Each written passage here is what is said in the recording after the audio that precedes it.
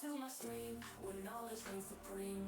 Calm and collected, I'm about to go live, you know what I mean. Got high expectations, gonna teach you something new. Learning, hacking, exploring, there's so much we can do. Feel the excitement as we dive into uncharted lands. New discoveries await in this digital wonderland. Together we'll unravel the secrets, unlock the code. No limits, no boundaries, all knowledge will explode. Welcome to my stream, where the fire of knowledge burns bright. Chat with me, let's embark on this journey of delight. From the basics to superpowers, we'll learn and grow. In this stream of knowledge, together we'll grow.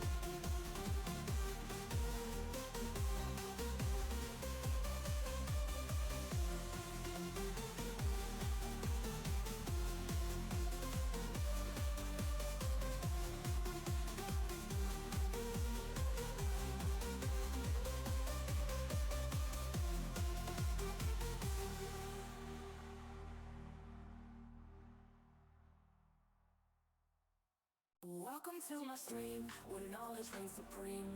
Calm and collected, I'm about to go live, you know what I mean. Got high expectations, gonna teach you something new. Learning, hacking, exploring, there's so much we can do.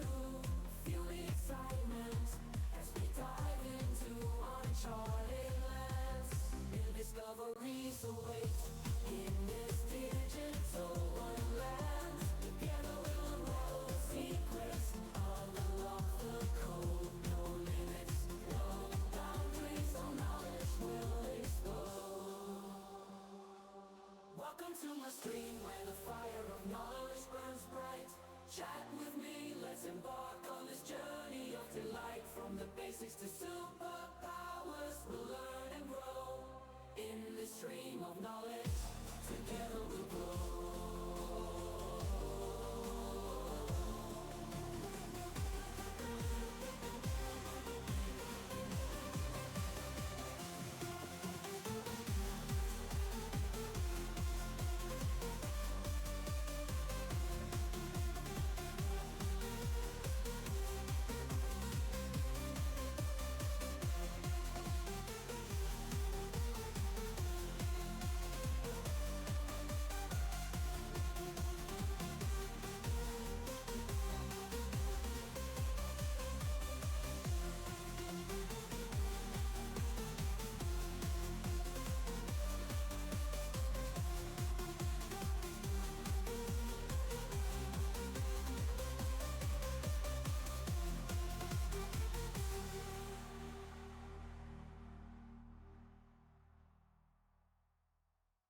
Welcome to my stream, where knowledge reigns supreme.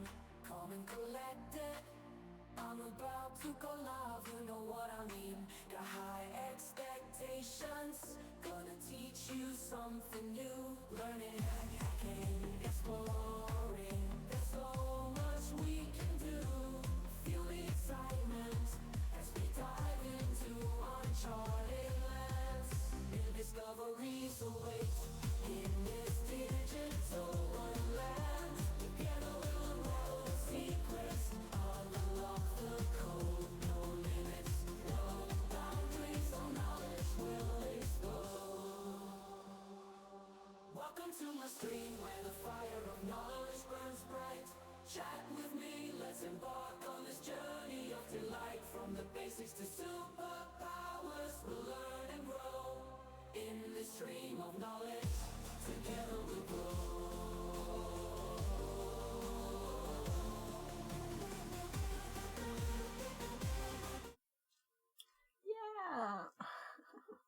So I've been looking at this, seeing the delay on Twitch and YouTube, and I think the delay for Twitch was 3 seconds, and for YouTube was like 12-13 seconds. So no. Well, you can see yourself. There's definitely more of a delay on YouTube. So let's just close this down. There's a lot of like news or like some Black Friday offers and some stuff, first. So there's a new on TryHackMe. We have a new web application pen testing path here. New, like, was it yesterday, I think? So I think I will of course have to do this one too. Let's just read it a bit, what it says.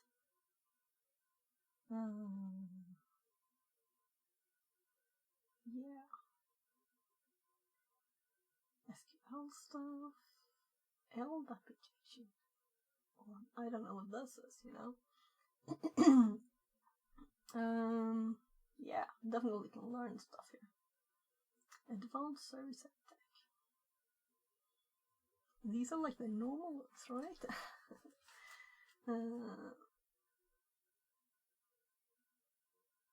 Advanced client XSS is apparently advanced client-side attack. But what's this? Right. Dumb, I think it's just that it's in like the web page it is. The names of the things are not always logical, are they? There, let's see. Oh, so sorry, the mic. Yeah, so did you hear me? I forgot to move the mic in front of me, so it was far over on the side. Anyway, this new thing, of course we'll have to do this one too. Yeah. Thanks. So actually I realized we didn't have TTS on either. That's probably because I started it and tested something else, and then I closed Chrome down, and that's the only thing I use really Chrome for. So I think TTS should be up. No, it should say something. Come on, TTS. Oh, I need to approve it, reapprove it here. So authorize Matthew. Oh, this is annoying. So I have to reset my system voice selection. It doesn't remember. Let's just go back and see. Yeah, it is the correct channel, and it says like it started, right? So when I clicked stop, I got this. So we want English. We don't want Matthew though. We want, maybe I had Matthew as yeah, I think these might actually be. It's just me being I'm thinking Sally because that's what I have. Yeah, that's not what I'm supposed to show on stream, right? Oh yeah. Oh no, the TTS is messed up again. Oh no. Let's see. Let's go back and see if we can get it working. I think. So I'm using the dev one. So I didn't mean to have a like debugging stream here. First thing. Dev TTS bot works, right? But what I had problems with before was the authentication. So I'm just moving this to my other screen quickly. About to leave Twitch. Continue. And please wait. If this does not redirect in a short period of time, something went wrong. So I'm thinking that probably can't affect that, so I'd have to read chat today. I'm like depending on the TTS to work. We're going to do just TTS bot, not the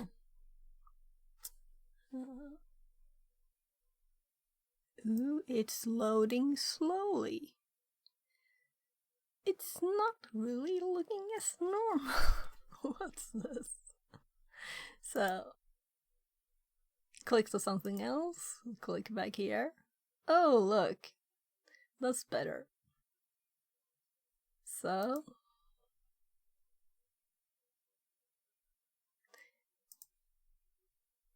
Connected to channel we have fix at 42. TTS. I don't know what happened.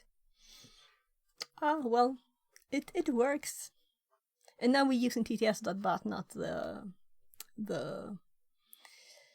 dev version so that I usually use. So, but I don't care right now. It works. And not We have Liam audio. says. Things happens. Yeah, they do. Anyway, so we'll have to look at this later. Yesterday, I had the good luck to be on Tiberi's stream. Zertz says. Yeah, new yeah. TH Yeah, empath. let's hop back then. Didn't you missed expect it. ya. So there's a new path on TryHackMe. I think it arrived yesterday, and it's, as you can see. Let's zoom out a bit. Actually, it's a bit big.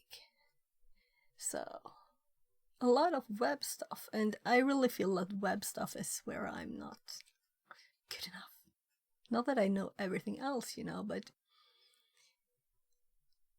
there's a lot of stuff, web stuff. Yeah. A lot of it. Anyway. TryHack will be a competitor for Hackbox soon, haha. So another stream not that long ago, I compared how much free content there is on TryHackMe and on Hack the Box. And Hack the Box has you can count them on your fingers, the number of free modules, as they call it in the academy there. While TryHackMe, we can easily see how many free things. So if we do the search here and we set the status, all, of course. I realized last time I searched, I think I had only not completed here. Subscription type, free only, right? So these are only free things. We want all. No, let's do only the. So walkthroughs are the learning ones, right? And the challenges. Let's check this number first. We want all difficulties. And, that's just the sorting. So we can see here we have 48 pages of 12, counting all the free things. That means that these are both learning and challenges. So it's both boxes and learning rooms. Says. That's a lot, TBH. Yeah. So it's a lot. It's a lot. And if we were to limit this to only the learning rooms, this is actually what Hack the Box has 10 maximum, right? Something like that. We still have 24 times 12 of this, so it's kind of crazy how much they give us for free, without paying anything at all. So I think it's really, really a good place to start. And after you have started and done all this, which I have not yet, though I hopped to Hack the Box and did the buffer overflow Linux and Windows modules. They're free. And also one thing is that the paid ones here, I think you can still see, you can't start virtual machines and stuff, but you can still see stuff, So if I were not paying and I went to a paid room, I couldn't complete it, but I could see kind of what it is. If I go to Hack the Box and I'm not paying, then I can't even see before I have paid for a specific thing. So I pay with those cubes. You have to pay money for the cubes if it's not really cheap, like those free ones where you get the same amount back that you pay. And let's say it's 1,000 of those cubes, and then you go into the course and you're like, oh, I know this already. Okay, that was nice. Xerx says, student sub in HTV is really worth. Okay, yeah, how does it work? Do you get all of them free without paying cubes? Are they all included in the sub? Because I've been thinking about doing that too. So please tell me. But also, I would like to stream Hack the Box boxes, and I can't without paying for that part of it. Yay, most of them included direct access to modules. Yeah, that's nice. So, can you also do the boxes if you pay for the Academy? Or are they separate? So if you do the student sub on Hack the Box, can you also do all the boxes? And Motlian says, Yeah, they are I separate. thought so.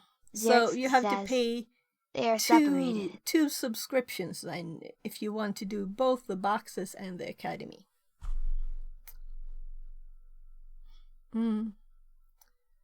Yeah. We'll see. We'll see what I do. Yeah, so as I was saying before you stopped me there, yesterday I had the good luck to be in Tiberius stream and I did this wheel spin thingy, and this is what we got. So everybody on stream got Privilege Escalation, this bundle for free from he's very nice and gives it for free if you just spin the little thingy and end up on the right place.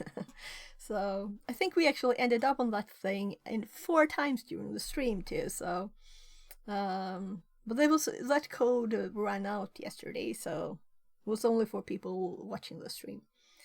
But so I have these to do too. Interesting. And I don't think it's extremely expensive. And he also talked about having a like Black Friday deal coming up. So yeah, so there's Windows, and I'll just close down my tabs as I go here. Yeah, this is what the course looks like then, one of them. So I think I've already made like shortcuts to these. Then we have I think my tabs. Oh, I restarted my computer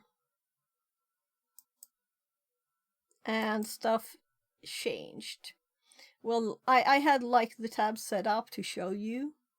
I paid for this course, Naham 6 Bug Bounty course, and I paid $34, I think.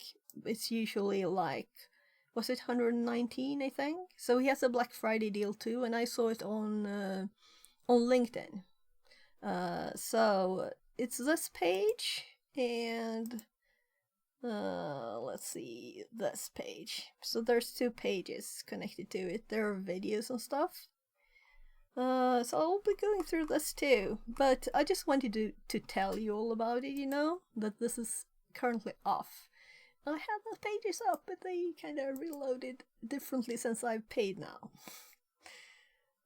Then we have also coming up Anti-Siphon Pay What You Can courses starting at 3.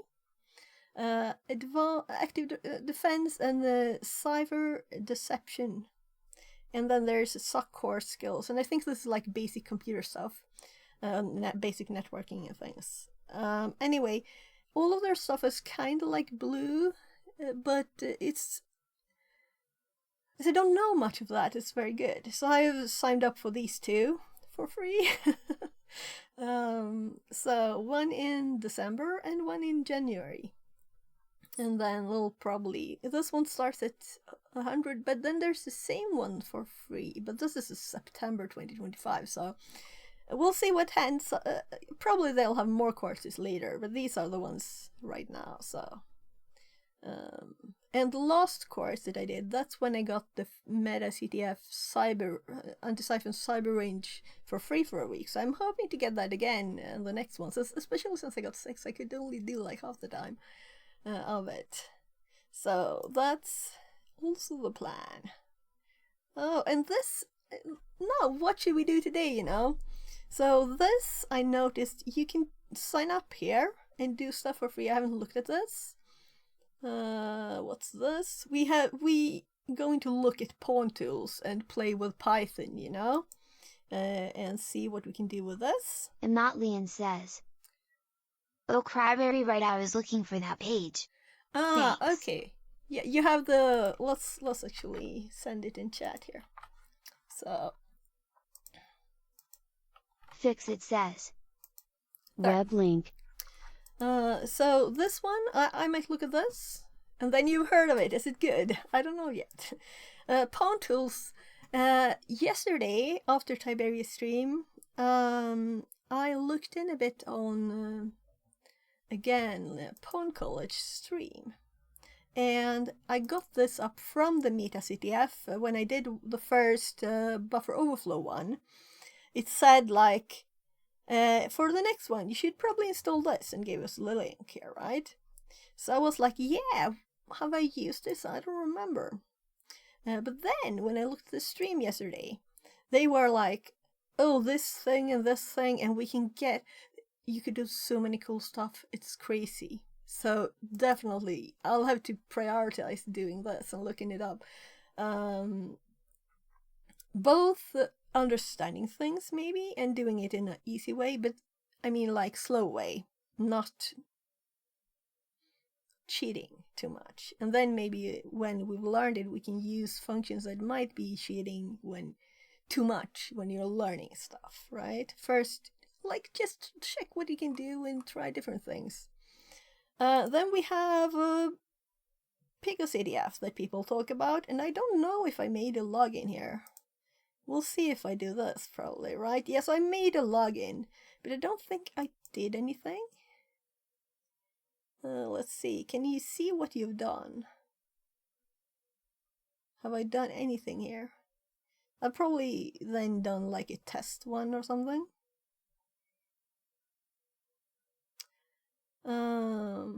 Where do you click stuff? Yeah, so I don't know anything here. Yeah, so we've done something called verify, right? That doesn't look like a lot.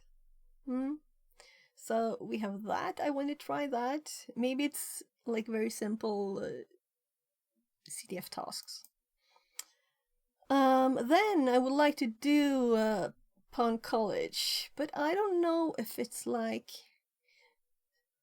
do they want me to stream it? Well, if I do something and stream it, I wouldn't like just run through it, you know. I would like do it carefully, and it wouldn't be like anyone looking at it would be cheating because they will be going slower maybe than they would have, you know, themselves. And they have, yeah, they have like a lot of tasks and things and courses. And I looked at this months and months ago, and I added myself to the site. What's the start page?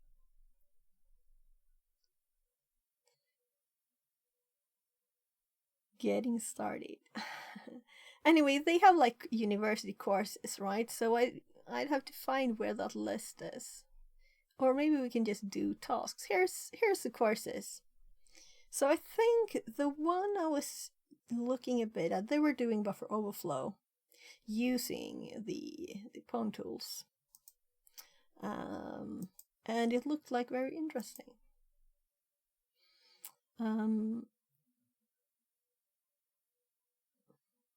So they also have videos on their YouTube channel, I know. So you could just like do the course without actually being like in their college. Let's just click something. That one has the lowest number. So it's also specific to fall 2024 then. Learn how to use slides. So modules. Yes, I like to look more at like binary stuff, you know? More at assembler, more at all of those things.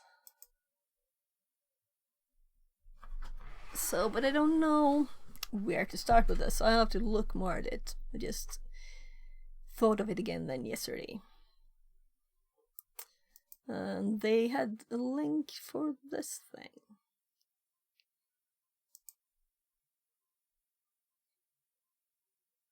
It was probably on this page. We can just, I don't know where I got that link, so I'll just look through everything again. Which page was it? Yeah, here is that link. Poem Tools tutorials. Yeah, that's kind of connected to this, right? So what do you think we should do? Then these two are tightly connected if we were to look at this.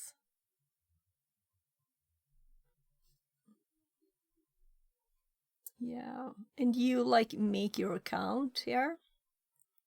Am I like, I'm not logged in probably, right? Right, I've done 2 to test here. But not really done a lot of it. So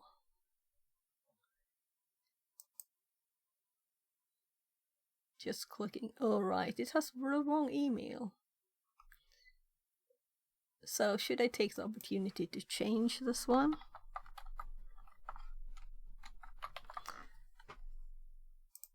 So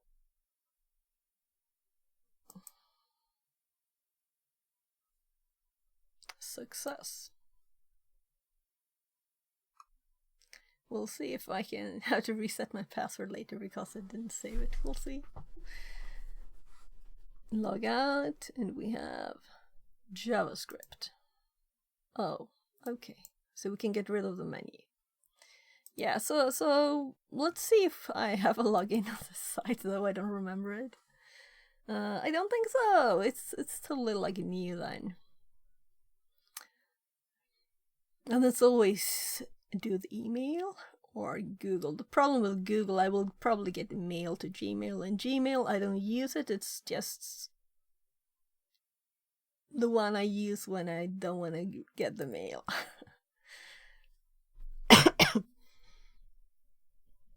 So, should we sign up? Let's do it. It said free, right? Let's actually go back first and click the start learning for free.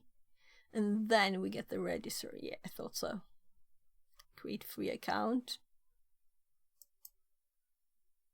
And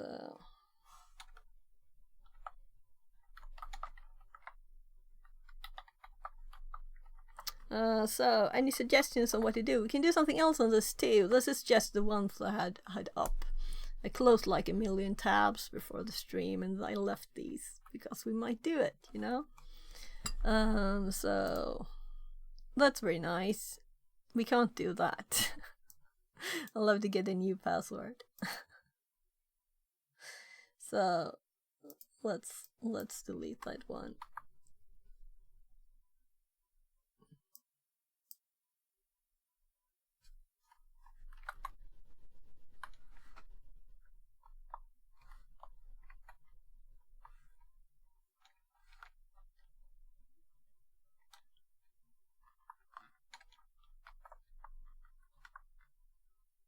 Better make a password that's not on stream, right?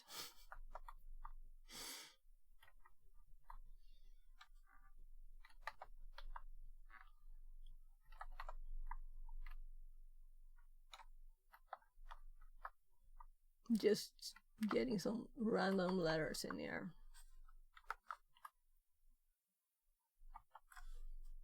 So I better copy that. Create free account.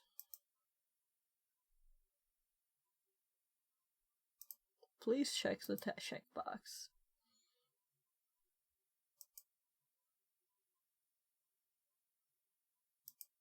So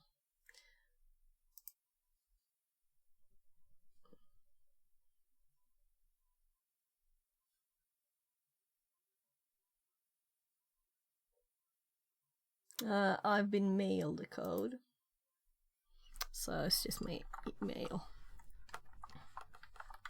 Yeah, so the other week I switched to Thunderbird, and I love it. I can have my Google Calendar connected to my emails. That's very nice. Have them in the same spot. Verification. So we got a code here. Let's see.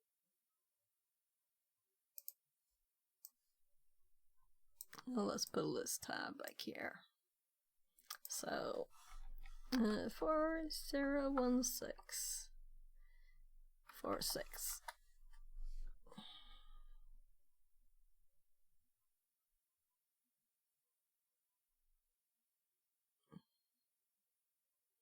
I'm here for myself. For now. Oh. Maybe this is not a fun thing to do on stream, right?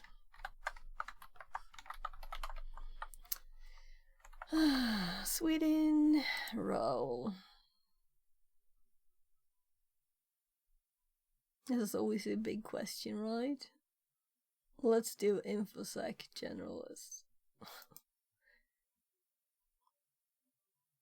Do you lead a team? Could we just not answer? No, we have to. Whatever. I don't want to decide anything here.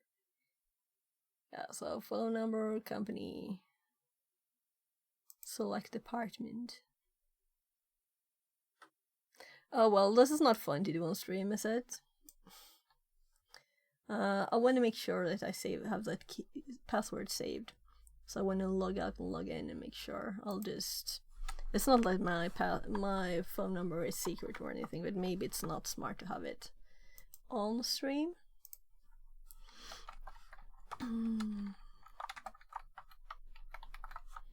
Yeah.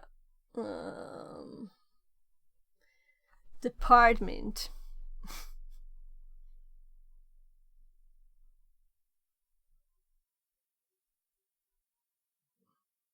Well, I'll say IT.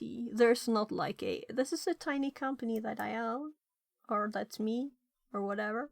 What do you want to accomplish? Learn stuff. That's the purpose of everything. We want free.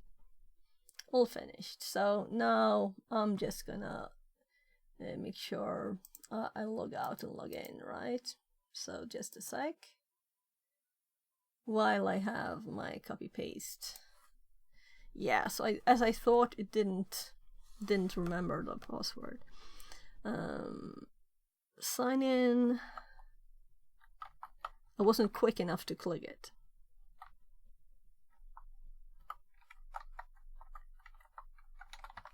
There. I'm asking it to remember me here too. And I'm pasting that password, clicking save. And we're logged in. So now we can actually look at it. I'm just closing the mail too.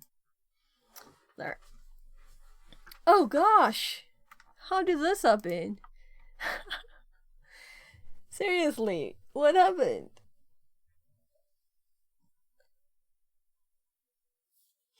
That's interesting. Very interesting. So, continue learning. No content found. It's not like, oh, you're new, let's... I've never been to the site before. Obviously, right? So what's free? What can I do?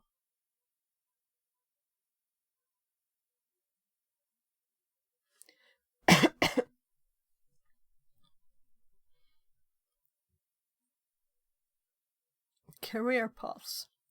Okay. So there's penetration tester.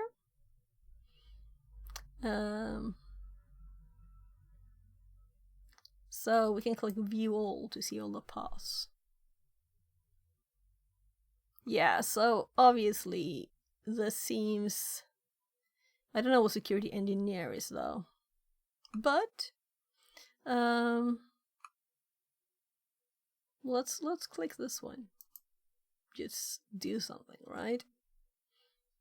So, as this is free, I'm assuming it's not a problem to stream it, which is nice with free stuff, right? I don't want to stream like Tiberius's course and make someone not pay for it because of that, you know? And also, difference between TryHackMe and HackTheBox is that TryHackMe is like, yeah, stream it, right? I don't think there's any limitations to it. Maybe on the, like, exclusive, super exclusive stuff, but I don't think so.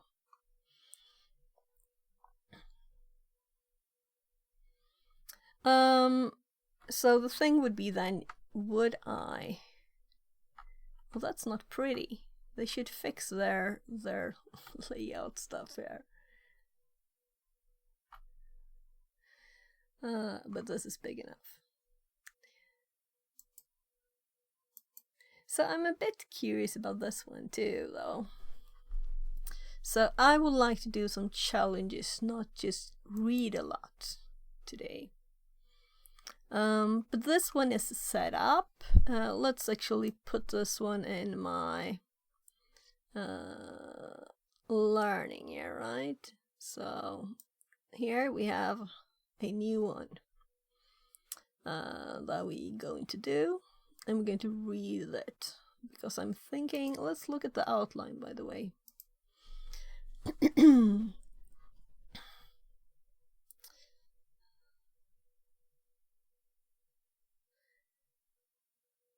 Practice. Oh, look, here we need to pay. We need to pay to be able to practice. Yeah, I don't like that. So, as we already have TryHackMe, and I am paying for that. So it's not that I only have the free stuff either. And here we also have, we can only do the base, the start of it, the very basics. And then we can't do anything else. We have to upgrade. So we can get like a taste of what it's like to read here or look at stuff, because it looked like reading to me. I'm clicking this one again. Am I at the start now? So overview. So where's the next? There's no next. There's only this, and then I can select what to do. So if we click the first one, start. Offensive security operations doesn't sound extremely intriguing to me. So so let's look at the reconnaissance and numeration basics, right? And let's see what it is. So it's like basic on what tools and types of enumeration. Yeah, I don't think I would learn stuff. And I have to hop back here again. And all we would do here is, there's a virtual lab. So the last one is the first virtual lab, and then there's challenges. Let's just look at this one too. Core concept, guided exercise, challenge exercise. So, if we were to start this thing, then we could go into these, I'm assuming. So let's look at, just looking at how it's, so reading and images, and these links are to outside of this, okay?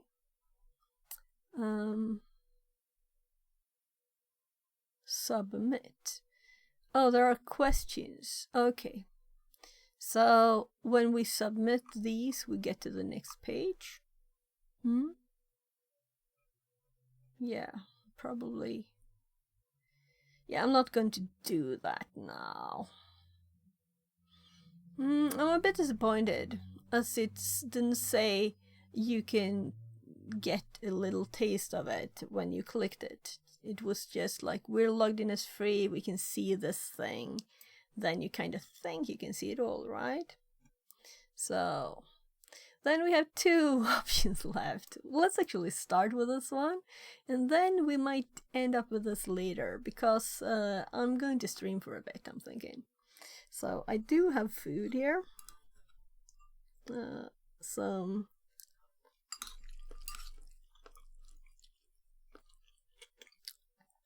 noodles.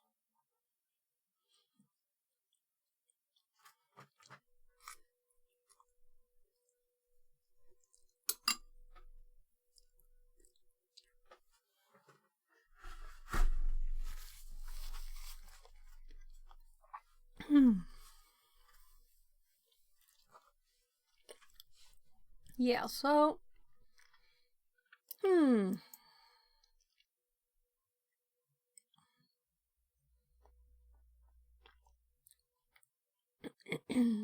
so I'm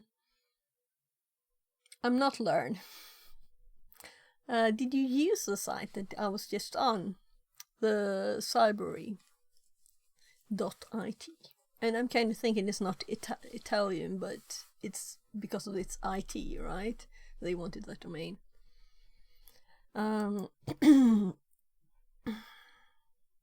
So let's just do one of these things and see what happens. We'll click anything. First of all, let's do easy, but I think they were already all easy. And we can select types too.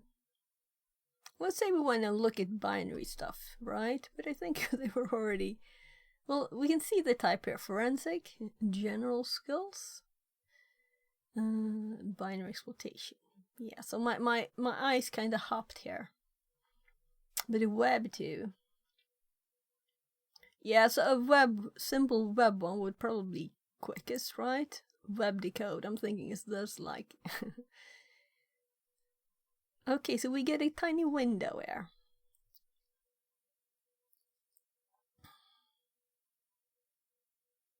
Do you know how to use the web inspector? Additional details will be available after launching your challenge. So let's click this one.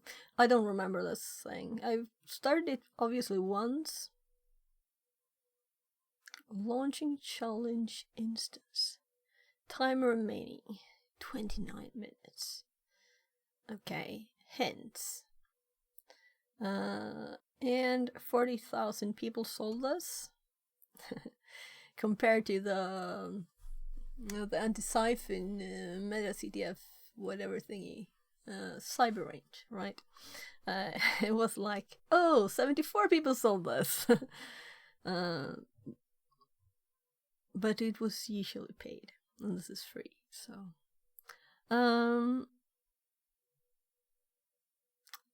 start here. I can't, the mic is in the way for the URL, so I can't see it. So I need to see that. Ah, you're looking for a flag. Keep navigating. So they kind of told us, don't give up. So of course we have to look at the source first, right? But they kind of told us that we should look other ways.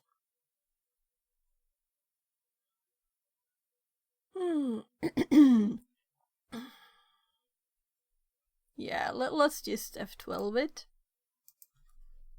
And it will open up in my other screen though. So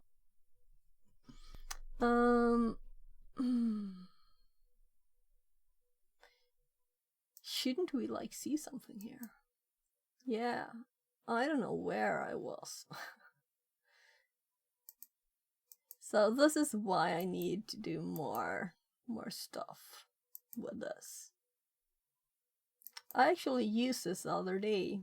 There was this winter CTF thingy where I went actually and looked at Oh my god, I have the other screen just next to it there. Dark Reader was enabled. Not really. Yeah, so that's the thing with Dark Reader, right?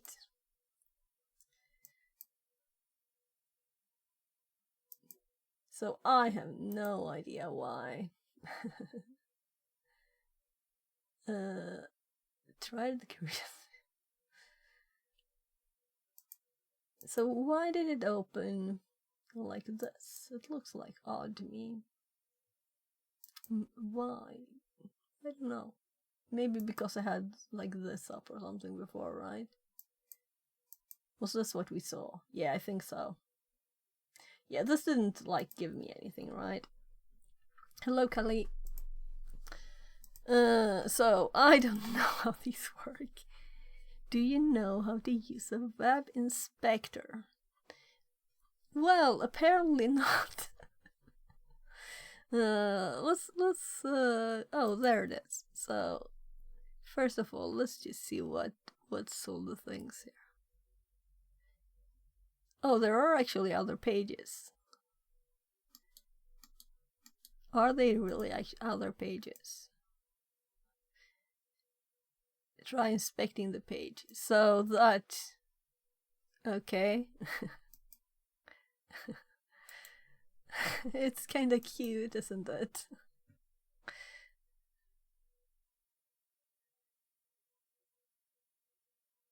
Notify true. Well, is it just like something hidden like that? Notify true. I'm kinda... We have to look at that, of course, but...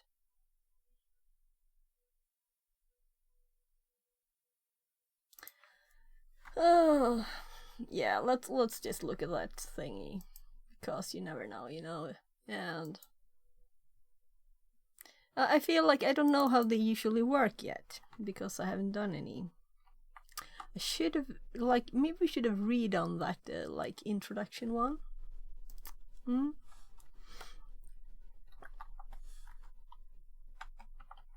So,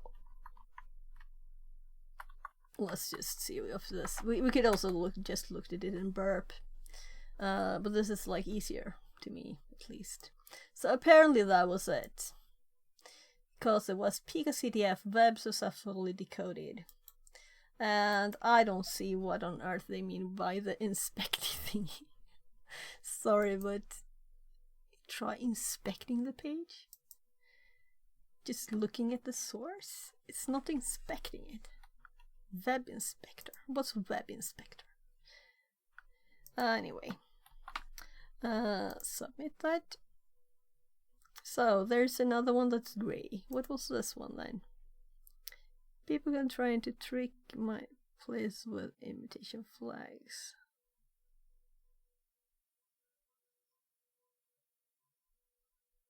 What? Whatever. I don't want to redo something I've done, even if it's...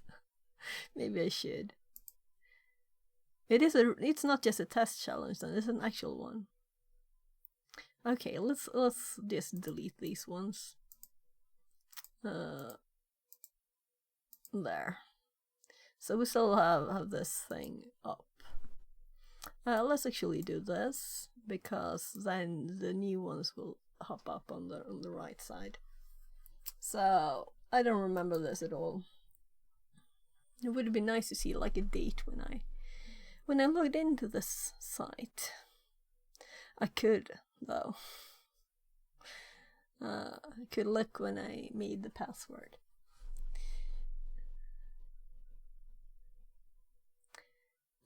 People keep trying to trick my players with imitation flags. I want to make sure they get the real thing. I'm going to provide the SHA-256 hash and a decrypt script to help you know what my flags... That. I'm like, what am I reading? That my flags are legitimate. Using the password, accept the fingerprint and yes. So it's telling us how to SSH.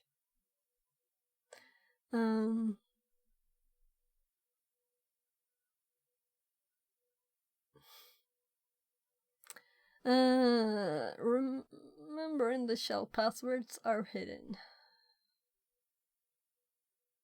What? Let's just connect to it. I'm confused. What?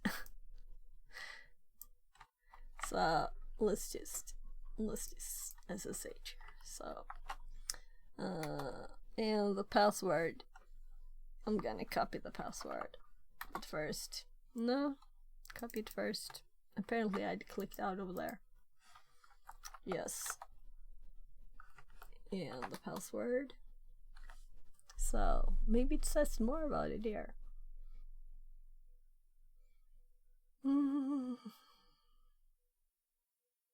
It just looks normal to me.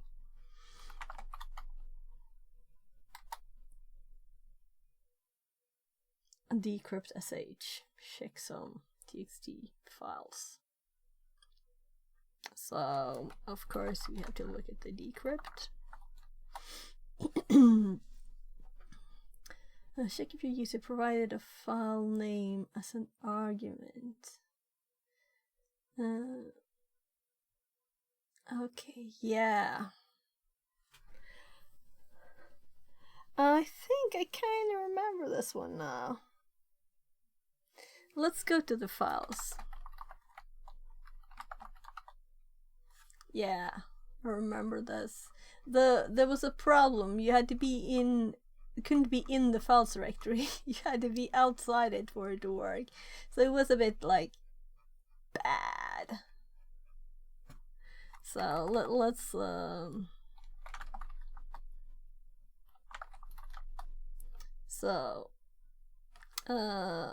I'm cutting it again because that's quicker than scrolling up, right? Store the provided file name in the variable.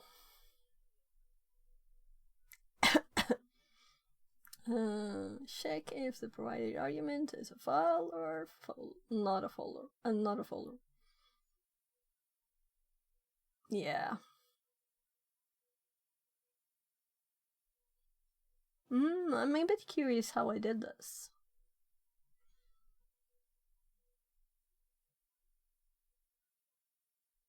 Yeah, and the file name is not a valid file. That's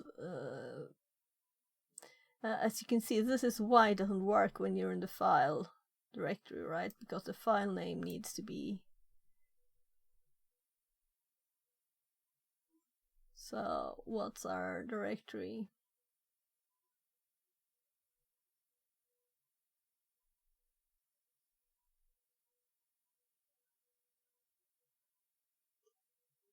Drop file name.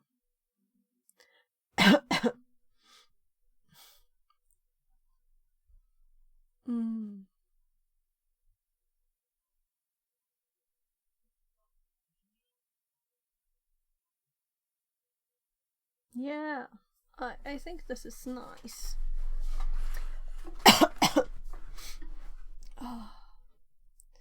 So I have to open my notes because I'm curious. I remember being a bit annoyed at it. That you couldn't run decrypt. So, oops. I'm just closing all the buffer overflow notes. Because what we were doing before was the meta CDF, and I don't have access anymore to the anti-siphon cyber, so we can't continue. Even though I never finished those things. That's sad. I could pay for it, but apparently it's PayPal too, and I don't have that, so I'd have to start with getting PayPal to be able to do it. I don't feel like doing that. And I don't know the price. I just clicked it to see what the price was really. Right, so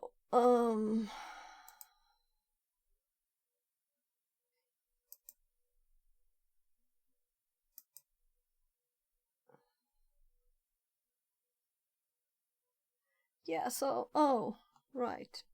Yeah, it hopped up in the wrong screen. So I just found that I had created a Picosdf and there was only one thing in there. And it was this.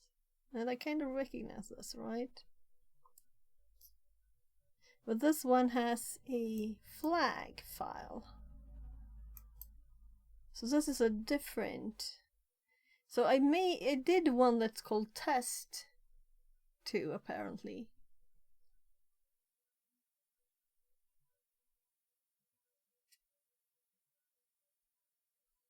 And let's see, what was this one called? I'm just scrolling up.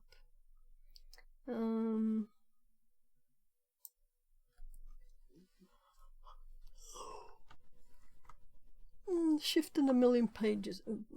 No, it's not the same one.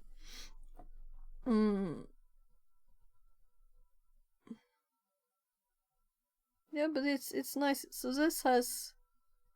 Oh, but look, it looks like the same. Yeah, this is the same one. And I went into files, or I just right.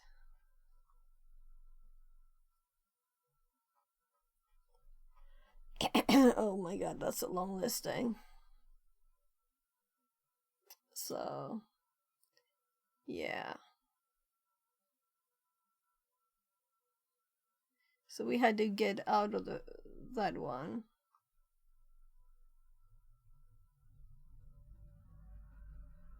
I'm thinking, what did I do, you know? I'm curious to know what I did since I already did this one. So, and then I went out of it. And I think...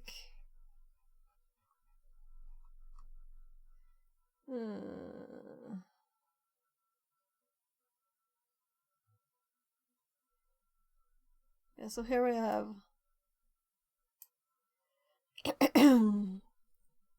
you can see it's in here too. So we don't really have to do it again. It's already, you know, there. Oh, what am I saying? Let's scroll up again. Why did I do that one? Now I'm curious. What was I thinking? Yeah, so I tested this one.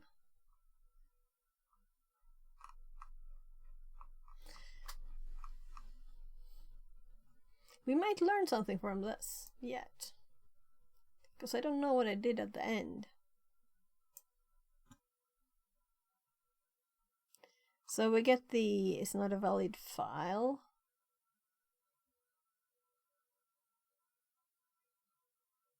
Because I'm trying to do it from the files directory.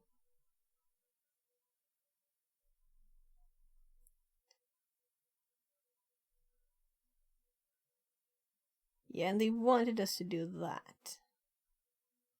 We haven't even tested to run it. Let's just look at it as if it's new, right?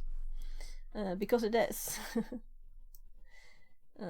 So, oh,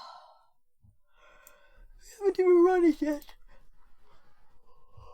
I just remembered that we couldn't go into the directory files.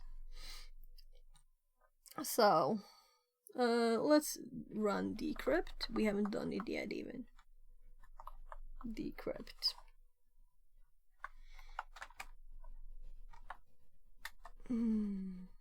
Usage, file name. So let's do what I would have done logically would be like files star, right? And then it says bad magic number. Failed the flag is fake, keep looking. So we get an error, right? So we didn't even get that error message that was there before. Let's actually see the interfiles then. And let's not remember that this didn't work before. Decrypt. I guess it's executable, right? Yeah, we don't have to sh it. Maybe I shouldn't have sh it. I'm assuming it's bash here. So whatever, let's do just letter and assume there's a name on this now. Yeah, okay, do it. So there's something with 0 at the start. So let's just start with one file name here, right? Ah, I hate this. I'm so used to Kali. It's very nice of it to just give us the names one at a time. So let's do the LSR, right? As it's saying. So I don't know what this is. So let's actually man. I'm not a fan of man, but oh right, doesn't even have it. So ls h ls help. There's nothing here, maybe. There was. So I'm curious about the R error. Recursive. Oh right, so that's why. We're not supposed to be in here. Why would we want to do that? I always do LSLA. I'm like confused by people that don't do that. Why wouldn't you do that? And we're in the directory. Okay, let's do what it wants us to do. And let's do LSR here, right?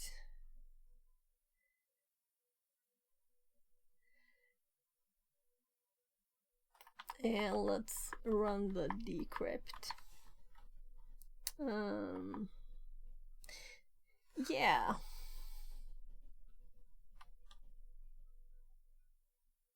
I'm thinking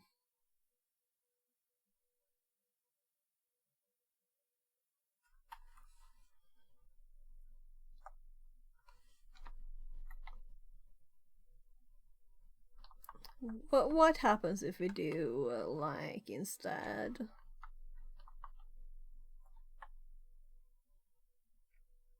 And I have to actually type a letter. So if we do this, it says ASCII text. And if we do this, there was one that wasn't ASCII text.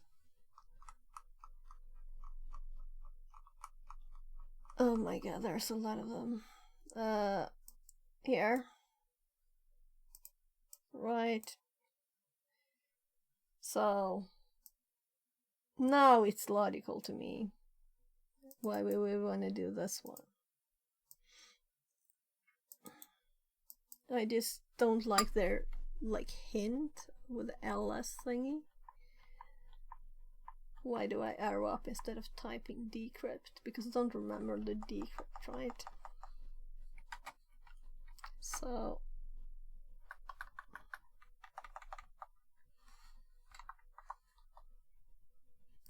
there. That now it's logical. So how would we do this in a cooler way? I'm thinking doing a find. Let's make a nice command for it, right? So we want to find command. We want to start in this directory, or should we do it in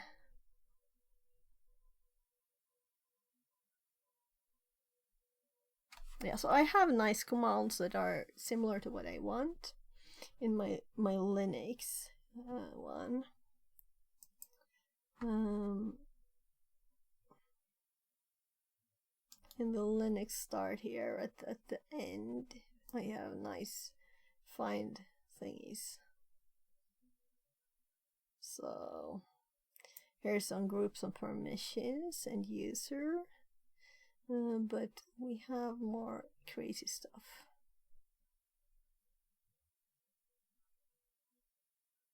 Yeah, right, we could do ChatGPT too, instead of thinking. Now, I prefer thinking if I can, but I don't want to read the find help in details for an hour, right?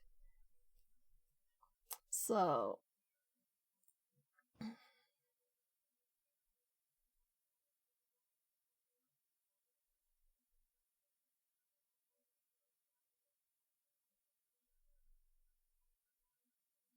yeah, so we can kind of use this. This is similar to what we want, though we don't want those characters. So I made a CTF one here. So let's make a new note. Finding and typing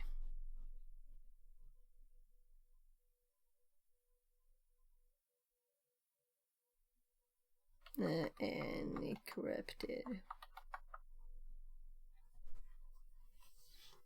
Yeah, I'm thinking maybe we should even take the bits out of the script and do it like here.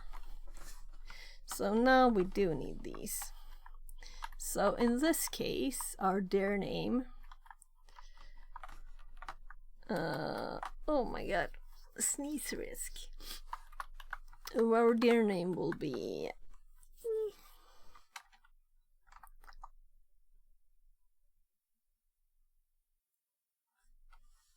else type F exec, and we want to exec is file.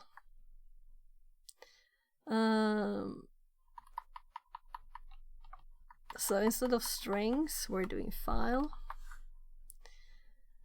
and we want to grep var.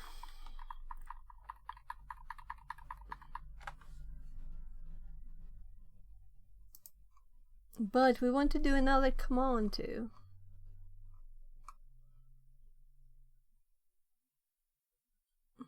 No, I have to think more. I'm scrolling, right? I'm scrolling here. OpenSSL.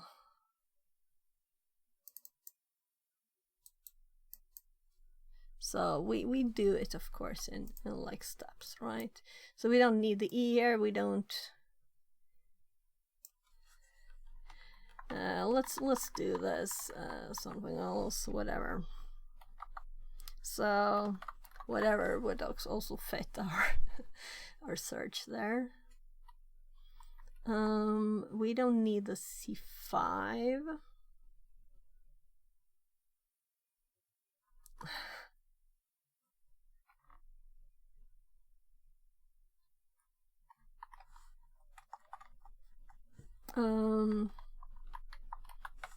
Let's just look at this first, right? And we can continue from this. Oopsie doopsie. I already wrote find dot slash, right? So we got double find dot slash. So we only got the file name of the one we wanted now. So, but we also have we wanted to return now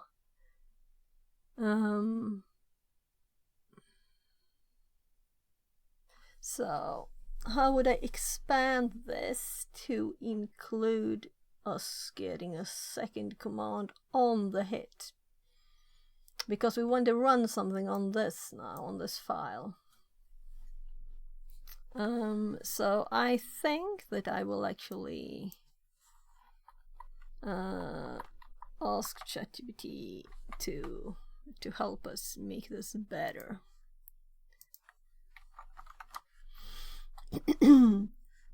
So, CDF.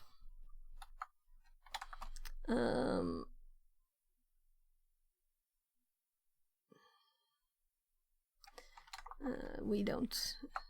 I want to run a command on the result of this find.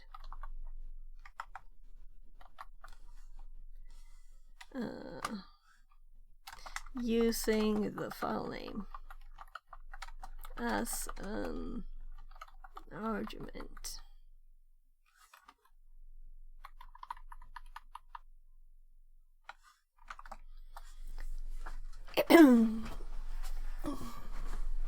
You can use exec option.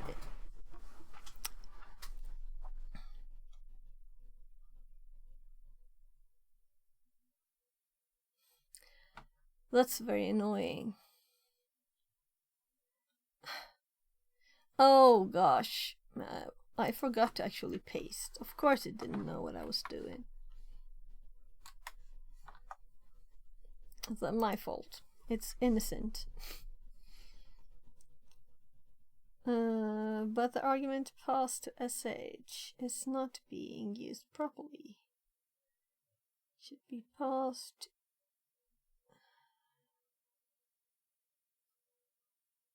Well, it is correct and it works, so, but let's see what it suggests. File, shc, file, grep, IE.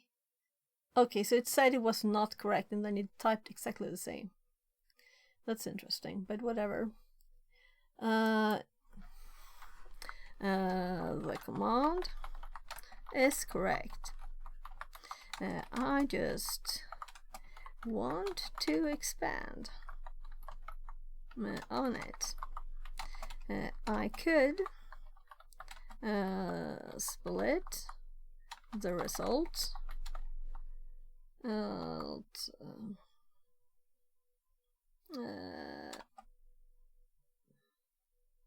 but I'm thinking find itself can do this. Current output.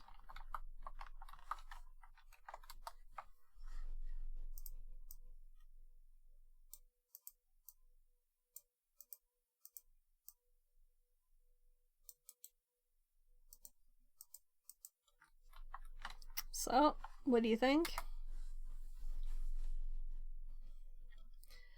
You can expand your find command to split and use the result dynamically without needing to process output externally. Here's an example where you extract just the file names of matching files and act on them. Of matching files. I think I already had one of these in my notes, but apparently I don't remember it, right? So it didn't react to whatever. That's nice. So if -n results,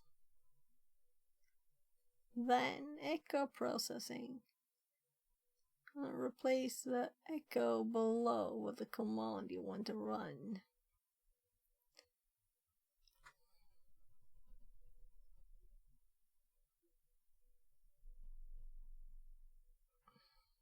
Okay, so in the exec here, it's actually running a script.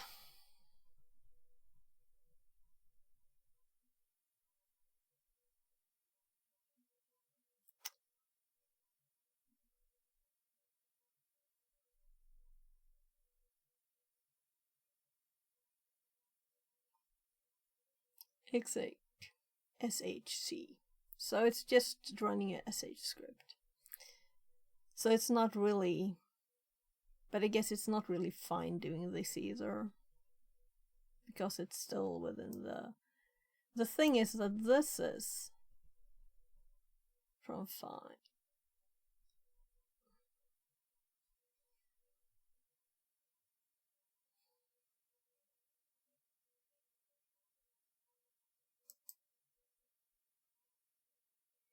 I don't think I get it fully then. Launches a shell for each file found. It's a shell script to run for each file where % is replaced by. Yeah. The second sh provides a name for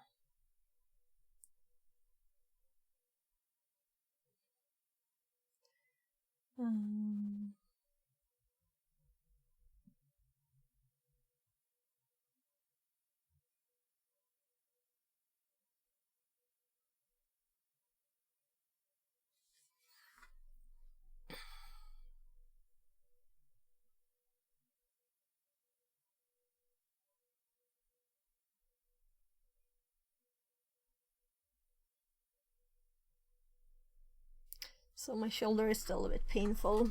I just took a pain pill before stream, so I should probably eat some too.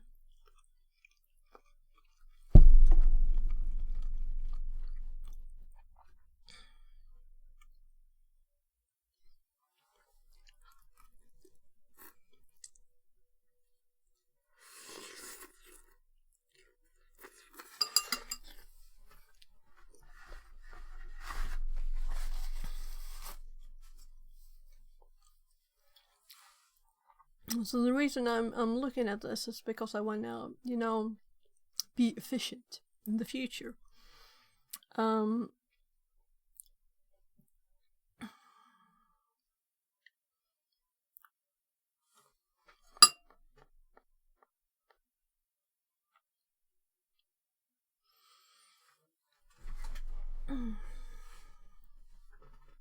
So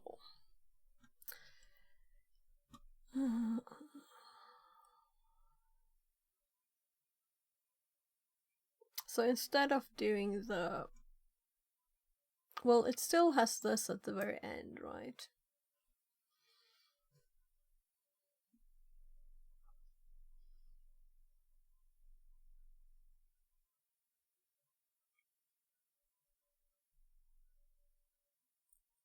So it does file, grabs it. If result, then echo. Yeah. Replace the echo below with any command you want to run. Yeah. Okay.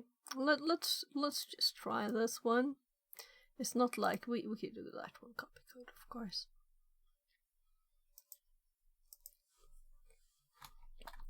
I don't like multi-line thingies, okay?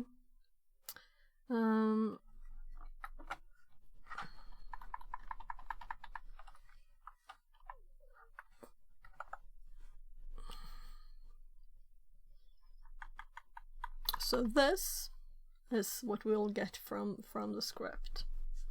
So I'm just going up to the arrow, up to the cat one again. There. So let's read this. Expected, this is if we don't have an argument, and then it checks the argument and put it into file name. Then it runs if not f. Check that we provided argument is a file and not a folder. Okay, we don't have to care about any checking. If there's an error reading the file, print an error message. So that's a kind of long line there. It ends on the other line. Open SSL NKD Either salt in file name, full path of it, in other words, K picocdf. So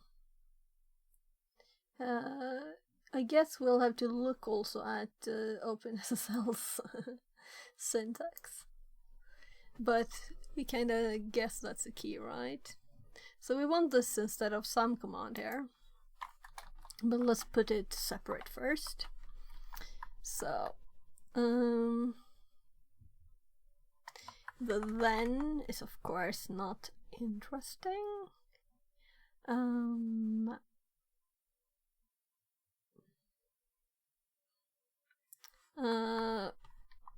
Right, so let's just first do this, and I'll put this on the next line, and this.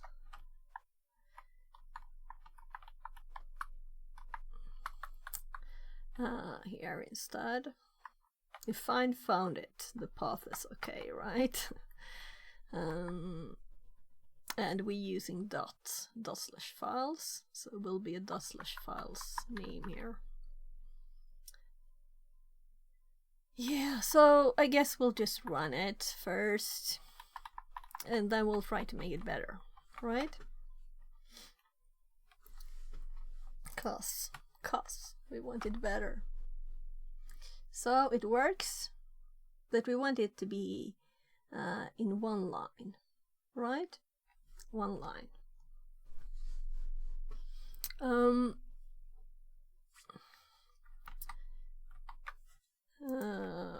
This is my current command.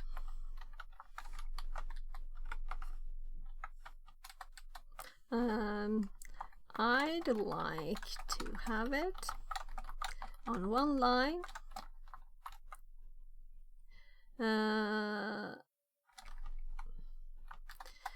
Please also explain the OpenSSL options. There.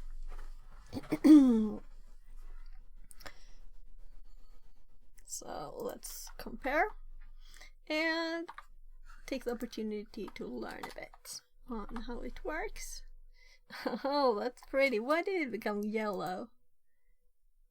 It's because of the dollar there. So there's something I didn't know about Obsidian. So this is how we would make it. So result equals, and then the parenthesis whatever, and here. Yeah, so it's very much different. By the way, let's actually do this like this instead so we can see the nice coloring.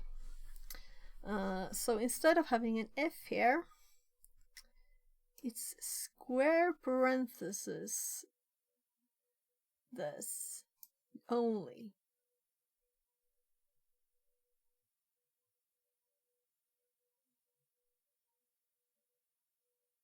Yeah, I'll have to ask you to explain the -n too.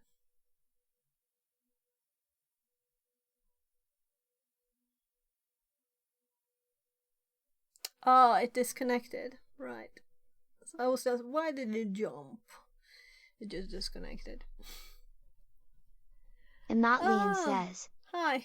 I just got back RN. What are we looking? Yeah, so apparently I had solved this before, but I wanted to look at it more closely, and I wanted to make a one-liner find thingy to find this.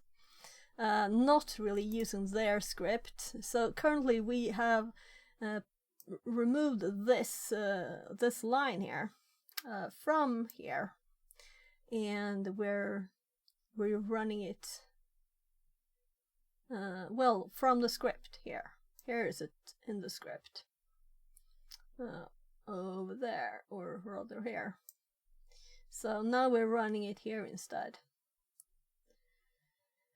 It is running a script in the SH instead. Let's look at this because it's prettier.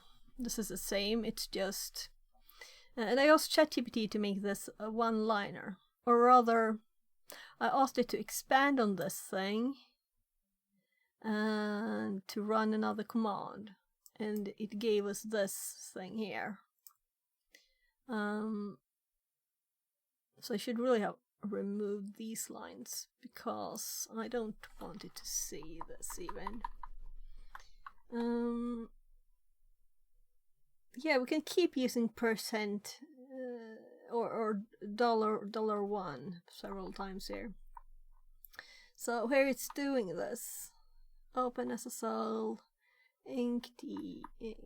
This is a command from the script, and we're using the variable find result, and I'm assuming this is the salt or whatever. No, let's. I asked ChatGPT to explain the command for me, so it hopefully has. Explanation of OpenSSL options. ENC specifies encryption or decryption operations. So if we scroll here, ENC, what it says first, then indicates decryption mode, and then this is the mode, I guess. Specifies cipher to use, and this is password-based key derivation function 2 for stronger key derivation. Okay, so that's why it's like that. Set the number of iteration. That's kind of amazing, this, I think. Salt, adds the cryptographic salt. And this is a password. So K is password. I was thinking K is key, but I guess it's the same thing, right? In specifies the input file. So in is input. This just says that it's supposed to do a salt. But what is the salt? It doesn't say, like, right? And iterations. Supplies a password. Yeah, so we have changed this one-liner now. I just removed some stuff I didn't want. So I'm going to ask it to please explain this one. I'm kind of thinking that it is just... Is there a result then, or what?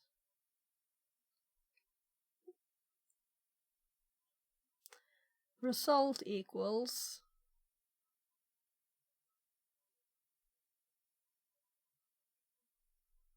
So the result of the file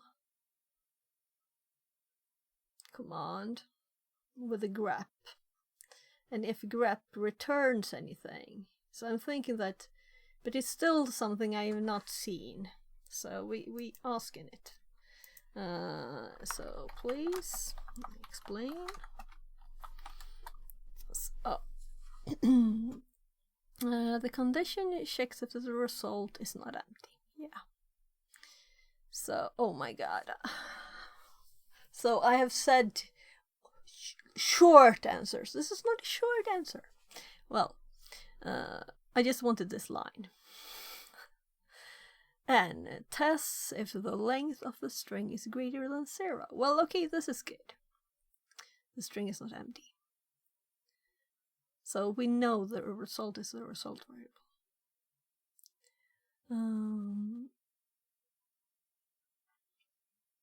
So if it's a non-empty string, it results to true, otherwise it's false.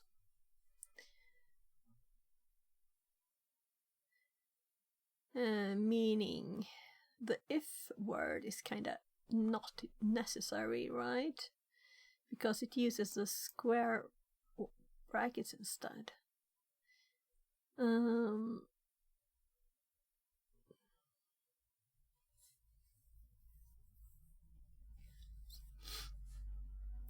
File. Science, but I didn't. It was not even in my question. It's okay. It's making an example and explaining it. It couldn't have just instead explained what this is. I should have. So the are always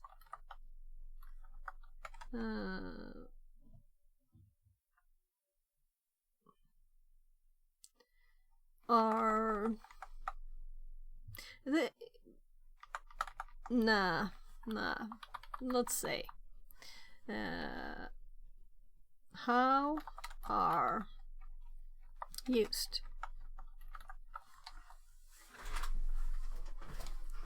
So square brackets are used in shell scripts to perform test commands, also known as conditional exception. So it's space is required after and before. That's good to know. The square command is actually alias for the test command.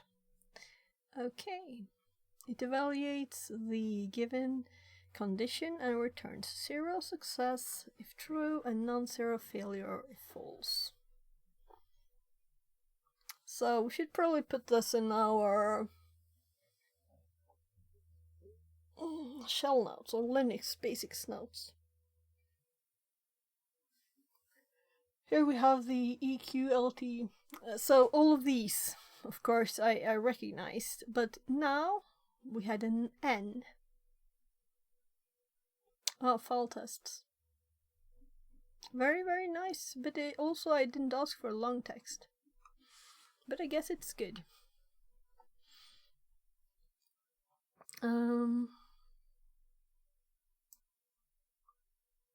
Can you make a file name with this name?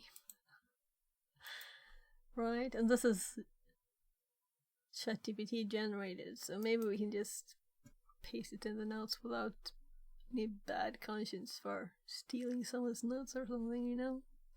Linux. So, not commands.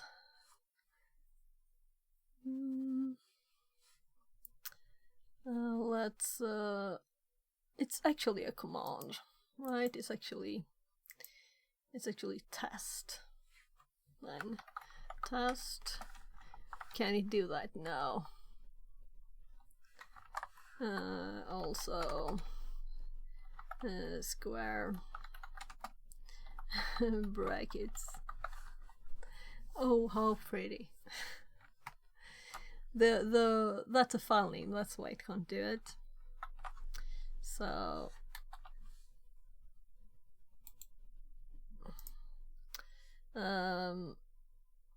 I think this is good enough.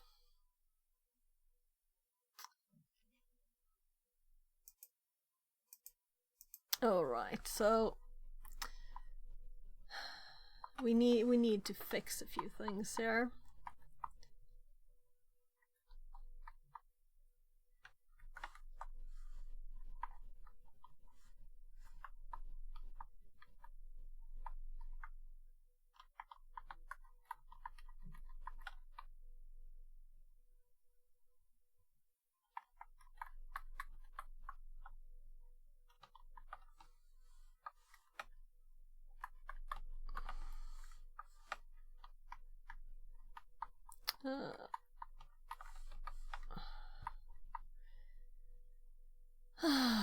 Common uses of these are used a lot in Obsidian or the Markdown syntax.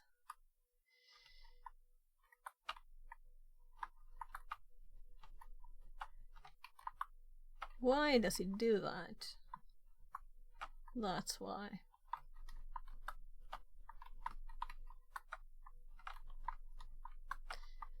So, why is it so tiny?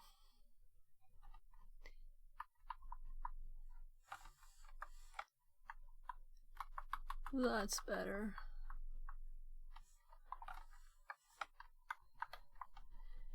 So, why does that happen with that?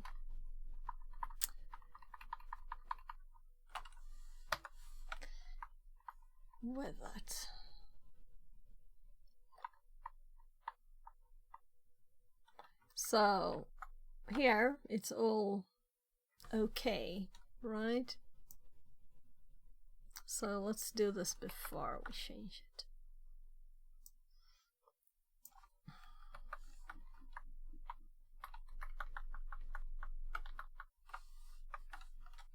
So now we can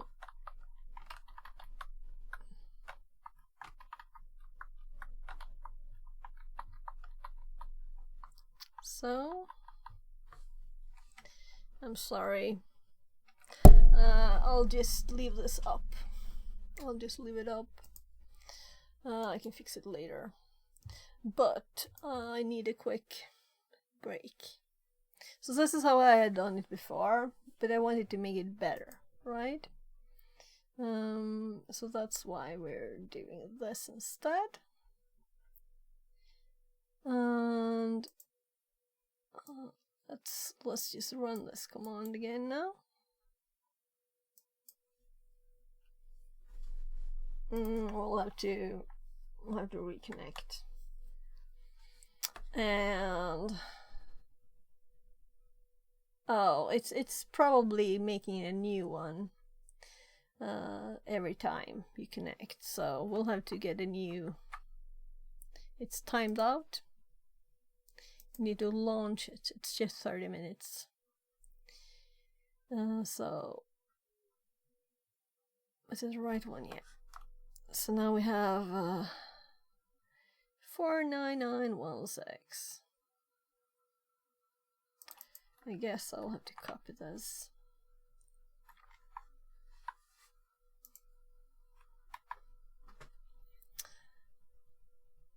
By the way, I'm just clicking so it's not selected anymore. Yeah, so we'll do fun new things too, right? And you can ask for what I should do. I put that in the title of the stream, didn't I? Tell me what to do. I can do it. Like whatever we want to do. So there. So let's hop back to the notes, and I'm gonna copy the command again, and we're just running this single one line command, and we got the key or the flag. But by doing this, we both understood exactly how this one worked, and we learned a few things about OpenSSL and about find, and this fact that we can actually run between here and here. We can put any script we want, and we can keep using $1 to symbolize our file name from find. And we can also use our own variables. So here we're setting result to the file's result here. If it contains, the result of the file contains OpenSSL is what I'm checking. I just kept the whatever if I want to like keep expanding and making this better, you know? Whatever we want to search for next time might not be just one thing. So I wanted the pipe still in there. Since this is a regular expression, I think, with E, right? Whatever it is. It was too long since I made it. Yeah, and then was there actually a result to this? Is this not 0 length? The string is not 0 length. Then it will do the command on it. And it won't do the command on it if OpenSSL, what's not, or whatever then, but I don't think there's whatever in any of them. So the results for the other files, they're just their text files. ASCII text, or what file gives the other files in the directory. There are quite a lot of them, and the one that we want, it gives us OpenSSL. This is the one, right? So that's how we found it manually. So scrolling.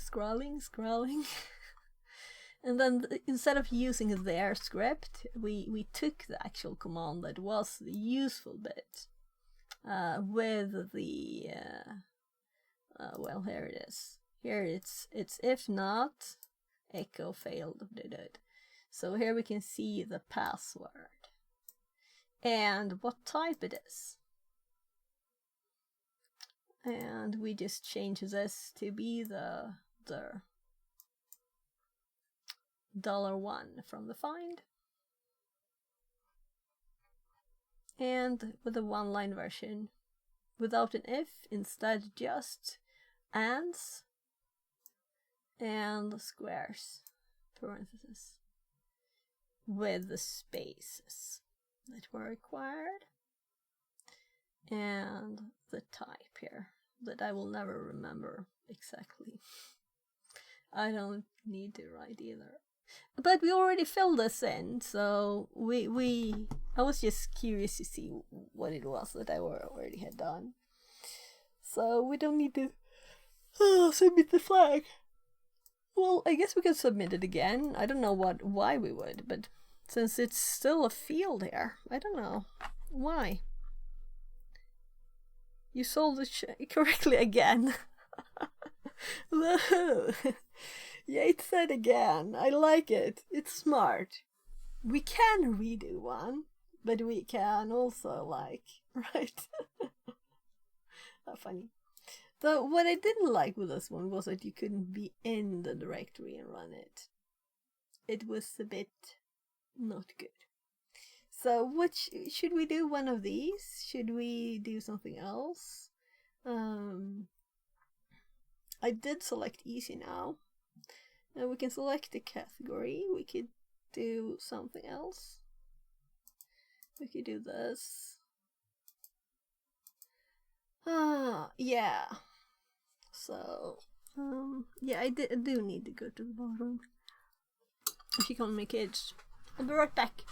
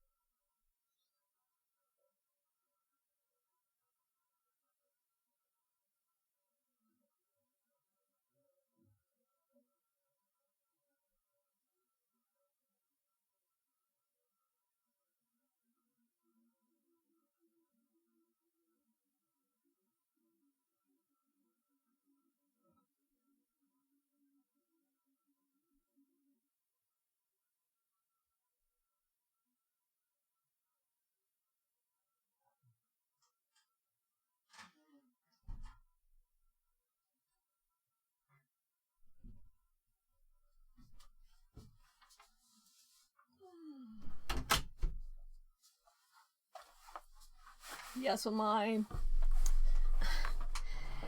oldest, he just went to eat breakfast now. Though he's been awake for hours. Well,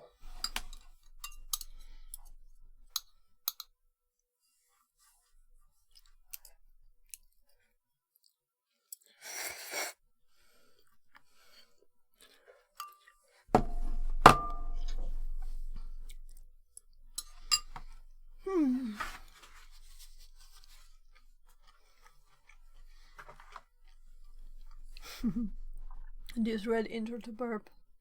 Yeah, right, so I was thinking the web ones you might want to use the Kali machine. Burp for. So, are these the number of Goaku pages? says. Hi. These one. Translated from German. Hi, Gucky. No redeems today, please. I shouldn't have done the last ones. So, my shoulder is still not good. I should probably disable them, right? Yeah. Good, I won't redeem. So, but otherwise, I love it when you redeem. So, let's actually go and look. I should do that.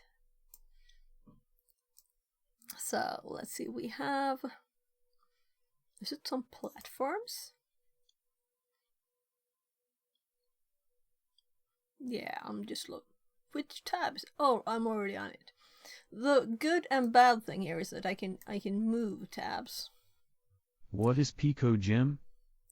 Oh, it says Pico Gem. I just read Pico CDF. So this is like CDF challenges.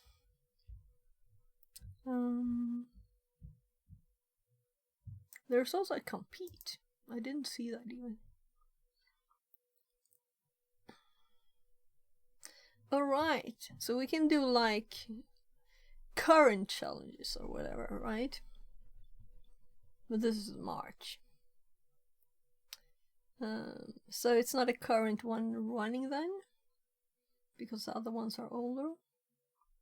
But we can probably these tasks are from those, I don't know.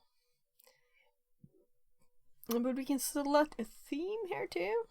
If we want to do anything special, like only do web stuff, only do Ooh, I like learning from University. Smile, smile. Oh, university, yeah. This is actually kind of that, right? Alright, I set the email profile updated. Yes, I'll just fix this. So these can I select several? I'm assuming I can't. Right. But I can right click this group, disable all. Right, so we can't do the move stuff today, sorry. So what should we do? We kinda done with this one, and this one was very quick. Maybe I should practice web here. Maybe we should go and do something else. General skills. So let's do general skills only here, right? And let's go from like the first and see what we will learn. Alright, there's also here we can see it is from Pico CDF 2024 then. It is shell, browser, web shell, solvable, ls. So maybe we shouldn't read this line for the next ones, or we will get like hints, right? And I've seen before that this has changed when I've clicked here, but okay, let's just start reading. Want to play a game? As you use more of the shell, you might be interested in how they work. Binary search is a classic algorithm used to quickly find an item in a sorted list. Can you find the flag? Okay, you'll have 1,000 possibilities and only 10 guesses. Okay. Cybersecurity often has a huge amount of data to look through. from logs, vulnerability reports, and forensics. Practicing the fundamentals manually might help you in the future when you have to write your own tools. You can download the challenge file here. So we will download this file on Kali instead, right? If we have files, we want to do it on Kali. Because I want the Linux tools. So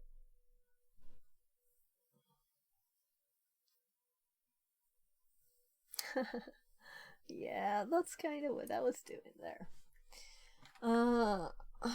So let's see.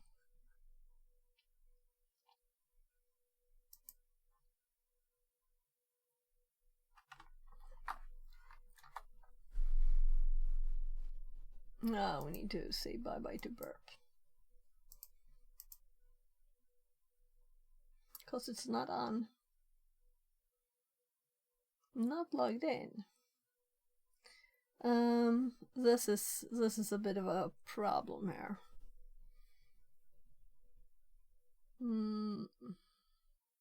So username.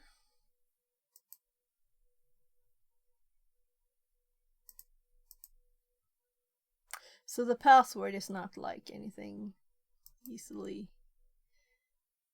remembered. But the username is Fixit42, it seems. So I have this password box for even copying passwords.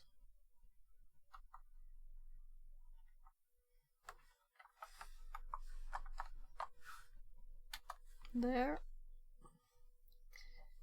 So. And it was in August that I created the account, apparently. So that's when I did that one that I had on. So we're logged in. So we can download the file. Submit flag challenge. So this file, let's hop there.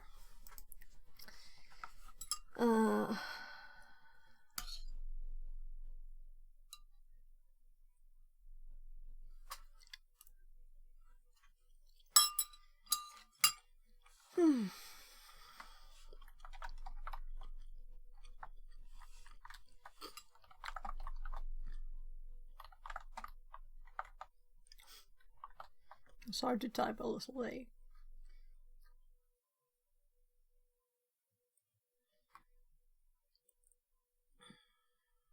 Challenge zip.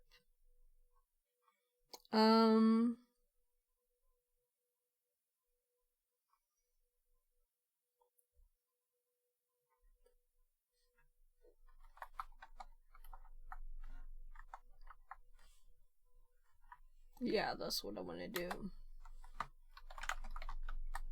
So what more? Let's rm this star.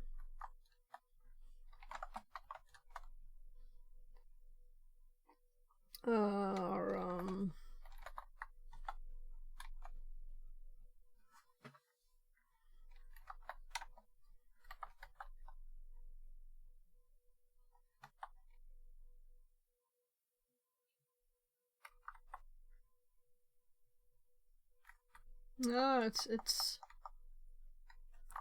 false.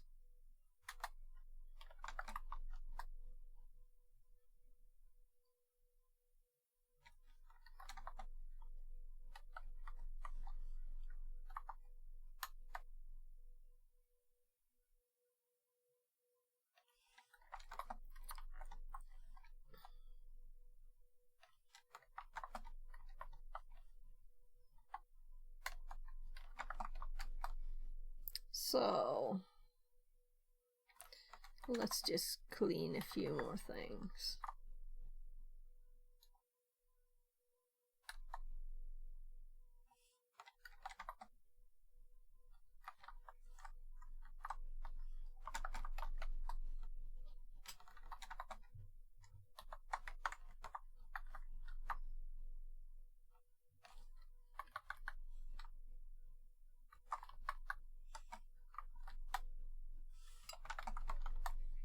So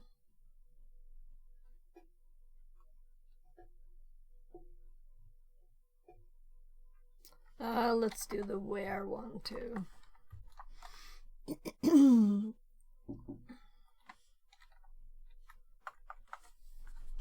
I think that's good enough. Just kids knocking. Yes, love.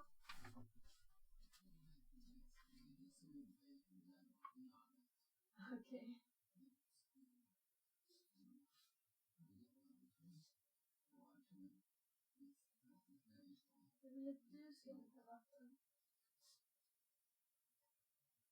Du hämtar vatten och så om en stund så hämtar jag... Okej? Spaghetti. Jag vet.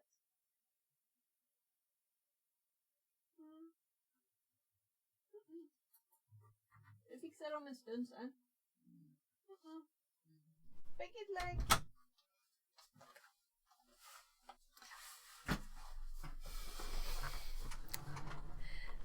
So one of my kids want spaghetti and meat sauce. So I think we're cleaned out a bit there. So the directories are stuff that we want to keep. The challenge is the current one. The other one I downloaded the other day here, 17th. So I haven't looked at it yet. So let's unzip challenge. Okay.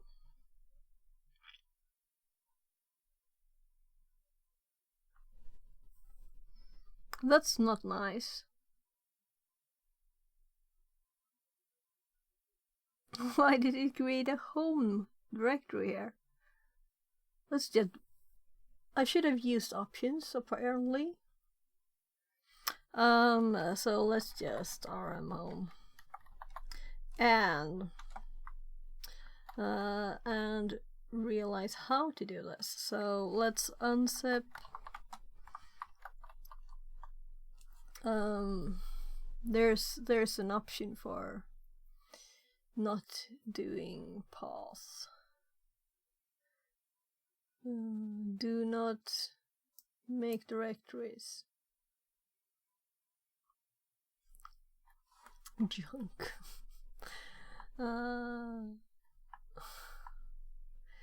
So let's put the J here then. So there. So let's cat.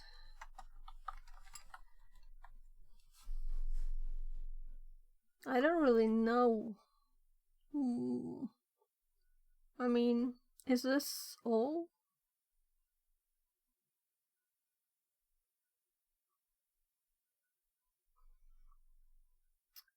I do feel a bit tired.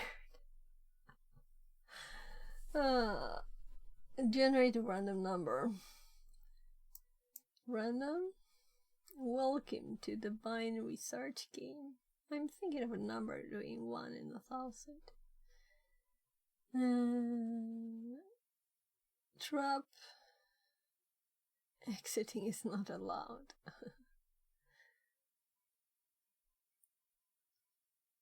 This is interesting.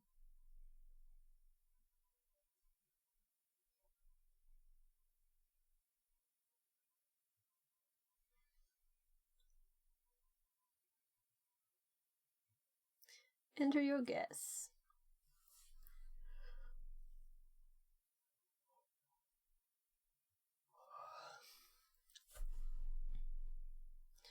Random mod 1,000 plus 1. So it's 0 to 999 as default.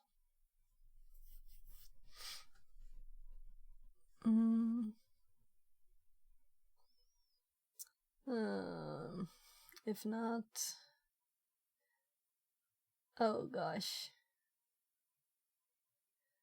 Okay, so it has to be numbers, and I should learn these.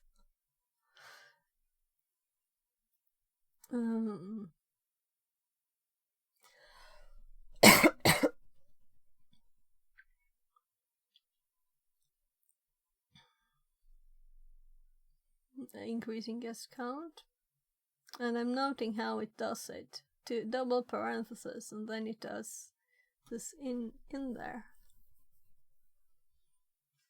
And the while also has this syntax. And the ifs. Not as our previous square parentheses.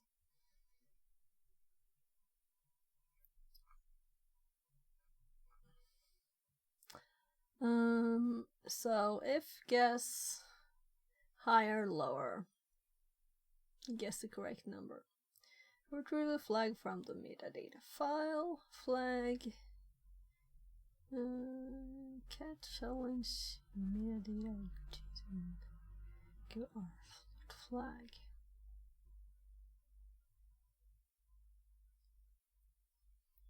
Exceeded the maximum number of guesses. Okay, so this was obviously not the only thing we were supposed to do, right? So we're also supposed to launch it.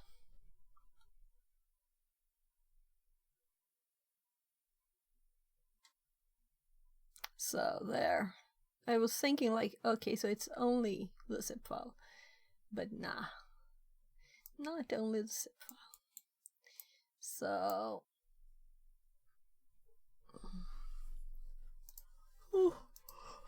let's open a new tab, and let's connect.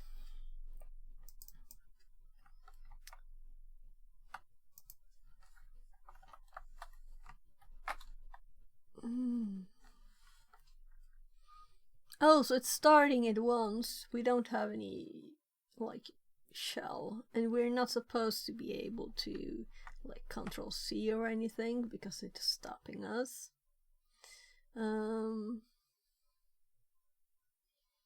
Interesting.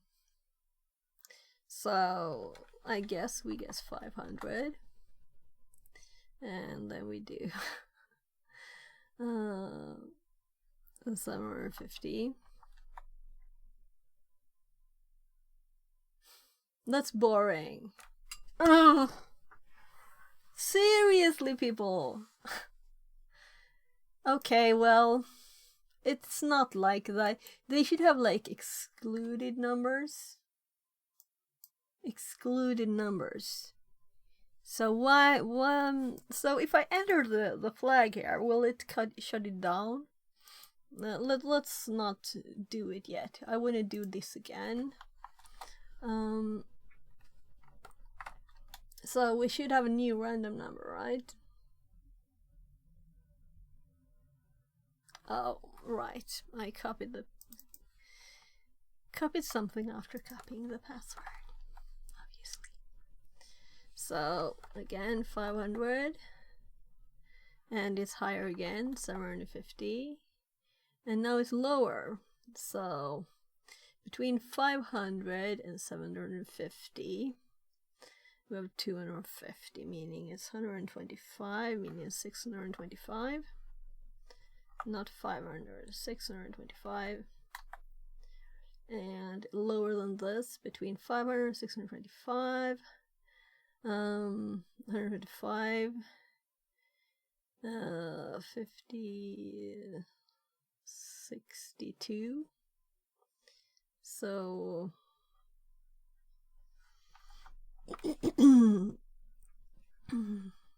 am I right? And it's lower again, so And Notlian says 247. yeah, but it's bigger than 500, right? So we need 531 here, and it's still lower. So we're going to 515,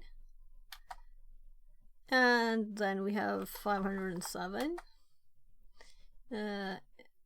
Oh, I typed 100, so we might have like destroyed it there.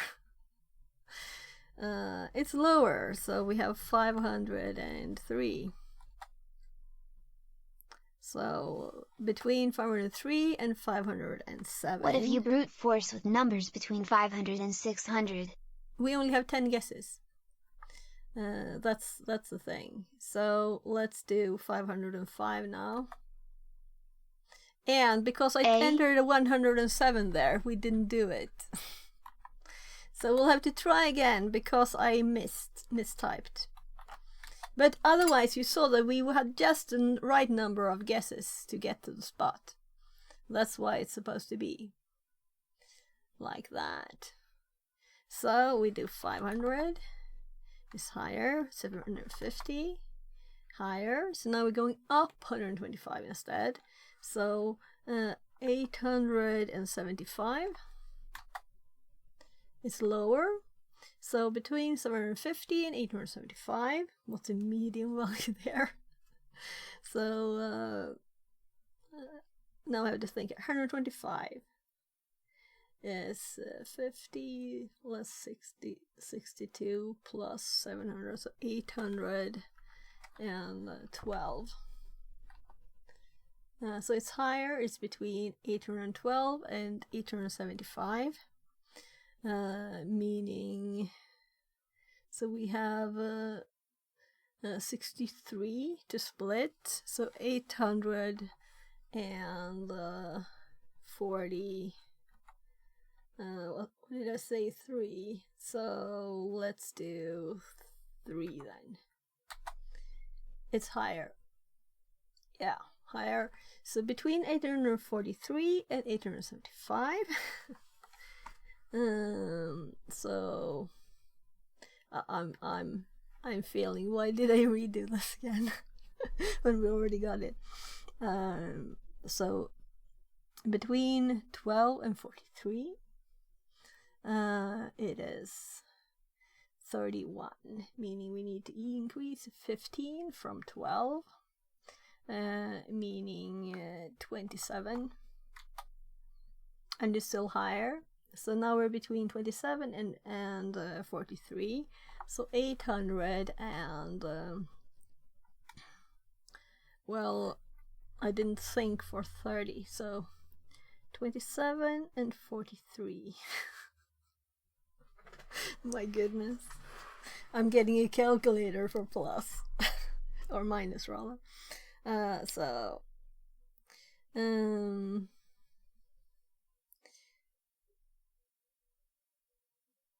Sorry, my brain just totally died there. yeah. To continue, I'm going to cheat with the calculator because my brain just died on me. Sometimes it's short circuit, you know. Oops. Click there and there, and I just wanted to move it. So I'm actually doing 43 minus 27, which I know what it is, but then I'm going to plus I turned 27. No, half of it. Oh, minus 8. Oh gosh, 5. Yeah, I should have. You know, it's logical because this is 3 up and this is 3 down, so of course it's 5. Of course it's 5.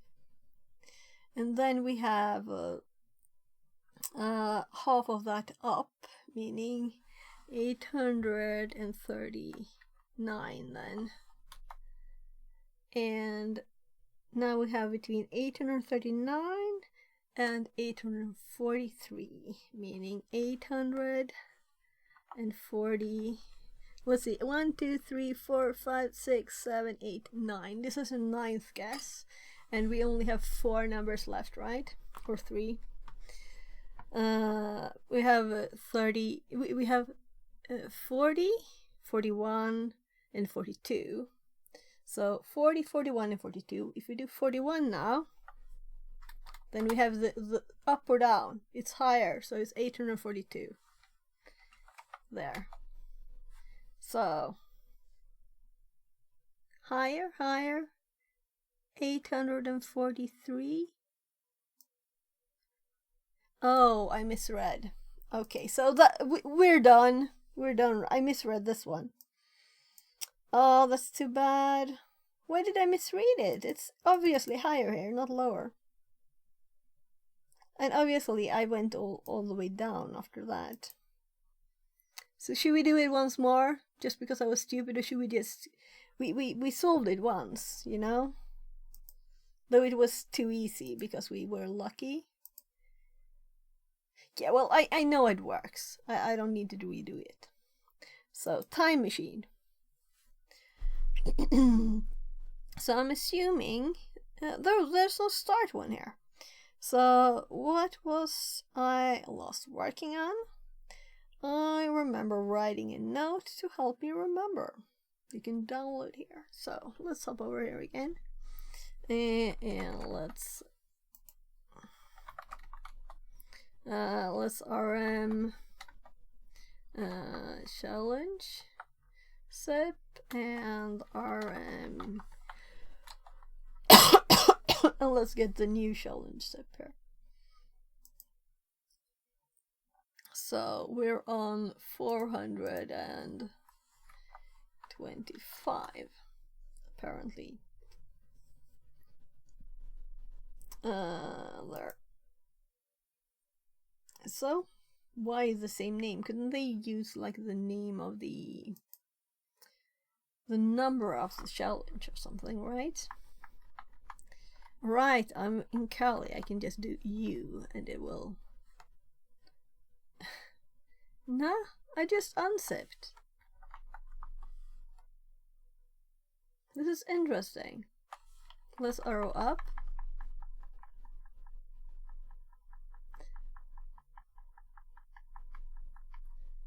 Why?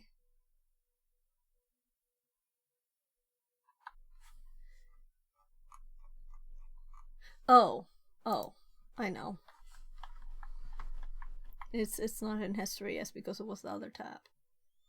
I was like, where is it? Because it's the same thing, right?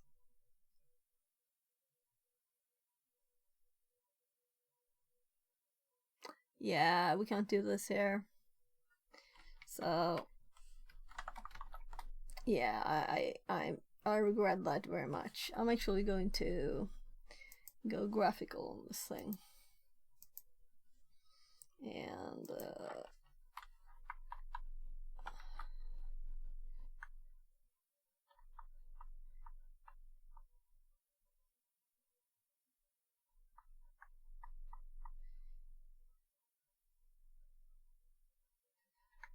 although I guess if the message is the message, we might just have cheated it by just doing the... I thought it was one file again.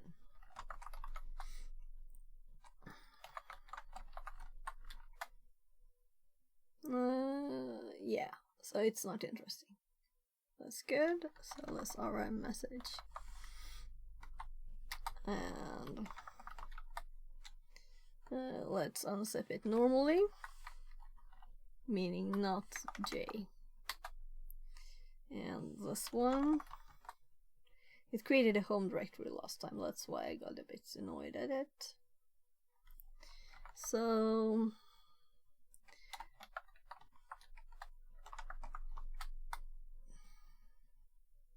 right, and there's the message one.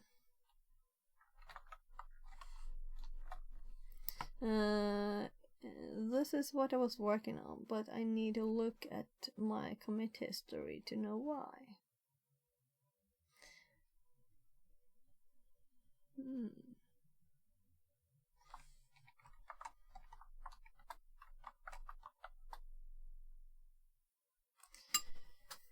So I did read a lot about Git when I had some problems trying to make a Git repo, like a folder being several Git repos.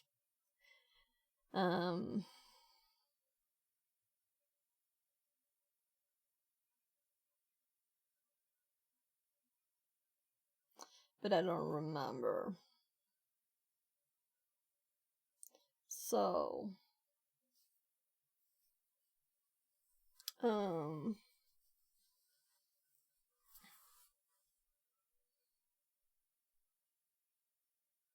there is a Git directory. Let's not go binary on this.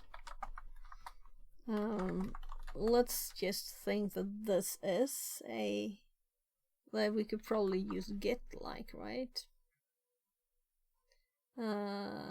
So does it think this is a Git? Yeah. So Git help. So we want to see the history of commits. Is that what you want? A note to help me remember.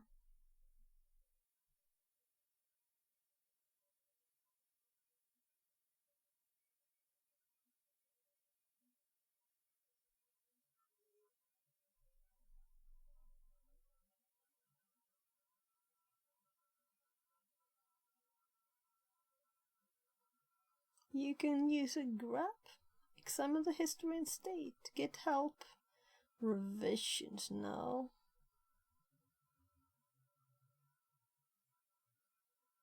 What if we do git grep? Can we do that?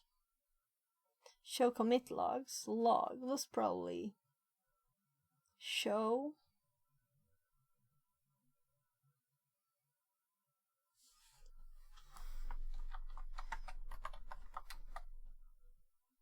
So that was it, git log. So nice. And you learn tiny bits with all of them.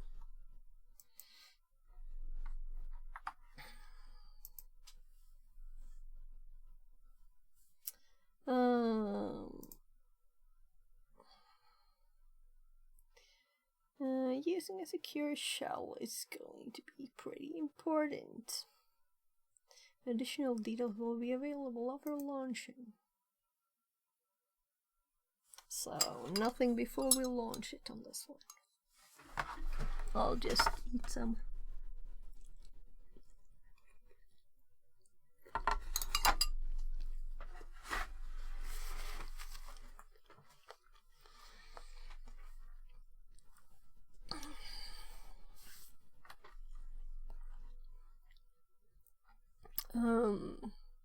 Can you SSH as CTF2?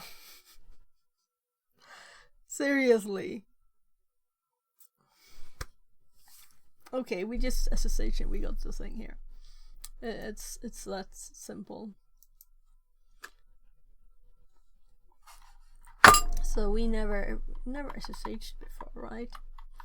I'm thinking it is similar. It's Titan this time. Titan. And it's CTF player. And the port is 64136.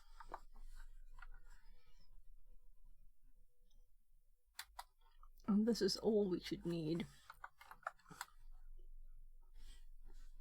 Except for the password that I just copied. So yeah, so the difficulty of the easy ones varies, but let's do easy ones, right? Maybe I should do a few mixed, right? But there are quite a lot of them. But let's actually do all difficulties, right? Enginess. Yeah, I think we'll learn with all of them. I'm just thinking that, what if I do all the easy ones and I only have the mediums and I'm like, oh, I'm tired, I want to do an easy one, and they're all done. That's what I'm thinking. Run me Python. Sounds like we just have to run a Python file, you know? But maybe it's not. Whatever, let's continue.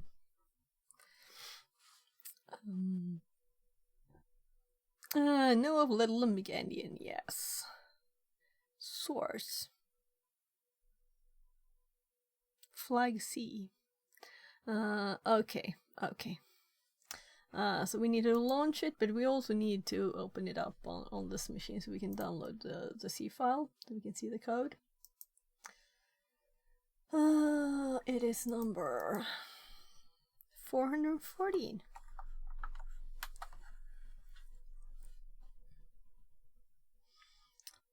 So it knows that we already started it. Flag C. Oh, nice. Netcat. So we're going to have something to enter here, and we'll know what from reading its code. So let's oh.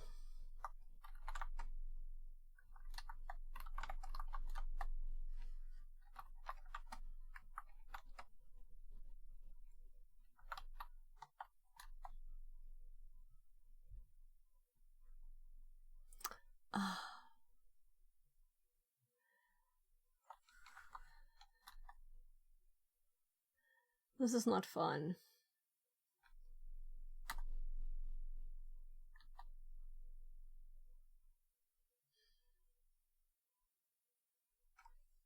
Actually, why not?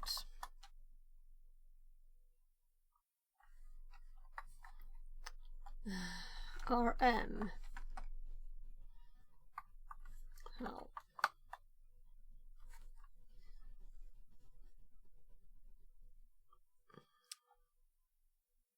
Never prompt F force. I don't think it's a good thing to do that always, but maybe I should remember it. So we have the flag.c that we want to read, but we want to remove the challenge first again. So let's cat flag C. So what will we need to do here? Find little endian. Yeah, this is not pretty. Well, let's prettify it by just putting it in Obsidian, I'm thinking, because if I start code, it will take more memory from us. So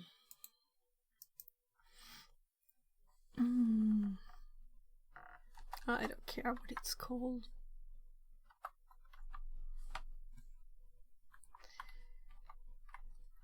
There. It's quicker to read it when it's colored, right? That's why we do the thing. So let's not hop into all the functions.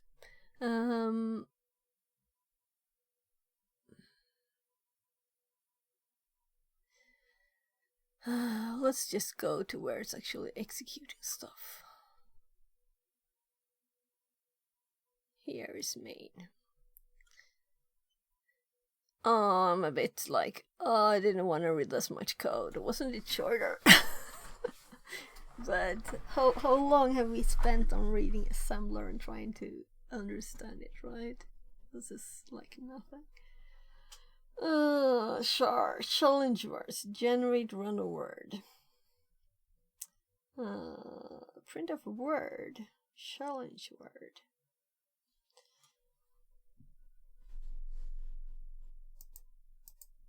Did I like not? Oh, there's a word here. So we got some data. I was like, how? But now we have something to continue on here. It's YNGBN.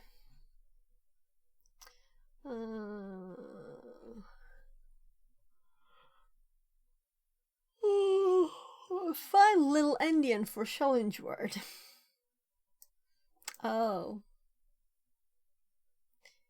And it's checking the length.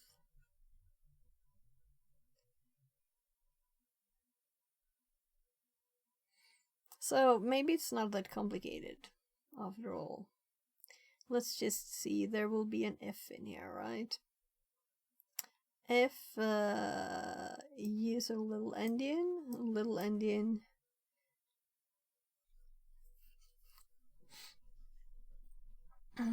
size.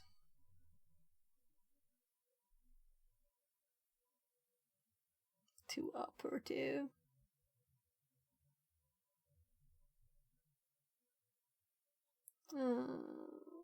It uppers ours, so we don't have to care.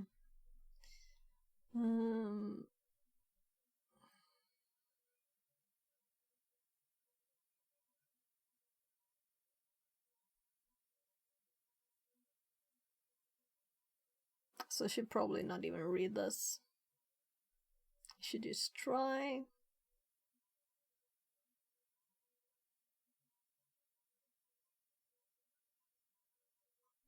So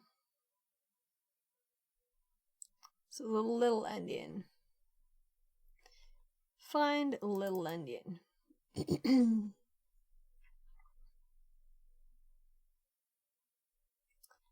So there's also a find big endian.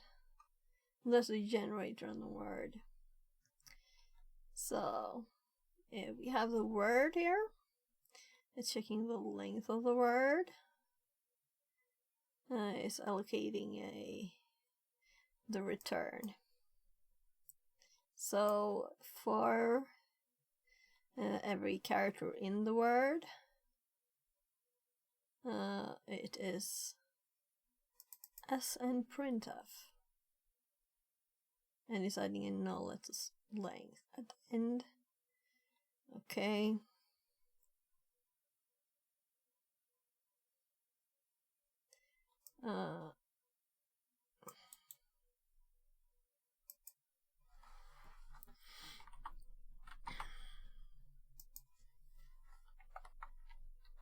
I don't know the function, so I have to check what it does.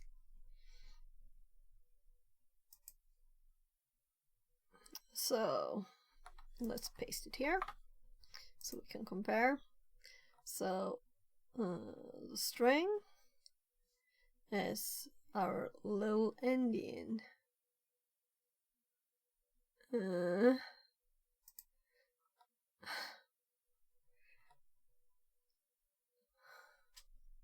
Well,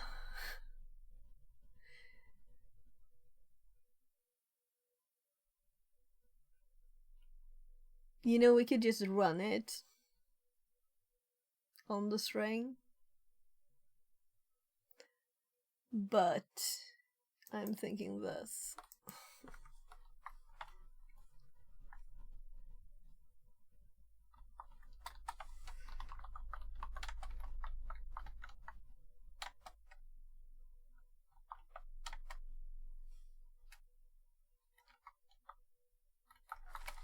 Speed up.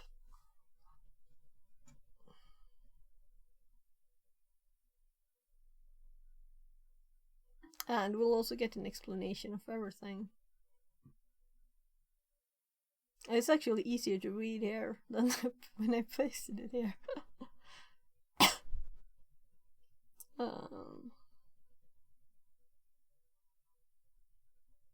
So format the bytes to 2-character up in a case hexadecimal.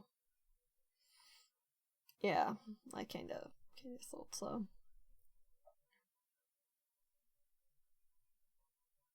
And since it says little endian, I'm kind of thinking it's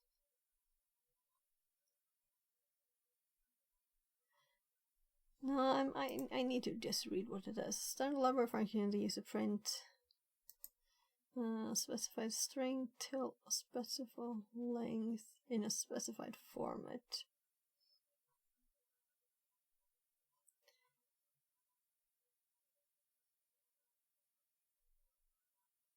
Let's see, string that contains a format string that allows same specification as format in printf. Yeah. So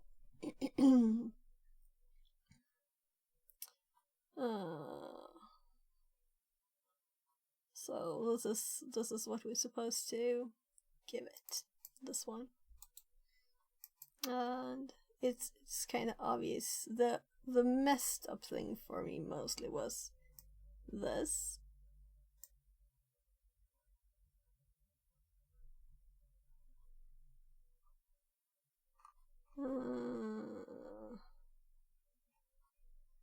I'm like scrolling too far.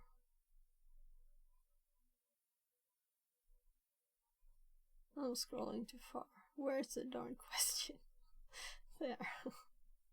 Yeah, so it had the 3 in there from the start.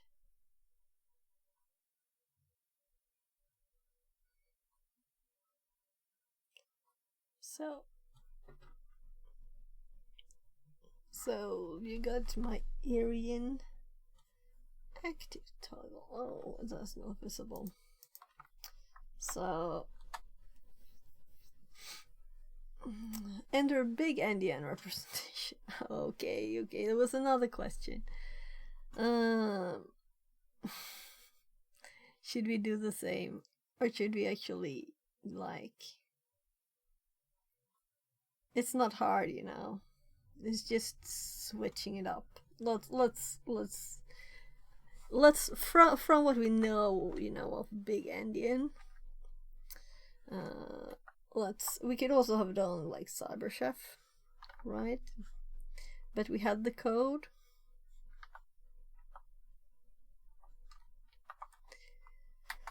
Oh, there. I just switch it around. Type this first, then this, then this, then this, then this, right? So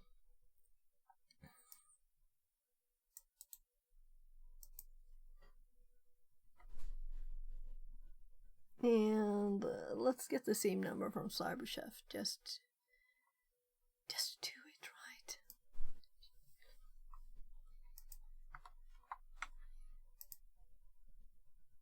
Why not? We're not here to be quick and solve stuff. We're here to learn as much as possible. So the little chef's hat and the string we started with was this, and we just want to make it into hex, and that is it. That is the big Endian solution that we just entered, but first we needed the little Endian one. So could have done that, but I wanted to really not just do what I thought it would do, but try and understand this snprintf command. That was the only thing that I thought was a bit tricky here. As in shard word I.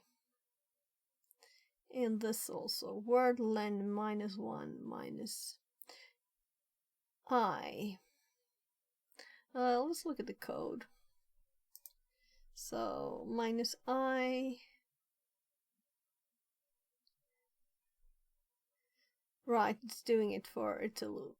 So, and then at the end it adds the -1 it removed, meaning the null character, right?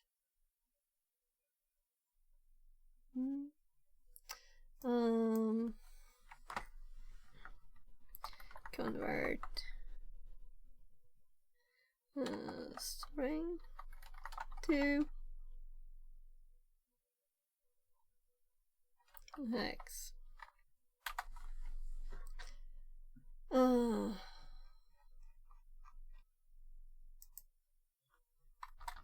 So as this is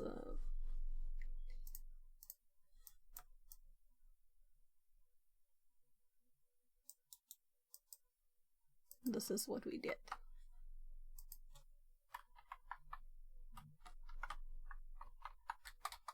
So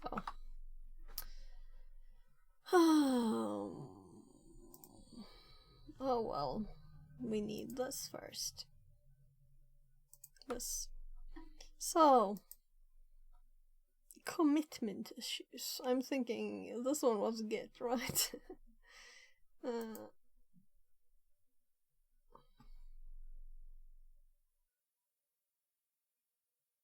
Yeah, I get. It's good. It was just commit. I accidentally wrote the frag down. Good thing I deleted it. We just did get one. It's like cheating doing it at once again, right?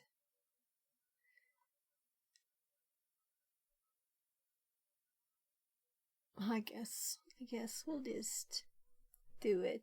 Though I kind of feel like I want to do something else now. Yeah, I want to do something else. So we've done a few tiny CTF challenges. We could do something like harder.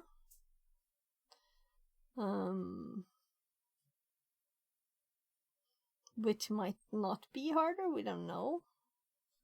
Oh right, we did general skills also, so we could also just swap to something else.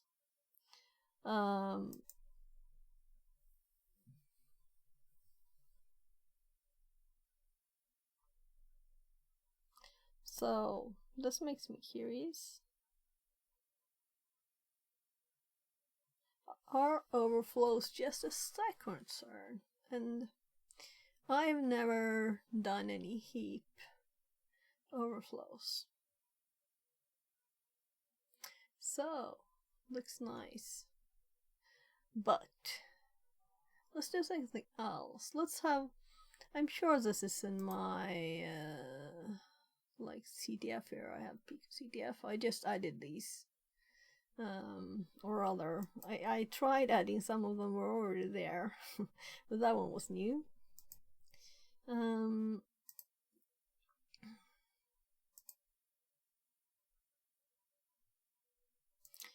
I also would like to finish the... No, we hopped into the new one.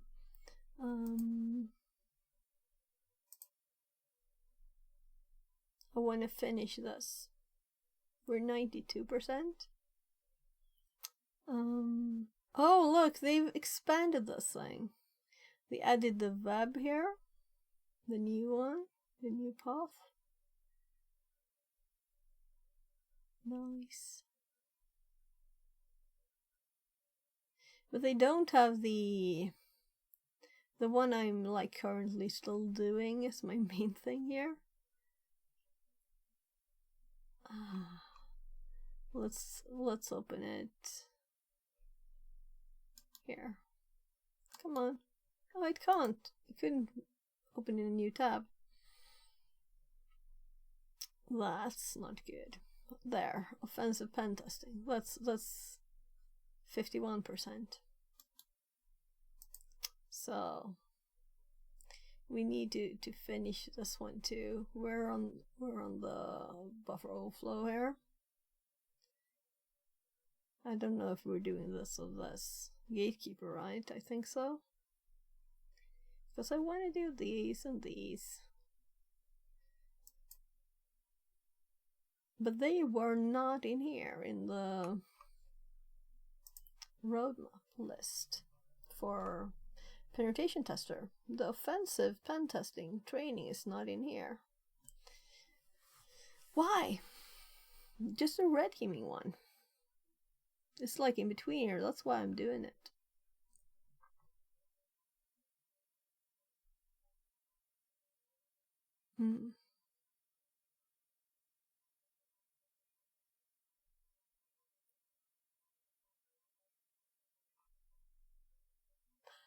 But what we're doing is, there was this, you could win prizes thing, right? And I did most of this. So I thought we'd finish it too. Oops.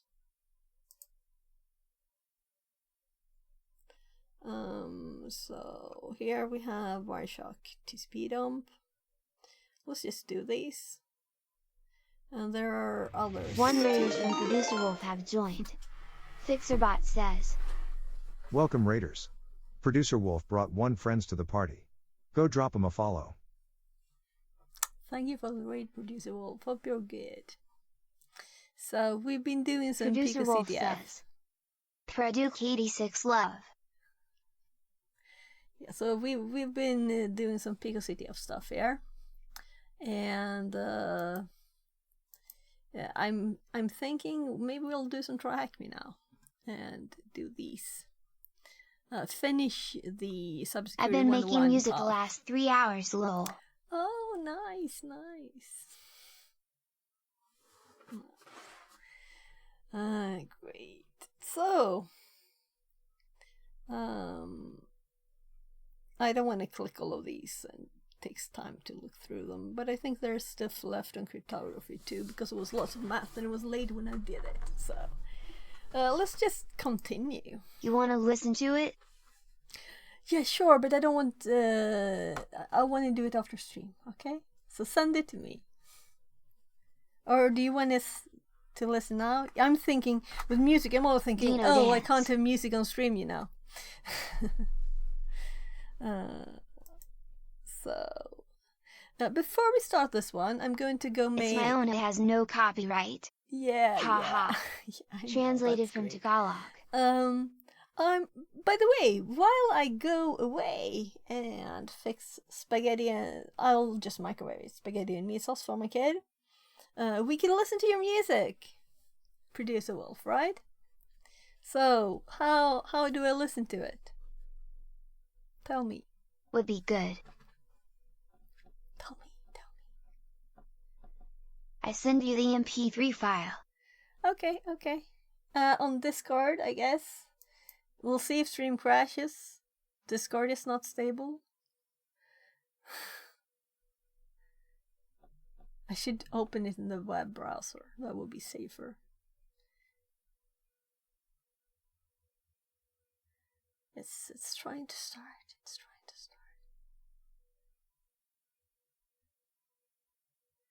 So.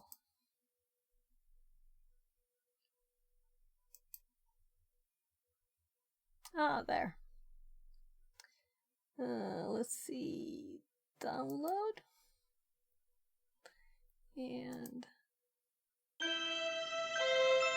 Oh, sorry for the volume. Is it good, volume? For me, it's still kinda loud, but maybe it's just me.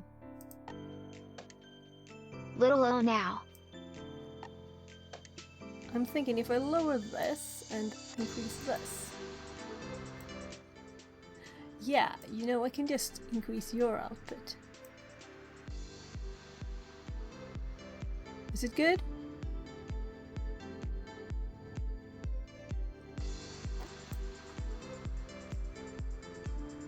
And I want it to loop right. How do I do that? Repeat. Is it repeating now? Repeat all. Oh, it's just one. Repeat one. Yeah, so I dare to leave. I'll be back. I'll be right back. You like the piano. Nice music. I'll be back. Just microwave some stuff. Thank you, less than 3.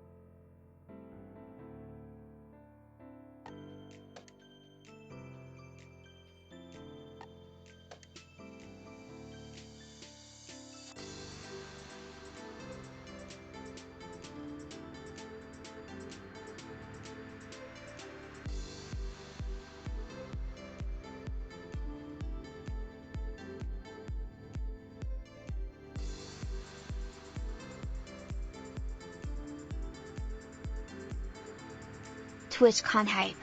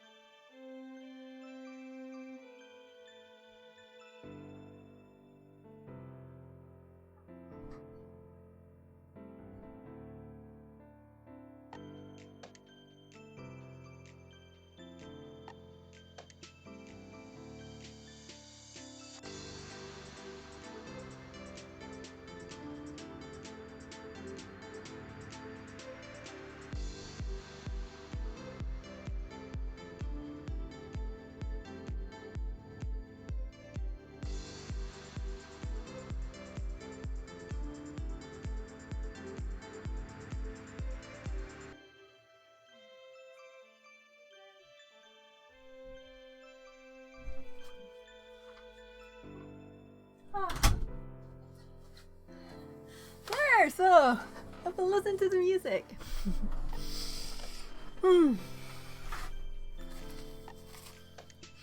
Ate an Oreo too.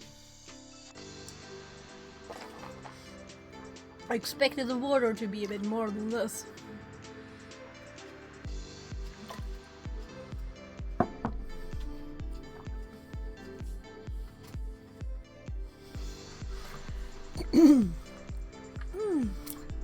So there, thank you very much for the entertainment.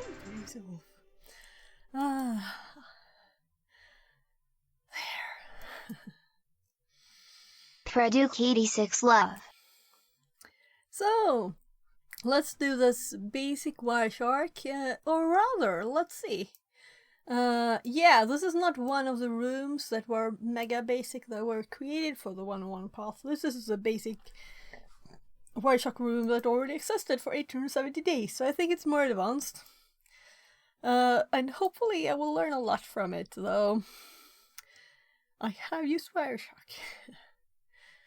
So, start machine means we should start VPN too.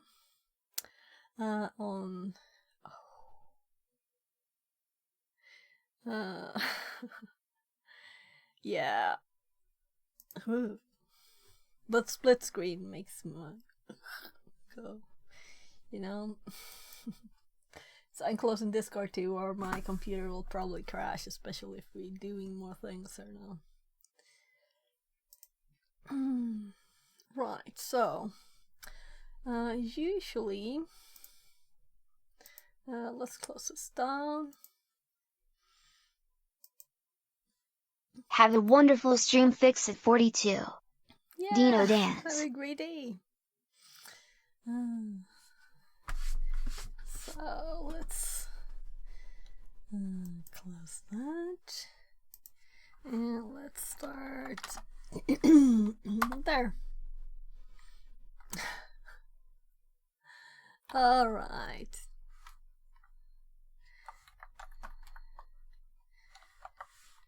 There. That works better. So we upped it last time.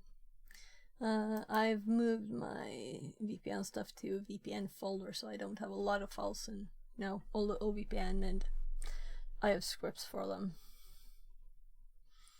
There. It has started. We don't know anything what we're supposed to do with it yet, but we have the VPN started. So let's just start reading and seeing what we're supposed to do with this room. This is one of the ones in the path that I skipped when I was kind of like hurrying through them to get the tickets, because I was thinking I want to do this one more carefully, and really some of the rooms, or a lot of them, were very basic, so I didn't care much about, a lot of stuff I already knew. But this one, I want to make sure that I don't miss any Wireshark knowledge, because I want to know more about it. Wireshark. Learn the basics of Wireshark and how to analyze protocols and PCAPs. And another PCAP NGs, right? Wireshark is an open source cross-platform network packet analyzer tool capable of sniffing and investigating live traffic and inspecting packet captures, PCAP. It's commonly used as one of the best packet analysis tools.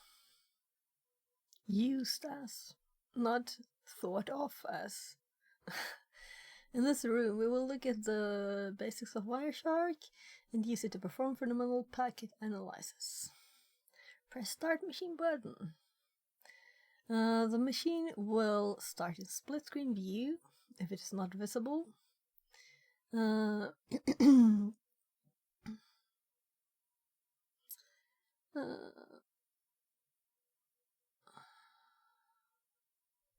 So, don't we have a way to connect to it? Let's just read what it says here. So we have to use split screen. A VM is attached to this room. You don't need SSH or RDP. Yeah, it provides this, but it hopefully, usually all the rooms give us SSH or RDP too. Very annoying. There are 2 capture files. Okay, we have to go split screen. Mega sigh, right? And I have to find where on earth you start this thing. Here, show split view. Though I have learned that we can do full screen. And the full screen we can move to our other screen, so we can still have at least 2 screens separating. We can have this in full screen, so it's easier to read, but we still have the constant copy-paste problems. And it's horrible. And I don't know why they wouldn't supply credentials to RDP to this one, as it's obviously graphical. Why? Well, we have this here. I don't think we can full screen this, but I can probably... right, I've tried F11 into too.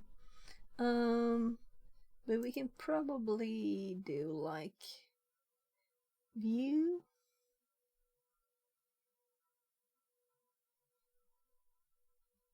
Yeah, clicking the actual thing worked. Because F11 didn't work because it's sent to this, right? So we have this copy and paste problem. We have to go this way to copy and paste stuff. We'll survive, right?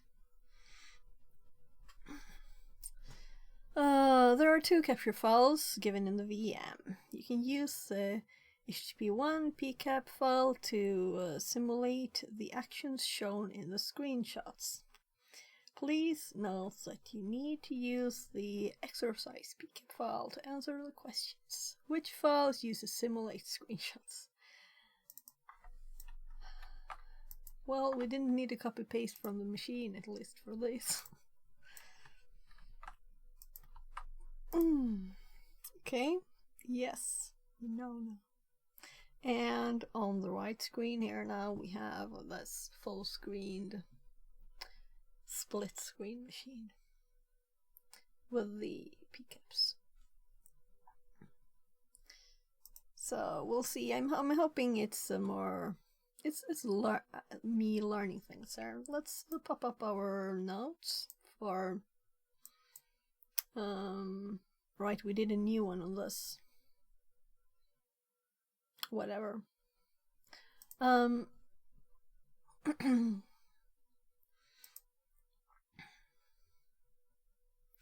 So Wireshark should probably be here, right? Here we have Wireshark. I have some notes. Mostly on filtering, I think. Filters.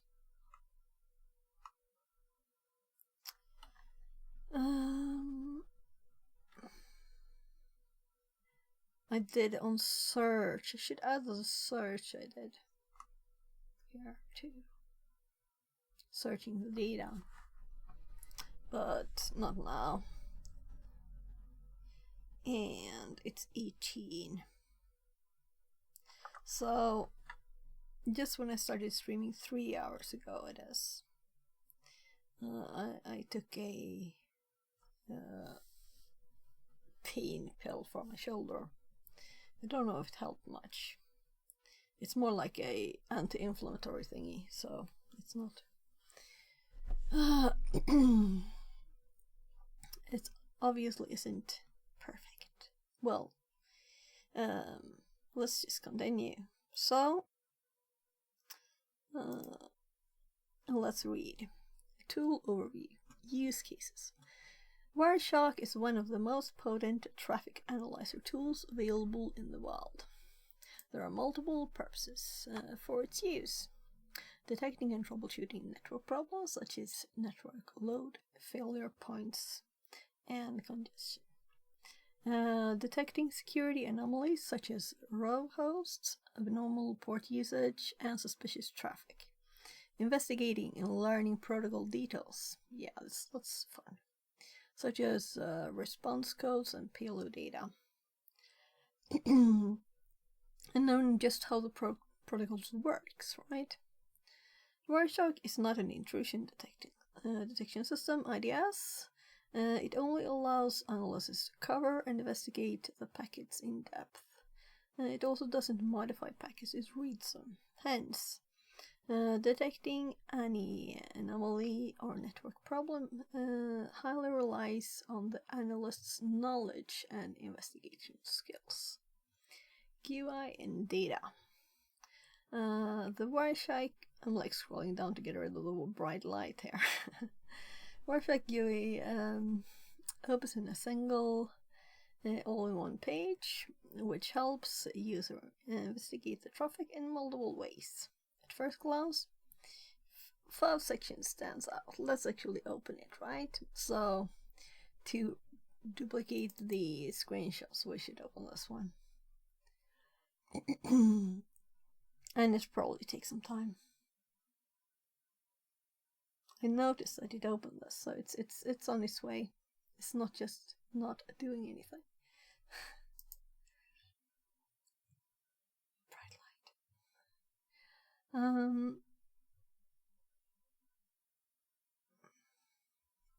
I'm like blinded here. So we have the toolbar, and here they have like alright, it's this bit of it. So let's actually open Wireshark without a file, so we can see this view here.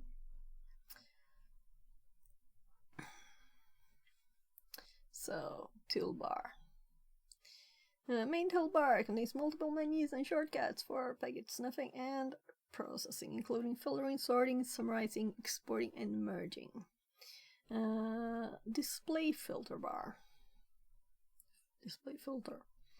The main query and filtering section. Recent files.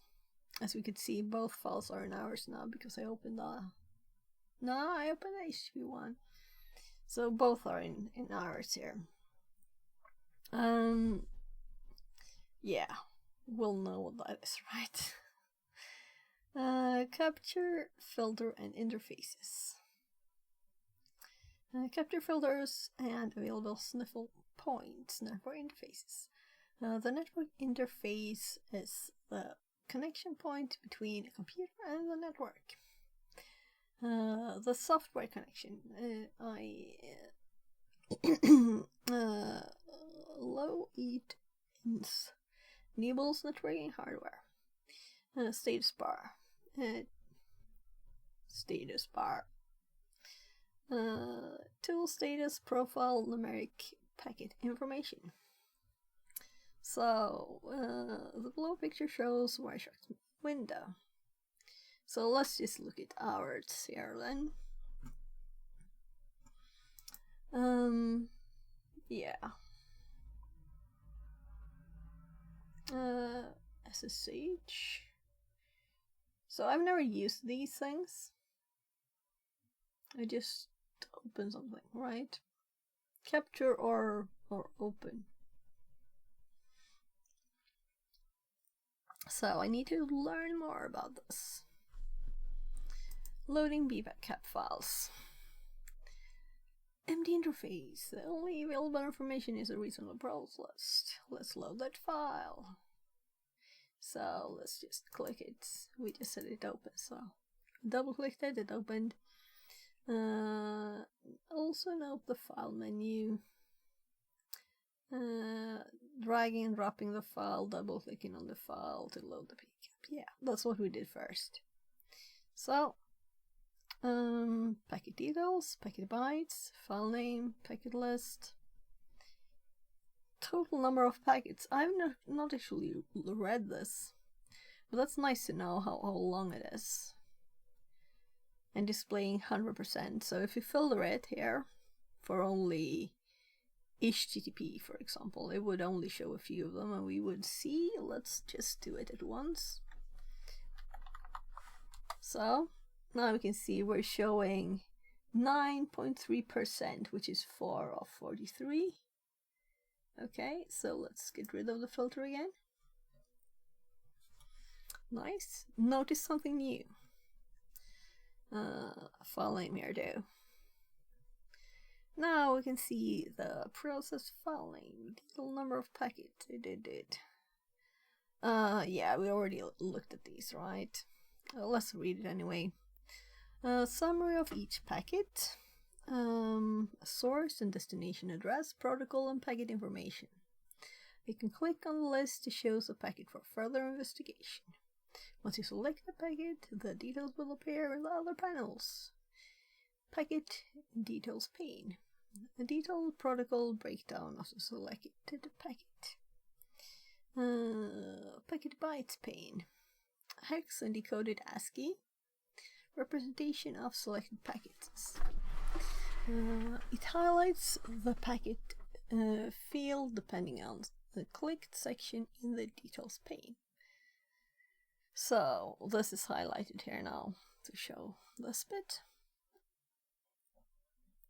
Coloring packets. Oh, that was tiny. Why such tiny text suddenly? Along with the quick packet information, Wireshark also color packets. I'm trying to make even people who's looking at their mobile phone to be able to see the stream, you know. So when it's tiny text, I get annoyed at it. But I can't. I guess I could zoom like crazy here. I don't think it's worth it. Wireshark also color packets. It's British color spelling in order of different conditions and the protocol to spot anomalies and particles in captures quickly. This explains why almost everything is green in the given screenshots. This glance at packet information can help track down exactly what you're looking for during analysis. You can create custom color rules to spot events of interest by using display filters, and we will cover them in the next room. In the next room? I don't think so, because I think the next room has another theme. Well. Now, let's focus on the defaults and understand how to view and use the represented data details. Because I was like, oh, this is interesting, right? So I don't know what room they're talking about. Wireshark has two types of packet coloring methods. Temporary rules that are only available during a program session, and permanent rules that are saved under the preference file profile. And available for the next program session. You can use the right-click menu or View Coloring Rules menu to create permanent coloring rules. Let's actually click these things, right? So, right-click menu, coloring rules, colorize convention. So,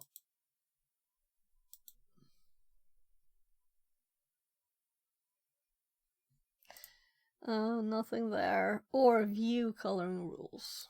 View coloring rules. So sometimes we have to right click the right thing, right? So, right. But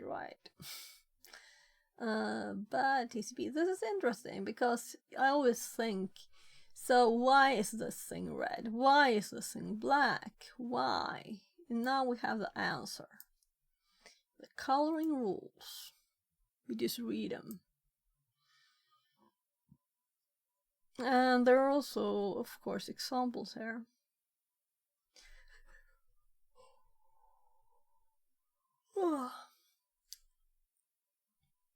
ICPers are black with green text. ARPs are like that. So, okay.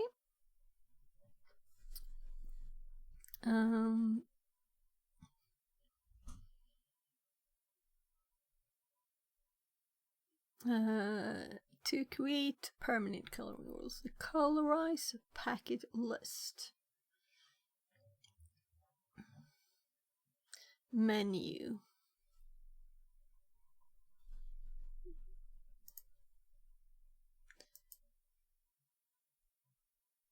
Colorize packet list. Oh, it's disabled it. Okay, so I thought you would be able to enable and disable the rules, and with all of them.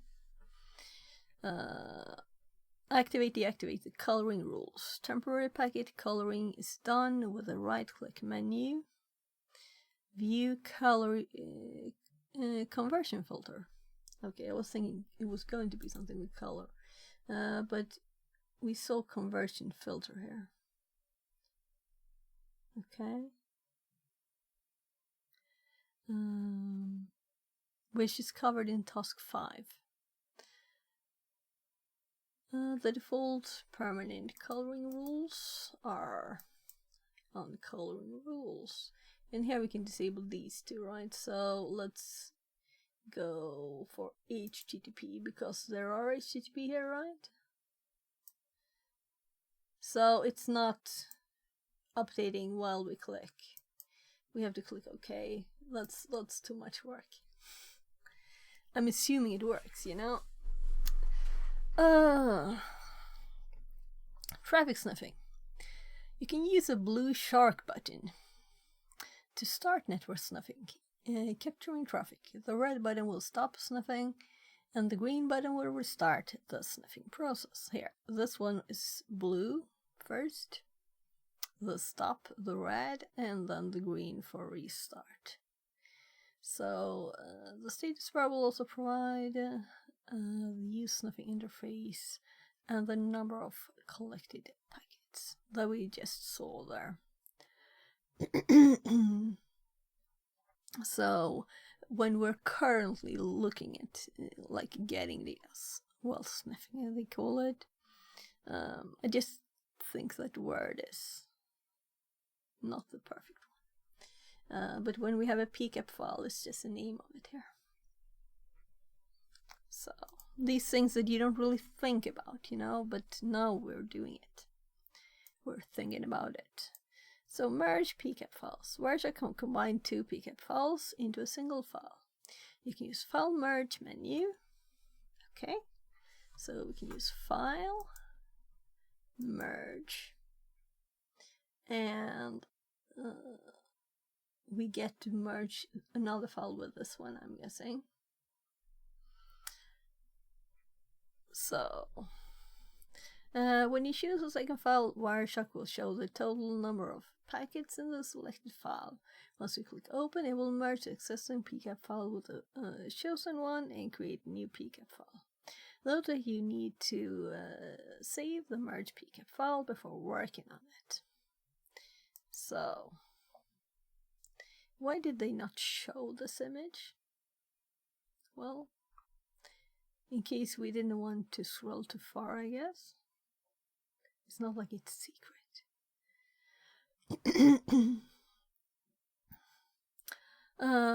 View file details. Knowing the file details is helpful, especially when working with multiple PCAP files. Sometimes you will need to know and recall the file details. File hash, capture time, capture file comments, interface, and statistics. To identify the file, classify, and prioritize it. You can view the details by following statistics, capture file properties. So let's cancel the merge and do statistics. Capture file properties. So just on the top of the statistics, we get some statistics. Well, we get some info on the file.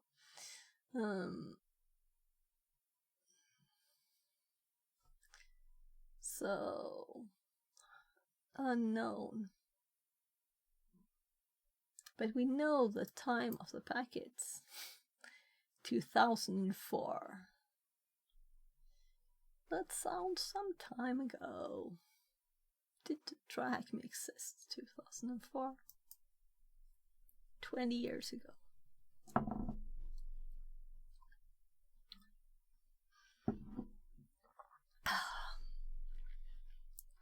So,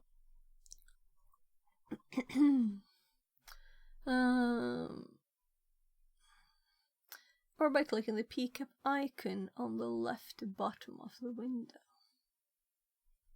Of course, we had to look at this too. File properties dialog. So, what does this do? Expert information. Oops. So, it's still a browser window. It's Firefox. Use the exercise PCAP file to answer the questions. Read the capture file comments. What is the flag? Okay, so we open the other one. So I'm thinking close and just double click this one as the easiest way. I guess we could also have clicked this close button. No, would have closed old Wireshark. It's just that it's a bit messy with this, right?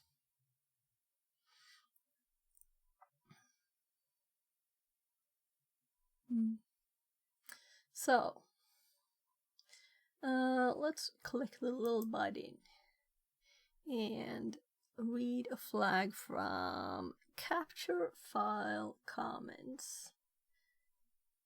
So, flag, try hack me Wireshark demo. Let's do this and copy this thing too. That's why we want to connect to the machine, not to use split screen, even if it's on another screen.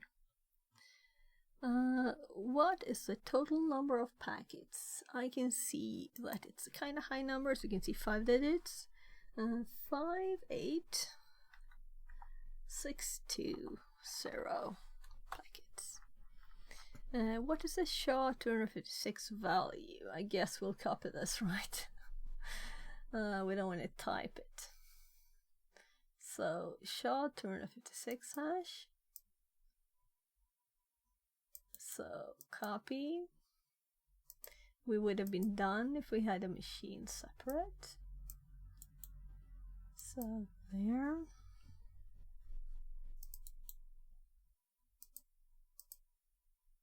I guess it's good that you can do some rooms, but I'm thinking still a hint for this. They just told us before. I guess it's good, but Wireshark, doing a Wireshark informational thingy, if you don't have anywhere to access it. So, whatever. Packet dissection. Packet dissection is also known as protocol dissection, which investigates packets details by decoding available protocols and fields. Wireshark supports a long list of protocols for dissection, and you can also write your dissection script. Your own, I'm assuming. You can find more details on dissection here. So,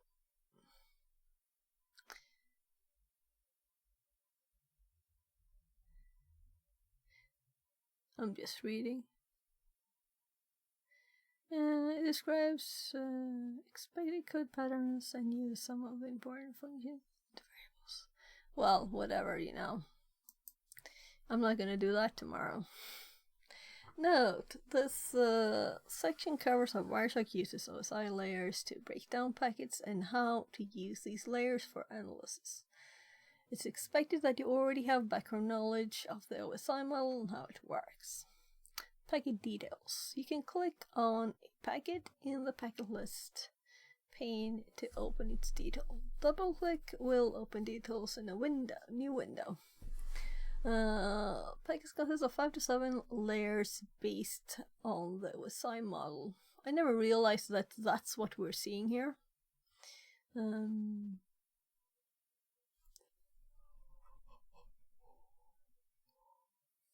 So I've just used it. I haven't read about it. You know, I haven't had anyone tell me anything about it. So it's good to, like, these things you don't, like, just see, maybe. I didn't see this, that the number of packets was there. And it's useful to know if it's like 100 to 200 packets or several. Like 58,000, right? So with 58,000, we won't just read all the packets, right? We'll have to be logical about it. So let's do a HTTP one here. So here's the HTTP bit of it. And here's the TCP bit.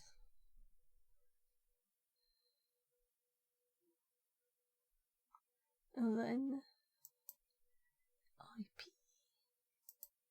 So frame. I have read this, but I have not thought about that. It's actually the layers. And it does actually help to know that.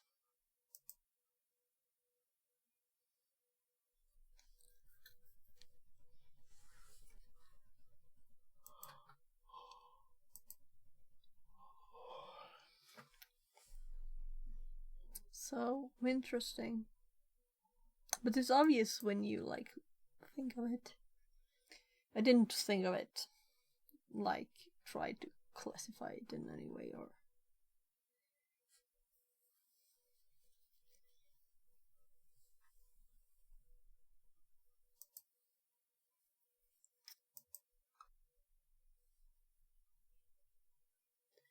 So I'm just thinking, where's the IP addresses there? Source and destination.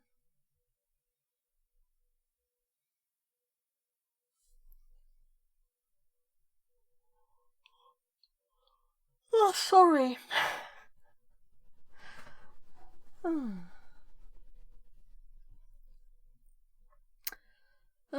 Packet details. You can click on the packet pane, detail. Yeah, and double clicking. Let's actually double click it too, just to compare what we see. So it's actually remembering what I had expanded here and what I didn't have.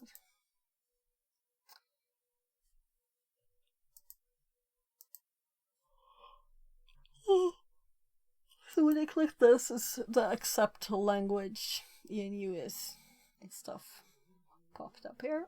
574 Sai says, hello. Hi, welcome in. I'm sorry for... so we're finishing the Try Hack Me 101. Born Again says, hello ma'am. Hi, welcome in. What are you sniffing on? So we're doing a Wireshark room on Try Hack Me, and there was like a... you could earn tickets from doing things in this Cybersecurity 101 path.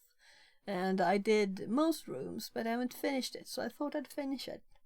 And this is one of the rooms that we have not finished on the path, so... and also, maybe we'll learn something about Wireshark more, which is nice. So there's some things that I didn't see because I have never, like, read about it. Nice. So, that... 574 Sai says, the packets are... I finished that one 2 days ago. Did you win anything with the recent ticket event? I got those, you know, the first 4 ones I think everybody got. Then I got the $10 in the shop or something, but you can't buy anything for that, and I don't really use t-shirts. So, well, I don't know if I'll use that. We'll see. Did you win anything?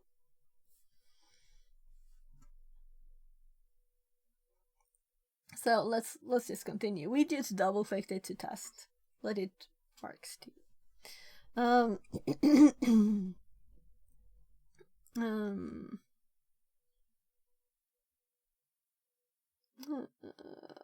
I'm like, where was I reading now?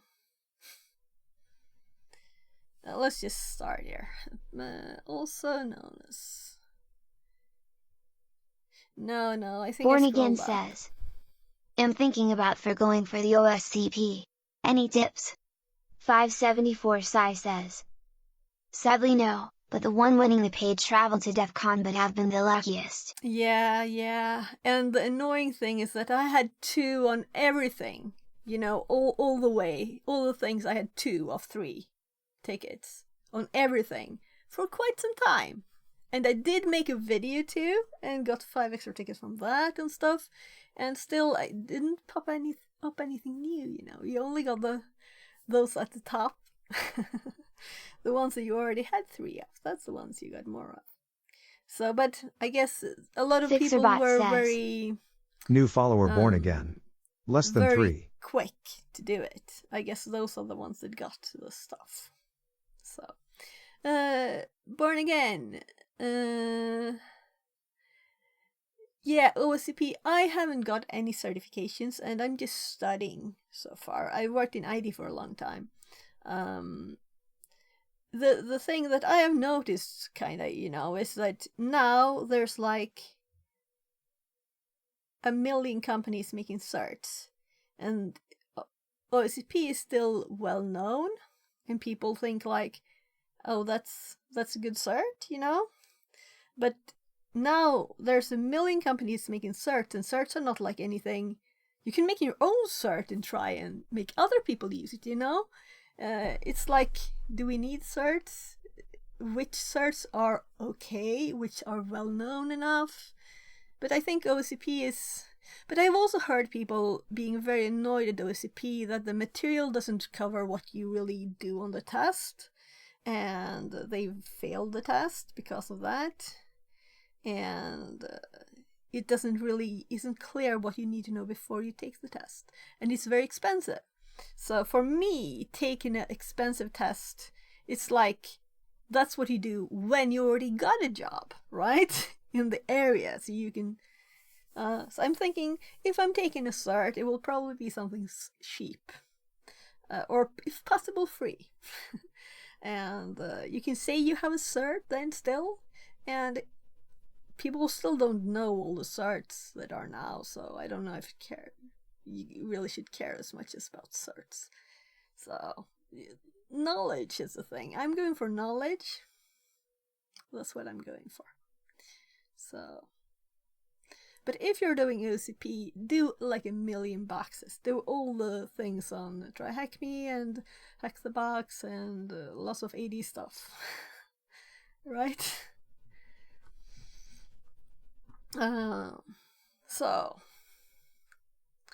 Right, so I just learned that these are actually the 574 layers. Sai says, I suggest CompTIA, even though it costs. I can also say that there are many leaks of the study material online.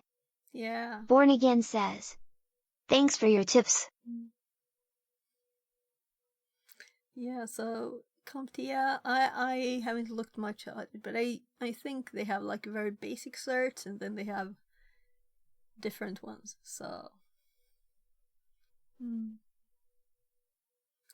Yeah. And all the free training online, there's so much free stuff.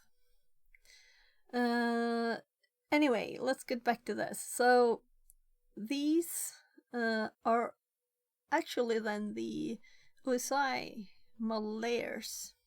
And I didn't think I got about Security that Plus and CC in it, but they don't have any value so far. I'm working in it but wanted to work in Cybersecond. Yeah. So it's probable that it will be good to have certs, and those are certs also that people, you know, will have heard of, but there are so many now, so I'm thinking that the HR of the companies that are those that will read that and try and understand it, I think that people that actually will like do interviews and stuff later that will, know cybersecurity stuff, they won't care about certs, they will care about knowledge, right? So I think the knowledge is the important bit anyway. So, but if you can afford it, do stuff. Maybe it's better to go to some conferences than getting certs, huh? Getting some connections instead. Maybe. Let's scroll down here. Each time I click a deal, it will highlight a closer view on the details pane. So they zoom the image. We can see 7 distinct layers in the packet. So let's actually minimize these again. So this is the HTTP one, and we have 5 here on this one. Which one are they clicking on? It's another HTTP one, and it's number 27. 1, 2, 3, 4, 574 5, 6, Sai 7. says, We have 7. we better meet at DEF CON one day then, with all the knowledge Yeah. needed XD. Yeah, it would be very cool to go to DEF CON, but I live in Sweden, so it's an extra price tag on that travel. So I would have loved to win the tickets. That would have been so nice. But right, we have it's coming up. If we click just the dashboard, right? Advent of Cyber. Yeah, Advent of Cyber. It's coming up and there are prizes, so it's not too late to win the tickets. So where do they have the prizes? So look here, there's actually with accommodation even. 3 DEF CON tickets, and they have 5 DEF CON tickets, just the tickets, too. So it's not too late, we can win. So Monday, January 6th, they will announce the winners. So we'll have to do all of this. Gold PLZ. How to work on it. So as soon as these come out, the 1st of December, we have to just like jump on it and do them. And I will of course do it on stream, right? So let's do it. Or maybe I shouldn't stream it. No, it will be easy stuff, right? It will be. Though I got annoyed at the LLM stuff in the last one. So annoyed I didn't finish it actually. Because I wanted to know all the details, and it was like taking some bits without explaining the bits around it, so it wasn't as clear as I wanted. So I thought, well, then I can just as well learn this from somewhere else. But I guess I should finish the 2023 one. I should. By the way, it was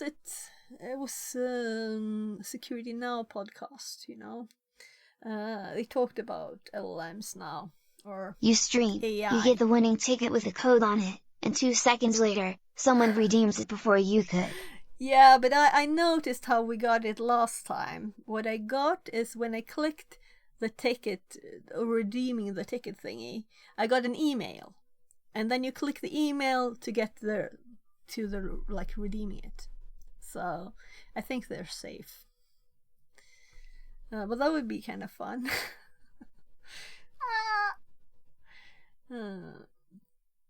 But you have proof then, right? Who actually is the winner.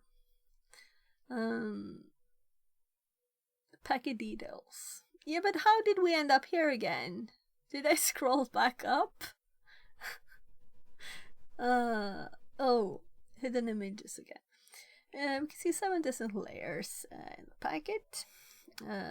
Frame, packet, source, MAC, source IP, protocol errors, application protocol, and application data. Blue will go over the layers in more detail. So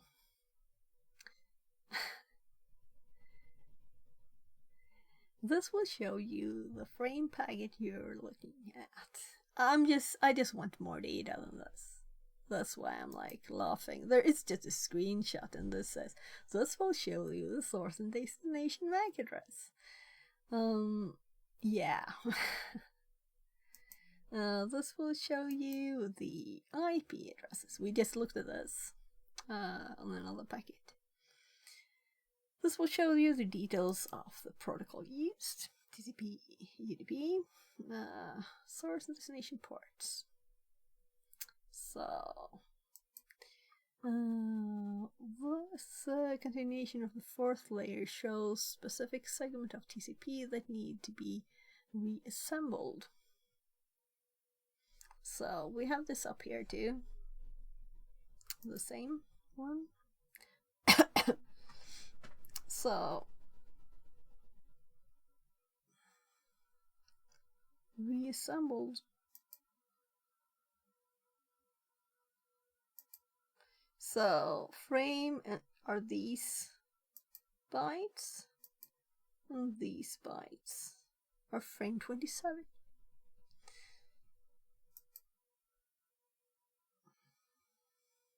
And the total number of bytes. Okay, and then all the data.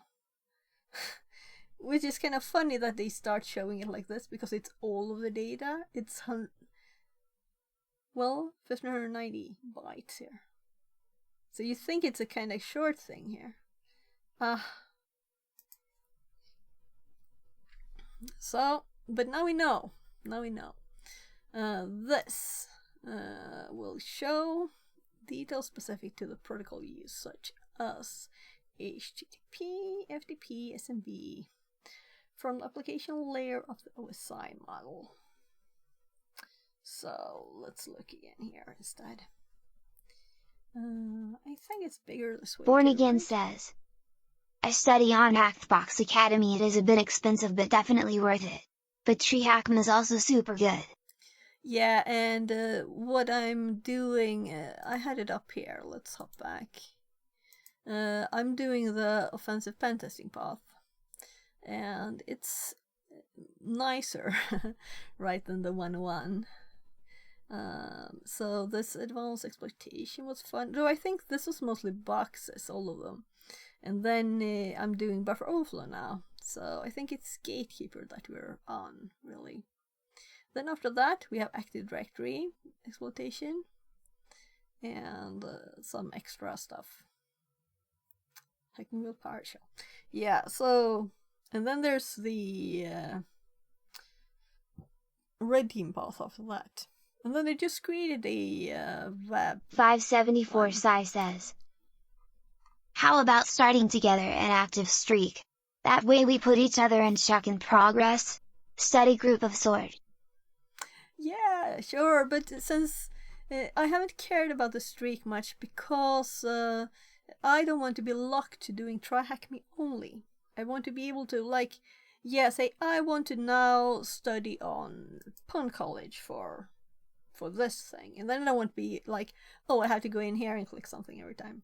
And also, if I wanted to make a streak, I think what people do is that they have the crazy streaks with thousands of days. They probably have a script running, right? They just, on a room, you could just reset it and then answer a question again. Reset progress, answer one question, and it could be like, did you start the machine? Click. And then you have done it. And you just resend this request to TryHackMe and you're done, You can do that every day for the same one. You send the reset and so you resend this. And then you'll get a streak forever. So I don't think it's like a worth anything to have a streak. So I think that's what people are doing. I had like 60 Born Again days says, streak. yeah. So getting a streak would be very easy if you like cheat. But I don't want to be locked to having to focus on this all the time. Though I do pay for TryHackMe. This is the only thing I pay for, like a subscription. So it's not like their streaks don't happen by mistake or something. Also, I was sick now, and I didn't do anything then, and then I would have lost a streak if I didn't have like a script running now. So life happens, you know. And I have kids too. We could do like we could do a thing on my Discord, right? We could have like go in and say, what did you do today? Right? That would be a more useful and actually cool streak that would mean something, right? We can do that. So hop in my Discord. Let's see. 574 Sai says, "Oh yeah." So what did I like? I What's the was Discord doing invitation? TryHackMe. I did TryHackMe today, this and this. Or you can say, today I learned more about Wireshark. I used a key to decrypt stuff and I could read these cool packages. Whatever, you know. Or today I learned to do a buffer overflow on Windows. That would be kind of fun, right? Let's do Discord here, actually. It just crashes my computer. The app's bad.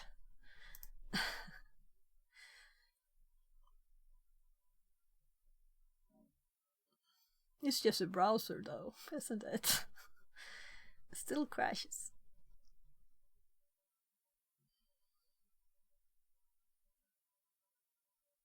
So let's hop over to this one. And let's do learning. Let's make a new one. Oops. There. It's a text.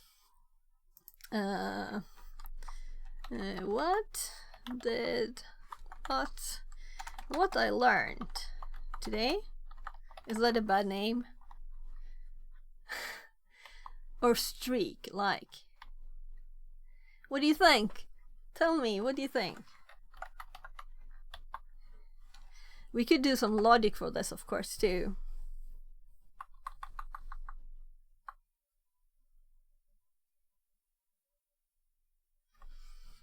What should we do? What you learned today?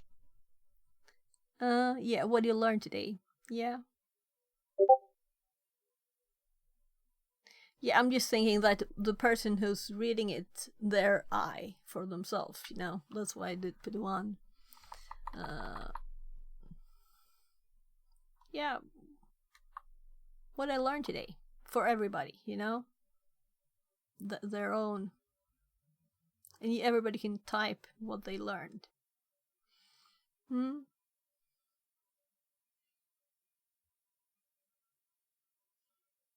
And if it's spelled right. Nothing else.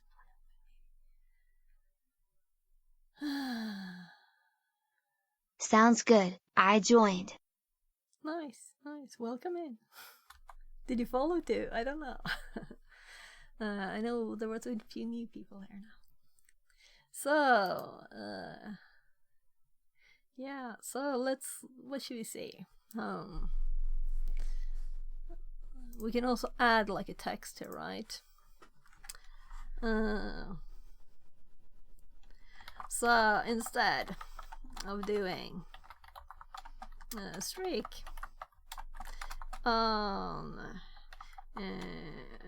let's do the TryHackMe. We do streaks here. Actual meaningful ones. What did you learn? And where did you study?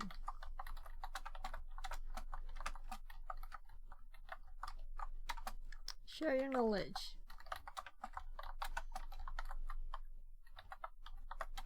If you want.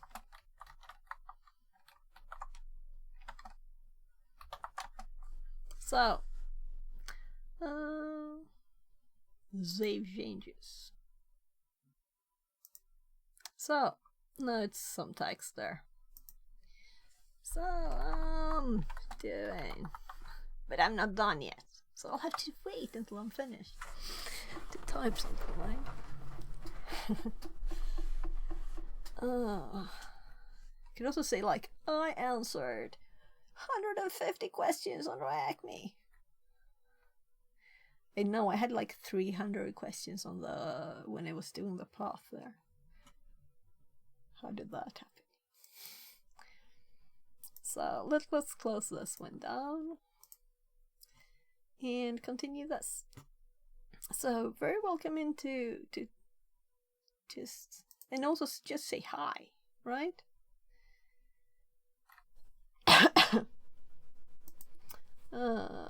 We have this up too. We'll see if I start another VM, I'll close it. Application data. Fixerbot says, Thank you for the follow. New follower 574 Psy. Less than 3.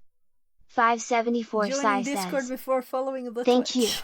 I'm gonna have dinner soon. I will come back later to Okay, start the yeah. streak in the server fix at 42 loves. Do it. And very welcome in here. Thank you for being here. It's much more fun learning together, right? We can motivate each other too. And there's also like voice chat. We can just, you know, if I'm not streaming, we can still just chat while we're learning things. So, but why wouldn't I be streaming if I'm... You never know. Maybe something that you shouldn't stream. Oh yeah, and twice a day it pops up here at 11 and 19. So pops up and reminds me to do stuff. It's just a scheduled task to open the URL for Reacme. A tip, if you want to streak or not. This extension of the 5th layer can show application specific data. Now that we understand the general packet is composed of, let's look at various application protocols under specific details. Use the exercise pickup file. So I don't know, did I not switch screens? I created this at least.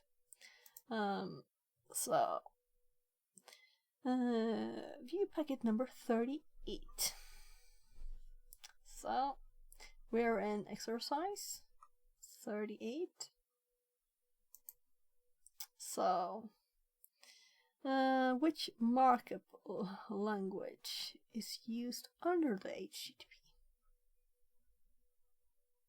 So I'm like, is it extensible markup language? And I'll have to type it.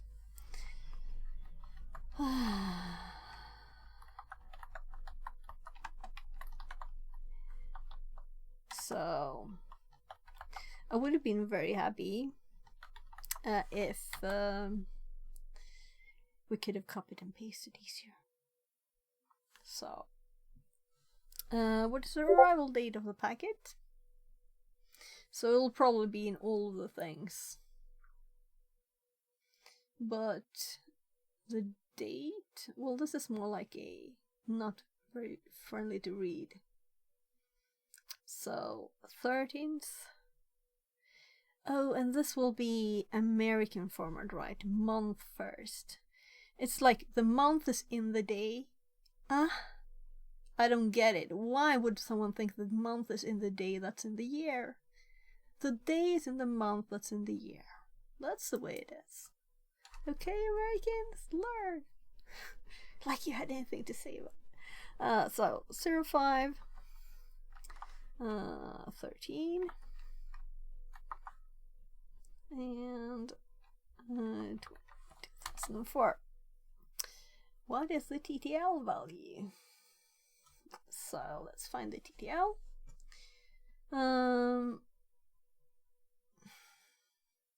Keep alive is not the same as TTL, is it? So is this like an IP TTL 47? So there.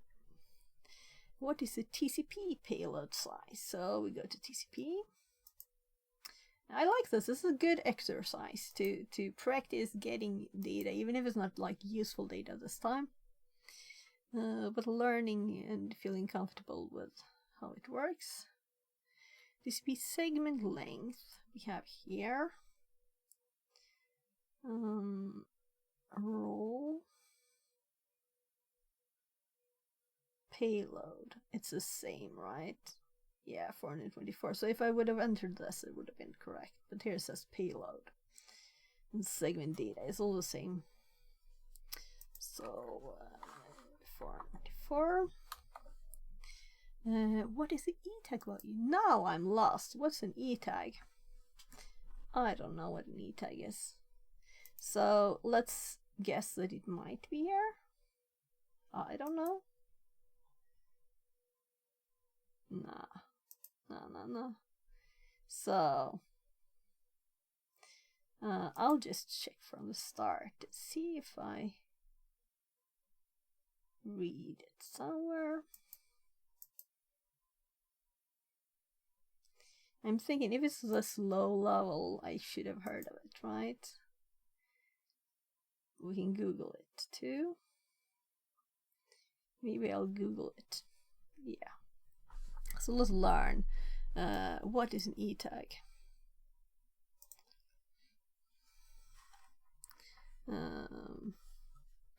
What was the format? E-tag. E-tag.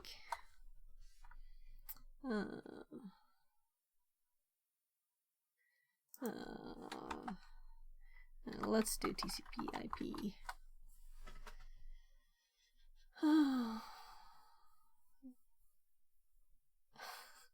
You see what we got here? We got the answer.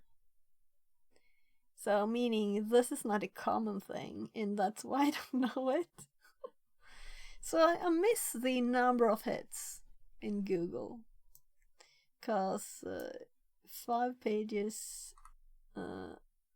Oh, I need to switch ears. My headphone died.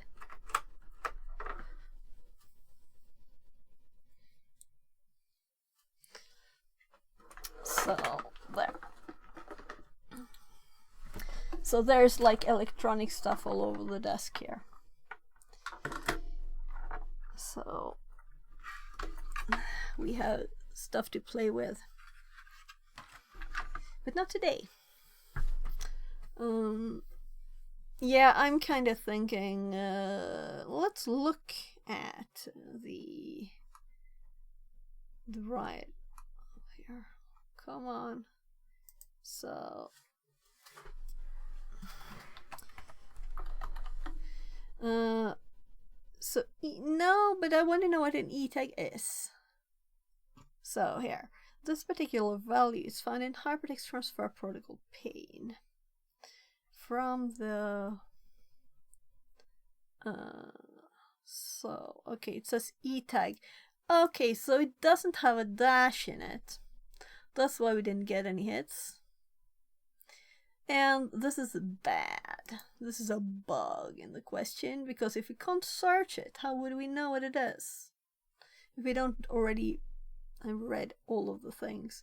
And also I think that when I'm like searching with my eyes, if there's a dash in between this number of letters, I don't know if I find it. So let's go back and let's change the search. And now we get hits. So HTTP E-tag.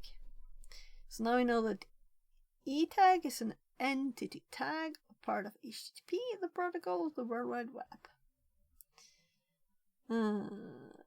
One of the several mechanisms for web cache validation. So it has to do with web cache. Okay. We have Discord open. We could send a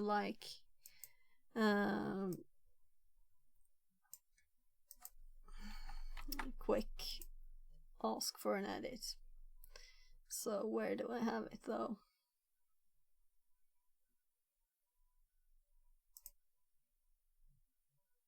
There. And we have, because I would have preferred to just Google. This is not really a bug, but that's where I'm looking. Room bugs.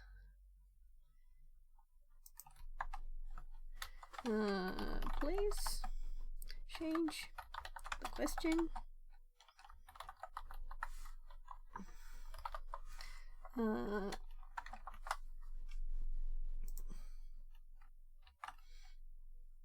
have to click here again, or we'll copy the wrong thing. To be e-tag.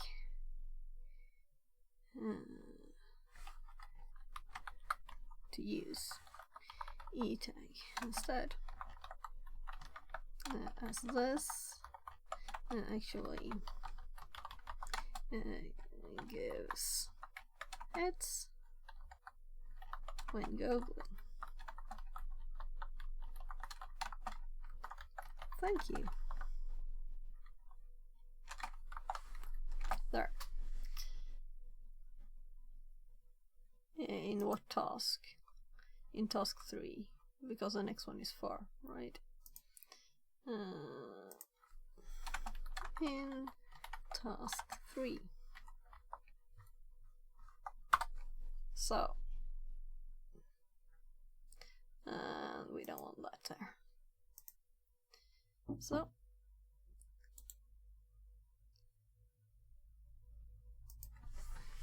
just a sec, my kid's knocking. Yes, love.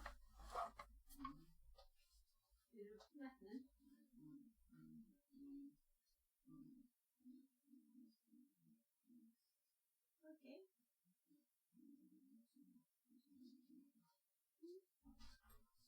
Just pappa jobbar säkert då? Linus? Vet att pappa jobbar säkert då? No. Gör det.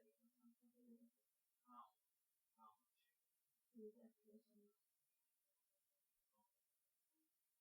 Nu kommer han ut i år. Well, you're gonna have it right here. No, right now. Det är som pannkakor fast den har potatis i sig också. Så det är lite nyttigare. Det är lite nyttigare pannkaka som har potatis i sig också. You're very good. Det är jättegott. Med lingonsylt särskilt. Yeah, how about you just try one? You wanted one that London.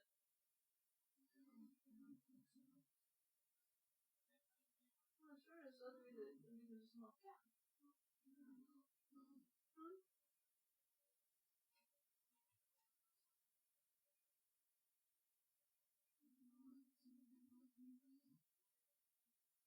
Som en raggmun som inte har ätit förut.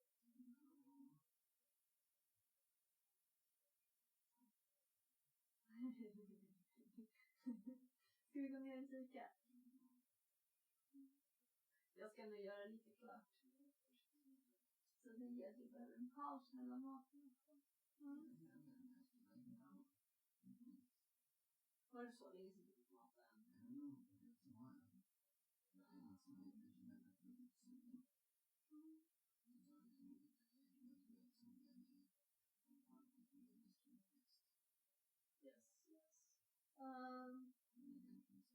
Men jag kan inte göra det nu. Ja, jag sitter och jobbar och det där kommer att kräva researches och sätta mig i min dator och googlar och grejer kanske. Det här glömde jag här. Det är iskallt fortfarande. Nej.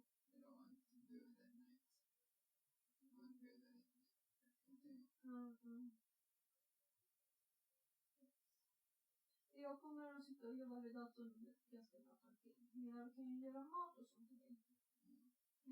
För den där 3D-bilsgrejen behöver vi mera tankekraft.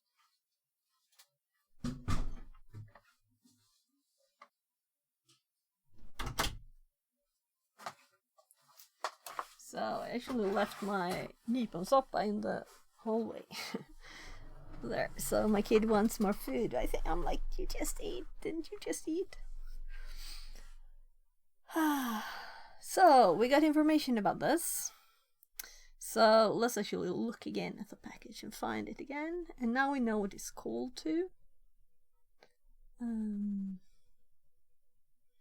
Right, let's actually see, can we like search in this? Cause why shouldn't we be able to?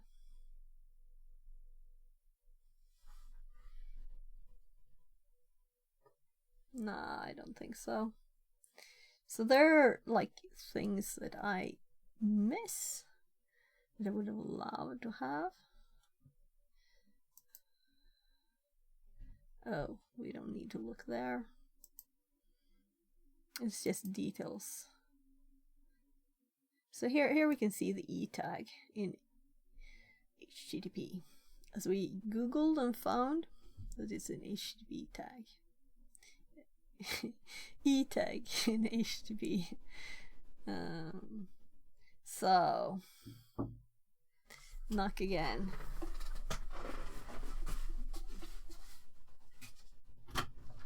Love.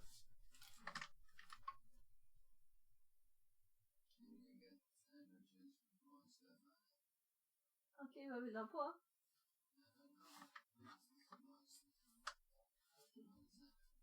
Pinka?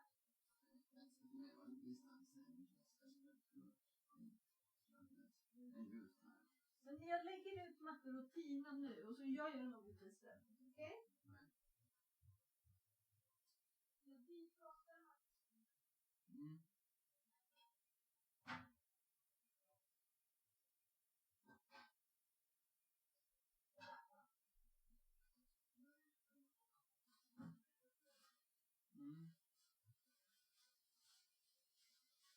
Lägg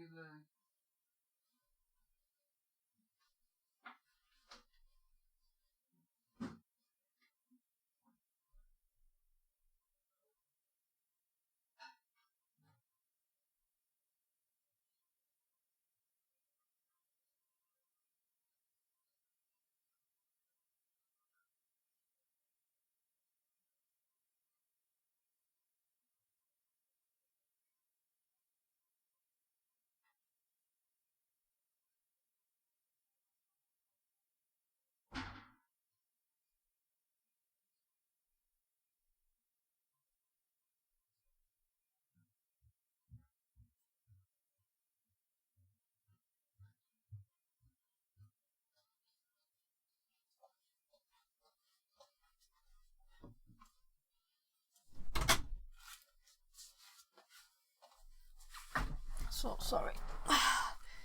Yeah, I think I'll just type this. I moved my shoulder a bit too much. 9A 01 A 4 6 9 6 dash 7E 3 5 4 B 00. And now we know that this E tag, let's see, 9A01A 46967E354B. Okay, does it want all of it?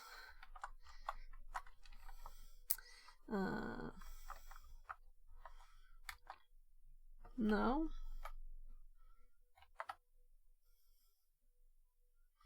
So now I regret closing that tab. History, close tabs.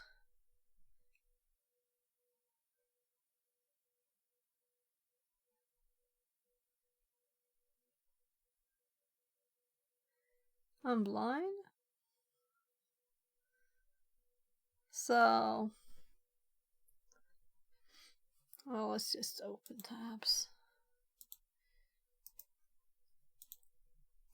It should have just been one step away there. No? Oh, I know why now. Because it is this tab.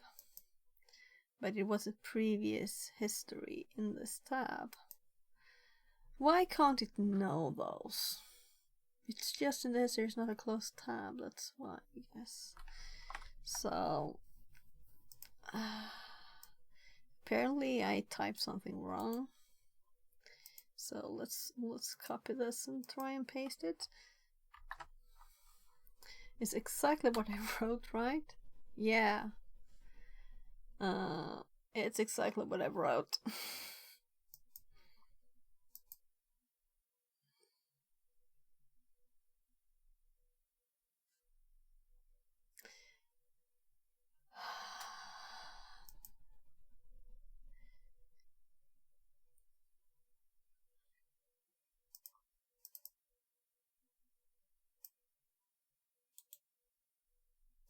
So just to confirm, if I paste this there, and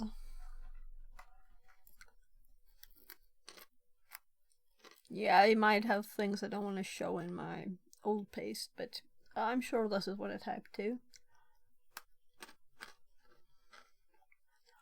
The only one with a problem doesn't have a hint too. That's funny. So I tried adding these. Let's just read how many characters it is. Let's remove the dashes first. No, that's not it. So how many characters? 1, 2, 3, 4, 5, 6. Oh my god. 3, 6, 7, 8, 9, 10. Ah, my god.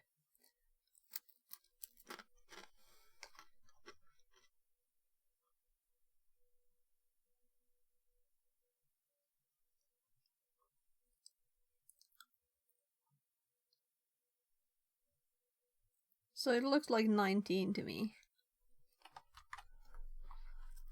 1, 2, 3, 4, 5, 6, 7, 8, 9, 10, 11, 12, 13, 14, 15, 16, 17, 18, 19. Uppercase.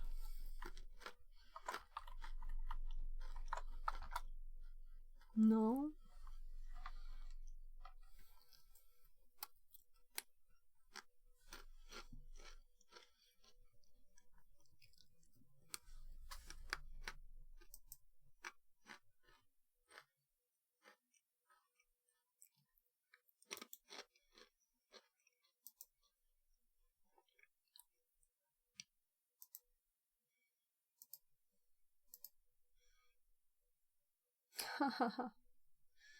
Yeah, that's not it.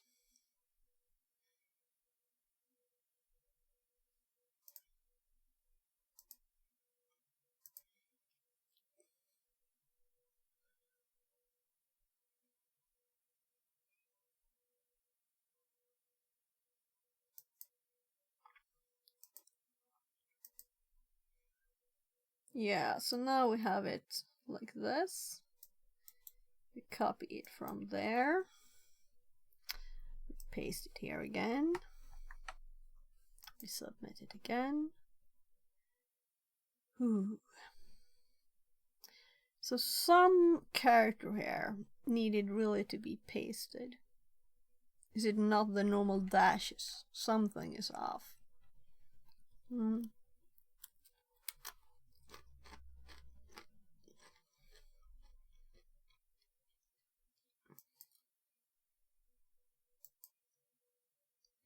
9A 01A 4696 4696 7E 35 4B 35 4B 00. So it is definitely right. Same. Let's close Discord too and this.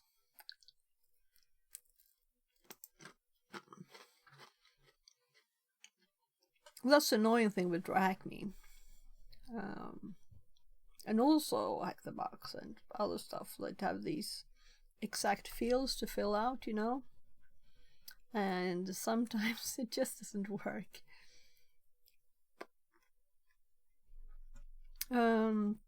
Wireshark calculates the number of investigated packets and assigns the unique number. So my problem here was that I was typing it in from there and not copying it due to this mess. I thought it was easier to copy it, or type it instead of copying. Well. Calculates the number of investigated packages and assigns a unique number for each packet. This helps the analytics process for baked captures and makes it easy to go back to a specific point in an event. Go to packet. Oh, I didn't know that was learning things again here. Packet numbers do not only help to count the number of packets or make it easier to find and investigate. Only navigates between packages. Also, find a packet particular part of conversation. You can use a Go menu. Control G.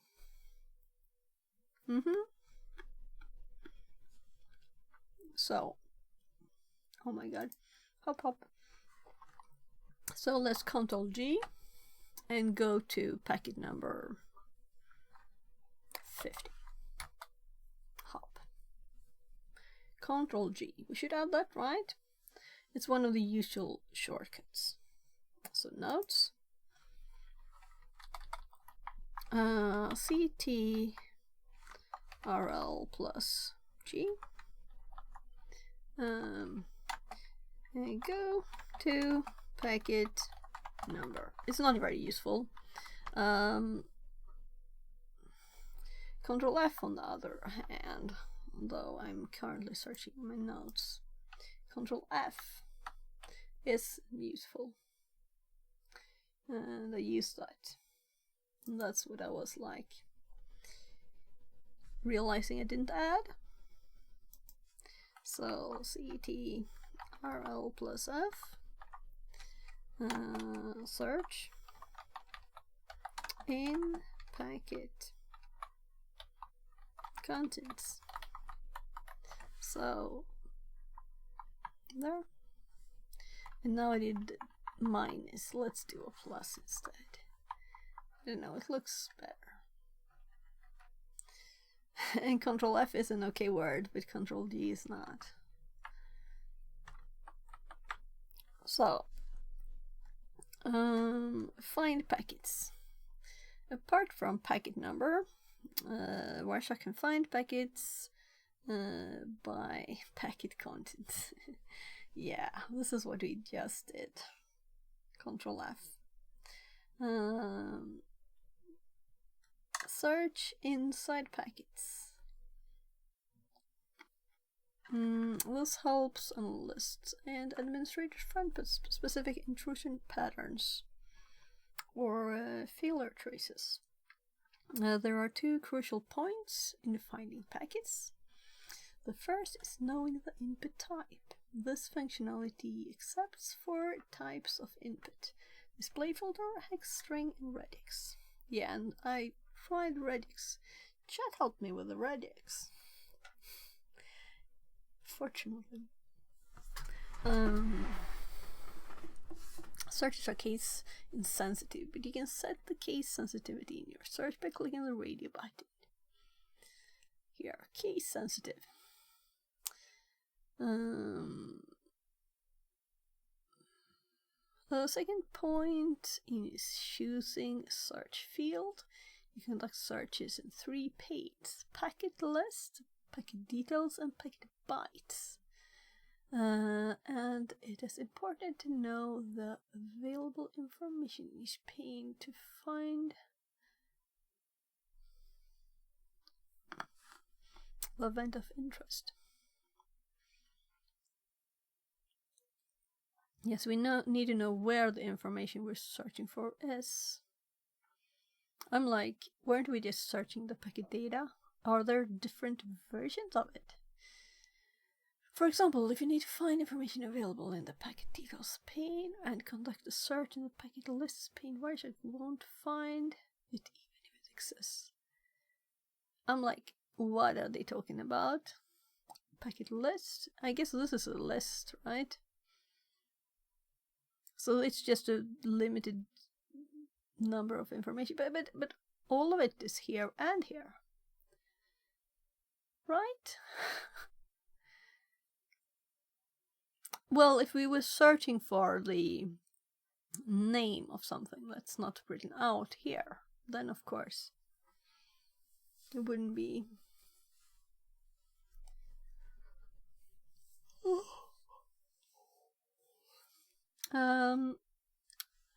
So we were on packet 38, right? And we just copied this. So let's say we search for etag with a Control F. And packet details is the default. So let's search in packet list for etag. And it's not case sensitive, meaning we can do lowercase e there too. Narrow and wide. And it's just a string, not a regex or anything complicated. And we search this, and no packets found. We just search the list. Now we do bytes, and try and search here, and it found it. So etag is in the data, meaning we would have found it both ways, and that's why I'm thinking this is odd.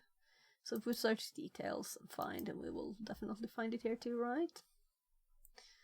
So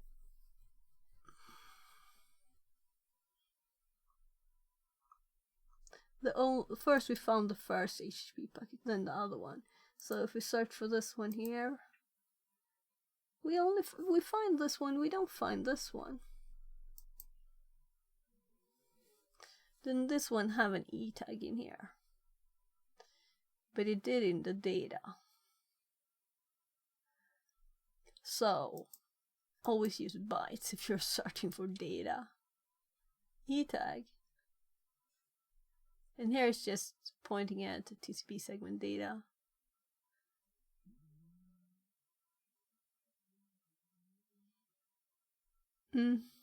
Let's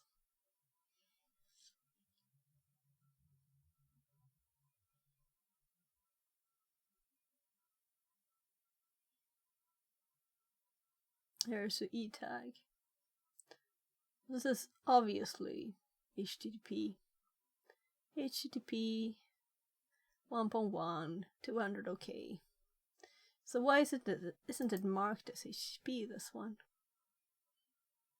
Because it's shown twice? Is that it? I don't get it.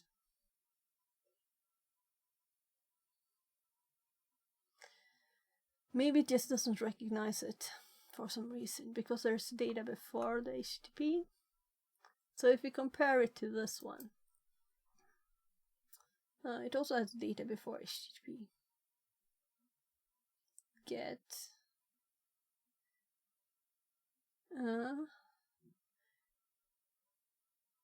where's the interesting. Let's continue. We can dig this more about this and some other. Then we have mark packets. Marking packets is another helpful functionality for analysts. You can point to a specific packet for further investigation by marking it. It helps the analyst point to an event of interest or export particular packets from the capture. You can use the edit or the right click menu to mark and mark packets. So let's mark our 38 here. So right click mark. Not very complicated, but let's try the other one. So edit.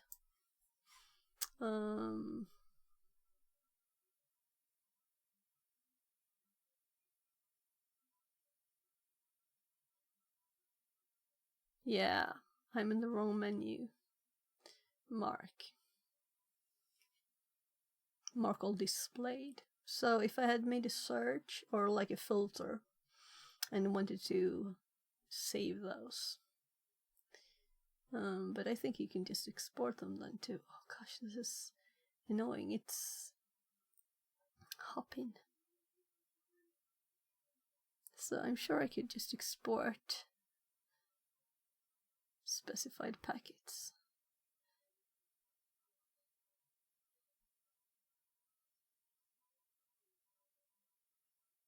So come on, unselect.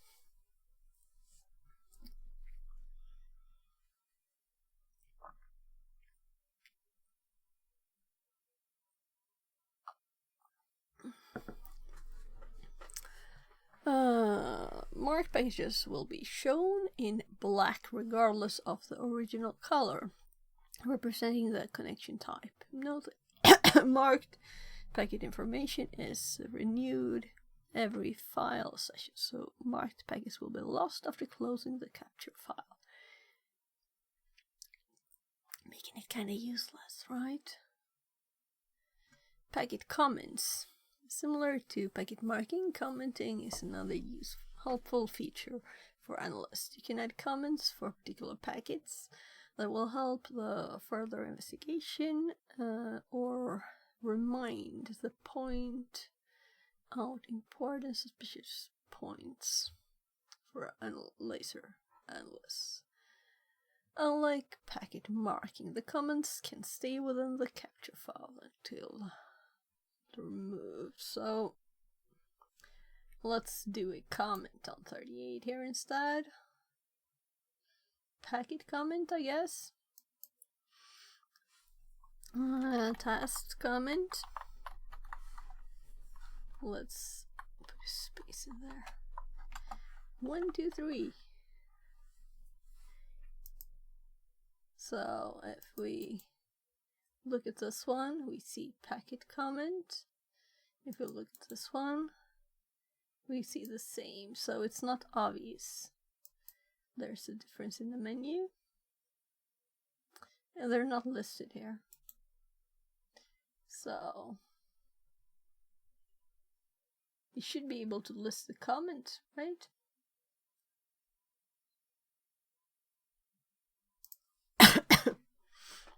So another feature.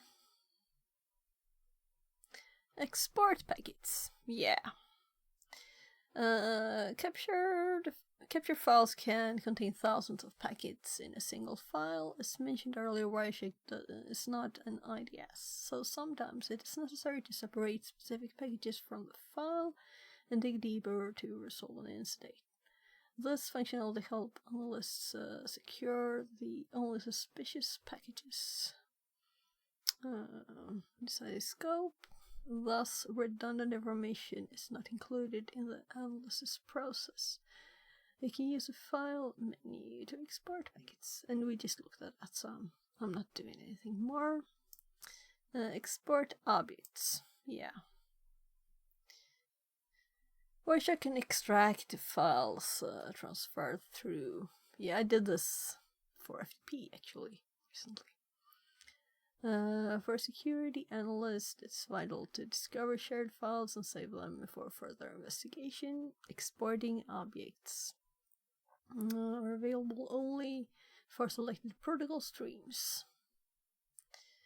Time display format. Me just complaining about the time format, right? Wireshark lists the packets as they are captured, so investigating the default flow is not always the best option. By default, Wireshark shows the time in seconds since the beginning of capture. Yeah, and that's not very useful. The common usage is using UTC time display format for a better view. So let's do this.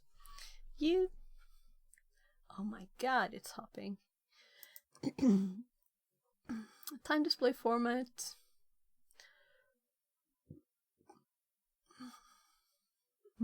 My menu is not the same as theirs, but it's similar enough, I think. Yeah, it's kind of. I just thought it was another line there because of the screenshot is. I think this is the one they wanted. We don't have to select the same. Well, I definitely don't want this one.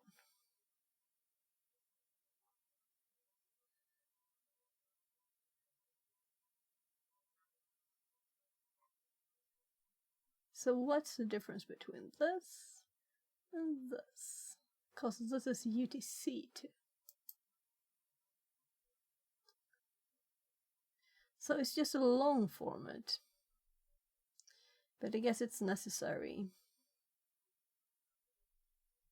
Since it's kind of quick. Seconds are not enough. Okie dokie. So if we were to want to know the actual time of it,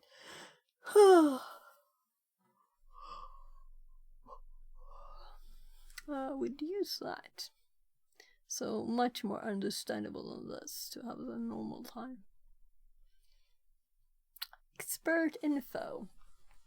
Wireshark also detects specific states of protocols to help analysts easily spot possible anomalies and problems. Note that these are only suggestions, and there are always a chance of having false positive negatives. Expert info can provide a group of categories in 3 different severities. Details are. So I'm like, why is it called expert info? I don't get it. Chat. Blue. Information or unusual workflow. Note sign. Notable events like application error codes. Let's see if we have any of those, right? So these blue are just from us clicking. So this is all green.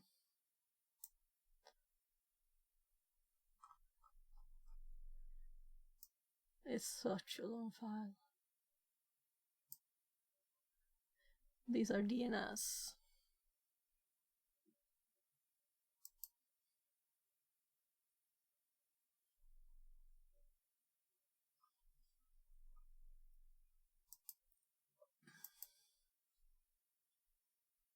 Standard query response, no error. Is this considered blue or cyan?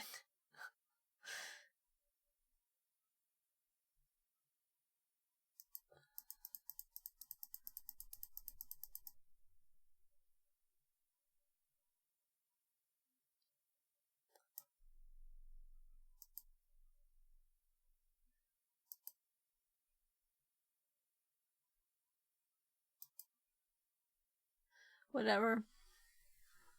Not a good file for that. I've never seen such a file with just green. Oh. Yellow. Warnings like usual error codes or problem statements. Error. Red. Problems like malformed packets. Frequently encountered information groups are listed in the table below. You can refer to Wireshark's official documentation for more information on the expert information entries. Why do they call them experts? That's what I want to know. Group, check some comment.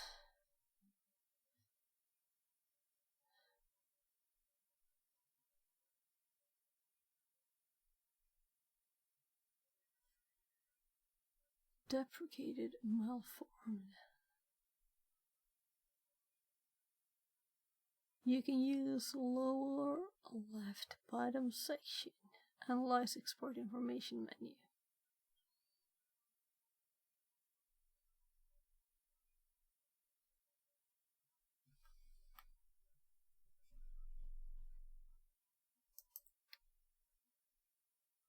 We click this before. Look what happened when I just clicked something. Was it still there? No, it's gone.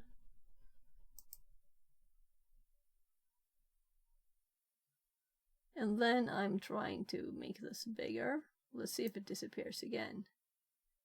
No, I can see it still. Come on, come on. There. So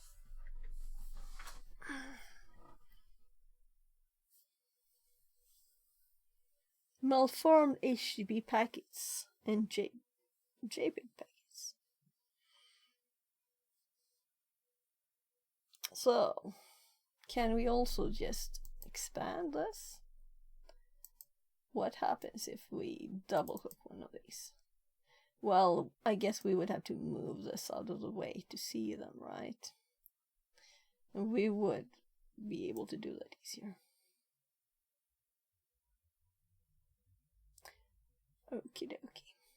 So this is useful. This is very useful. Do we want a screenshot even, maybe?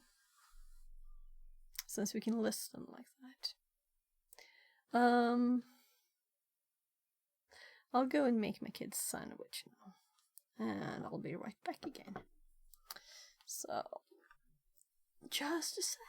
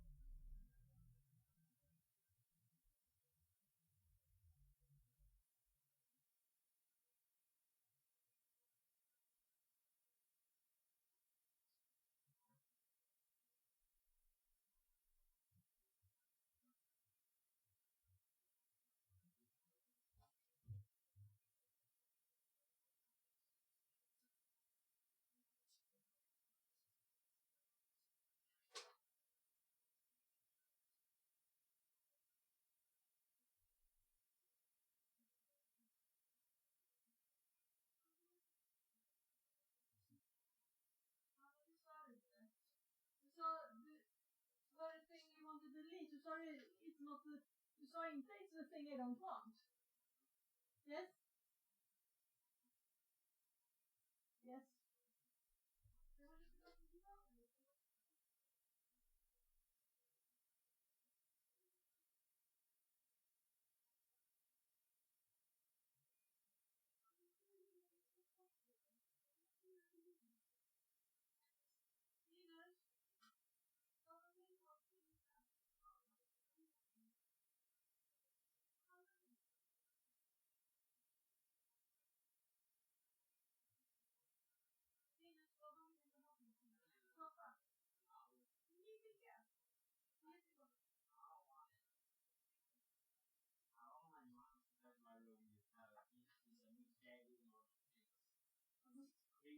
Did they roll me?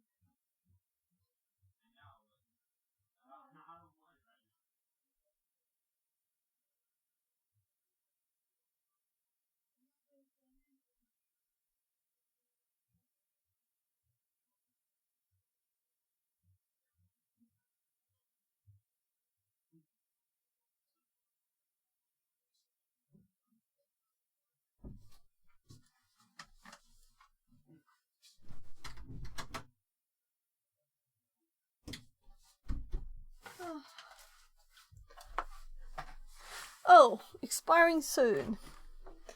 That long. Time flies. So I didn't think this would take that long, actually. 3 minutes. Let's. I think I'm. Whatever. Let's just continue. All right, I got a sandwich too. Just get it.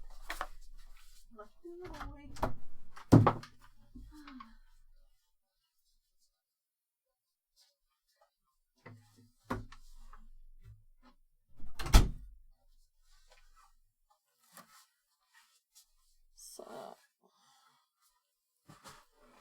right, so we found this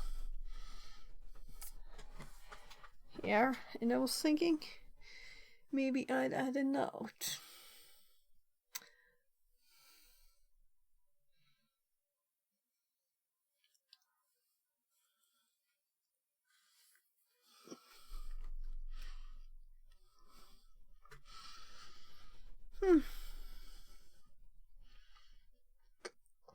I still don't get why they say expert information. Easy found information.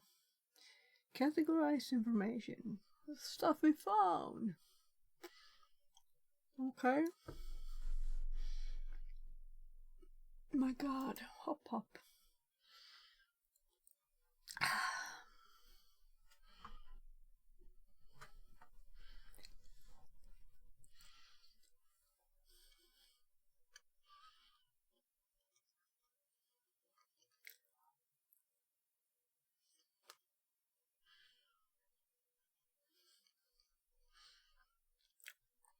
So what I'm thinking is, do I want the screenshot?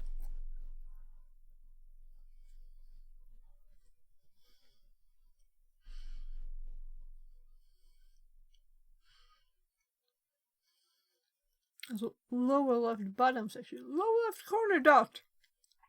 Let's write that in our notes. So,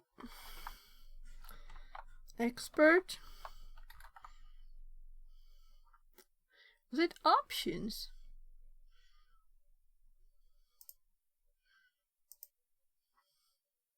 Information. I mean, it's not really. Information.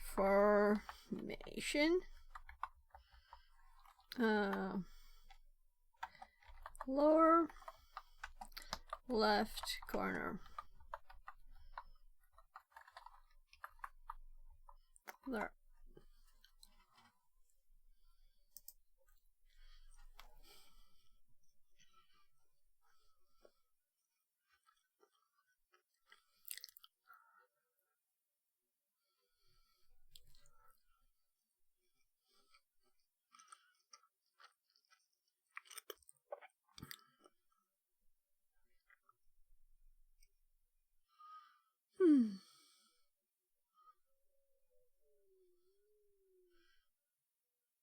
So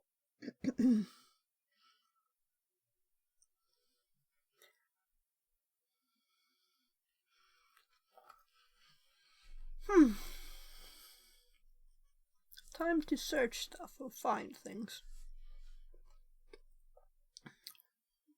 So search for R4W in packet details. So just click here, do Control F. Oh, actually removed Control F.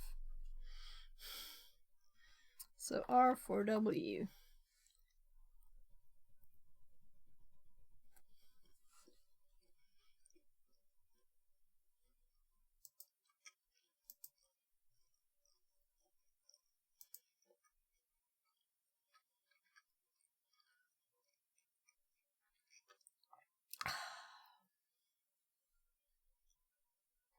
What is the name of artist 1?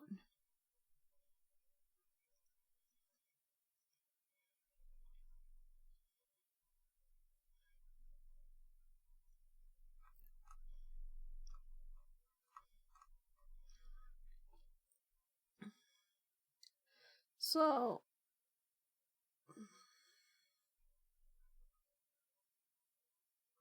I'm mostly thinking, why didn't we search for artist?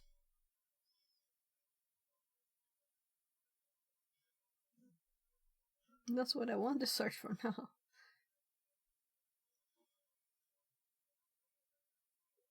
Test and demonstration site for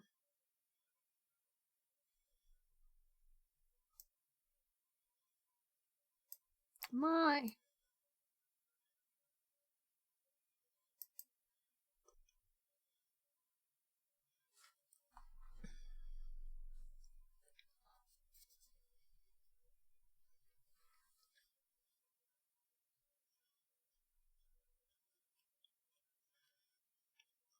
artist 1.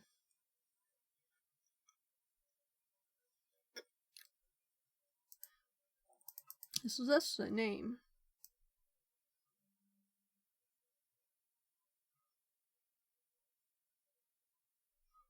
I guess it is. Do we dare to type it?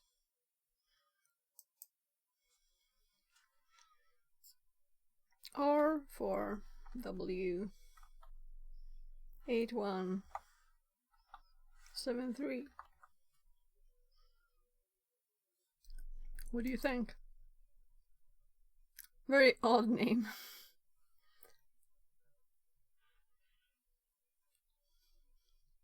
Go to. So Control G.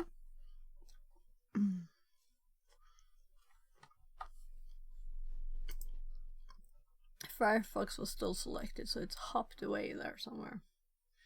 So let's just click here, Control G, and 12.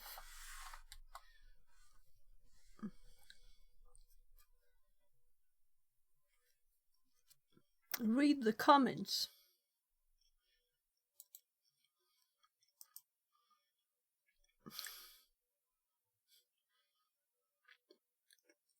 This is not a flag.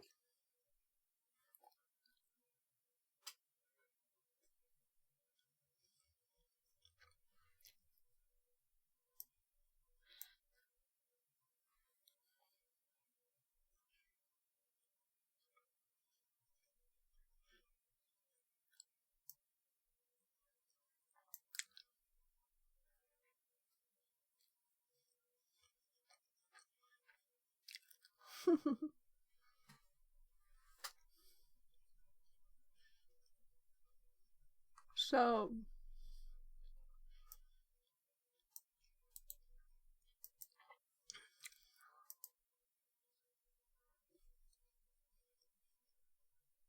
Crash System says. Ah, it is Wireshark. we're doing some finishing the 101 path on TryHackMe. Let's see, let's go to this packet here. Why can't I do it? Can't do it with this up. Look at the packet details plane. I'm not gonna remember this, am I?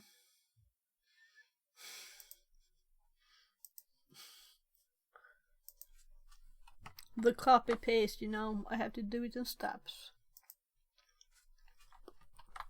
There, now we have it saved. The instructions. So, oh my god, it hops. Copy that.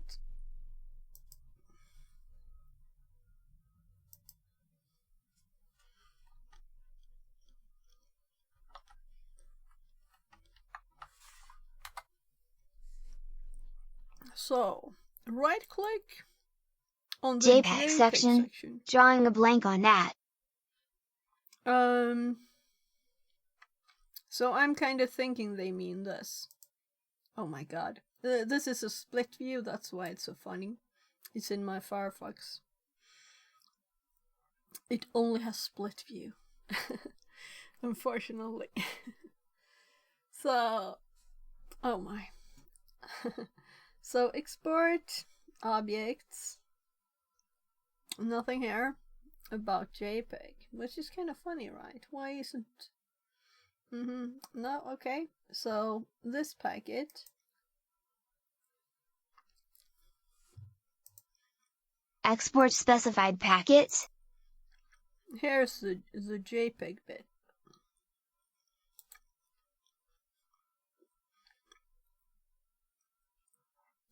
Export packet bytes. Ah, okay. So, I thought you were looking to a DNS packet.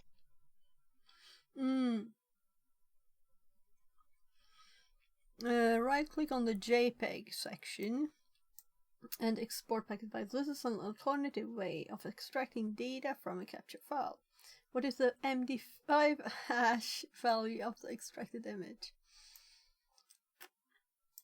Okay, so extracted .jpg, I guess. And oh my god, why couldn't we have had RDP to this one? That would have been so much nicer.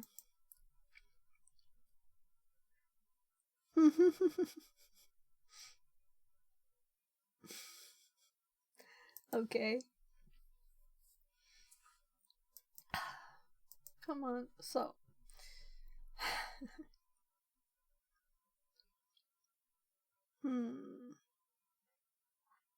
So I'm thinking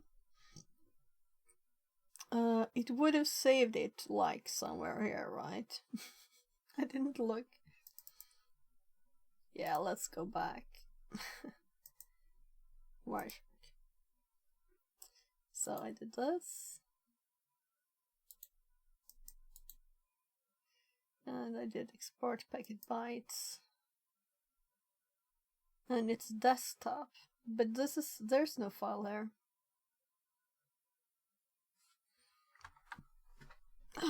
And of course tab doesn't work. So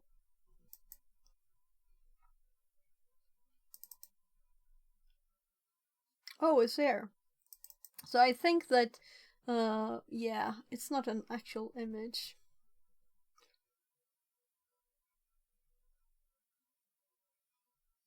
So not that it matters, but if it was an image, we should be able to see the stuff about it here. Maybe I don't know.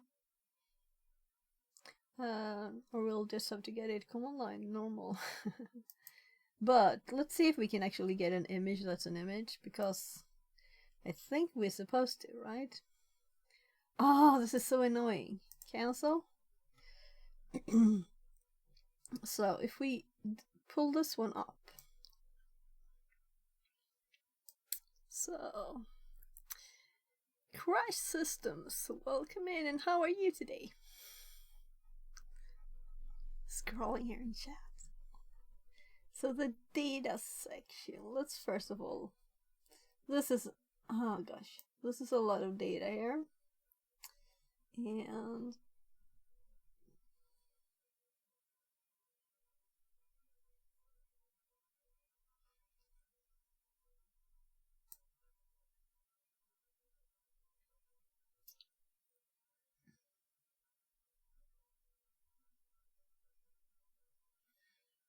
could this be like?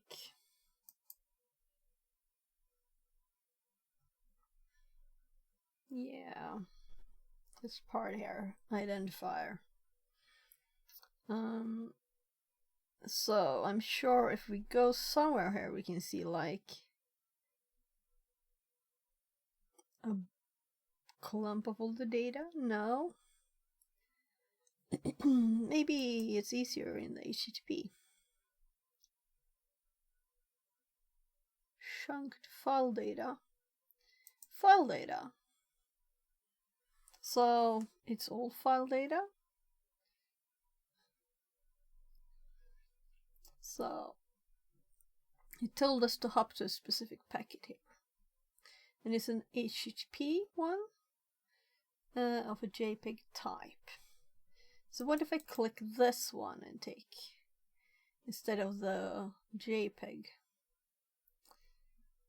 and do export and call it extracted to .jpeg.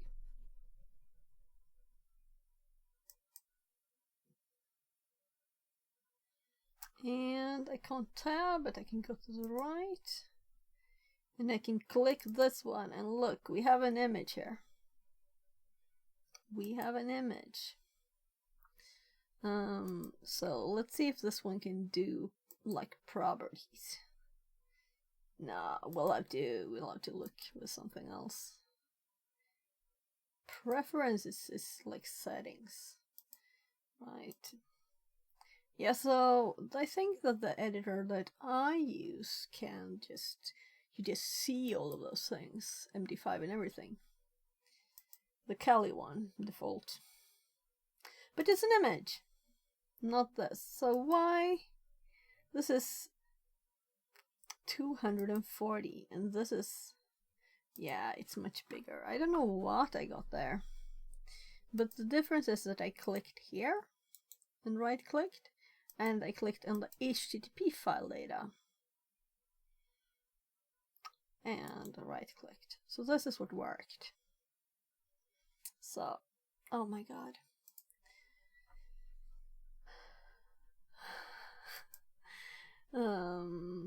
I don't remember the commands. Go into my notes and I think I have, yeah, so we're having Wireshark notes up. And I think I have this in like file stuff.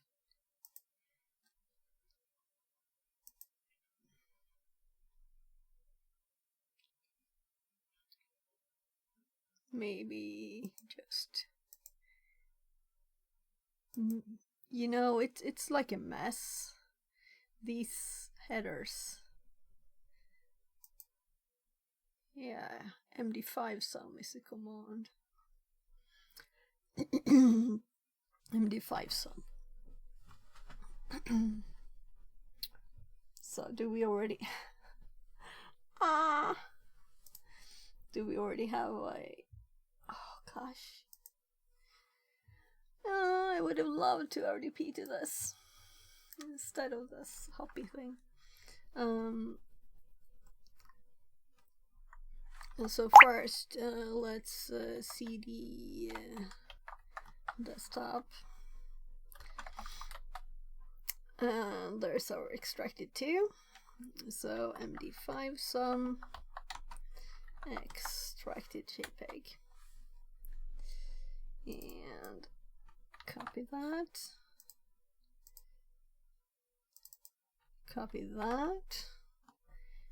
and going to MD5 hash value of the extracted image. So, but that was a fun one because it wasn't just go to this, what is the number, like we can see clearly. We had to do something more. I don't know what it had to do with Wireshark. It's just a fun thing. There is a TXT file inside the captured file. Find the file and read it. What's the alien's name? Oh, it's more fun stuff. Good thing I didn't delete this.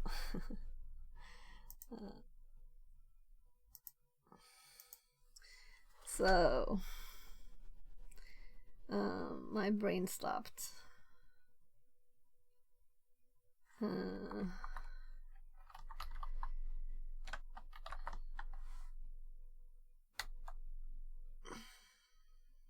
No, it doesn't exist. So, unzip.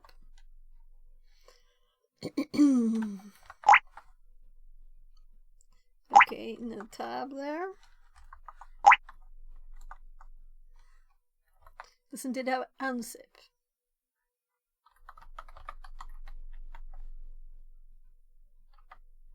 Why did I select the long file name?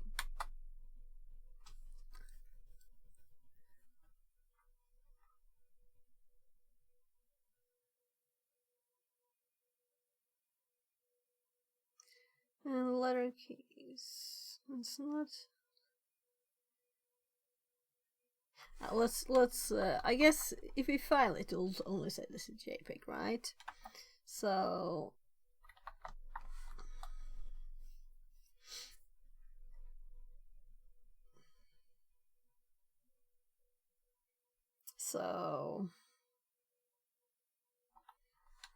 I don't think it will help if we do this, right?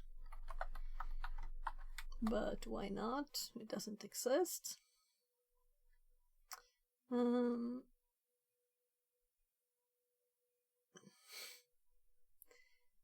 I don't think we can do lie.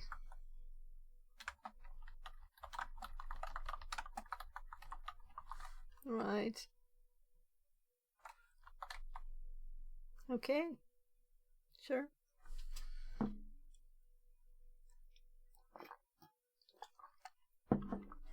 If we can install stuff, I don't mind. Just checking the time again here. Let's see. Yeah, let's add an hour on this. I didn't expect this in the Wireshark box. Wireshark Learning Room Basics. I guess we should just read from the PCAP file instead, right? We could just search for alien in there. So go back to the data. I'm just having fun. Thesiat says, are we looking at network packets today? Hi! Hi, Shyhat. Oh, it doesn't read it when it's an @ character there? Wait a sec, I'll fix that. So let's configure the TTS. So speak at names. You didn't read it, right? I didn't hear it, at least. Maybe it's just me. So at. Did it speak it? Don't speak at references. Yeah. So it said other people's, but it didn't speak my own either. So there. Hopping that back. So how are you? So we started with some Pico CTF actually, because I had done that like once. Now we did a bit more, and then I wanted to finish this Cybersecurity 101 path. So I have a few rooms left. It's like 92% or something. So Wireshark was one of them. So we're looking at basic Wireshark, but apparently there's some other stuff in here too. And now apparently Benwalk is installed, so then we have to try, right?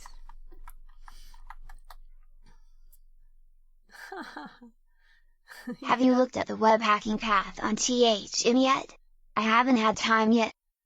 Yeah, I looked at what it contains, but we could look at it again. Let's see. History, clues tabs. Yeah, I think it's this tab. I hopped to that. I'm doing this one. Okay, let's just hop to learn. I saw that they added it here. So it's a part of that. Oh, look. It actually opens up a tiny window for these here. I haven't seen that before. So it seems interesting.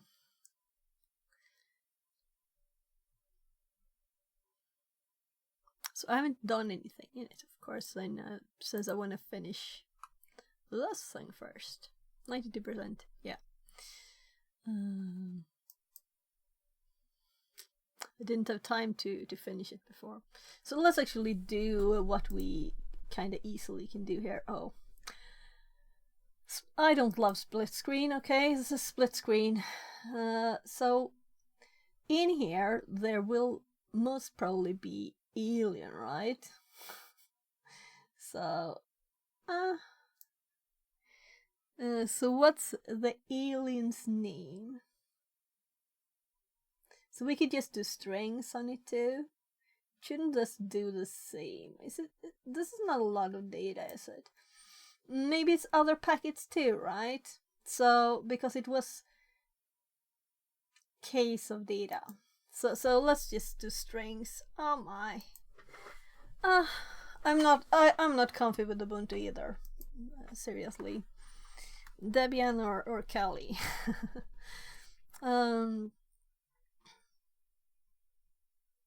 As little UI stuff as possible.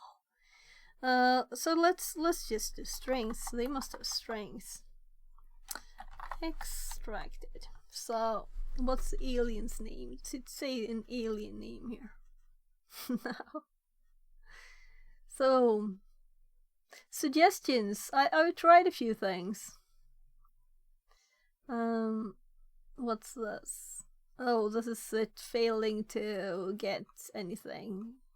We did have permissions to install stuff, but we can't reach to install. We can't reach the server, so it's bye-bye. And it's overridden all of the history. It didn't have exiftool, it didn't have binwalk, it didn't have lots of stuff. I think I remember this module, if you want a hint. Yeah, sure. I don't really care about finding the text file in the JPEG, you know. It's I don't care if I get a hint on this. It's not like it's a box. So, if you have a hint, go for it.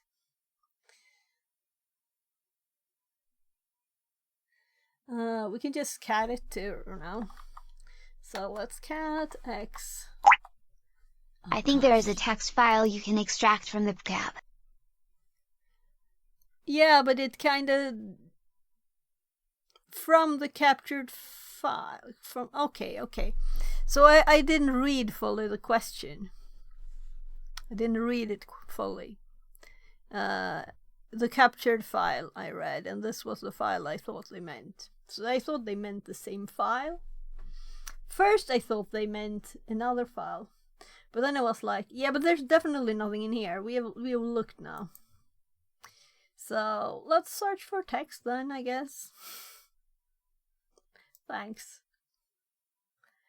I could have looked too much. So text.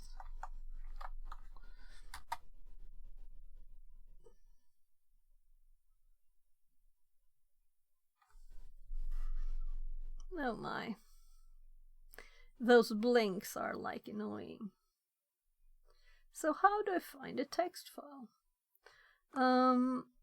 First of all, what protocols do we have here really? Do we have like all protocols? Do we have more? I mean, if it's like suddenly an FTP transfer, it's much easier. I think there's an option from the file menu at the corner of the UI. This thing I did try. But maybe there is something here?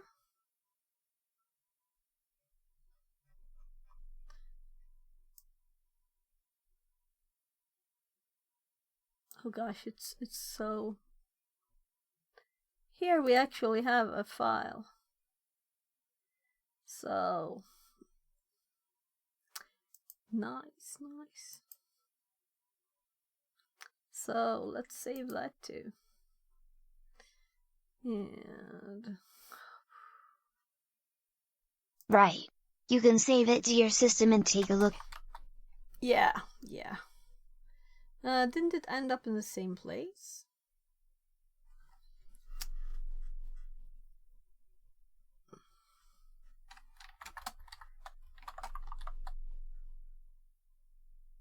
There it is.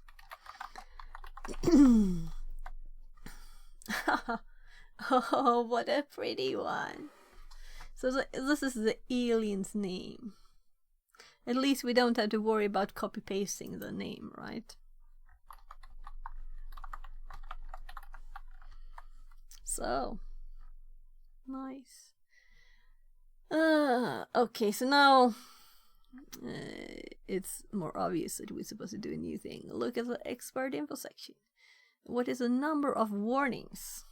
I almost remember it already. So, here. Warnings. We have 1,553.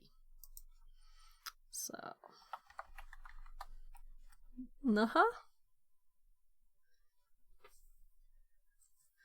were there more warnings that I missed? Were there less warnings? So this is the expert info section. Here is warning. Here is the number. So why is the answer not correct?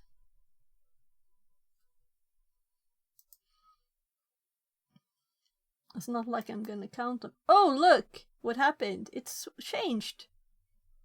It changed. It wasn't finished, maybe? So I clicked this and then it changed. Okay, so we have a new number to type. 1636. So that's annoying.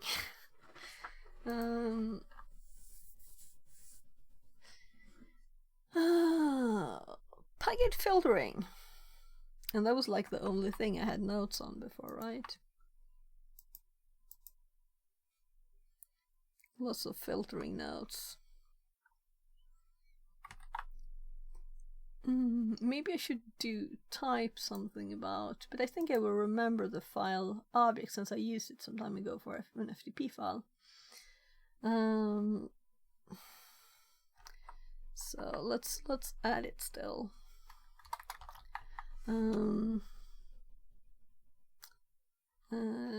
File export objects to find files and some packet types like HTTP, FTP, SMB too. There.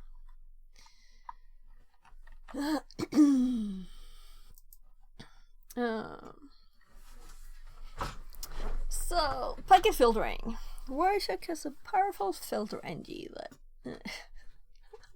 Is it time to stop and you can't read? Engine?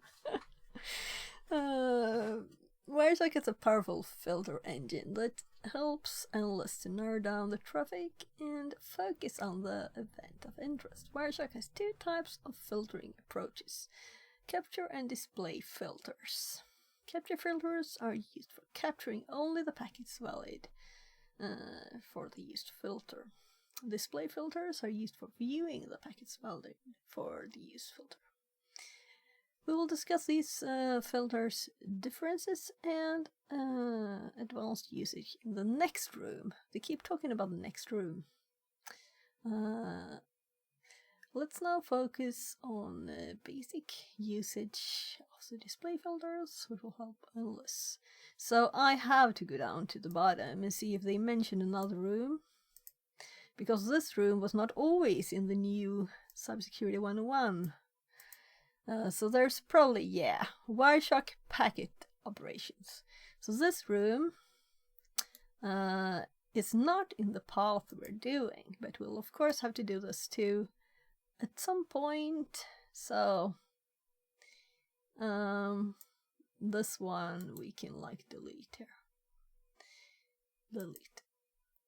So yeah, and I also did this one. I think so. Yeah, I'm kind of sure. It was not today. So let's hop up again to this. So now we know what room they're meaning when they say that.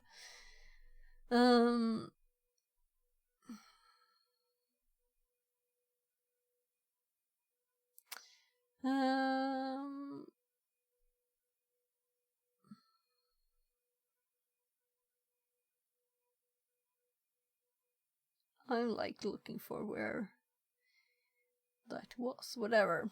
Filters are specific queries designed for protocols available in Wireshark's official protocol reference. While the filters are only option to investigate event of interest, there are two different types of filter. Oh. To remove the noise from the cache file. They repeat so much. The first ones use queries and the second uses right-click menu. Wireshark provides a powerful GUI, and there is a golden rule for analysts who don't want to write queries for basic tasks. If you can click on it, you can filter and copy it. Okay, so that's how people do it. So apply as filter. We're learning a nice trick here now, I think. This is the most basic way of filtering traffic. I didn't know. I've been typing stuff. While investigating a capture file, you can click on the field you want to filter and use the right-click menu or Analyze, Apply as Filter menu to filter the specific value. Once you apply the filter, Wireshark will generate the required filter query. Apply it and show the packets according to your choice, and hide unselected packets from the packet pane list. Note that the number of total undisplayed packets are always shown in the status bar. So, apply as filter. They right-clicked the start here. They have both the number, time, and source.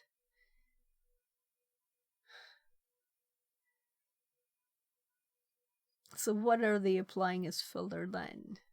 The IP address? Yeah, they have the IP up here. Source IP. So I just thought that this was an odd red. They should have only had the source IP there. Whatever. And we can see here that it changes. And they have the tiny one, HTTP1 PCAP, and we have the big one. So let's do it in this one. So let's see. This IP seemed to be a lot. So let's just right-click it. Apply as filter. Selected. And there. So we just remove that filter again. Let's do another one. So I'm like, of all these packets, was that the only packets from that one? There's just 20 packets. 0% of 58,000. Well,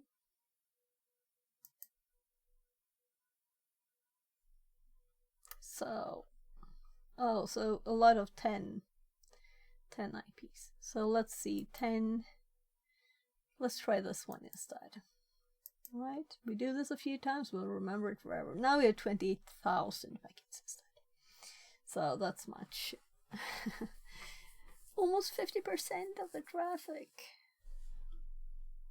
So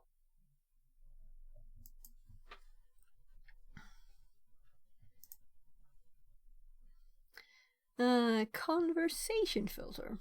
When you use apply as filter option, you will filter only a single entity of the packet. This option is a good way of investigating a particular value in packets. However, suppose you want to investigate a specific packet number and all linked packets by focusing on IP address and port numbers. In that case, the conversation filter. Yeah, I've used this, but haven't thought of it really like that. Option helps you view only the related packet and hide the rest of the packets easily. You can use the right-click menu, analyze conversation filter menu. So let's... If you're ever interested in doing a deeper dive into Wireshark and network packet forensics, there's a good course over on HTB Academy. Okay. Is it free or is it paid? That's the thing. Yeah, I've done Wireshark stuff, and I have like decrypted stuff. I think it's free. Things. Okay, nice. So I did the buffer overflow free ones over there. There was one for Windows and one for Linux. So that's the only ones I've done there so far. Let's go for one here and do filter and then TCP, of course, and then we get both sides.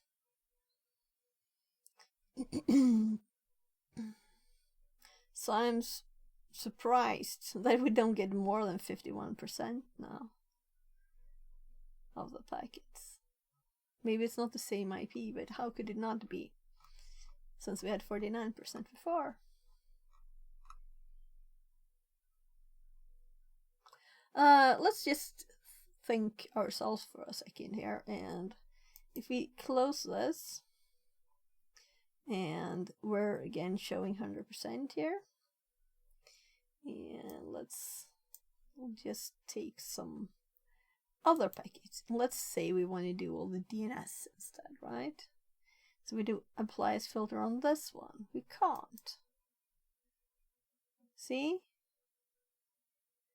Prepare as filter. Yeah, we don't want a conversation. So let's see what it says. So it's just right click. Can you right click it? You can use it as a filter. No, it doesn't seem like that. Colorize conversation. Same but one difference. It highlights the linked packets without applying a display filter.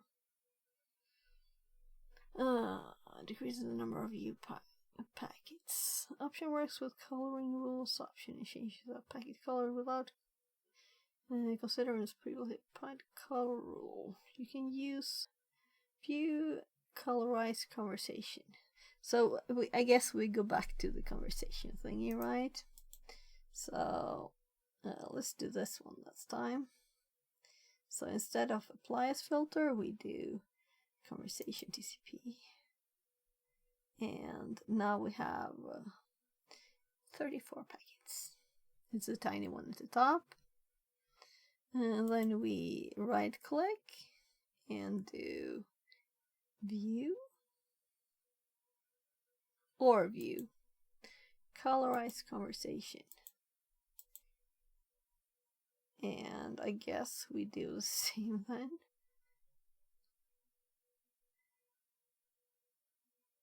Okay, let's just do something. Okay. So did you see how this updated when I scrolled down? It was green before. So if we unselect this, we can now see this conversation among the other packets. That's nice.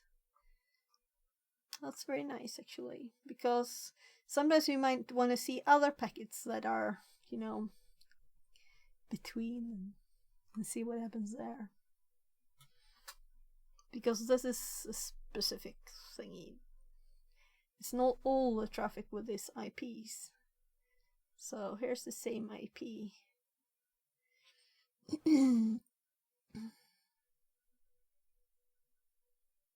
So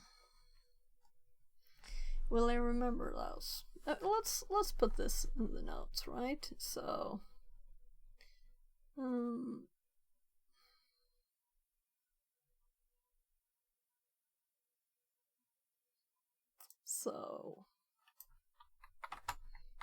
oops.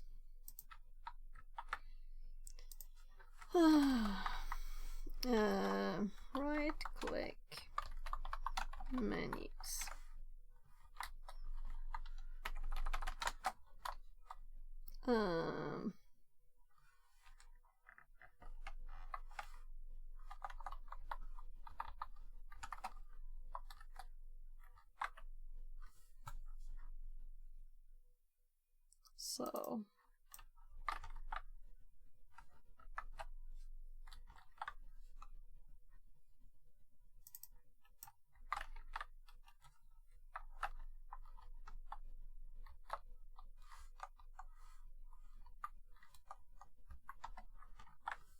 So what else do we have? Colorized conversation, and they're just showing images of it. Prepare as filter. Similar to apply as filter. This option helps analysts create display filters using the right-click menu. However, unlike the previous one, this model doesn't apply the filters after the choice. It adds the requested query to the pane and awaits for execution command. So if you want to add more stuff, or another chosen filtering option. Yeah. So we can like type and then do another prepare as filter maybe then. So let's right click something again, and if this exists, right? So nothing happening until we click enter there.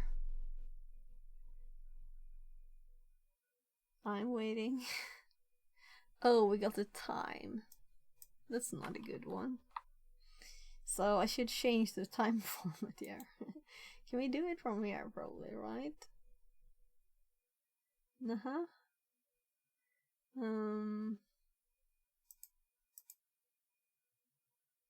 I'm like, where did I set the time?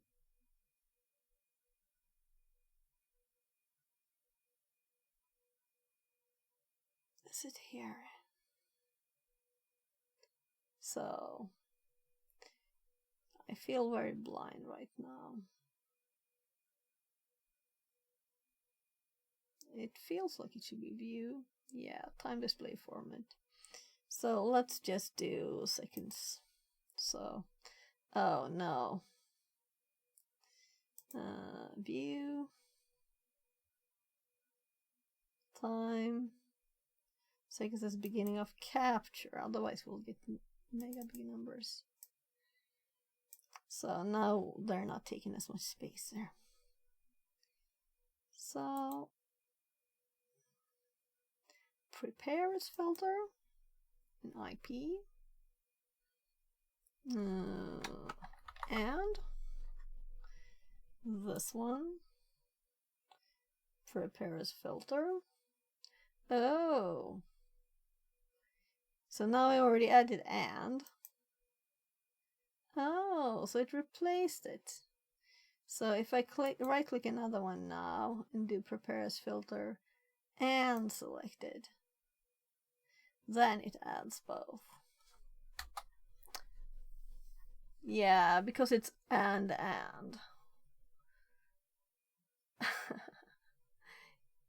No, that's not what I want. I want or.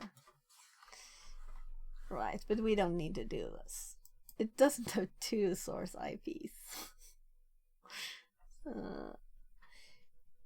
Yeah, so if you're thinking like not human logic but computer logic, I want this and this. That's what a human would say. A computer says this or this much must match the line, right? So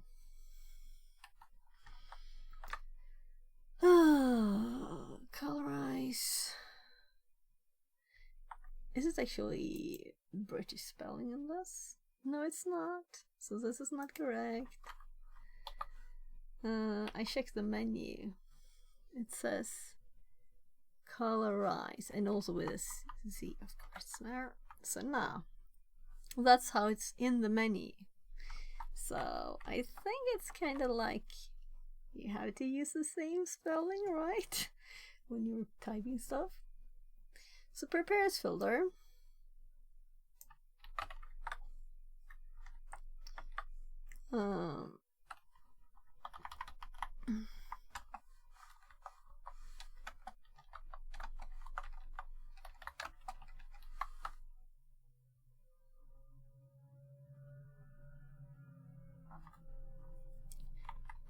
So,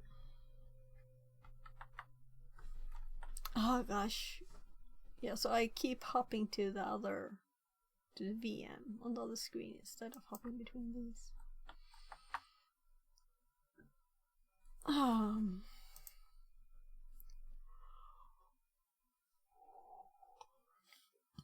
Apply as column. By default, the packet list pane provides basic information about each packet. You can use the right-click menu or Analyze Apply as column menu to add columns to the packet list pane. Want to click on a value and apply it as a column. It will be visible in the packets list pane. Here. Unless just here. Okay, so this is where they're clicking.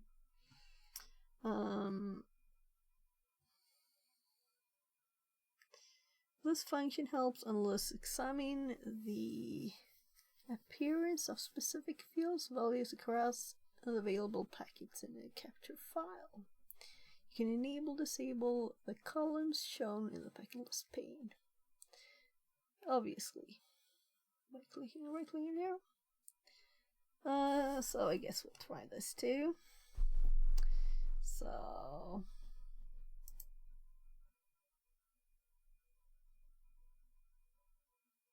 let's do the flags. Something like odd that isn't there, probably, right? Apply as column. So now we have the flags here. So what if I want to change the format of this data?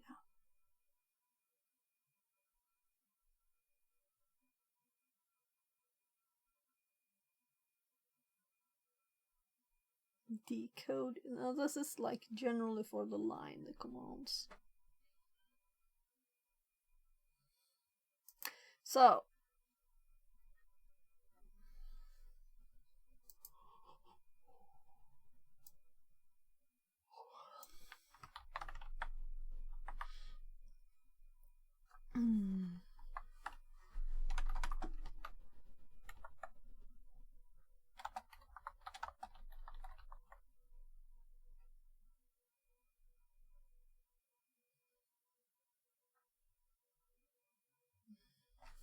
right, so packet details, I think they call it, right?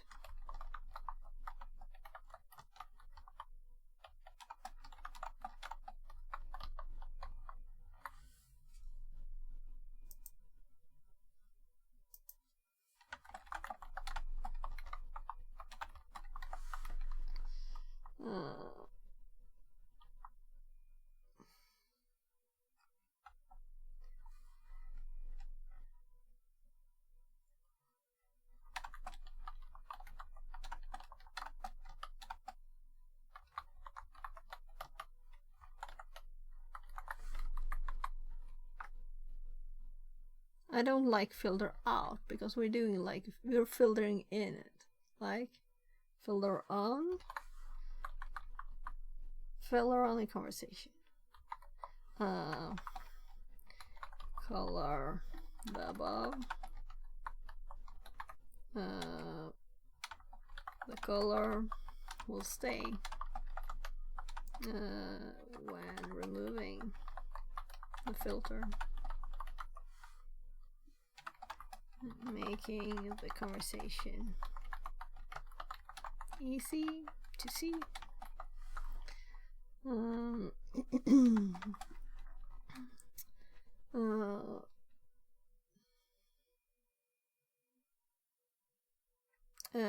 Edit the filter text by clicking stuff.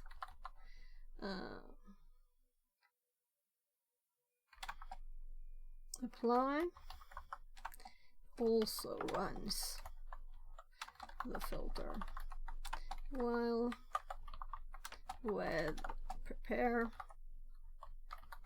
you can combine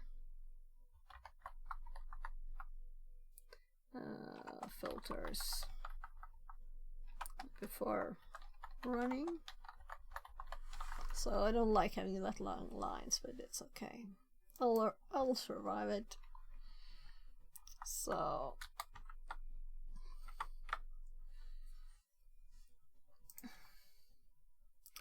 follow stream. Wireshark displays everything in packet portion size. However, it is possible to reconstruct the streams and view the raw traffic as it is presented at the application level. Following the protocol, the streams help analysts recreate the application level data. I'm just taking time and understand the event of interest. It is also possible to view the unencrypted protocol data like username, passwords, and other transfer data. You can use the right-click menu, analyze, follow, TCP to PHP stream. Well, right-click menu or. So I guess we copy follow stream for later. Have to add everything to the notes, or I will not remember it forever, right? Also, my notes are public, so you can just go to my GitHub, and they are there. So, I think there's a GitHub one. Yeah.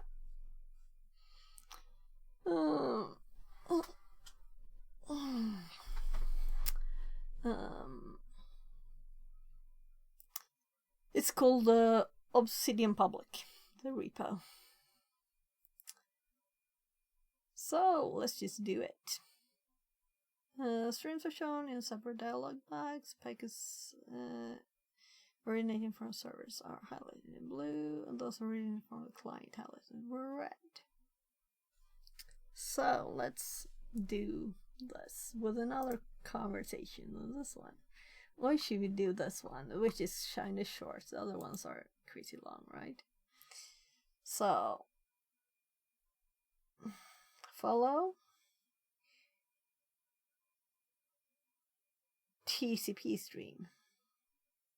Should we do HTTP? That's short. It's a very short one, right? So,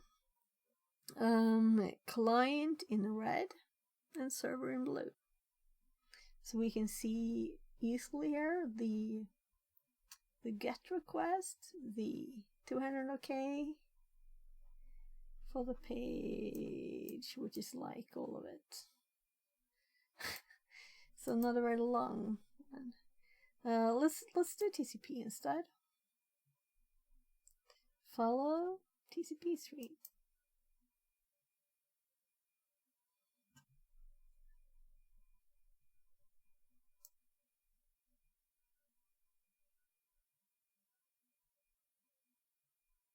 So, and we got exactly the same. Oh my goodness.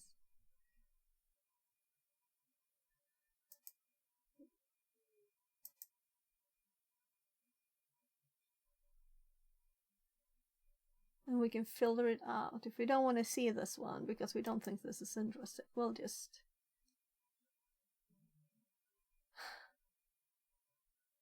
That was not a good one.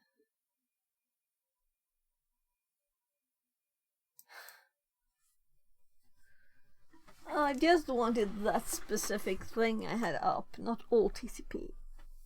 Please. Apparently we got everything.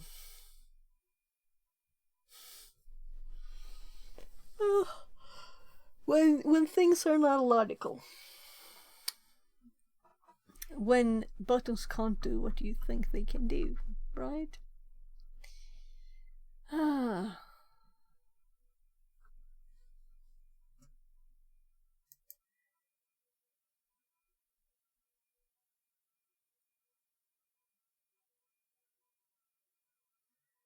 What's odd with this?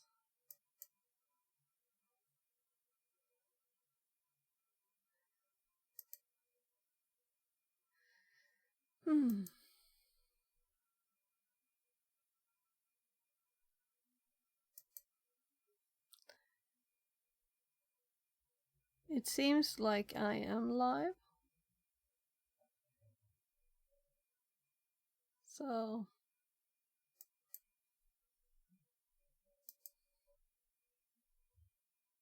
whatever.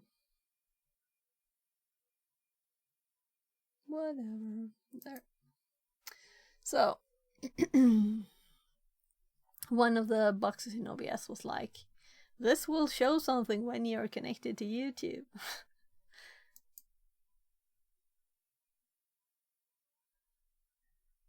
This live control panel thingy. Whatever.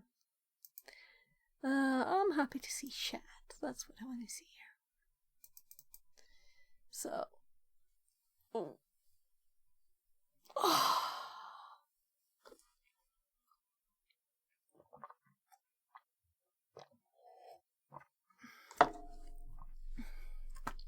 So how much have we left? I'm thinking I have to go check with my kids a bit.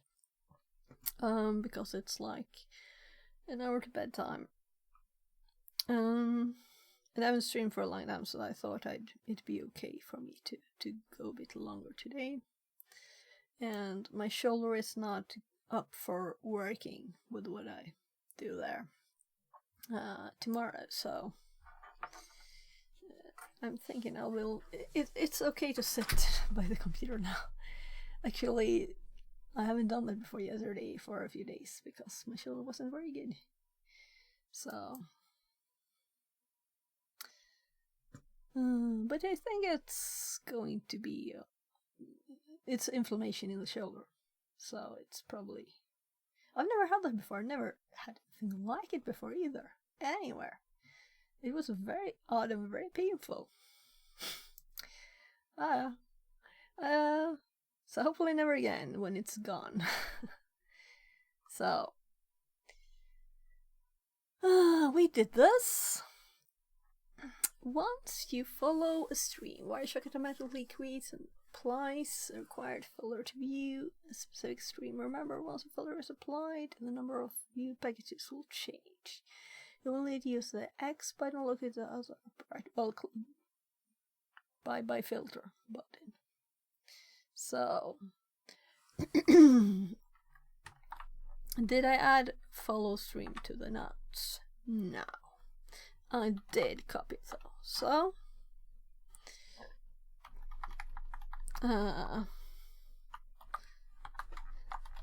filtering by right-click menus. That's what we're talking about. Then we have filters, and this is a second level. Let's actually do a. Well, let's actually put this one underneath that, and put it as a third level, and have it first. And then let's do typing filters. Manual.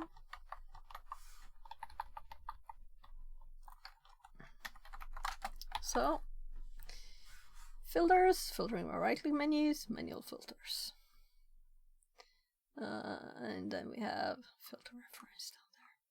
So this is not like organized in any way. Though we have the sample captures here. Maybe this should be like at the top as it used to be.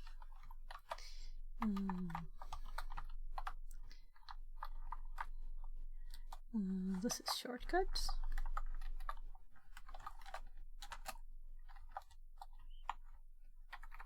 Yeah, 3 levels, okay.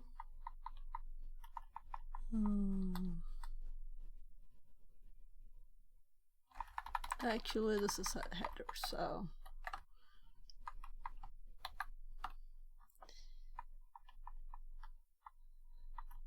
this is like general stuff.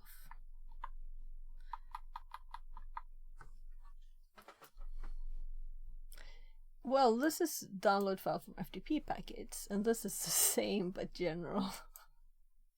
So I already had it in there. I added it when I did the FTP data.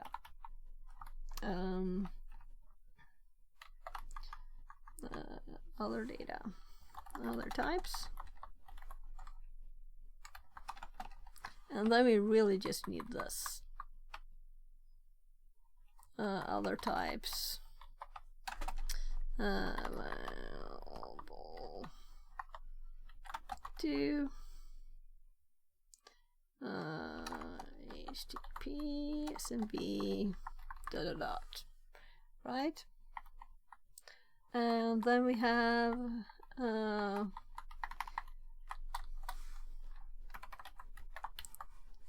there needs to be space, downloading files, extracting, right? Not download. Export files. Get files from FTP packets.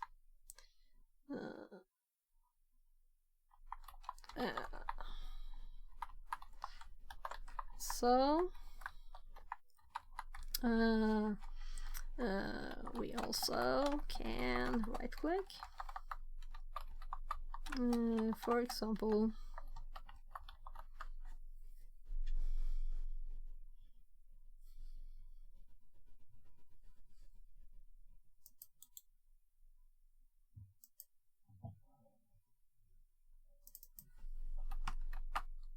I didn't remember this. I remembered 12 though. So this is where I right clicked before. File data. For example, file data and then bytes. And let's see what happened when I right click this.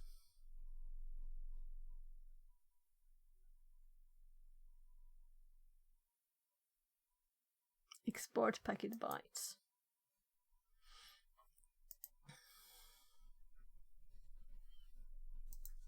And export packets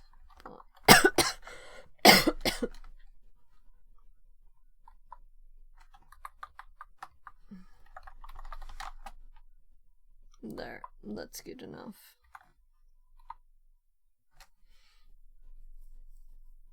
So it's going up the number of nodes on Wireshark in the nodes. Number of nodes in the nodes. So let's do these. And then I'm going to check if my 14-year-old needs more food. I don't think it's... He might want more food. We'll see. Or anything. Use the exercise file to enter this. Go to packet number 4, right? So let's Ctrl G for enter. Right click the hypertext.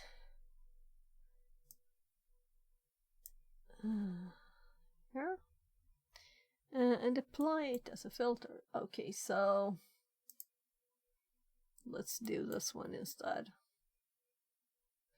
Apply as filter. No, we can't do that. So I can click this and apply as filter. Good. They're teaching still, right? So now we have HTTP, but we couldn't click this. The logic's a logic. Now look at the filter pane. What's the query? I could have answered this without looking. What's the number of packets displayed? So go to packet 337. 90.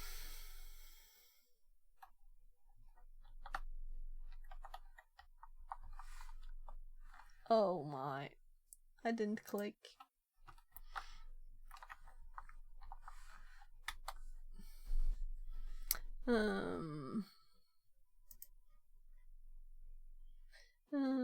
And follow the stream. What is the total number of artists? Okay.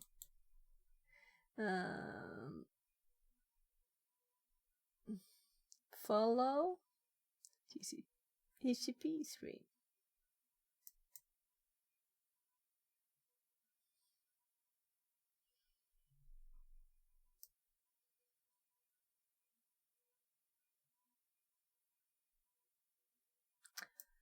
The total number of artists.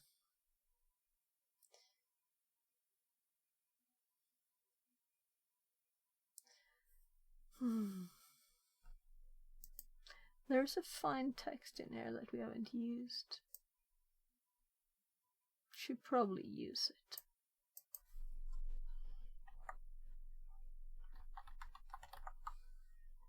If we spell right, it's much more likely, right? That we actually find anything.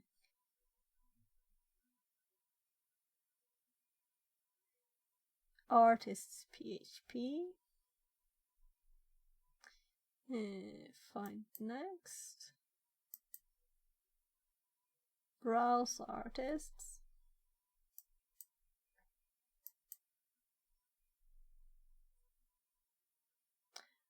So I'm kind of thinking that we should. This is categories.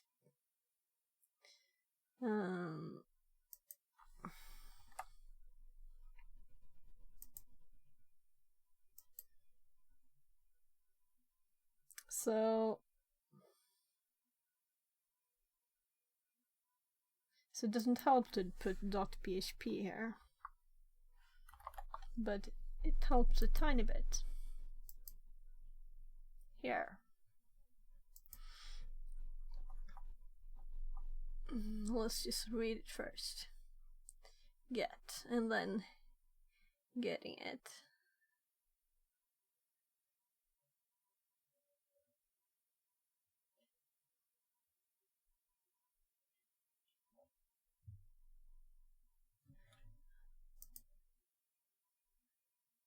Title artists.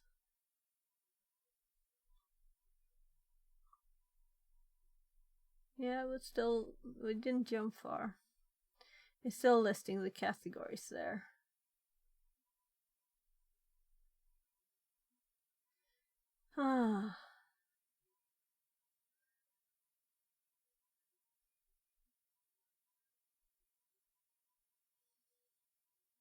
Would be kind of nice to have a preview for HTTP on this.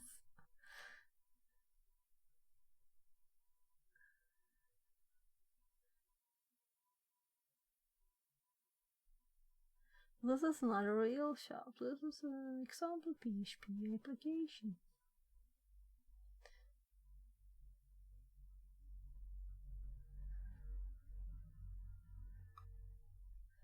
So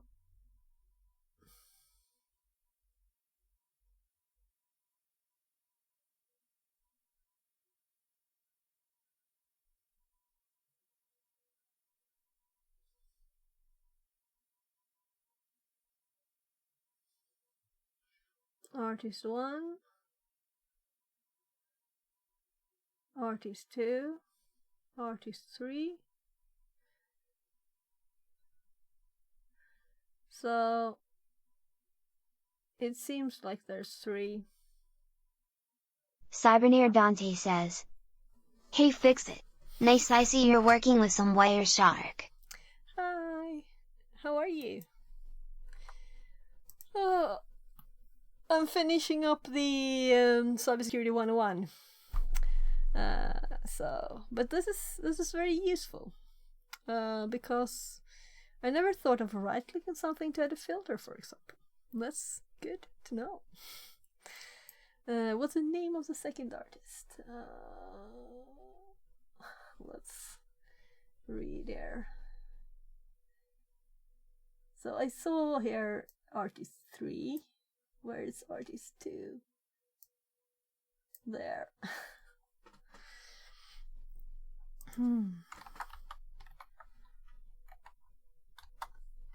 So there it was. Conclusion. Congratulations. So we might do this one. It's not in the path though. So I put Desiat it on the says, list. "Gotta go get some lunch. Oh, Have a great rest of your stream. lunch. Fix it." It's 21 here. So have a great lunch and thanks for being here, Shahad. And I did lurk a bit in your stream the other day again. So, though it was too late for me really to be up. So time zones are annoying sometimes, right? You were doing some basic stuff. So let's see. Yeah, I guess we'll just go to the next room in the path, which is TCP dump. But before I start this one, I'm going to go check on my kids because it's almost bedtime for them, and since I haven't streamed for a long time, I'm feeling I want to continue for some time, and I really want to do the TCP dump. I saved these when I was like running through the rooms because I wanted to really do them carefully. So apparently we're doing magic chemical thingies here, experimenting. So yeah, this will be fun. I'll just go check on my kids and I'll be right back.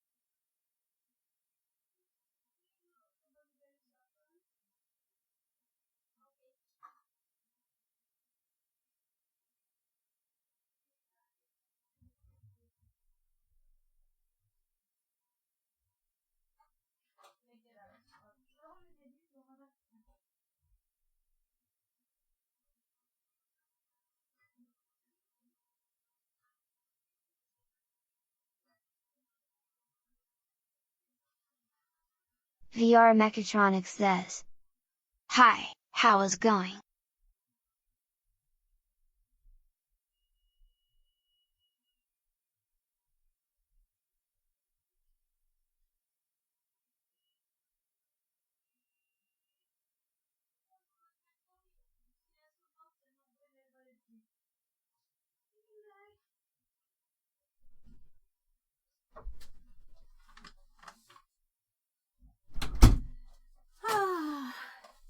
Hi!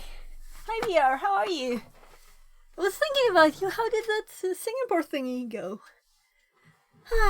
So I just made some dinner or late snack for my 14-year-old, so it's time to get started with TCP dump. And I don't think I've used it. Might have and not remember it though. So the most embarrassing thing that I keep doing is thinking, oh, I haven't got any notes on this, and then I do. So no, I'm not gonna say I haven't done it before I've checked, right? So do we have TCP dump here? Yeah, of course we do, but not a lot.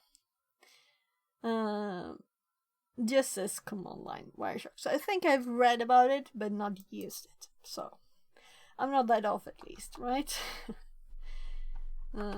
So probably I try Hackney Room mentioning it, but I don't think I've used it. Nice. So I also have, I'm like, so I don't want to make food. I got some frozen shrimp and it's all like a big blob. It'll thaw. Sometime. So I made noodles with meatballs for my kid. And I actually ate that earlier today. Now he wanted it because he saw mine. Like a quick, easy, just a bag of hot, quick noodles. And you just put some meatballs in there. Yeah, right, I was eating that when I started stream. That's 6 hours ago. Well, I have 4 hours more before stream starts. Being hard to copy to YouTube. Well, 3:40 at least, right? So, TCP dump, the basics. Learn how to use TCP dump to save, filter, and display packets. The main challenge when studying networking protocols, let's actually go a bit bigger here, is that we don't get a chance to see the protocol conversations taking place. All the technical complexities are hidden behind friendly and elegant user interfaces. You access resources on your local network without seeing an ARP query. Similarly, you would access internet services for years without seeing a single three-way handshake till you check the networking book or inspect a network traffic capture. The best study aid would be capturing network traffic and taking a closer look at the various protocols. This helps us better understand how networks work. This room introduces some basic command line arguments for using TCP dump. The TCP dump protocols and its libpcap library. Okay, so libpcap. That's what its library. Are written in C and C++. And were released for Unix-like system in the late 1980s, early 1990s. Because they are very stable and offer optimal speed. And they're also this is almost, well, I didn't start using the internet until 1990 something, right? So it's early. The libpcap library is a foundation of various other networking tools today. Moreover, it was ported to MS Windows as WinPcap. Learning objectives.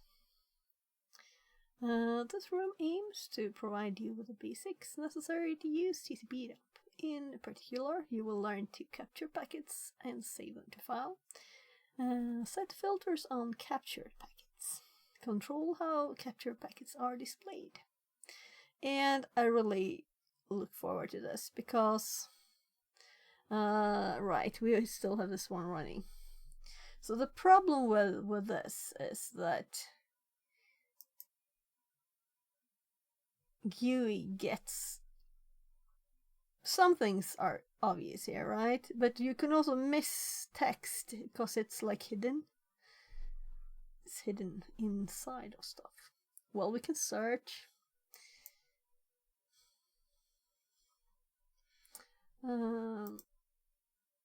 So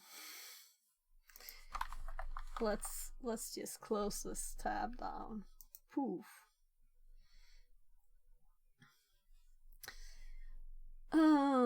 Room prerequisites. We are doing the path. They were all in the path, I'm sure. Not that we wouldn't know networking essentials anyway. Click on the start machine button. Wait for it to boot and follow along. Oh my god, it's another one of these. Deep breath.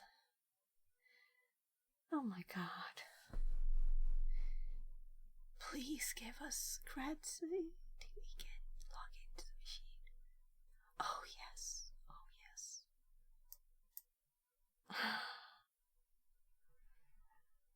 So the other one we couldn't. There was no RDP. This one is SSH.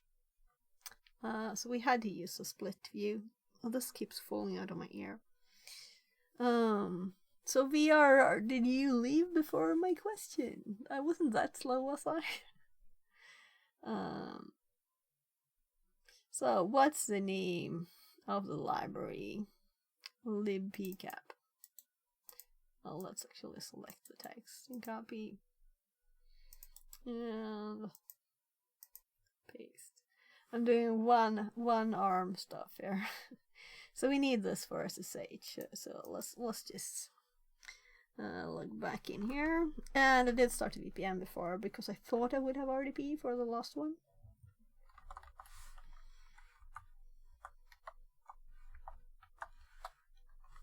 So we can just SSH.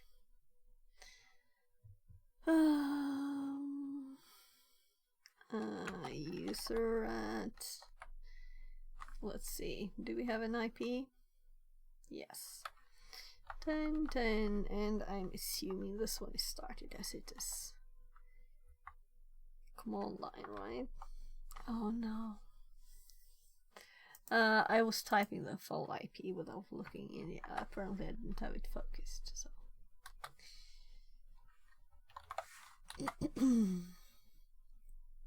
Password is THM123. So here we are. We have a traffic PCAP there. I'm assuming that's what we'll play with.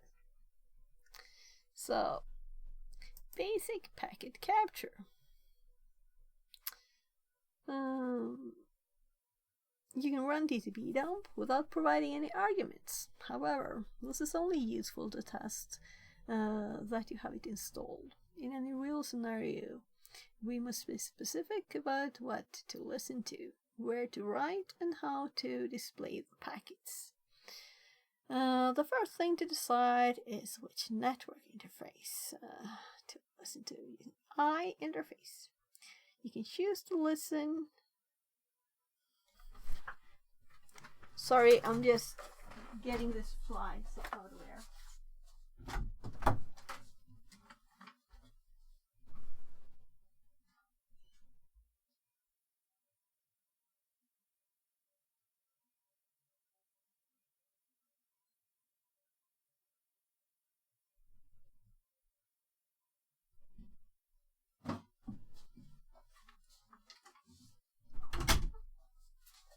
So, looked like a banana fly. I don't know where it came from though. So, I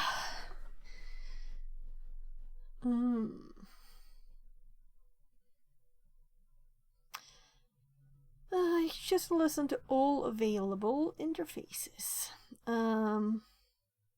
Alternatively, you can specify an interface you want to listen to. So let's make it simple here. Listen to all interfaces. And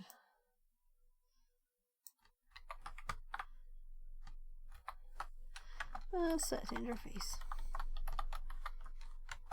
to listen to. A command such as IP address show or merely IPAS. Why show? Never use that. With less available network interfaces. In the terminal below, we can see one network card, ENS5. In addition to the loopback. So I'm going to switch ears because this started clicking again. I don't know what's wrong with this one. The other one is nice. I'm probably fully charged by now. It just said hello. It usually says hello. And the charge level. Whatever. It's still going.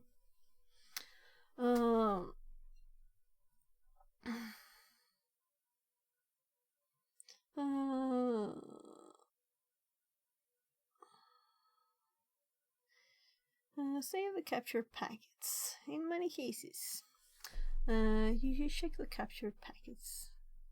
You should. You would like to, again later. This can be achieved by saving to a file, a W file. The extension most common is set to pcap. So let's do file.pcap, right, in our notes. .pcap, right? File to save to.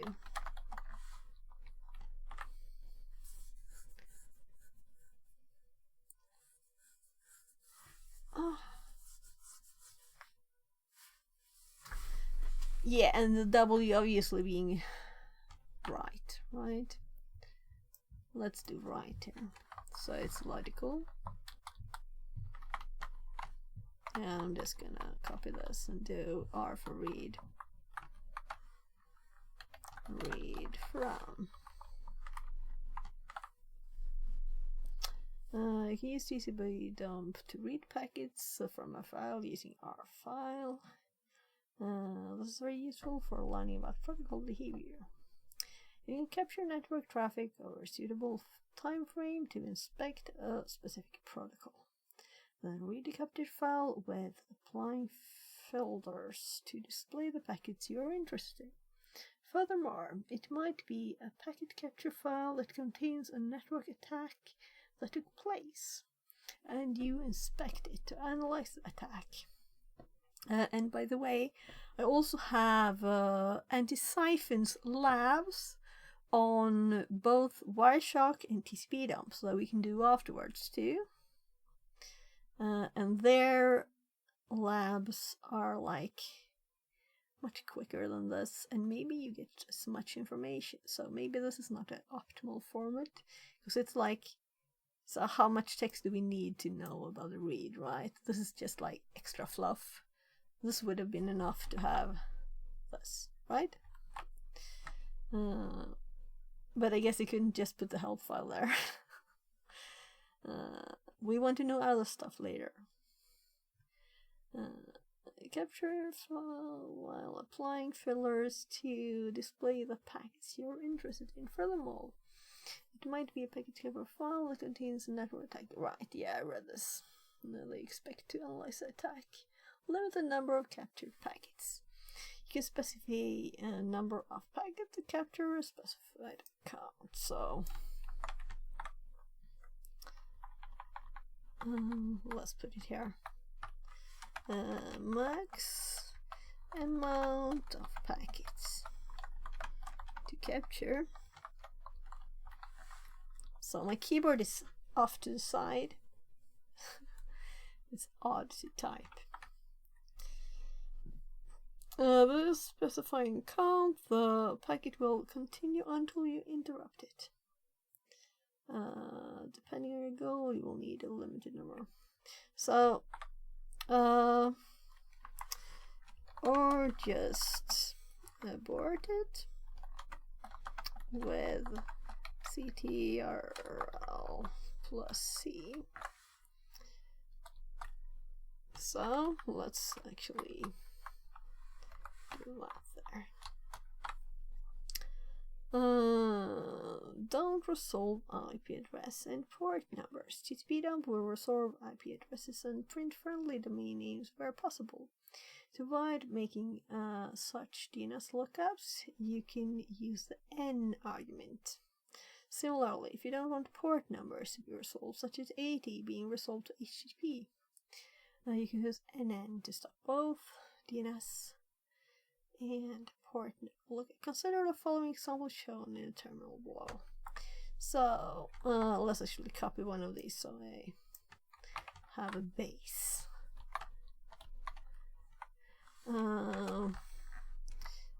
Don't resolve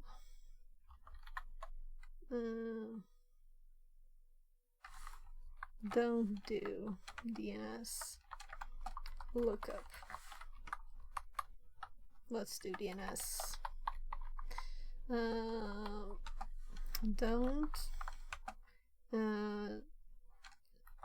translate port numbers to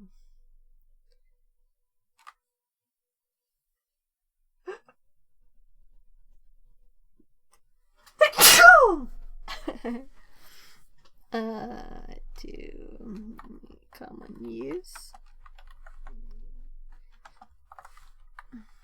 like HTTP, like 82 HTTP. So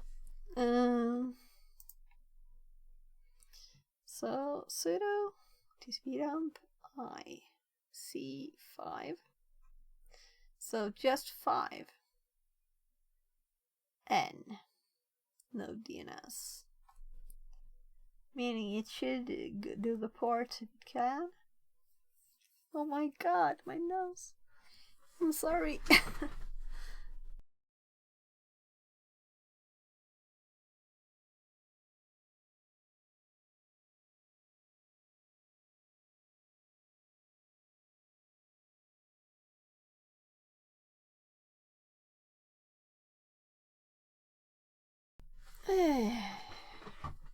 We'll see what my nose does.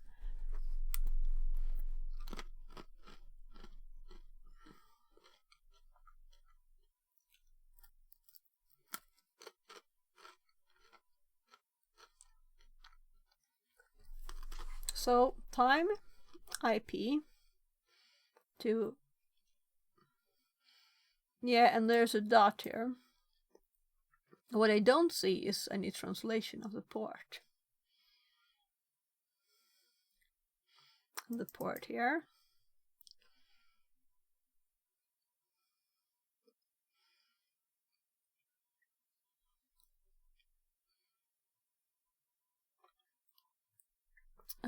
So compared to the information we can see at once in Wireshark, this is not all of the information, I'm assuming, that we can see like verbose, yeah.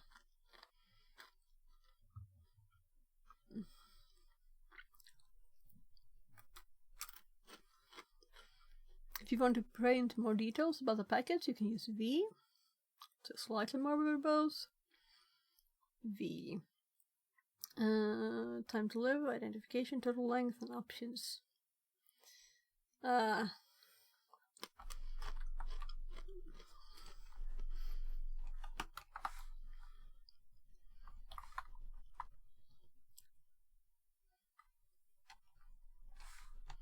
Oh, let's just do this.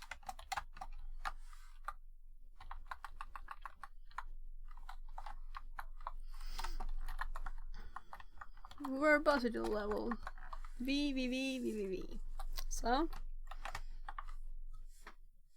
some marine samples.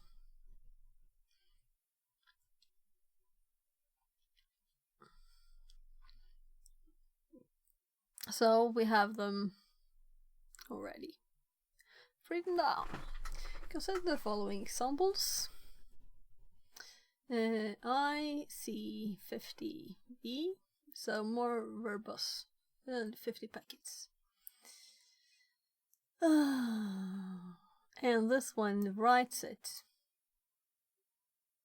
Capture packets by listening. Writes the packets to. Will continue till the user inputs the interrupts the capture page. Pressing Ctrl C. INENN.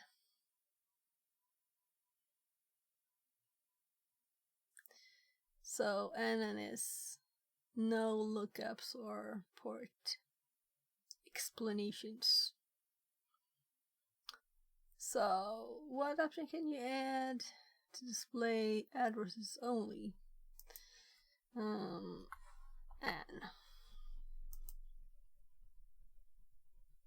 Filtering expressions.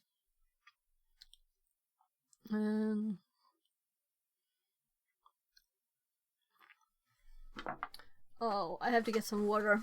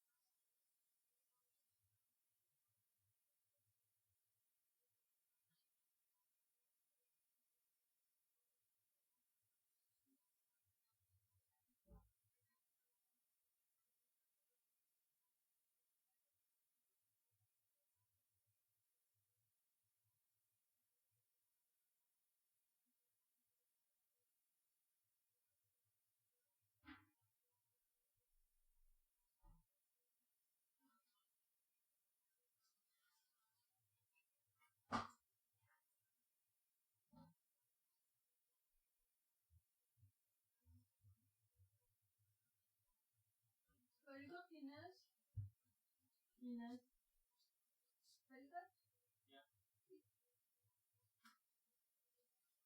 Man kan ha i lite mjölk också eller grädde om man vill.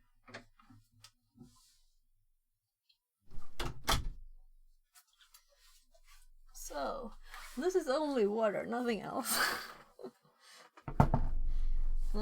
We have Oreos, chocolate. Yeah, so it's not like my food is not slowly becoming not ice. I could have heated it up a bit if I wanted to, you know. I'm more like thinking that I will be doing this for some time more, so it doesn't matter.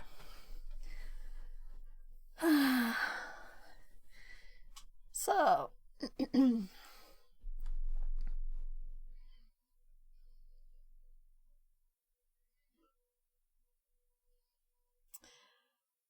so filtering expressions.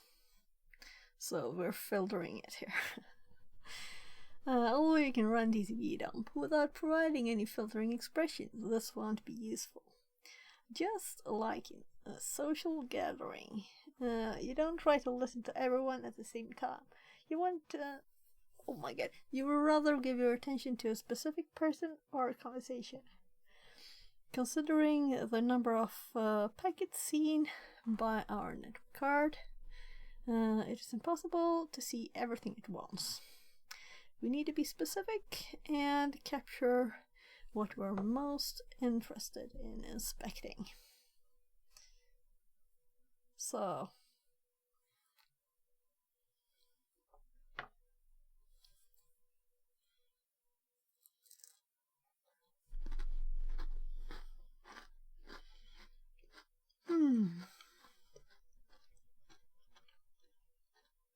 Sorry.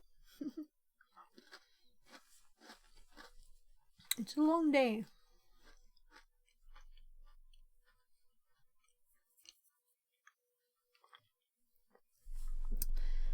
Filtering by host. Let's say you're only interested in IP packets exchange with your network printer or a specific game server.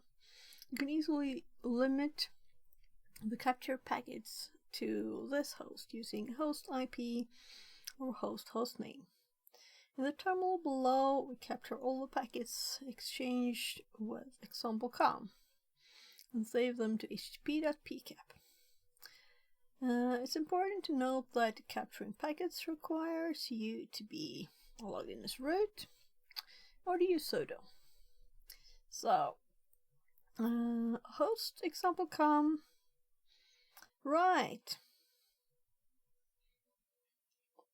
So now we have a host here too.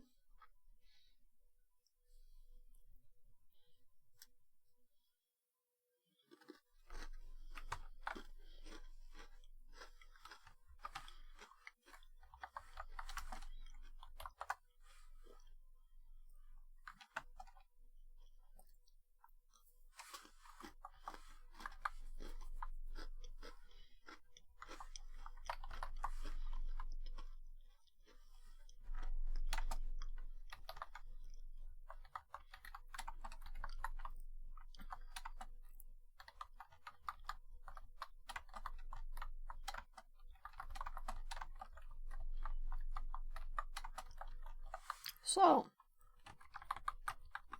my god, I can't spell. There.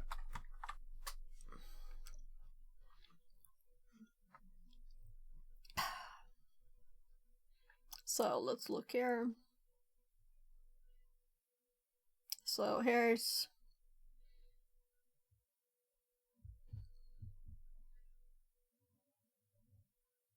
well, I don't know if this is this IP, but they're going both directions here. So, if we ask for a name, wouldn't we want it listed here? Which IP it has in the log? I would.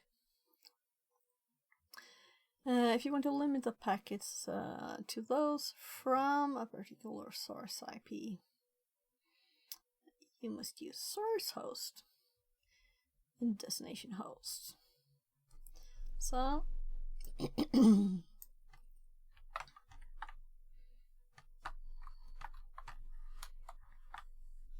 so I think it's quicker to do this than copying it and typing DST. And I'm actually doing this too. I was thinking of typing hostname before, but now I noticed they did it too, so only they did double. This is better. Capture only when the host is source.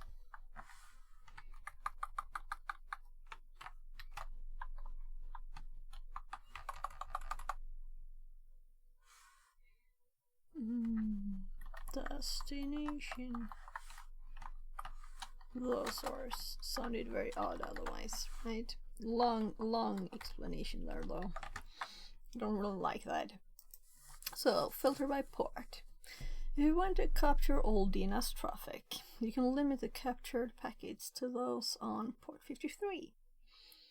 So now we already have, we see the format here, right? Remember that DNS uses UDP and TCP ports 53 by default. In the following example, we can see all the DNS queries read by our network card. The terminal below shows two DNS queries. The first query requests the IPv4 address used by example.org, while the second one requests the IPv6 address. So,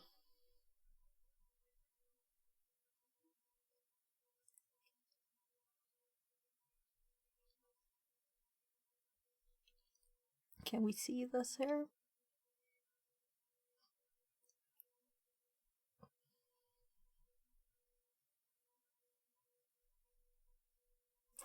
Oh, okay, okay. A and A. And then we see the two IPs. Well, these are a bit harder to read or especially remember, right?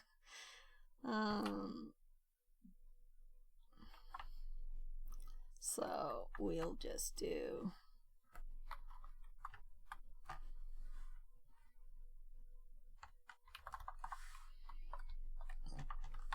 and yeah, they've written port number. I was thinking no, port is enough. I was thinking of doing number actually.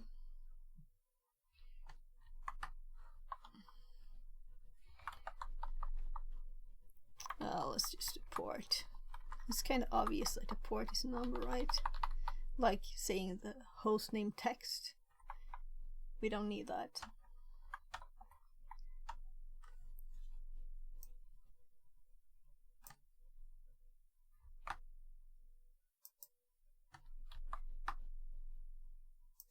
We just change it to port here. So, do they have any better wording for this than I do?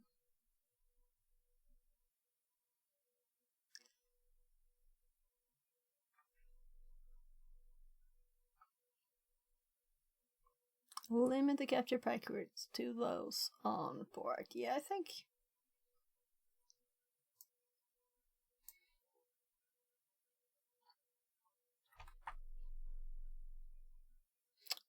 Mine's okay. Oh, let's just copy stuff here. Well, I think I got 2 spaces here now, though. Not that it matters a lot, but so.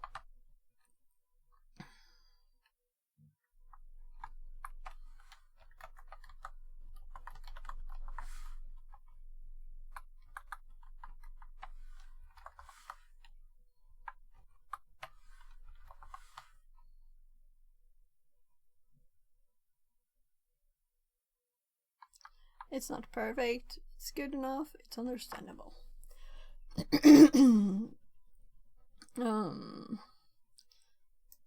So, filtering by protocol. The final type of filtering we will cover is filtering by protocol. You can limit your packet capture to a specific protocol. Examples include so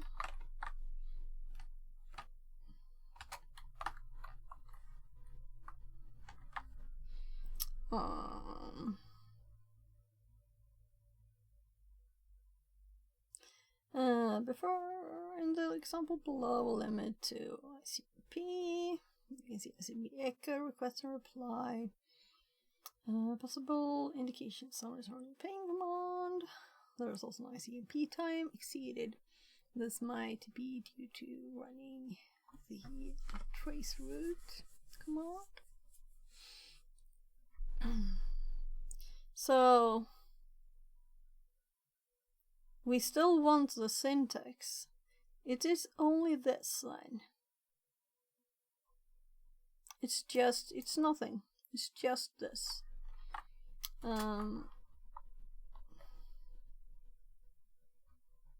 Let's do or instead here. Limit to a protocol.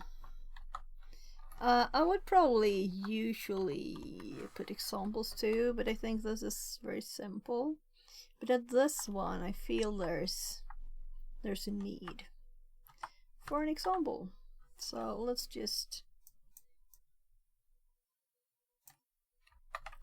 put an example here. Oh my, there.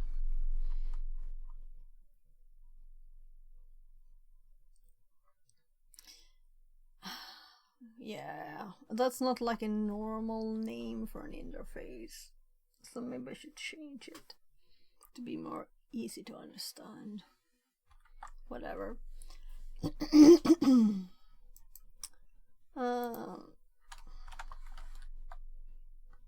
Yeah, so I checked this one has this. Also, let's see, what did they say? IPAS? What's the difference? Nothing.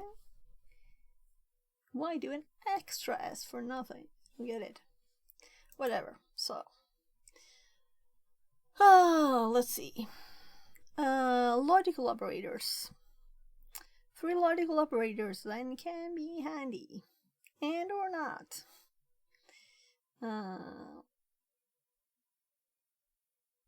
Host and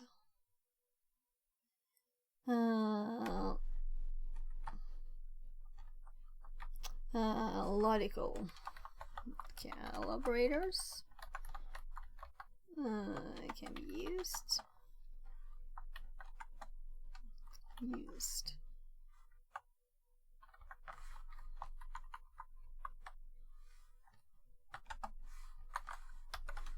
And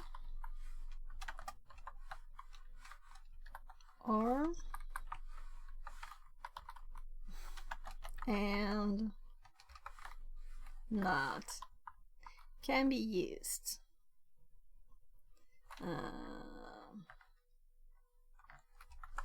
Let's give some examples.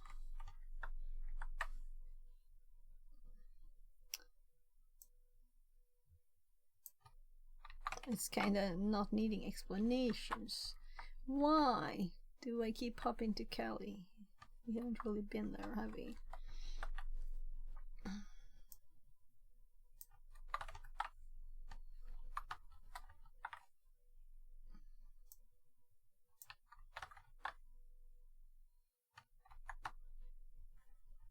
So, summary examples. So, we already have all this, so we don't need to read it again.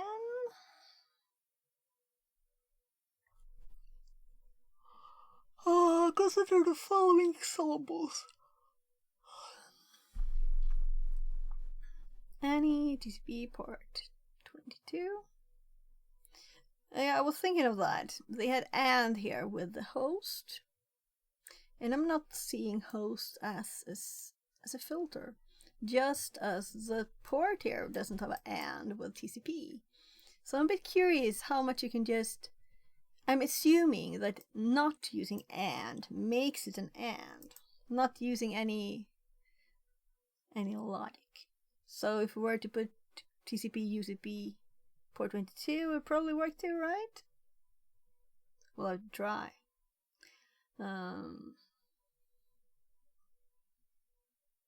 So it might say too.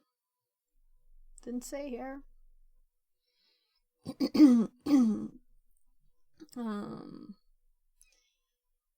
ETH host example com and TCP port will listen on ETH 0. We don't need to read that. For all the questions from this task, we will read the captured packets from traffic packet file. As mentioned earlier, we use R file to read from captured file to test this. So let's actually do this command here. Copy. It should display the first 5 packets in the file without looking up the IP addresses. So we're already connected here. So also, let's do sudo, right? And what was the... So I have to scroll up to the top. No, I remember it. It was THM123. Good when it's easy passwords, at least. Reading from a file. So if you do it without the N,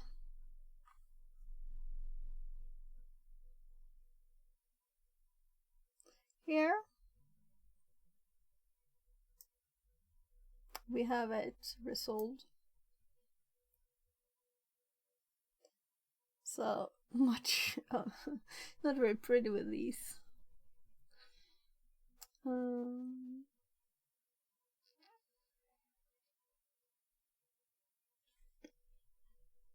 So let's see if my food is starting to get not ice. It's totally ice.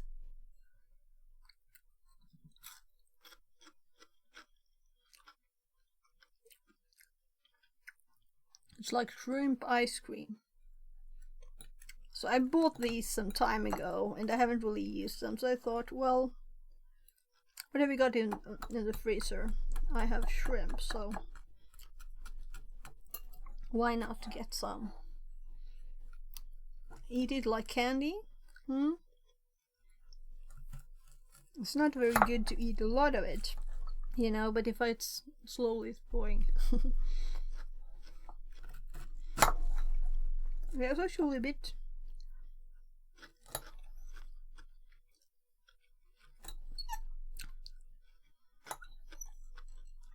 on the edge. This is so good. It was long since I ate it. Actually, it's like several sections of frozen in a plastic, and I'm thinking tomorrow I might put one of these packages in noodles. So it's like frozen. But though I do think I like them like this more.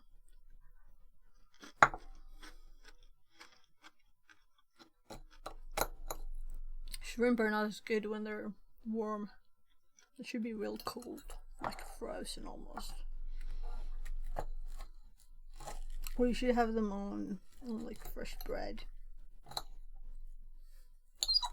Maybe I'll do that.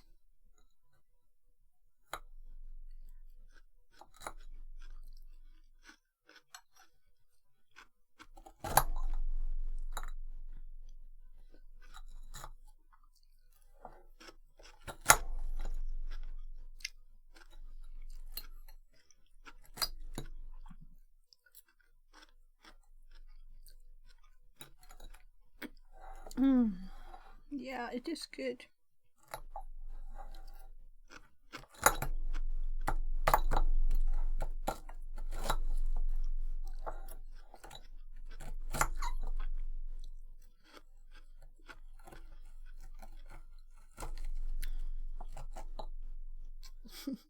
Kind of frozen.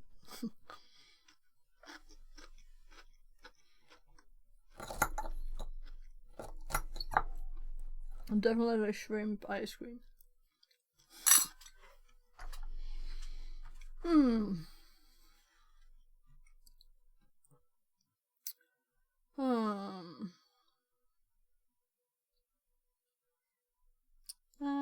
It should display the right.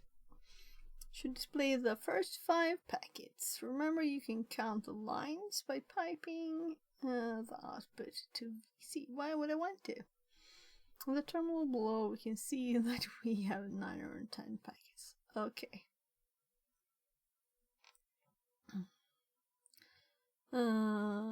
With the source IP address set to okay, that's good. Then I know why they wanted to do this.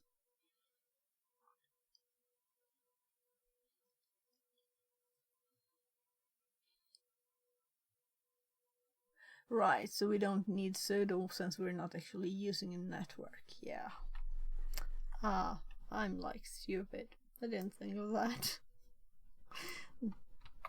So let's make some more notes.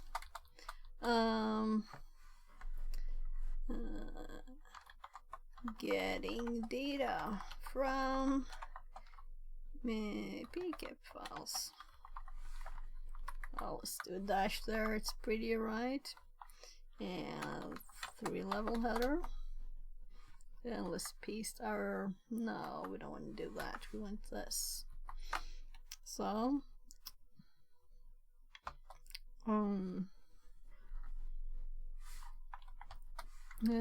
how many lines. How many packets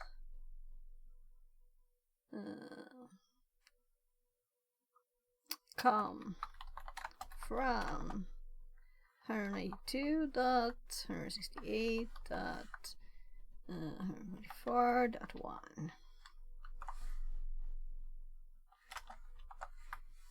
using VC to count the number of lines.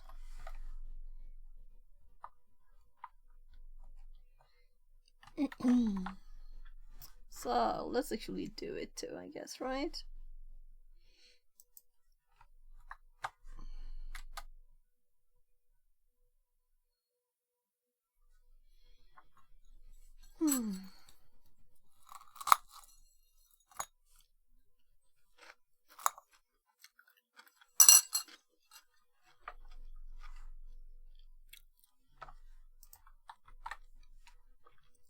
So we got the same, of course. So how many packets use the ICMP? Right? So instead here, I'm trying to arrow up. Instead of this host, we're going to do ICMP 26.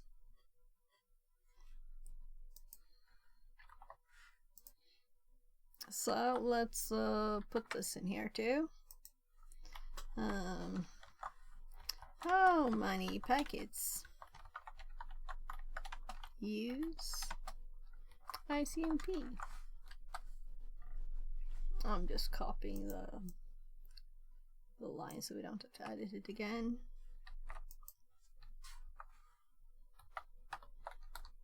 So but we don't need any more examples like that.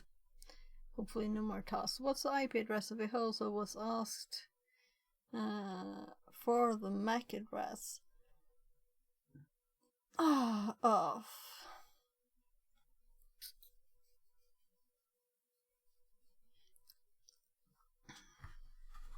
so let's look at the protocols list.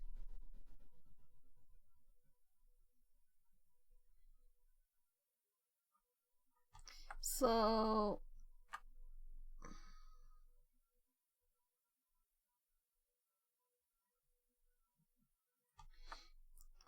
no. Yeah, so I'm thinking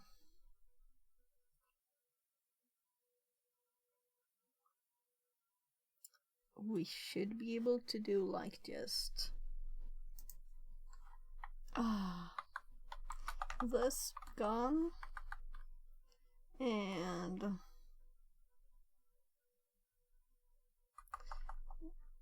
can we do ARP here and just like grep or this? Maybe I shouldn't even do this.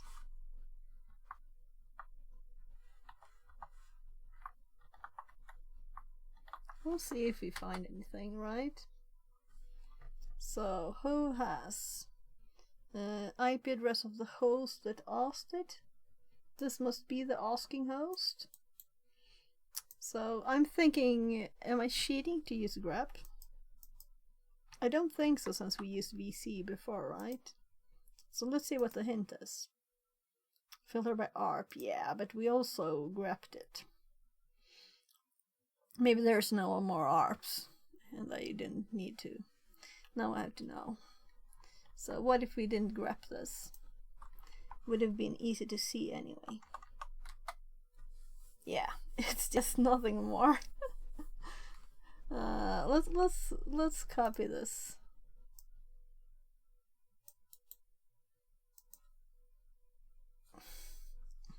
That's funny. Funny. So, which IP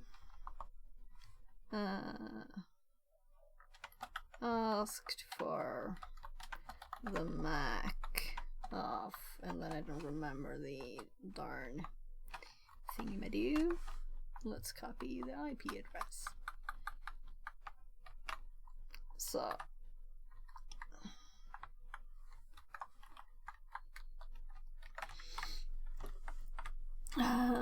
So what hostname subdomain appears in the first DNS query? So let's just do DNS instead. So DNS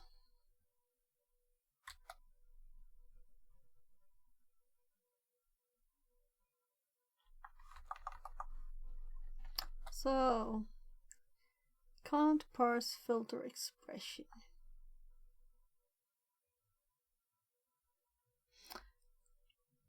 So it can't do DNS, or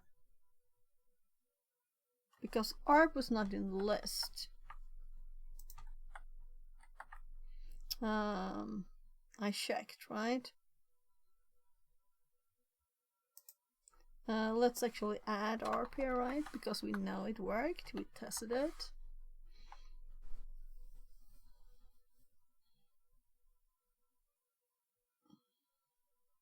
So, but their example was on DNS, right? So they had an example.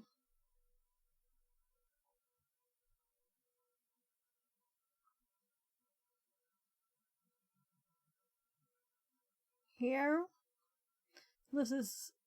they're doing DNS by filtering on the port.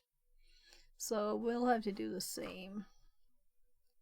So we'll have to do port 53, since apparently DNS is not something it knows about, which is kind of odd, isn't it? So just port 53 then.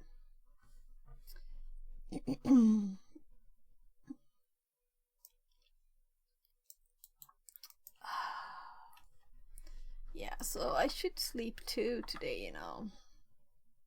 It's 10:30.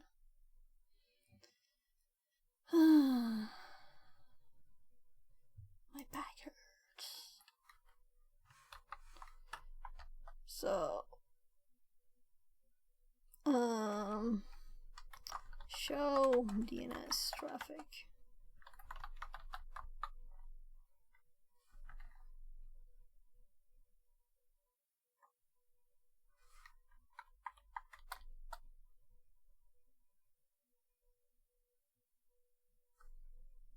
So let's get that.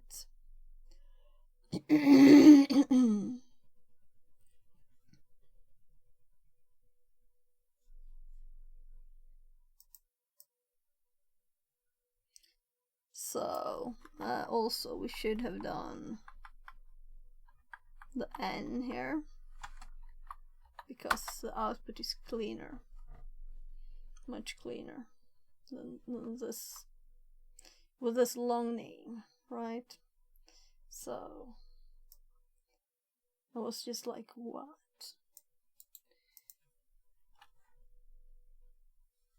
So let's add a dash n here.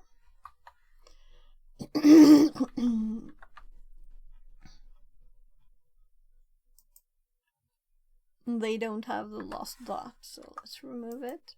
Though I think it's more flexible now, and it also changes the upper lower case and everything to its like best answer, and actually it's changed it to something totally different than what I answered, proving my answer that was not what their best answer was.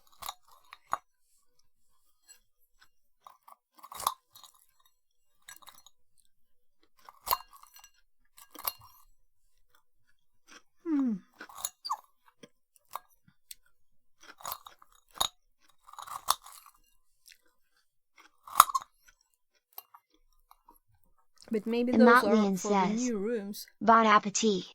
Translated from Thanks. Spanish. I'm just eating frozen shrimp. But it's very good candy, really.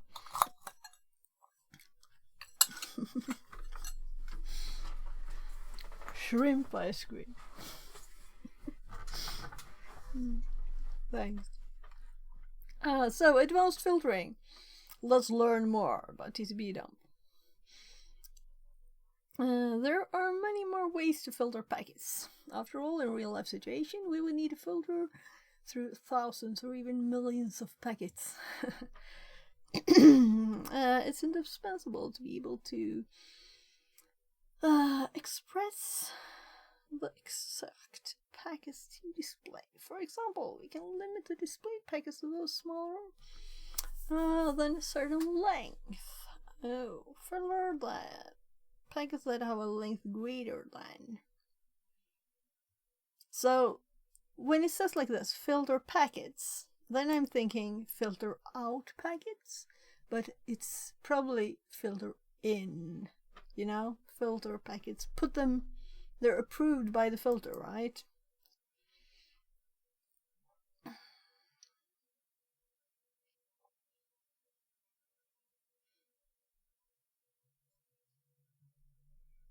And I'm also curious about what data is put into the PCAP file when we output. Is it only what we have? You know, we're not printing all the data, but it's still there, is it? Or isn't it? I don't know.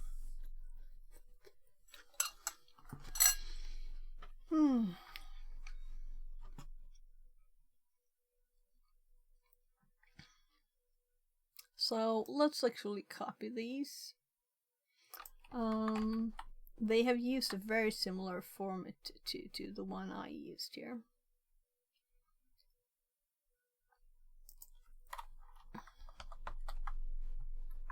So I stopped using, I used dashes only, so let's remove those. And they have a colon. And uppercase F, not that it matters a lot.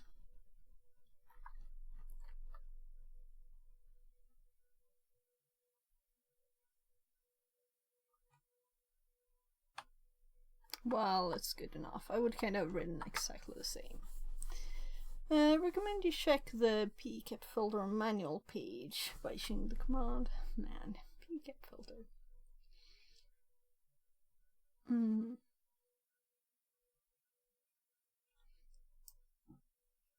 So let's for more filter info. And I can spell for.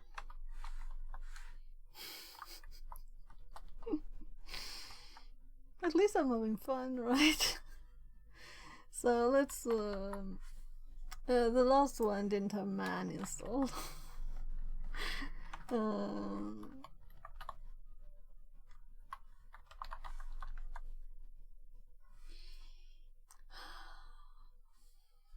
Packet filter syntax.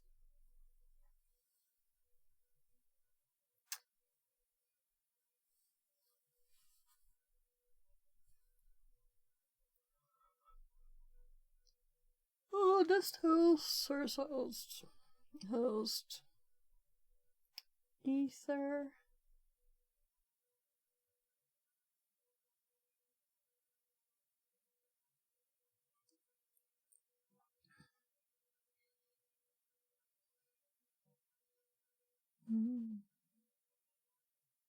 So you can do MAC addresses too, as source and destination.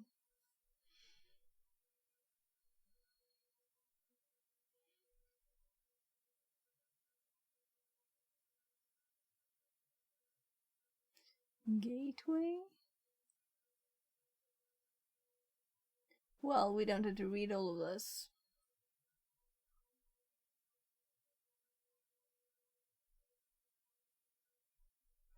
So I'm assuming this is a long list. This is the reason I don't like man is this. I can't like get all the text and then scroll in it in a nice.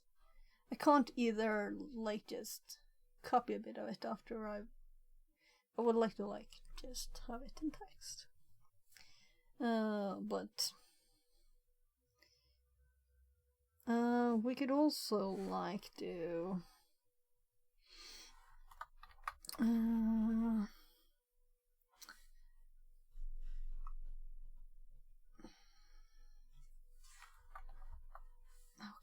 I clicked somewhere.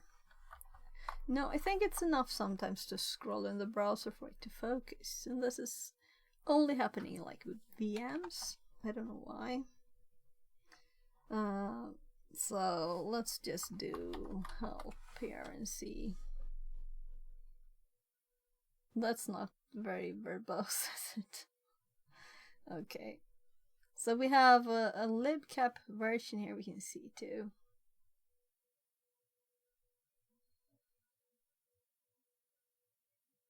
And it's more like the options than the filters. There's also an F file. So we have R file and V file for read and write. So is F like filter or something then? Well, I'm not gonna look more at it now. However, for the purposes of this room, we will focus on one advanced option that allows you to filter packets based on TCP flags. Understanding the TCP flags will make it easy to build on this knowledge and master more advanced filter techniques. Binary operations. So, we had logical ones, we didn't have binary before. Are they explaining and or? Okay. And also not. Not is very advanced to understand. Oh well. Let's copy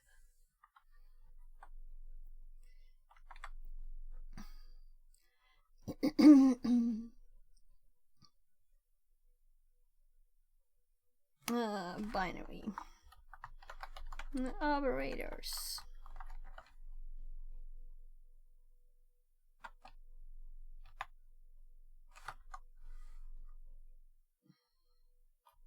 So, and it's the usual characters. It can be used in advanced filters. I'm thinking of doing advanced filters here. I didn't write filters anywhere because it's like all. This is really where filtering starts, and this is like the basic options. Let's do headers. Basic options.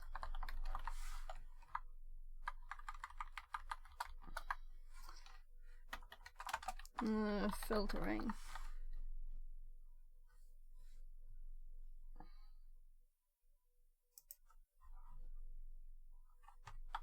So, oh my god, I have to hop up here again.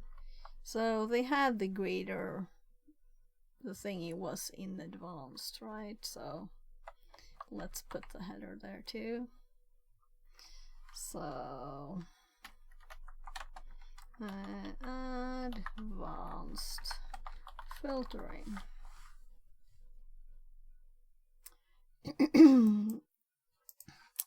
Colon, and we're going to get examples, I'm sure. After the explanation of what they are. No examples? No, because it would be... yeah. So... let's just do that. And the examples will be the normal thingies that we write.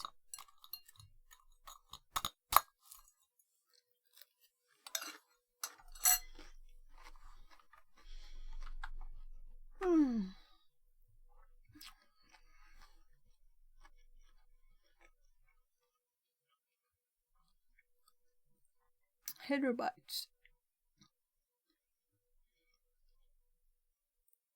Well, the purpose of this section is to be able to filter packets based on the contents of a header byte. Consider the following protocols: ARP, Ethernet, ECMP, IP, TCP, and UDP. These are just a few networking protocols you studied. How can we tell TCP dump to filter packets based on the contents of protocol header bytes?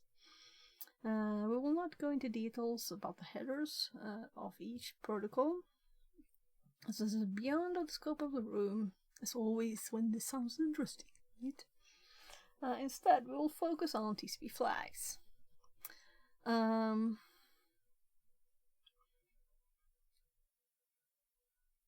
thinking if I should put something in the notes. Whatever.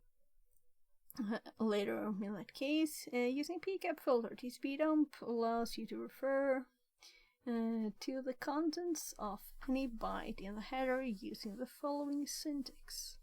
Proto exabert size, where proto refers to the protocol. Couldn't have just typed protocol there. For example, ARP, Ether, ICMP.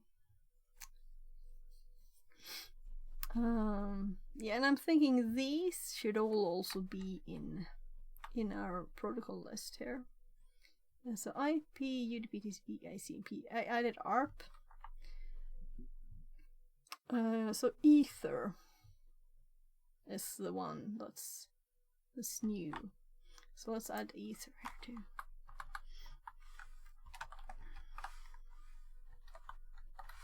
There.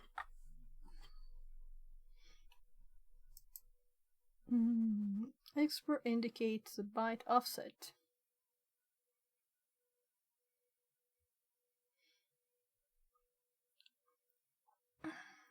Where 0 refers to the first byte. Size indicates the number of bytes.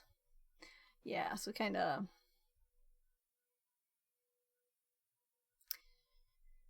to better understand this, consider the following 2 examples from the PCAP filter manual page. And don't worry if you find them difficult. Ether 0.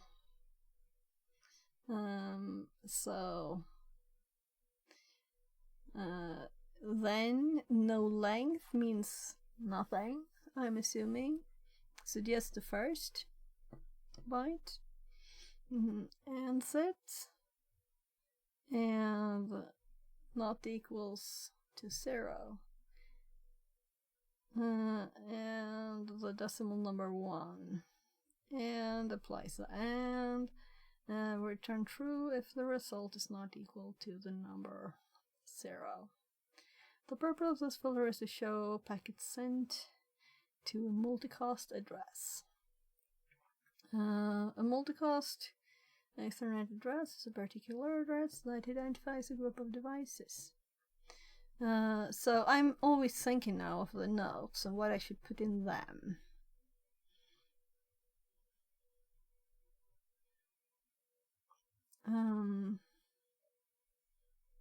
So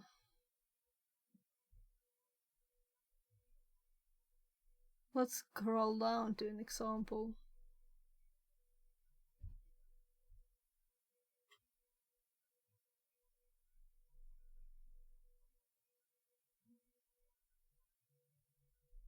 So I want to see this in the command.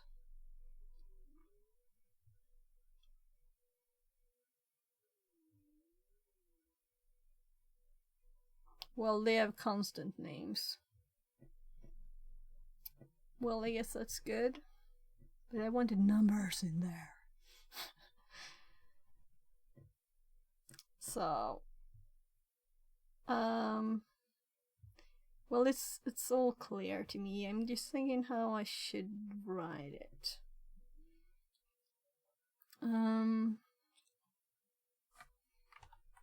We need like a mini header here. So, looking at TCP flags, and maybe I shouldn't have eaten those shrimp so much. So let's just eat some more.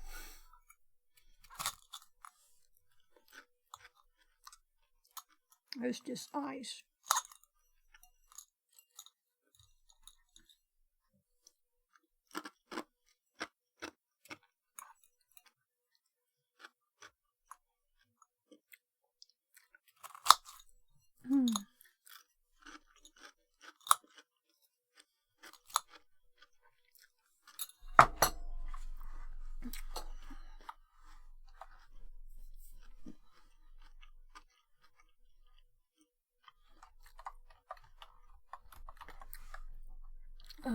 let's start with examples and then explain them, right?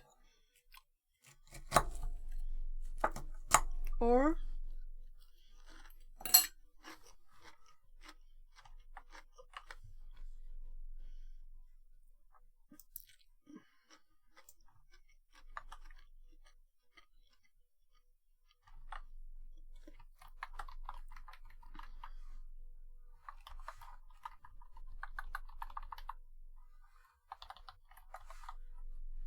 that's much better. Why didn't they do that?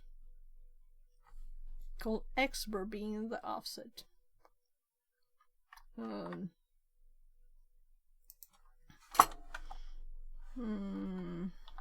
Offset starts at 0.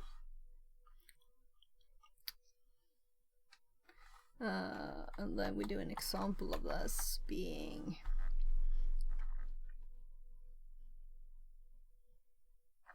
well, we could use theirs.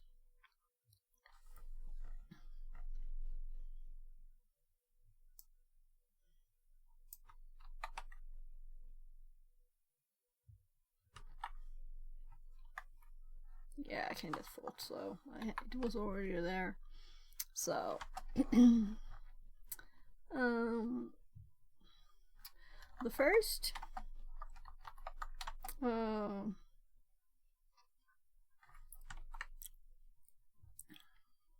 it's the first byte.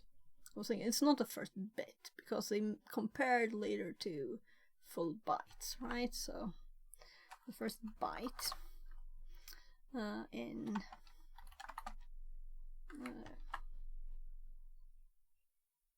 the Ethernet header.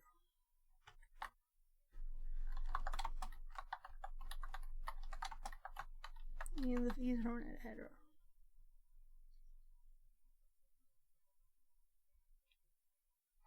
And now I'm thinking, for me, that's enough, but I'm making public notes. But I think I will assume that I did do the here. Right, this is supposed to be like little 5 binary operators here.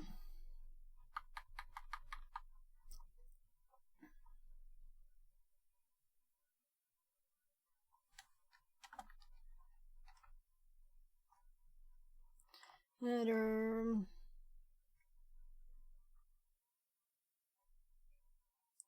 will show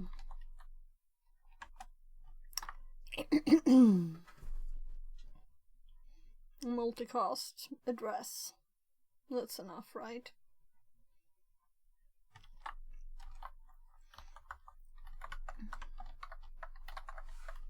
So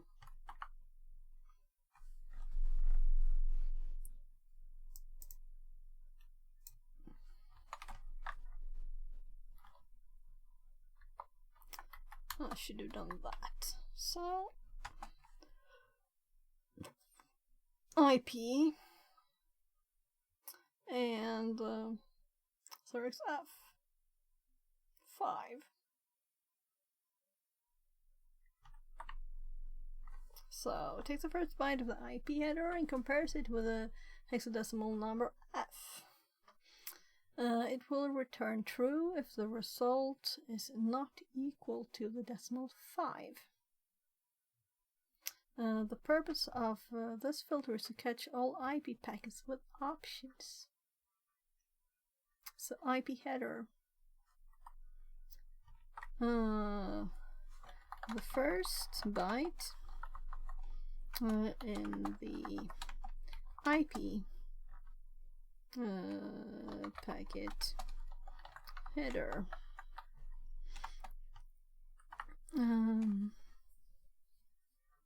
Let's do IP header instead. Let's not. I'm just trying to show it's not the address. You know, IP address. IP often means just address. This has nothing to do with address. Compares it.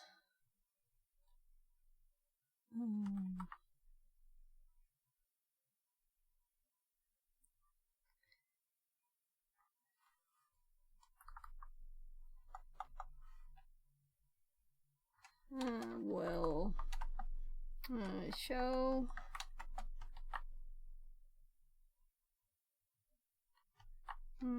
if there. Yeah, let's do packet, because otherwise it looks odd. If the IP packet header will show if it has options.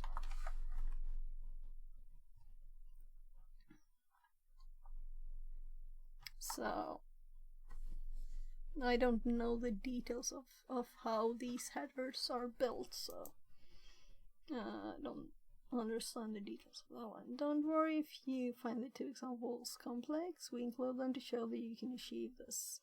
However, understanding the above examples is not necessary to finish the task. Instead, we will focus on filtering TCP packet based on TCP flags.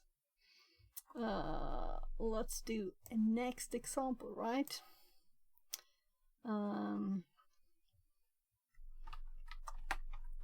So we'll have a third example there. Oh. So it's already indented. I didn't see it was indented.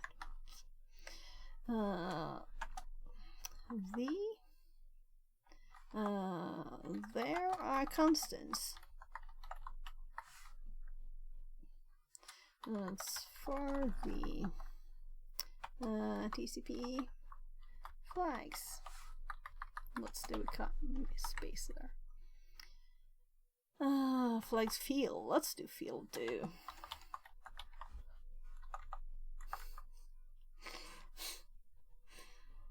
Can I spell field?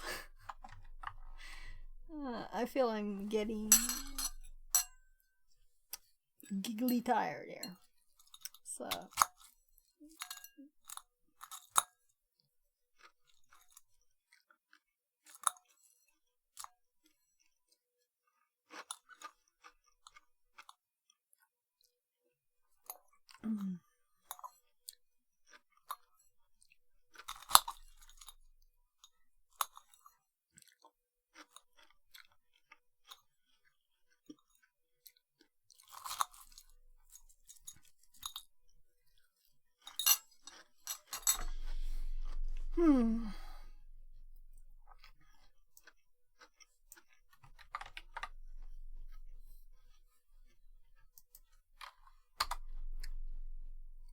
the problem here is I can't have a line here because all of this becomes odd. So I have to do this.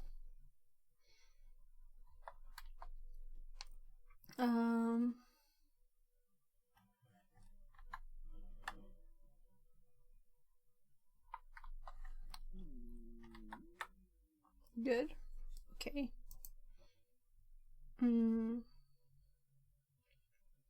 So I'm going to copy this too, and we'll just change it a bit.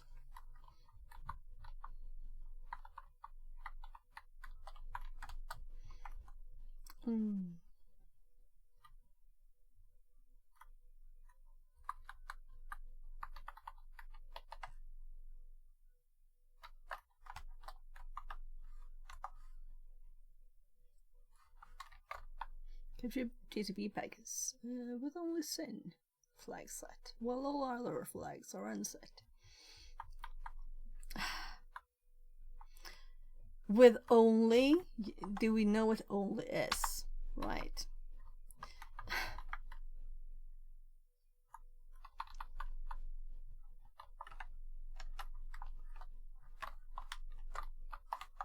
So, with at least. So we can see it's supposed to be equals to TCP SYN. And here we AND it and check if it's 0. So if it's not 0, if it were to be 0, it wouldn't work. So this is a mask like cuts out this bit here. So if this bit in this is 1, they will be 1 and it will be true, all of it. So let's do that here and cut that, put it there. At least Sun or Ak. Alright. That. So it's first combining these bit filters. So this one has a 1 somewhere in it and in the byte 001, 000, whatever. And this one has it. And now with these we will get one with 2 ones. And then we're checking that it has. So if we wanted to check for both, we would do this and an and then this and this instead. So this is the OR here. So let's see what the questions are. How many packets have only TCP reset flag set? So to check the examples, we now want an only here, right? So we only want to change this to reset, which is RST instead of Sun. Oh my god, sorry for that. Copy. Let's by the way, let's just check time. Yeah, so we still have 45 minutes, but I'm adding an hour. So I'm sure it will be enough with 45 minutes now. But so here's our old one. Let's remove that and paste this. Oh my. So we need to remove the double TCP dump. Actually, I think I will change my notes, right? Because I didn't realize this was in there. None of the others have. Well, here we have those, but these are just the bits, not the full. So all the other possible options are just gone from there, right? So there, that's better. And these are full commands, and here we can add the current question, which is how many packets. We can actually copy it.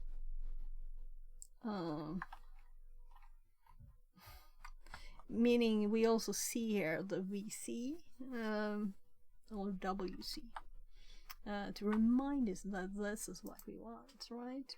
We want to count.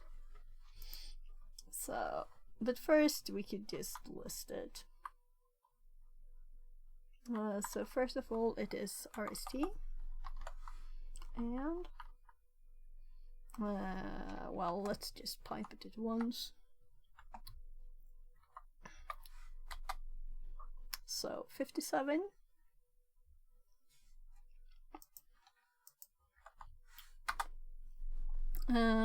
What is the IP address of the host that send packages larger than? So now we got to test that. Sorry, I should have muted. I don't know why my nose is it's like that. Water allergies, I don't know. I don't think I have any cold anymore or anything.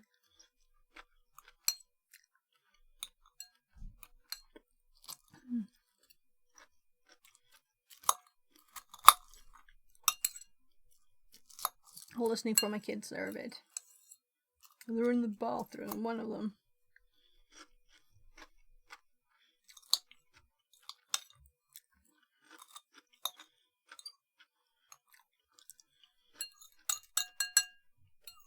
Will just come knocking if they want anything, so.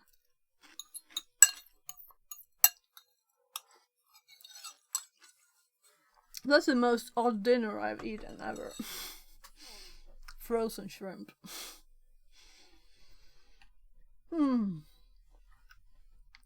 So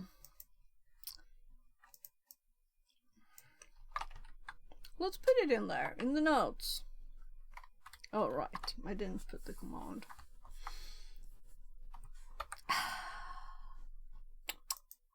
Was yummy. It's really like candy shrimp, and it's like salty, you know, more like chips maybe. It's like food.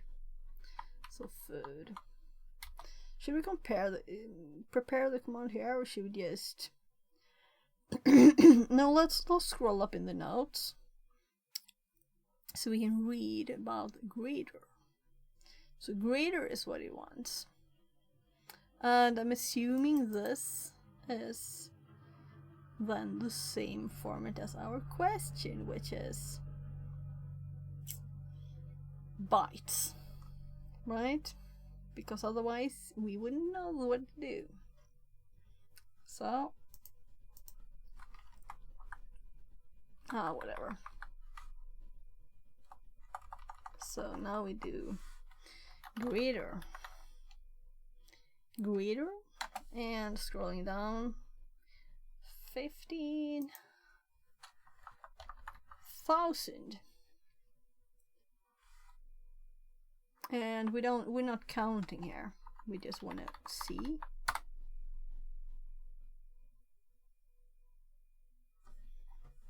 The lines are so long they wrap. So what IP address is a host that sent? So all of these, yeah, it's all the same IP.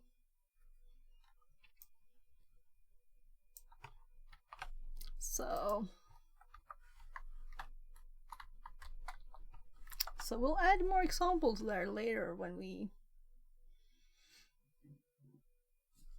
have more. So let's just get the IP. It's like almost identical to Wireshark, but I so much prefer to be on the command line. Sorry. IP not with the port. So what's on port 80? So displaying packets. Nice. Now we're getting to the actual data here, right?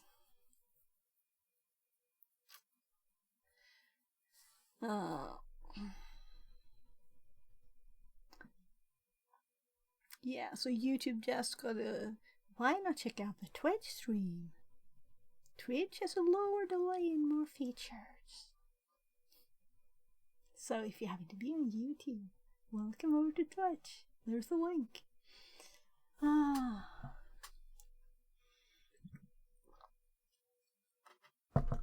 Now I want another Oreo, but I do have chocolate, so...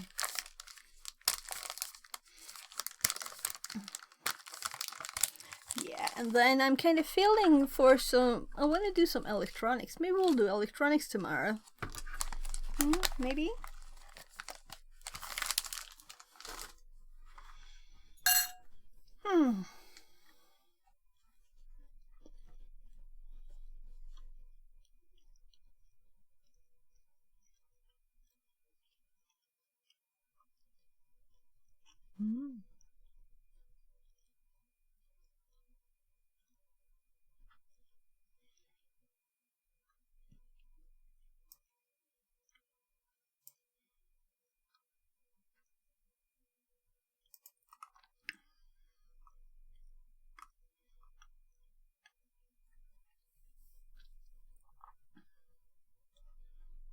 Now I have to compare to the top one.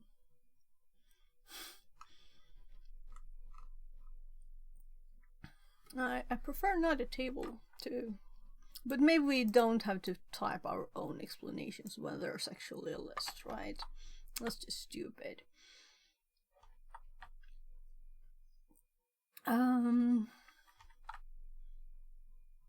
So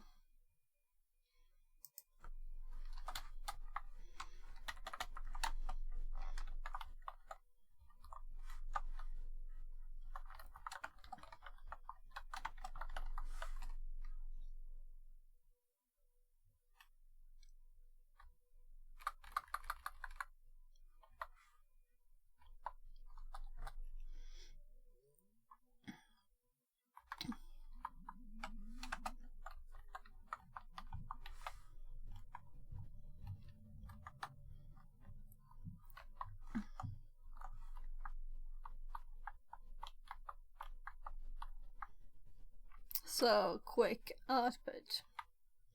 Print the link level header.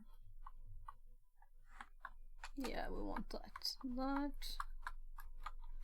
I don't know why they put a colon in here. It's not pretty.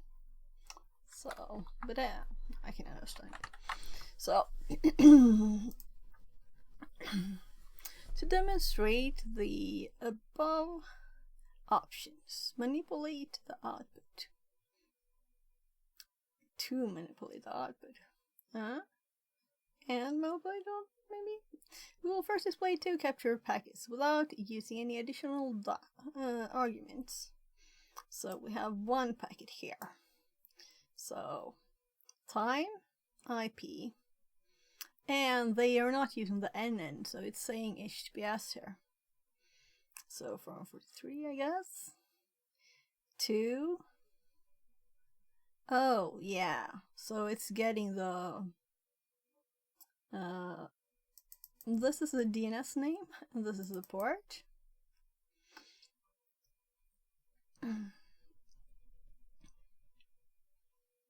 Sec something, ACK, win, options, length. So these things don't say anything to me. Well, ACK maybe. What does it say on this one? ACK. No, not much. It's not saying much. Brief packet information. If you prefer shorter output lines, shorter. They're very short. Queue. So we see only IP2, IP port, name port. Okay, so here we can see TCP.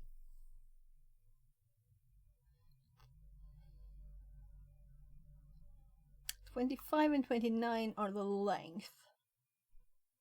TCP, was it ever in there?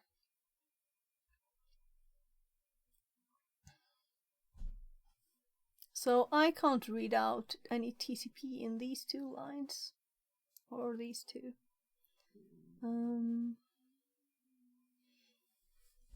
So I don't know. Am I allergic to shrimp? My skin is itching on my arm and on my head. Let's continue. So this was a queue option, displaying link level header. If you are on an Ethernet or Wi-Fi network and want to include the MAC address in the TCP dump output, all you need to do is to add E.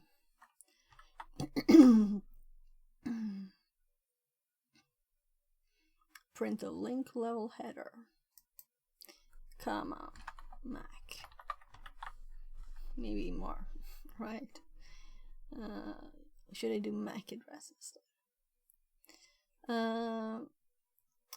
This is convenient when you're learning how specific protocols such as ARP, TCP function. It can also help you track the source of any unusual packets on your network. So, yeah, so let's look here.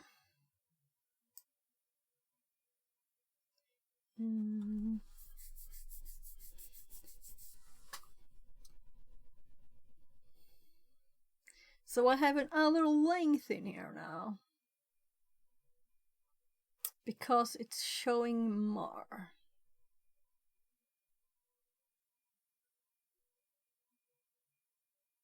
So there's an extra bit, this bit, that I think is the only difference from this one. This one starts with IP, and then the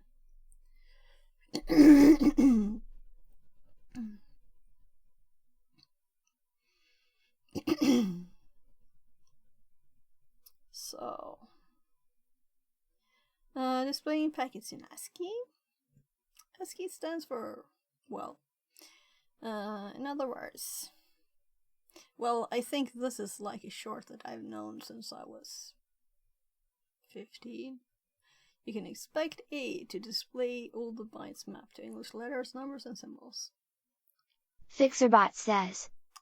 New Well, follower fine, Cybershell. thanks for the follow. Less than 3. So we're doing the TCP dump room on TryHackMe here. We're trying to finish the Cybersecurity 101 path that we started to get some tickets before there. But I saved some of the rooms I wanted to look at more. So let's see how they look now. Let's look at the same packet here. You can expect, so we know that this one is only 25, right? So we just have the data. And this is 29.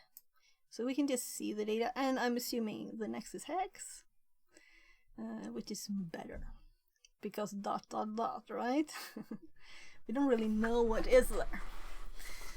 ASCII format works well when your packet contents are plain ASCII, plain text English.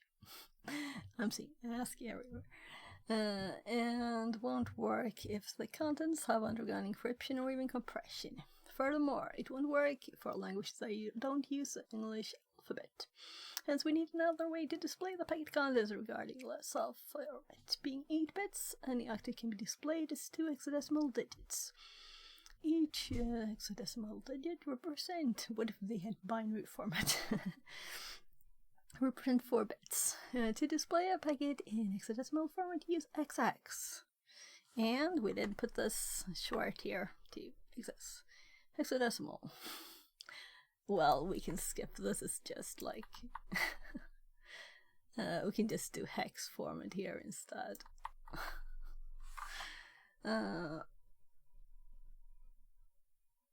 Or just hex. I copied their thing. Let's do address there too. Hex and ASCII there. So now we're getting hex with a offset there. So last one, best of both worlds. Uppercase X, we get both. All the 25 bytes. 7, 8, 9, 10, 11, 12, 13, 14, 15, 16, 17, 18, 19, 20. This is not 25.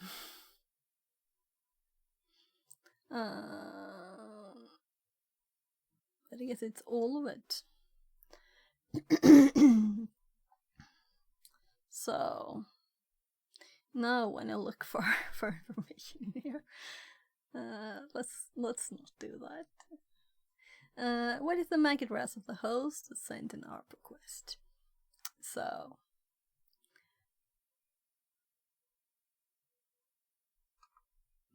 I did that query not long ago. So let's just add this E option to that one. So it's the one mentioning ARP. Here we have ARP. So after grabbing, I realized I didn't need to because there was only one. So they made it easy for us. E, yeah, E. R, ARP, and I guess I could just do it at the end there. And now we have the MAC address here too. And then the rest of it.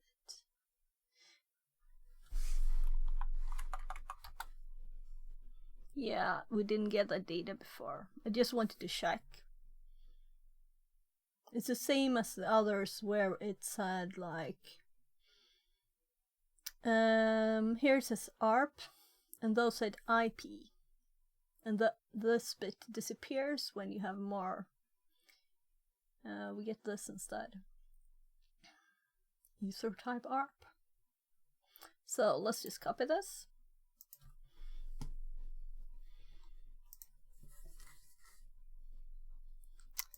So, conclusion. In this room, we have covered various TCP dump options, and the last option was what I liked the most. Well, the ASCII one could be nice too, just instead of like doing strings on a PCAP file, maybe. In this room, we have covered various options along with Wireshark and T-Shark TCP dump. I haven't used T-Shark yet, I think. It's an excellent tool for better understanding network protocols. We keep this room level easy, however. We showed much of TCP dump's power, especially when you have to sift through thousands and millions of packets. So, we have all the options in our notes. And this is already done, so we're going to hop to the dashboard. So, I've been streaming for 8 hours. What do you think we should do? We started with a bit of Pico CDF, actually. Alright, it hopped to cryptography now. Let's look at the path, what we have left. It is at least 96% now, so we did 4%. We have about the same left that we did. But I know this is maths. That's why I didn't finish it, because I was late. Early late. So I was like, nah, I don't want to do maths now. I think you can click for the path, right? View path. So, after we finish the cryptography bit, I think that this is... Oh, this one is not finished. We do have this one left too. It's just not finished. This one I thought I did finish. Yeah, so this will be fun. Yeah, so I'll have to do this one too. But not now either. We will do something totally different now. Now this is finished. I think all of the rest. Because otherwise it would have been more rooms, right? Or more percent left. Yeah, so it's all... It's cryptography and this one. Two ones here, and then this one is also there. So it's like 2 rooms, but they're 2 half ones. I don't want to do cryptography now. It is almost midnight here in Sweden, so yeah, maybe start with pawn tools. So so by chance I saw a bit of pawn colleges, and they were just doing like the basics of this, and maybe I don't like watching videos, but we could probably see which course it is that was. I can't see it on Twitch, you know, when they're streaming. They don't say this is this and this course. I tried to ask in chat, but they just closed it down shortly afterwards. So scheduled for 2:30 tomorrow. We have to watch Neil Cyber Insecurity on YouTube and Twitch, right? So let's open that up so we don't miss it. It's always nice. Meaning I might start streaming after that. We'll see. Holiday hack challenge. I did the first one thing in there. But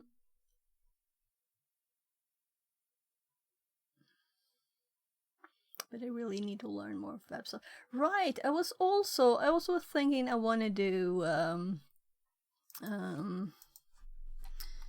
I'm just not forgetting what I'm supposed to do, so I was also thinking of Welcome to Pwn web, College. In this video I'm going to be showing how the Web Dojo Security Academy. So videos, playlists. They don't have any 6 days ago. No.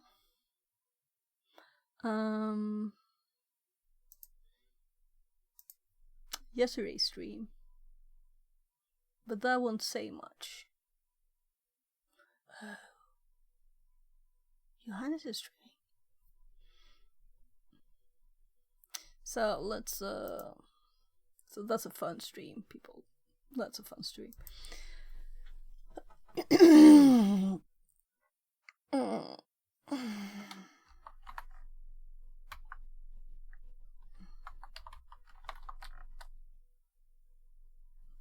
So yesterday, this is the one that I saw the end of, and that was nice. So apparently, today, they had today too. Now I'm not sure. It depends on how many hours ago. Let's just click anything and go to their happens. thingy. And let's pause this. Pause. And videos, recent broadcast speeds, and show all.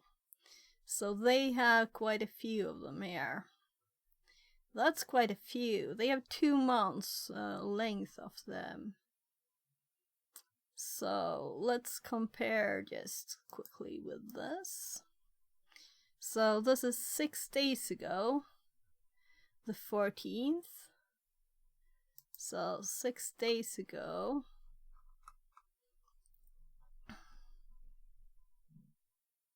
Here.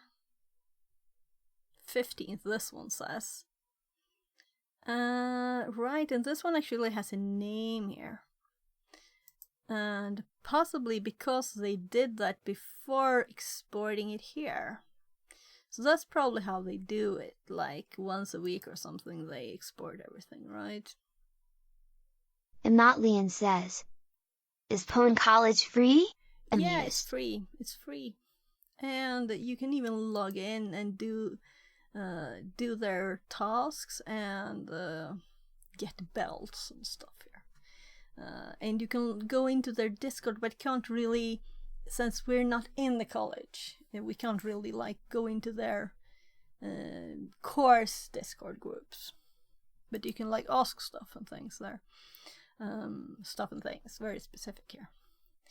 So I was just trying to remember how I did when I actually joined this. I didn't do much. I was like, oh, this is great resource, I have to do this. But not now, I don't have time. I have to learn this and this and this. But now I think I'm at the spot where I want to do this. So I've been doing buffer overflow quite a lot now, and I was using Pwn tools to do buffer overflow there yesterday. And it was like perfect. What I wanted to continue with, you know? So this is probably why the recent ones are not moved to YouTube. And they don't have a live here, as we can see. So they're just sending them here manually, probably. So, yesterday, this is how many hours ago? So, for me, it was the 21st. Well, let's just click both. I will see quickly which one it was, you know. Streaming right No, now. this is not the one, because it's the wrong person. I recognize him. So I did pause this. I was One? a bit slow. the numbers are Yes, so extremely what I saw here at the end. You're actually starting now in CyberSec field. actually Yeah, if I yeah. go up the backtrace. Yeah, so I kind of got interested like a bit over a year ago because but I worked in IT, so I'm supposed to start looking for work now. I've applied for one thing, a pen tester thingy, but I'll apply for more. Oh wow. Yeah. So wow, what? Well, what? Yeah, so this, let's see, how much could I have seen before it ended? Yeah, so this was very interesting, using pawn tools here. Yeah, this is probably before I started watching. It wasn't long that I saw before. Yeah, we can probably see like me waving here in the comments.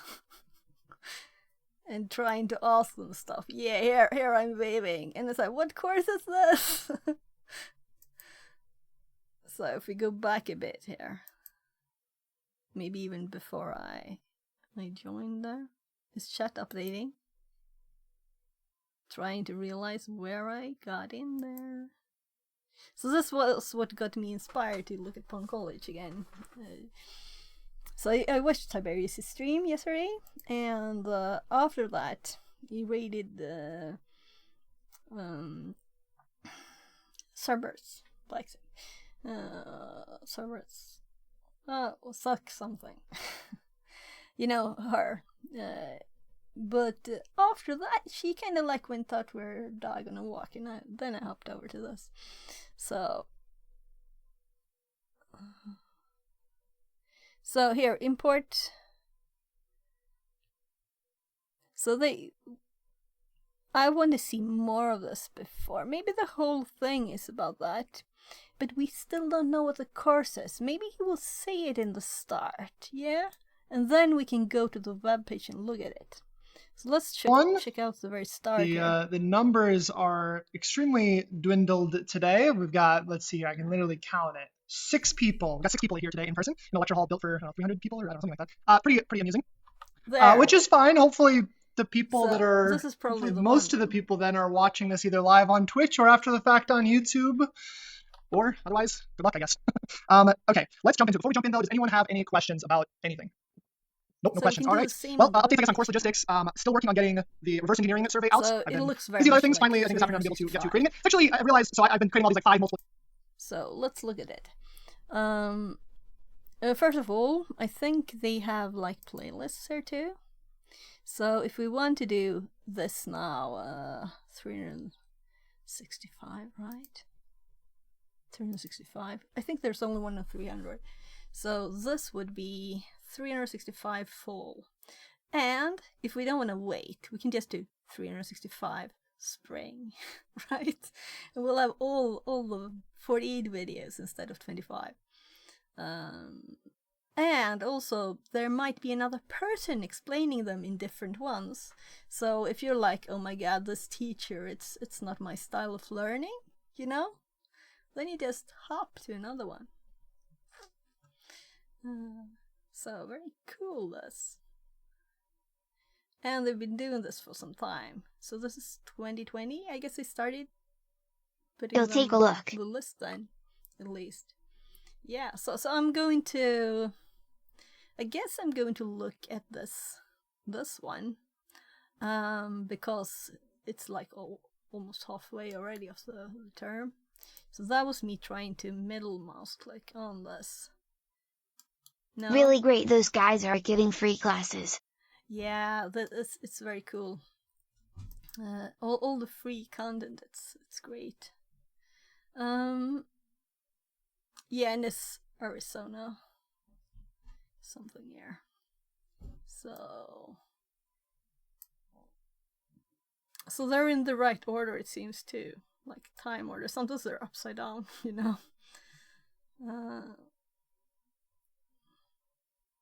So like 1 hour times 25 here for these. So you have at least. But then after, if I'll watch this, maybe I won't. I don't know. Maybe, but not on stream. I'm thinking watching videos on stream. Though they're already streamed on Twitch, you know. So it's not like it's secrets. It's not like it's not free content. But also, maybe this is not the one that you start with, but now we can click it on the page. So let's just start with closing these down, because they were just to find the right place. We found it, we found the course. We have Neil ready here for tomorrow. And for me it's 2:30 p.m. and for him it's 8. Time difference.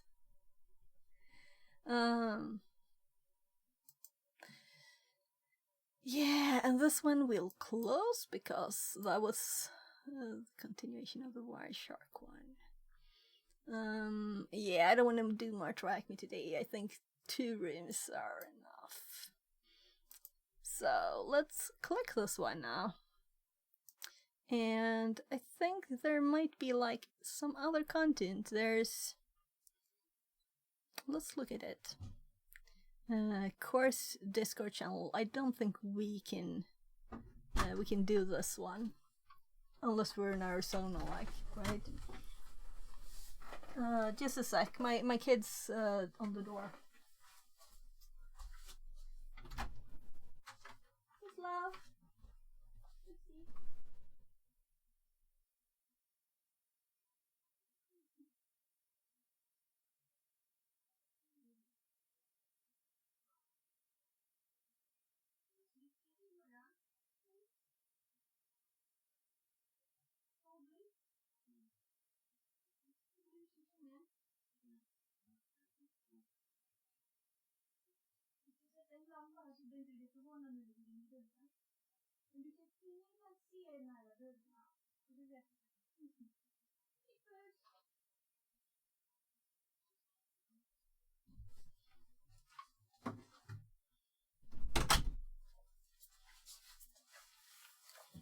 Yeah, so my 14-year-old came and said good night.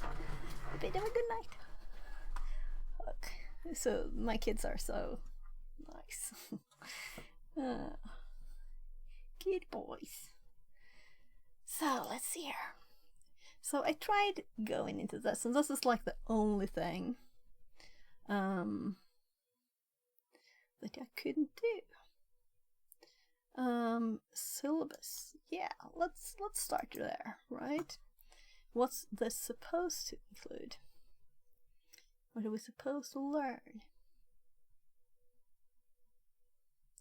And that's slow. So set up.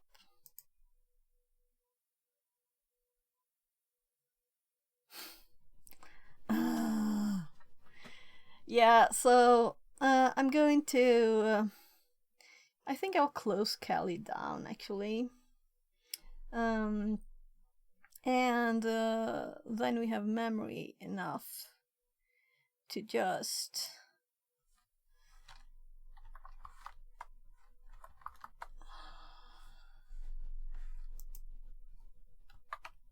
run the code to I kind of want to do that, and maybe discard, we'll see. Create a Punkallish account here. Yes, I already have one, and I think I logged in, right? So if I click on this, it says that I have done 2 things here. I tested something before when I joined it first.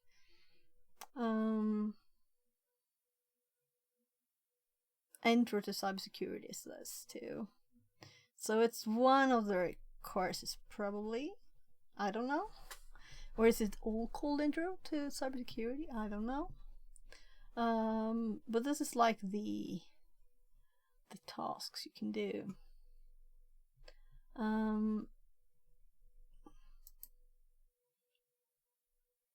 So the syllabus opened. Please read course setup. So they wanted us to do that first. That's the one I did. Then wasn't it like syllabus? Here is the setup. Discord account, join Discord server, link to Discord. You will receive an official role on the course, but this is only for people, or maybe, alright, this is like interactive and nice. So since I don't have a ASU student ID, right? Because I'm not a student at the university, or whatever it's called. It says college, whatever. I don't know the American thingies. Is it the same? University and college? Anyway, so I could never do this step. And I could never watch the channel on Discord. So for me, this is like finished. Okay, and then we had read information on Discord that we can't do. Read the syllabus, and this we can close. It's just to click this thing.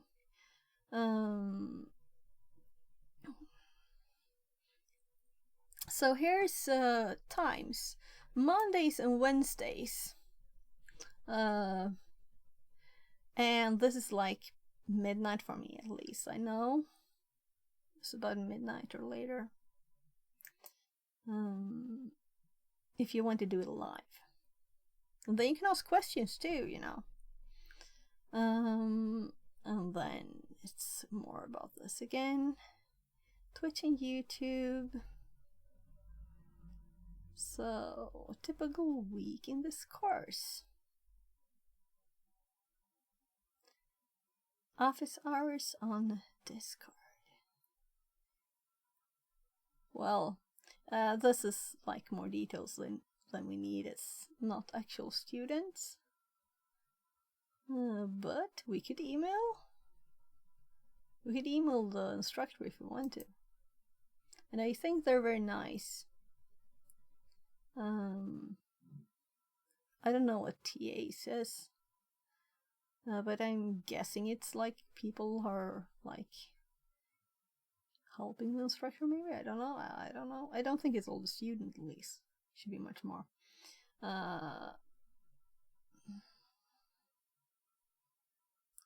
Course description. Introduce students to fundamentals of cybersecurity. This course will explore security from the perspective of the web.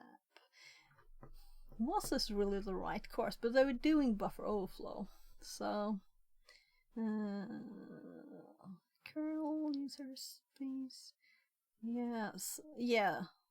Stack from the CPU, kernel, user space, networking, cryptography, finally all the way up to the browser and HTTP server. Usually will consist of instruction. Assignments will be thorough. And we can do the assignments. Recommended textbook. No textbook. Course structure. Using the Pond College platform.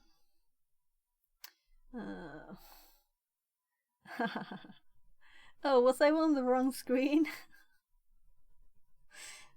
So you can switch them. So I was just reading this. If I were on the wrong screen, sorry. I was just reading here, skipping the days of the week.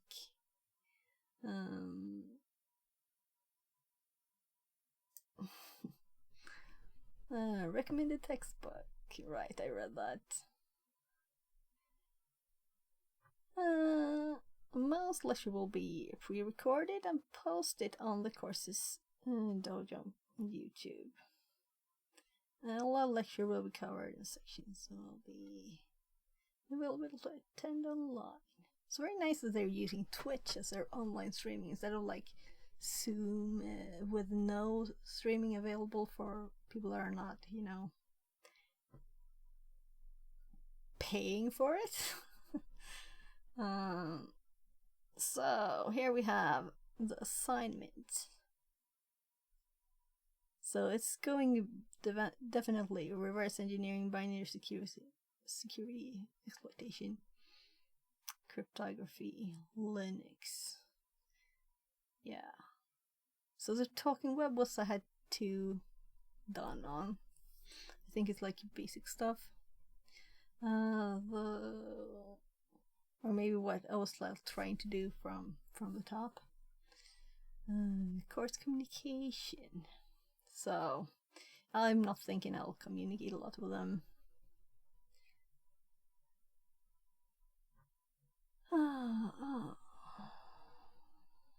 Yeah, optional something. Assignment. Oh, right. So this is exams. This is instead of exams or quizzes. That's kind of cool way to do a course, right? You just do these, and when you're done, right? Plus extra credit. They have.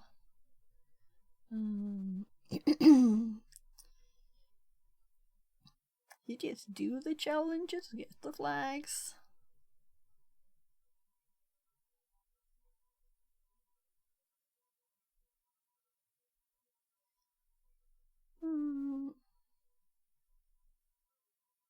So, if you do 79, you will have 79 of 84, 94%. So, extension, this is like for people doing the course, of course.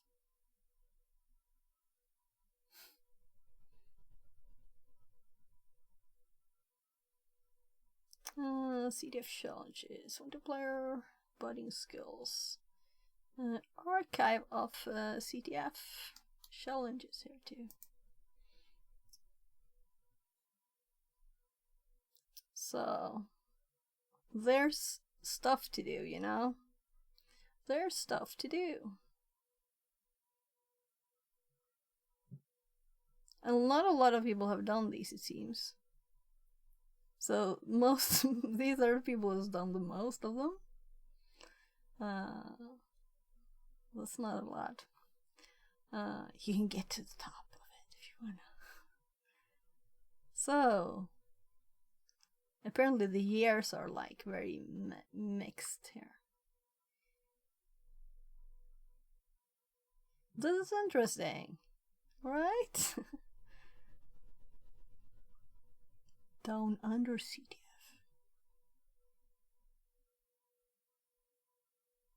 So let's just click the first one, which it might be the oldest, right? Just what is this? So let's click the first thing. Use flag shake to input flag. Start and practice. So you can practice and then you can start it. So if we do like, I don't know much about crypto, so let's do like web thing here. And look at the practice thingy. That is loading something. Successfully started. You can interact through UI desktop workspace or VS Code workspace. So I have to click both. Look, we're on a desktop here now. That's quick. So if I start the other one too, will it be like sad?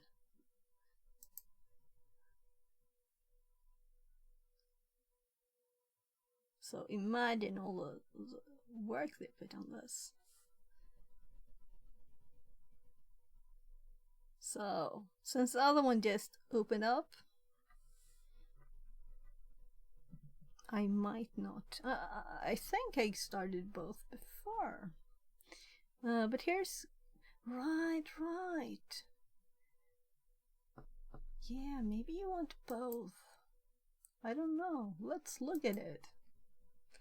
I did click this. Then we got those thingies. And I still don't know anything what to do. Right, so look, stuff happens when I do this.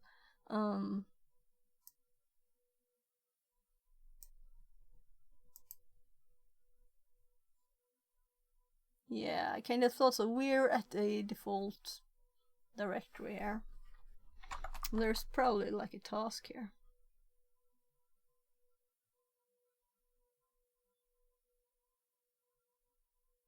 Because that's the name of it.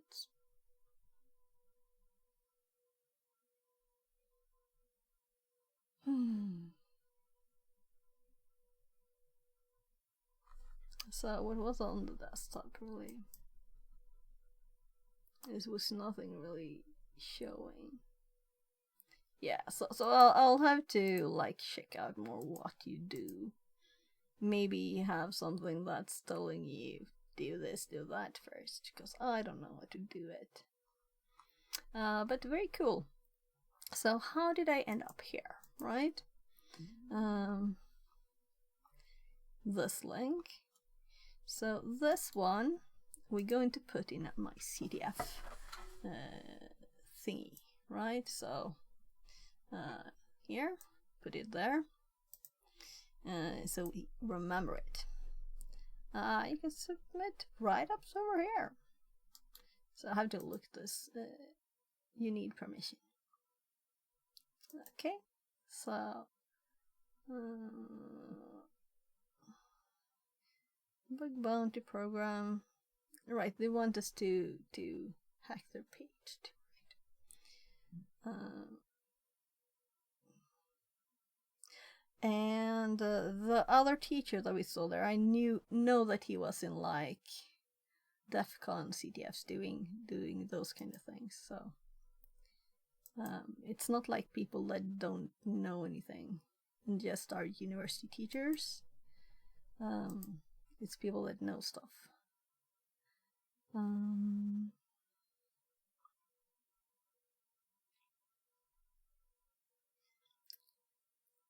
So maybe I don't need to read all of this. We don't need to read about. Yeah, so actually when I read this, it said like, don't share the solutions, right? That's good to know. Don't share the solutions. So we shouldn't put it on GitHub with the solution. Because then students that actually do the courses and will get like, you know, if we just give them all the solutions, then they don't learn anything. So private GitHub. And I think I actually clicked this before and I had some problems with it, but now I do have a student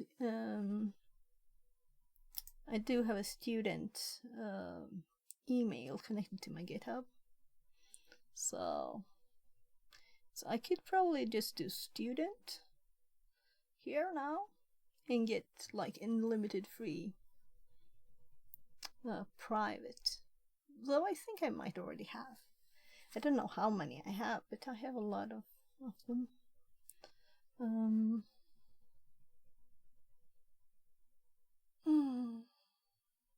I'm always a student, of course, right? You submitted one request. It's for Reacted September. This is the date when I was looking at this last, so that's why I don't remember a lot. It was over a year ago. So this is like, yeah, it's actually like 1.5 years now since I started looking at this.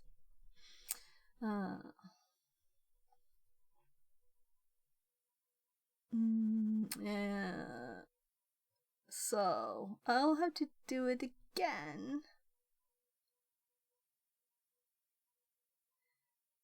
Until you complete with your full name, exactly as it appears. Right, we needed not to just have an email, but to have like a current, some kind of document to the school. And I'm actually in like 3 university courses, though I haven't actually done them this term. Because they're free in Sweden, so we can just like sign up for stuff. But I'm planning to finish one. It's supposed to finish in January. And it's like Android, Kotlin, dev stuff. And I think it will be very quick. Unfortunately. Yeah, so Luleå. Is this the one I did? Okay. This is just a Swedish university. Should I have this up? Like put it in the number 1 here, where stuff that I just will check back on when I have time. Do I have time? It'll probably just be okay, you know.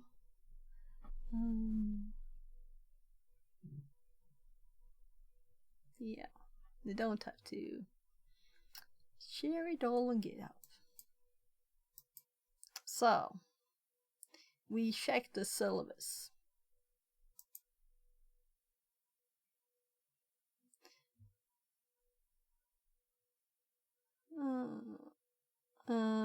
All lectures module pages below.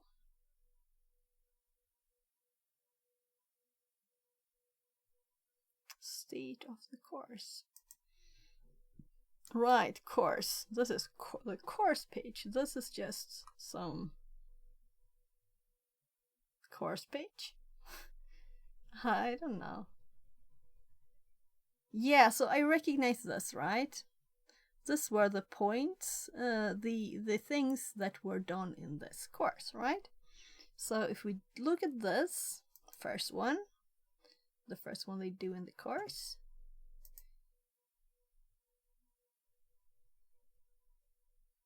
Yeah, okay, so we looked at this. This is nothing new. But this is the list of the ones I saw there. Luminarium. This module will gently teach you how to use a Linux command line interface. Material in the Linux Luminarium Dojo. Yeah, so they're saying dojo and they have belts and stuff, you know. Well, why not?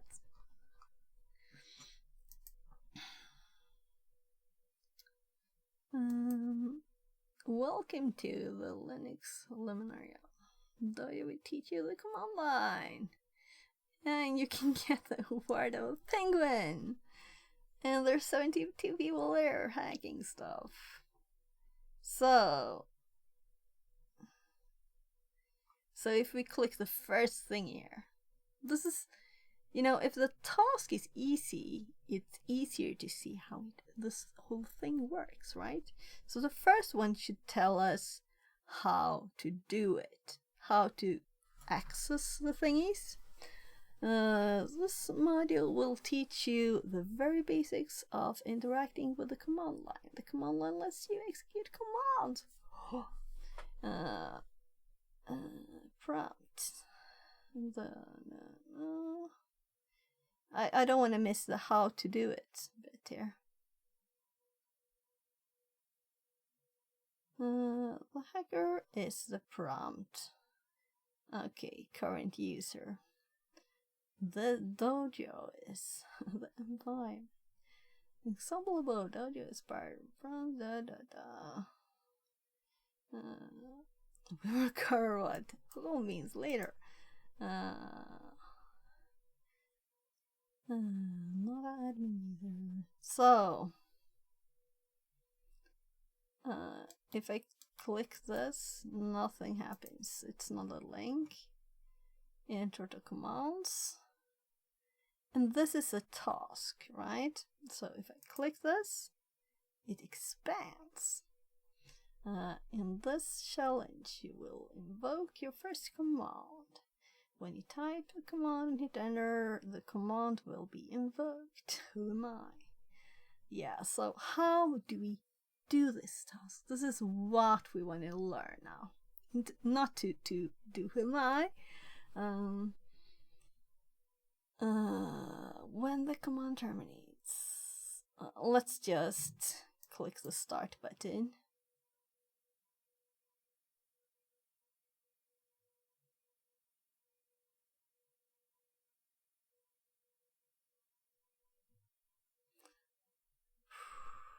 Can I open this at the same time? I don't dare to try. So everybody has 2 points because there's 2 thingies to do here.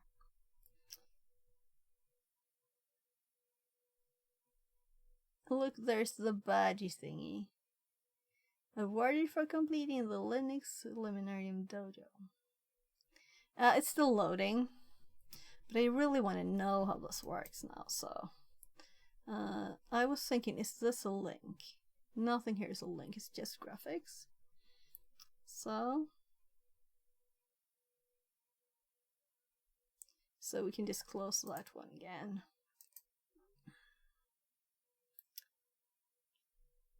I'm thinking if I do this in my morning time, all the Americans will be sleeping. So it's midnight in 9 minutes.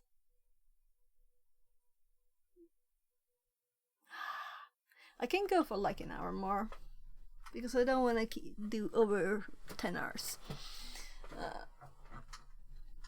And I won't be working tomorrow because of my shoulder, so I'll probably stream.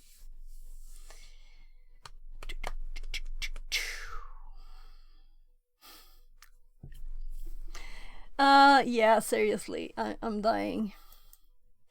I'm dying. So we hopped here to there. So this dojo thingy, let's go to dojos, right? And see if we can hop around this a bit.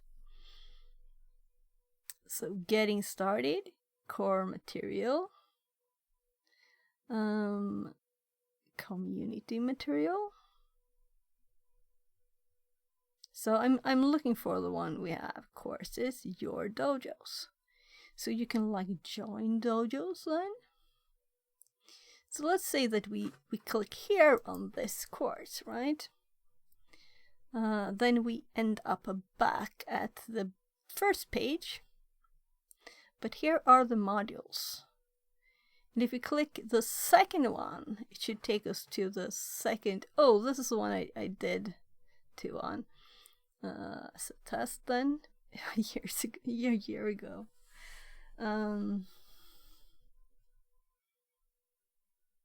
So I'm looking for a similar link now, and it's not the same structure, so this is different.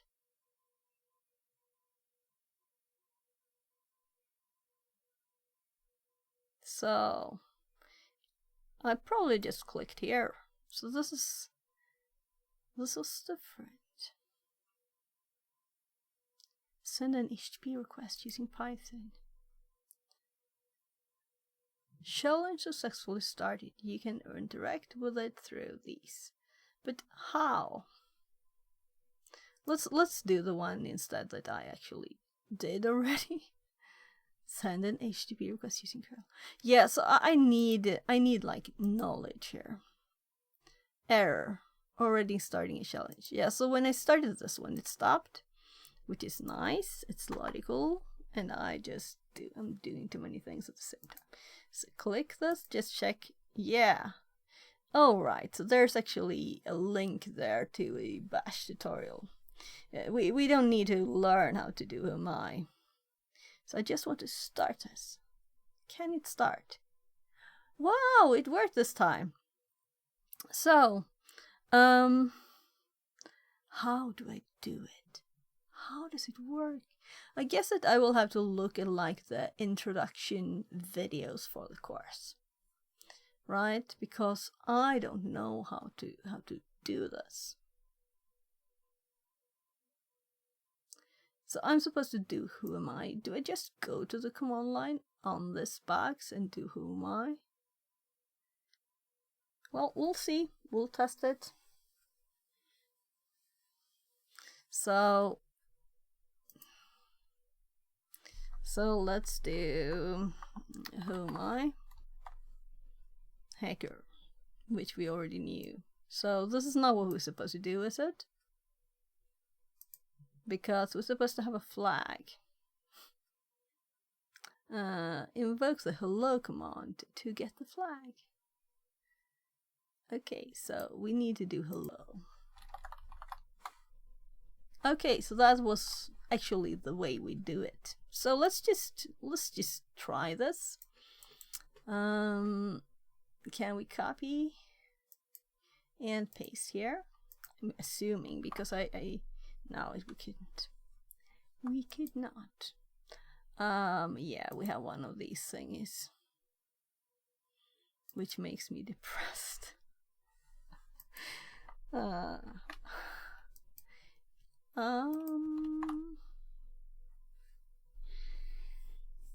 I'm sure we could SSH this. I'm sure I did SSH to this. I'm sure I used SSH for the ones previously. Didn't I? I kinda think I did. So, do I have to now close this one and start the other one? This is one is called intro to command. So I have to close this and I have to start this one. And they will of course be more. Oh, this was instant. Very nice. Very nice. So let's try some more complicated commands with arguments, like echo.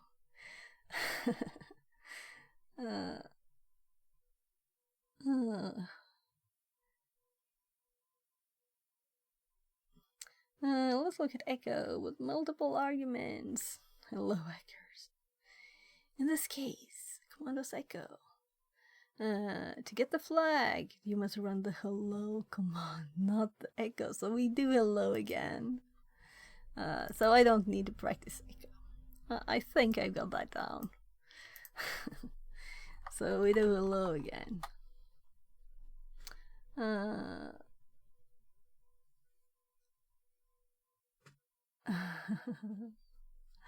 Hello, hackers. So now we know what an argument is. So let's actually it's so basic, but still it's kind of funny too. If it's this quick, I can live with this, you know. And I hope to learn better ways to do it. Also, let's next time, if it has the same, we can do. So this is hello hackers. So if I update this now, it should just say 2 of 2, right? So if we click here. So this is very, very basic Linux. Yeah, I want to try the... When I click start, it will give us the 2 options, right? So what if we do VS Code Workspace now instead?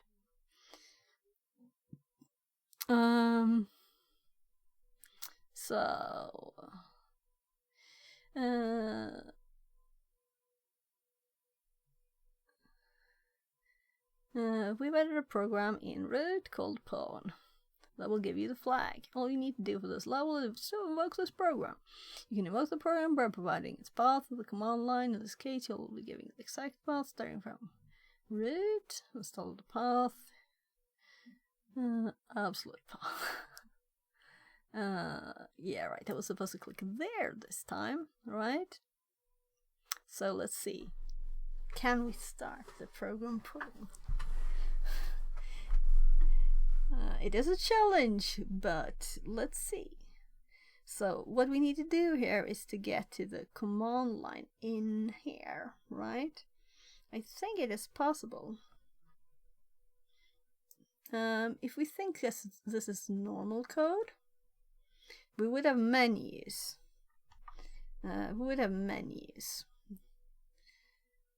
So look, terminal, new terminal.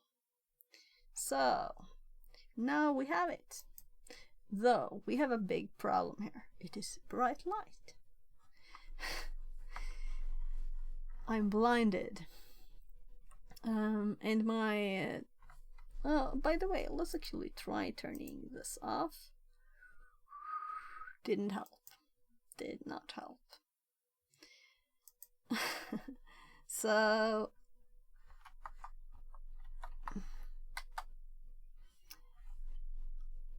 I'm hoping that we can copy here, right? So Control C, some key binding, configure terminal settings.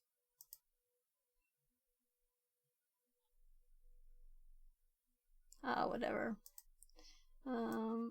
First of all, let's try Shift Control C, and then we're trying to paste here and see if we got the right key or if it was the last one we copied. It was the right one.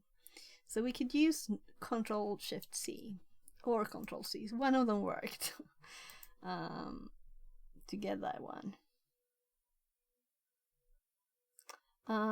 Maybe this is not fun to stream. What do you think? We're still exploring a bit. It's not like it's challenges. Let's hop to something more challenging, right? So now if I start this one instead. Also, what is practice?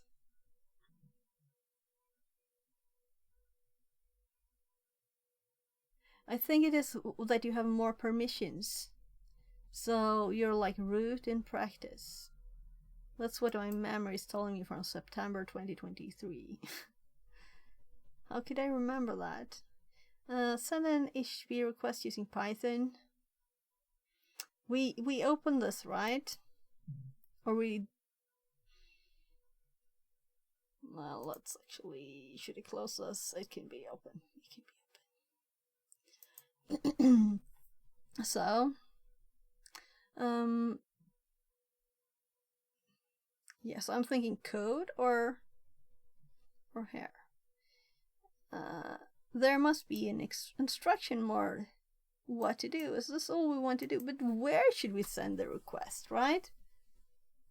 Where should we send the request? I think there's like a command on what to do. And I'm kind of sure I've done SSH on these.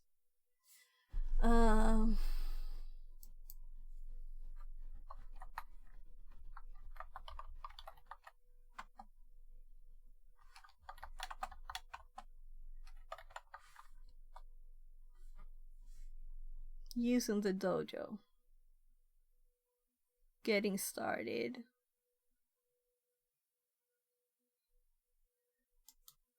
So this is what we want, right? Using the dojo. This module contains challenges that will teach you to interact with the platform. You can interact with... Right. So there's Visual Studio, there's Full GUI, and there's SSH. I knew it. I knew it.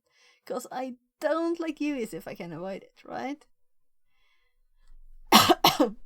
So, how do we connect our SSH?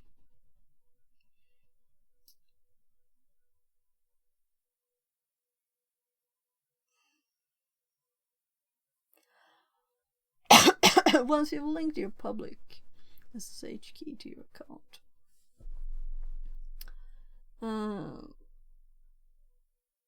Right, so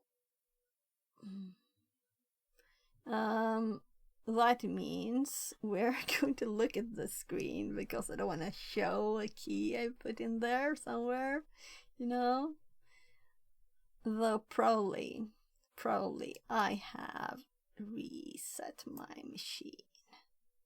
There is a RC public key here already, so we'll put a new one in here. So I'm just going to drag the tab with the key over to the other screen, right? So this is only the public one anyway, but still, better be secure. So let's N.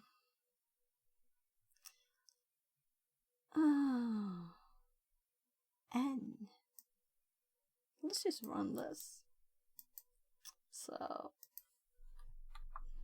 it wasn't long ago I created a control feed. So there.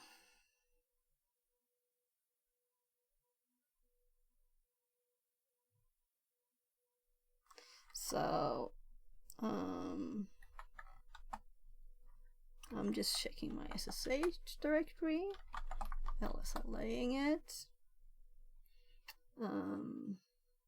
Right, I didn't have anything on this one, right?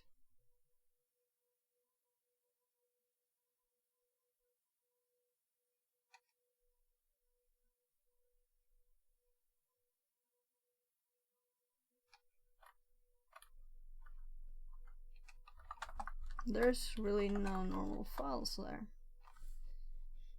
Oh gosh, it didn't put it in the right place.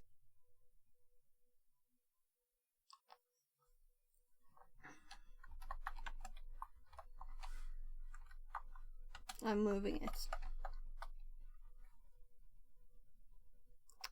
I wonder what the N is now. And why did they set a name? Whatever.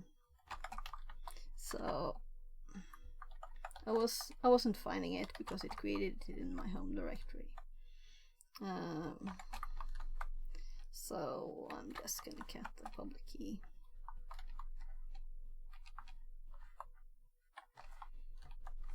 And I'm gonna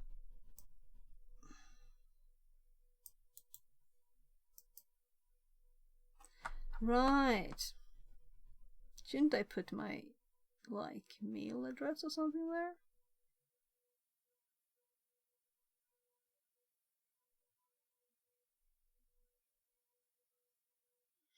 Because you know, that's what, let's see,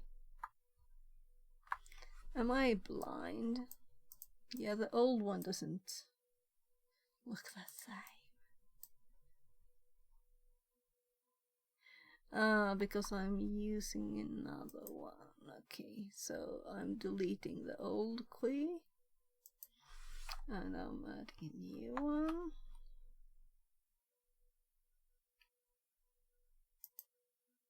So it's added.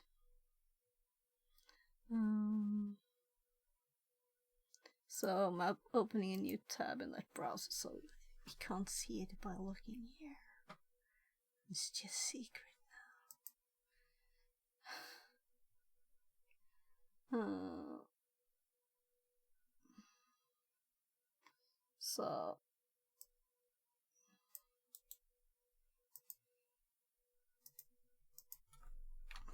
so let's clear that and let's paste that.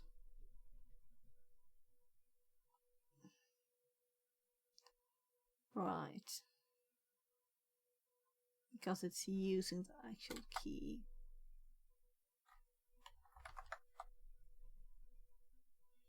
I'm more like adding it to the list, but we're logged in with SSH, so we can just add the key instead, right? And it will, SSH will use it automatically, won't it? So whatever, we're connected. And this will work for the one we've started every time, so we don't have to go to a new web page, hop around. We're just in one terminal and it's just like very nice, right? And I still don't know how to do this task though, so let's read more, because yeah, what am I supposed to do? Let's actually look at this one too.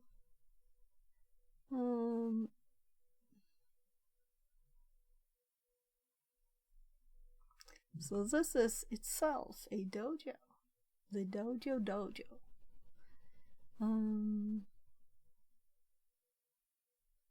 So the VM is a VM. I need to solve the challenge in the virtual machine. Using the VM command. Oh, video. That's the video we got when we searched. So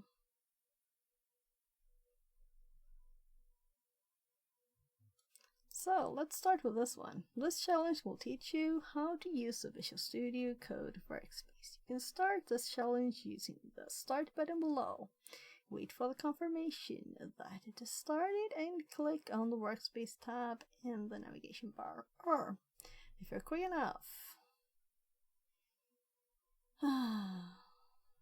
in the brief pop-up. I'm probably not allowing pop-ups. Launch terminal.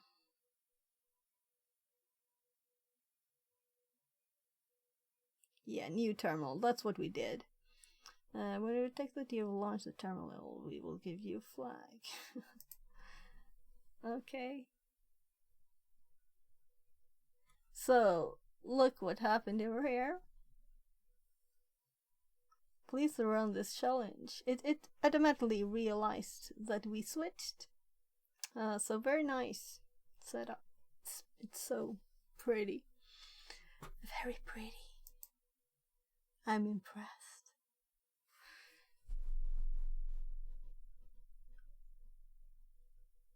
So, oh, it's still up, the thingy. So let's just do terminal again. And that's like the thing, right? Checking passed. So, right. So was that a copy? Because I just right-clicked.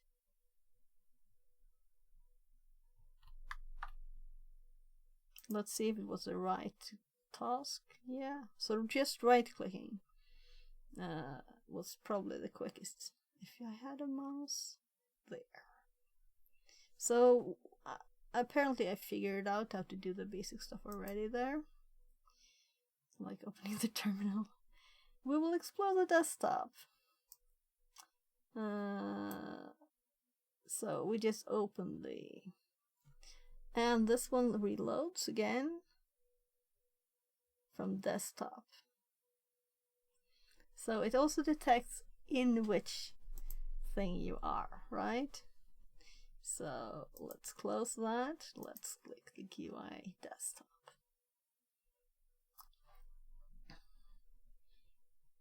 So we're just getting comfy with the system. Comfy and impressed, right? So this one didn't do anything automatically when we just started it. So let's see. Open terminal inside the desktop. So doesn't it want me to open it that way? Test.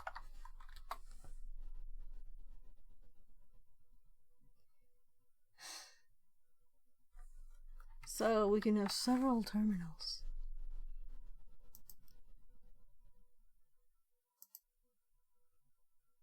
Applications.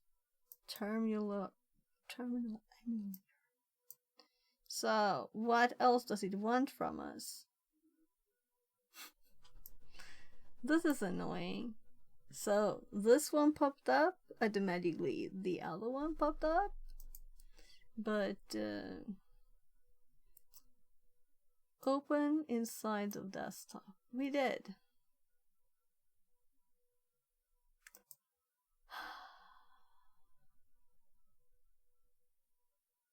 Alright, so this is the workspaces. Because I was scrolling before and it was hopping and I didn't realize why. But it's actually switching. But I had nothing up, so I didn't see the difference. So we have the terminal up. What does it want us to do? So let's do clear.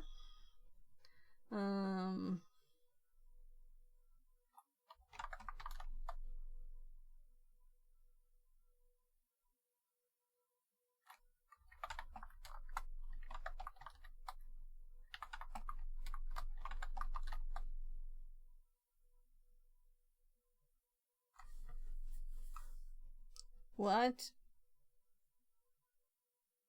Oh gosh, I mistyped. It happens. I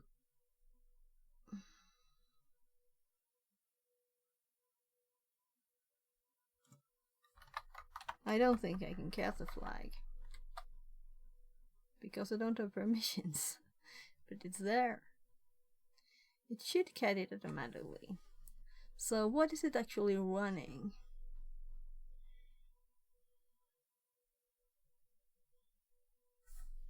So I'm actually This is a nicer place to look.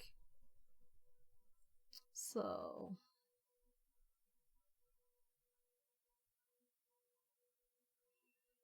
I guess that when we start bash, something happens, but not on that machine.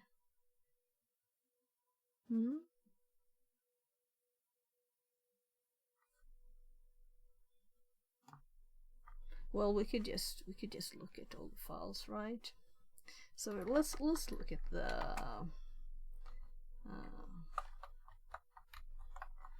the history. Yeah, so this is what we've done since we started now. It's obviously been cleared, the history, since over a year ago when I created the account. You can see a half moon right up there and a totally black sky.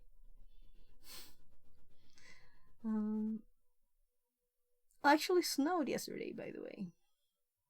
So we have white outside. And I don't have winter tires on. Because my shoulder, I haven't been able to switch them. And they're at my mom's. Like...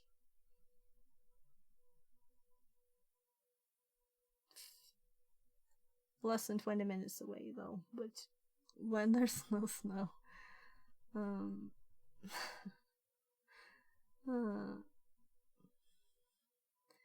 So... cat... dot... Well... This is actually interesting that I don't exactly know what it will run. So...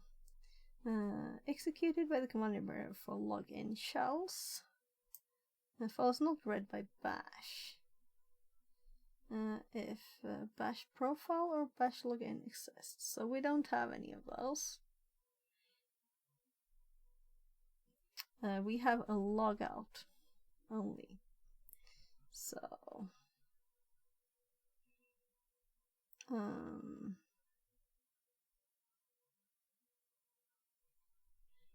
so let's just check the non-commented lines.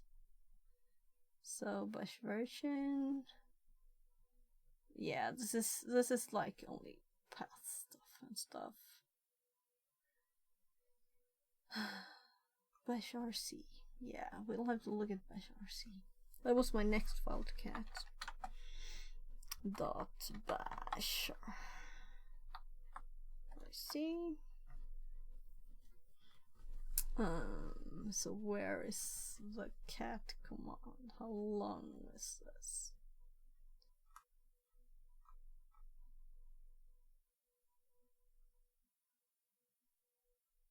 Here, that's where it's starting. So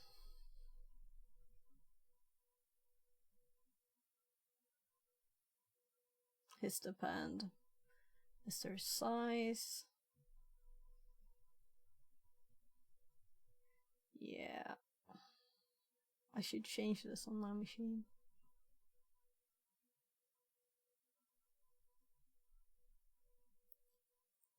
What I'm looking for is whatever that was. Let's start it.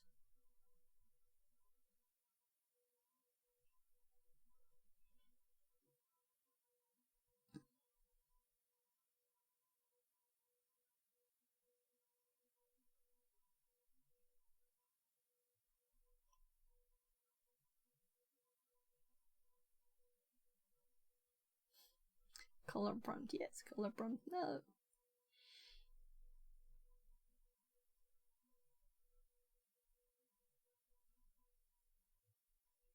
Alias.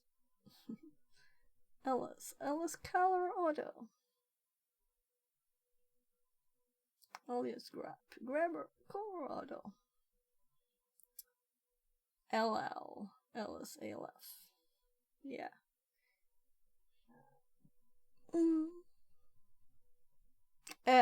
Alias CF. LSA.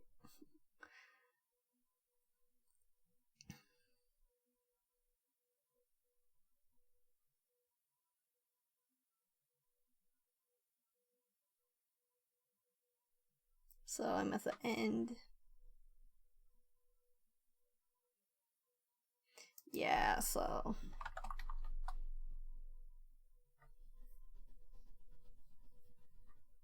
let's look at this.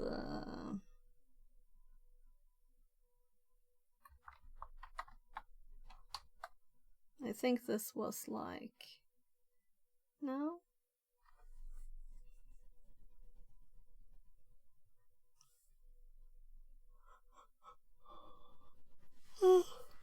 Yes.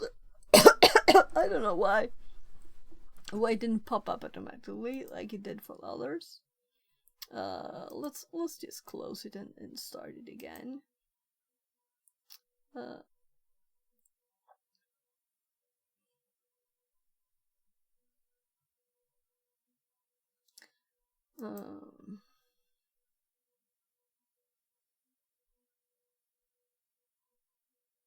Yeah, and this is so cool that it connects at once. Very cool. But we want the desktop now. So do I have to disconnect from... I'm disconnecting from the SSH. Maybe that's what's needed. I should have done that before then. So let's click start again. And click this. So no other one has done anything and said to it like you already in the wrong place. Yeah, this was it. So that was what I needed to do. But that was a bit annoying because I would like to have the SSH running, but this is like a one-time thingy. One-time thingy. So copy. Select the flag with your... Oh my god, that's cute. Yeah, I like it, you know? It's baby safe. It's teaching from the base. Oh gosh, I didn't manage to copy it.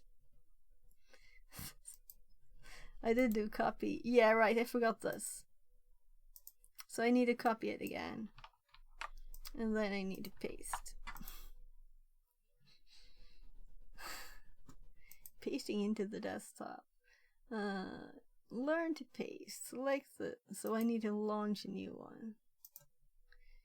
And open this again. Yeah, I think it's a bit fun.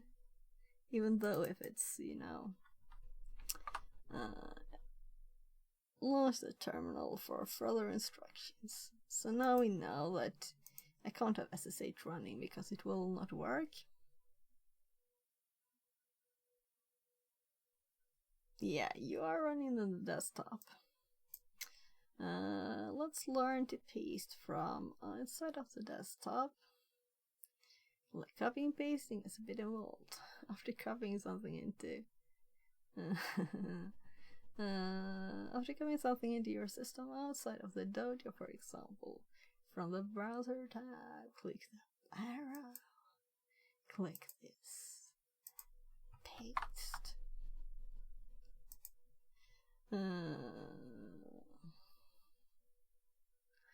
Now the contents are in the Dojo's clipboard. Paste the contents into the terminal.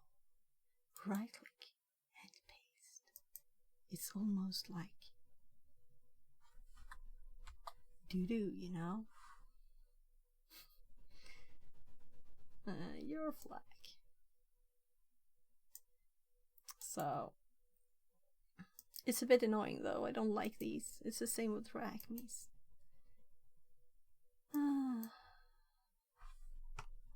So, and I want to paste it before I close it down, just to be sure, you know. So, this is the basics that we need to know to be able to do the more advanced stuff. So we need to do them. Oh my, I'm hungry. And it's midnight. And my hubby's working late today. But I'm still hungry. 9:15. Yeah, so let's actually... Well, there's chocolate.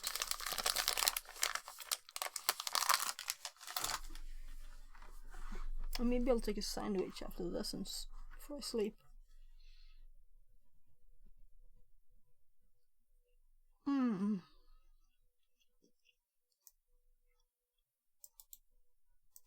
Hacking is a contact sport. There will be times when your attempts to hack through a level will result in irreparable damage to the workspace environment. When this happens, don't panic, you can just restart the challenge. This level will guide you through this concept. On your first attempt, it will ask you for a password that you don't yet know. When you get this password wrong, it will tell you what the right one is, but will then destroy the challenge and the flag file. You'll need to restart the challenge, go back to this page and click the start button below, to try again. Just start the terminal to give it a go. Good luck. So now we can select which way in we want, right? So we can connect here.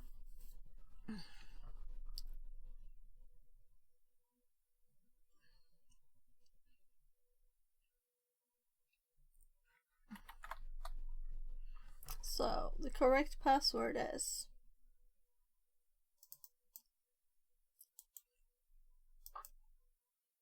now we can copy and paste, you know. So we start it again.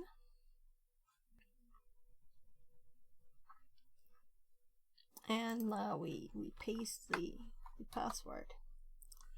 And so much easier than the desktop thingy, right? And quicker. So the challenges are tricky often. You might get stuck. There's several ways of getting yourself unstuck. Think for a long time. Search online for help. Ask for help. Critical skill to search. There are two resources to ask for help. First is our Discord, full of amazing hackers that are willing to help. I think he'll try Pwn College tomorrow. Yeah, do that. No, you don't have to do these. Right. Let's see how they want us to get help. Where were I? Discord. But many typical issues you will run into. There is Sensei, or AI-powered Sensei for the dojo. Sensei is an LLM that is augmented with information about the challenge, common issues people run into with the challenge, and I remember it knowing what challenge you're on, and your actual terminal and file system state. This means that it can be effective help for many issues, and can help bridge knowledge gaps. And that was a year ago. That might be hampering your process. This challenge will force you to interact with Sensei. Sensei can be accessed through help link in the navigation bar at the top of the page. Access is only after launching the challenge, okay? If you ask Sensei for help before that, it will just tell you to open the terminal so that the challenge can launch. Note, Sensei is an ongoing research project at Arizona State University, and is being run under the IRB protocol. If you do not wish to participate in the study, please feel free to skip this level. So, just ask Sensei. Right? So now we ask it for help for what's the password.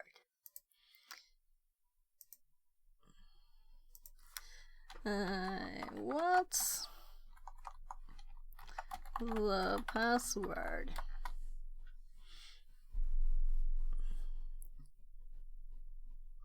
Welcome.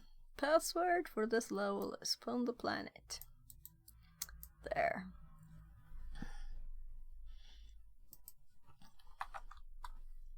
So, and if you're doing this, do the SSH, right? So much easier. I know I'm using one hand. I could have just copied with the normal way, you know. So there. So what is challenge programs? The actual files comprising the challenge live in the challenge directory. Right, I remember that. Unlike previous challenges, which automatically run the terminal as the terminal is open, this challenge required to invoke the challenge solve program directly. Just by running it in the terminal, you will get a flag. Note this challenge and the challenges below will be assuming knowledge of the Linux command line. If you happen to lack this knowledge, we recommend you first complete the Linux Luminarium, then resume the model. So, I'm looking for the, it's in root, cd,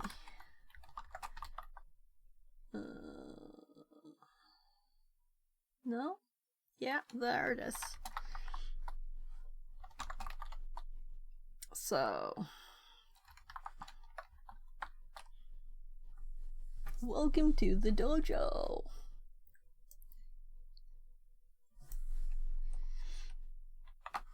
Yeah, so it's since I still select it with the mouse, so that's why it's logical to like right click it too, right? So the flag file.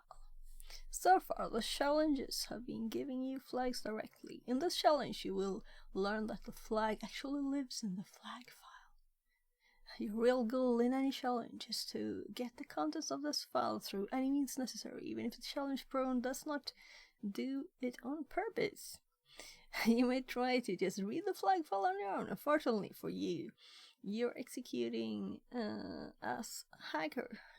Flag is only readable by root, so you cannot access it. In the previous challenge, the challenge program itself, which runs as a root user, and thus can read the flag. Read this file and print its contents. This is harder. Like many of the other challenges on this platform, this solve program will not read the flag directly. However, it will make the flag word readable when you run it. After that, you will need to read the flag yourself. Cat flag! So, let's do it differently. I'm hopping over there now and clicking start so you can see how cool it is when it's just saying connecting and hopping to the new one. So, and I happen to type on my web browser instead. So, let's do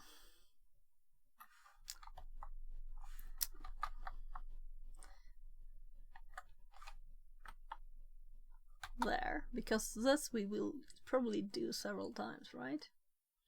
So there, we don't have to cd when we know stuff where it is.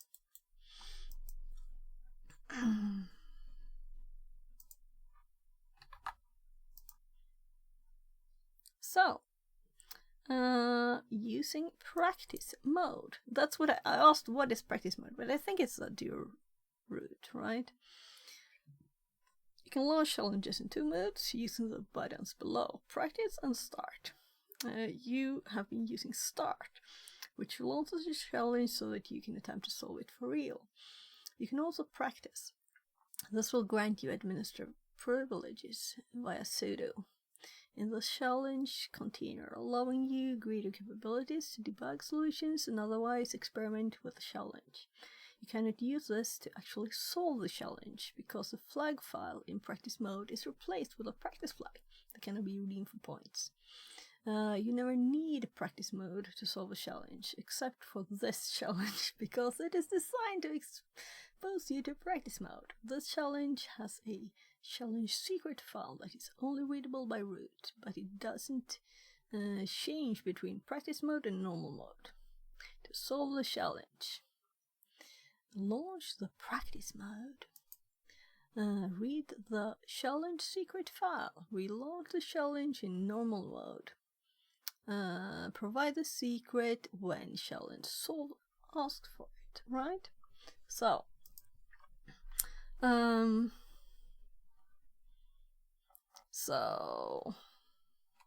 cat challenge secret. Solve is the same. And this is permission denied, so we do the same with sudo, I'm assuming, and we can read it. So let's copy this, and now I'm just clicking start. So it is restarting with, it still says, okay. So I tried clicking up. So now we're supposed to run the solve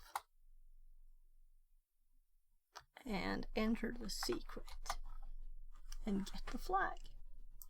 So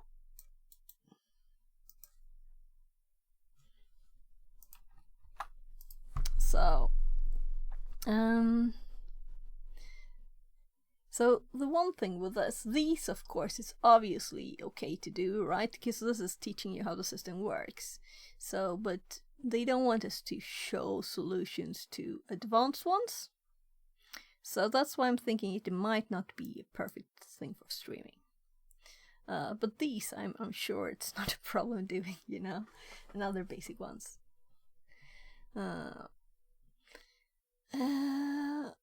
So, persistent home directories. Your home directory in the dojo is persistent between challenges and also the history. This means that you start a new challenge, all of the files you have saved in there will still be there. You can use it to build up notes across multiple challenges in a module, reference old solutions, or rerun solutions perfected in practice mode against challenges in the non-practice mode. This challenge and the next will drive home the point by having you write a file in your home directory. This shall solve it. Oh, challenge solve for further instructions. So I'm doing arrow up in the browser again. So please create a directory named Leap in your home directory and copy the challenge secret file into it. The resulting file should have the path of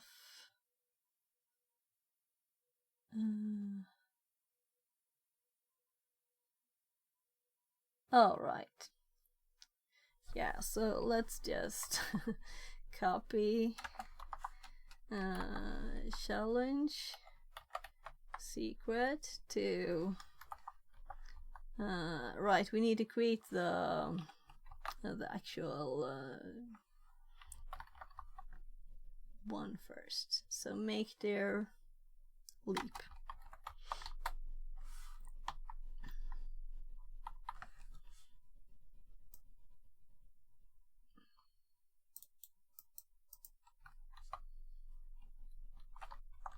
Oh, that's annoying.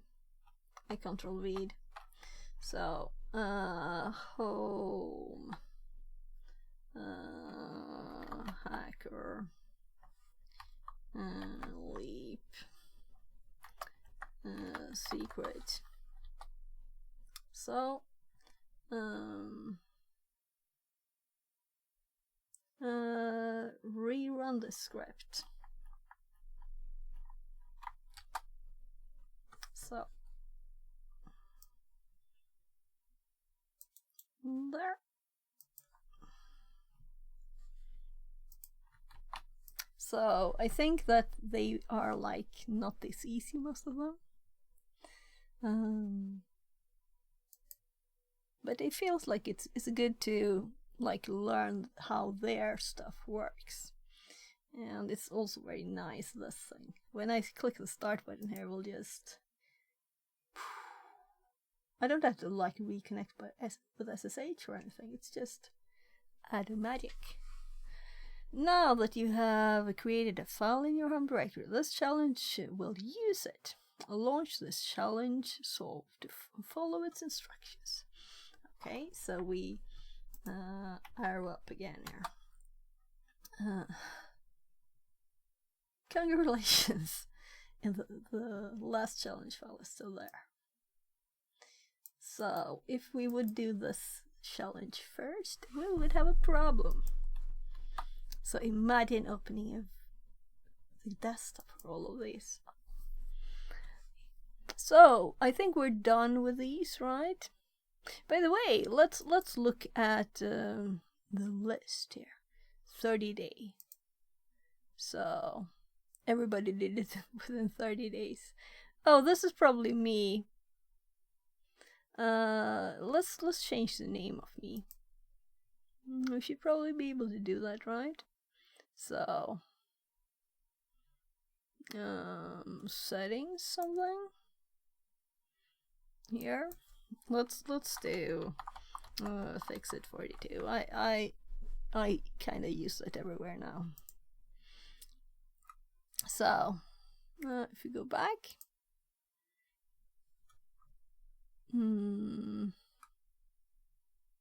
back again. So we have the Sophia 75 there. I don't know why I had that. Now it says Fixit 42 instead. So, right, maybe I did see it if I do the all-time 2, because I see myself at the bottom, right? Yeah, look. Oh, look at this person. They've done a lot of the stuff. So, we're done with using the Dojo. So, what's I like here? This is the Linux basics. I don't want to waste time, you know. It's kind of like not necessary to do basic Linux stuff. So we did the other one to learn how the site works, not to do anything like other thing. Pondering pause. So if we go to this thing, where are we here? Talking web. And right, so now we know here how we access this. We click the start, right? And we hop over to this page, or what do you call that? And now we know that we should have this solve here. No, there's nothing like that. It didn't help. It says send an HTTP request using Python. We could do that. Will it just automatically realize? But we have to know where to send it, right? I'm like missing information. So maybe I should just like read the thing first. So actually, let's TTS this while I go and check on my kids if they're asleep, because it's 0:44, right? So they should be asleep. Of the digital realm, HTTP, Hypertext Transfer Protocol, stands as the lingua franca, the common tongue through which web applications, servers, and clients converse. This module, Talking Web, delves deep into the intricate dance of drafting, decoding, and manipulating HTTP requests and responses. Both novice web developers and cybersecurity aficionados will come to realize that to truly grasp the heartbeat of the web, one must not only understand but master the nuances of HTTP communication. Mastery, however, is more than just absorbing theory, it's about rolling up your sleeves and getting hands-on. By the end of this journey, you won't be solely reliant on your web browser to make HTTP requests on your behalf. You'll possess the skills to converse directly with web servers, thus opening a new world of versatility and power. To aid you in this journey, this module arms you with formidable tools, curl, netcat, and Python requests, setting the stage for dialogues with web servers, specifically on localhost at port 80. As you venture into the detailed intricacies of headers, metadata fields that carry vital information about the request or response, paths, the specific locations or resources you're aiming to access, arguments, data points that can alter or dictate the behavior of your request, form data, data transferred from web forms, JSON, a popular data interchange change format that's lightweight and human readable. Cookies, small data fragments stored on the user's computer, crucial for session management and tracking. Redirects, methods web services use to direct your browser from one location to another. As you sail through these challenges, you won't be navigating blind. Hacker at Talking Web level $1/challenge/run. Asterisk serving Flask app run. Asterisk debug mode, off. Warning, this is a development server.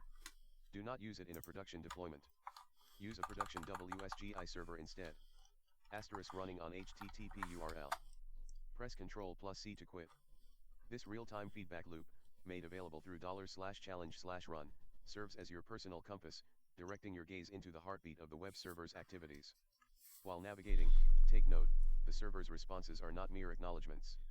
They often whisper hints, nudging you towards the right path when you stumble.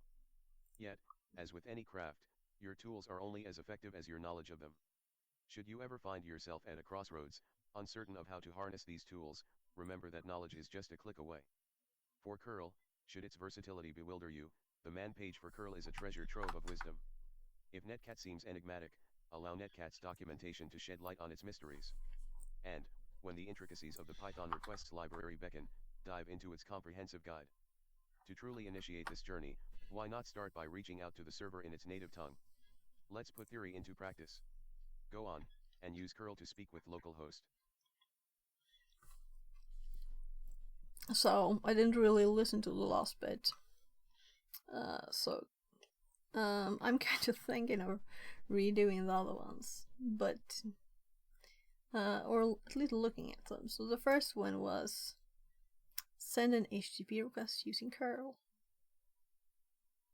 Yeah, I'm actually going to hop there because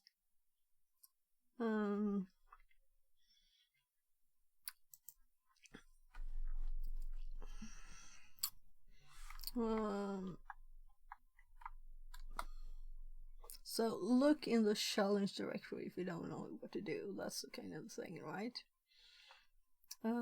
So make an HTTP request.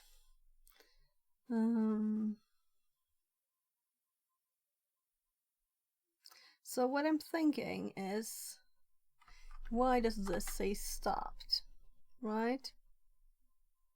I could have two windows open.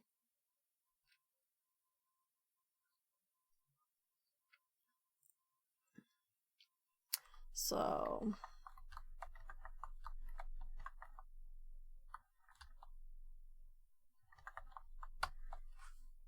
why I did that is to just easiest way to get the history up, you know. All right.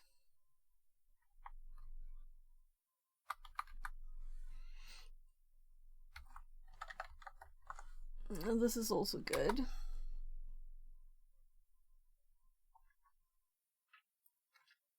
So that's automatic, I don't think. I'm gonna do a little delay. So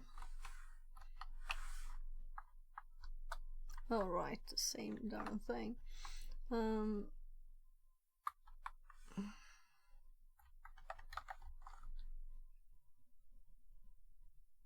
So can you do several? Yes. So now we can do curl air. So I don't have to, I can see both active, right?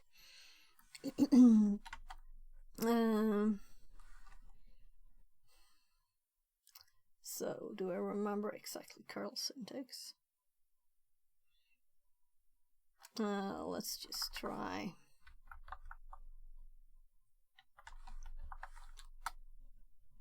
Yeah. So there. So why send the flag again? You already saw this, right? I know. So just doing it with Netcat instead.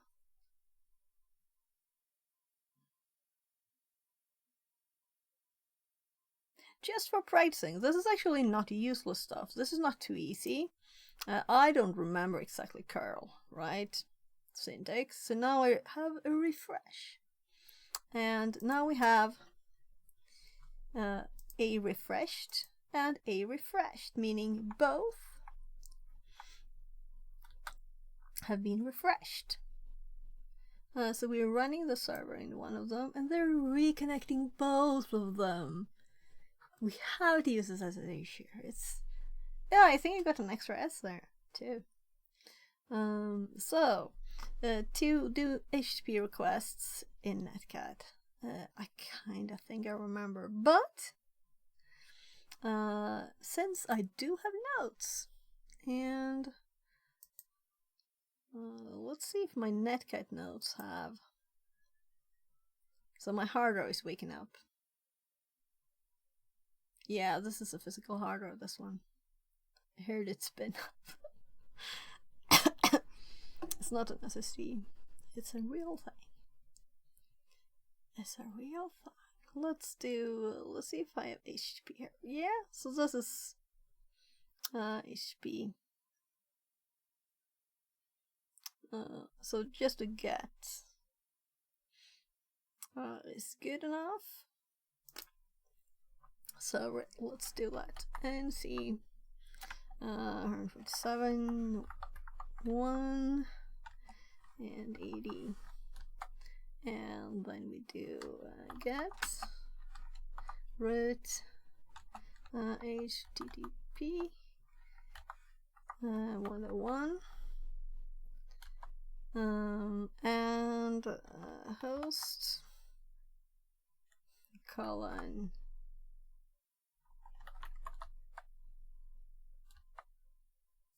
so key or whatever flag, right?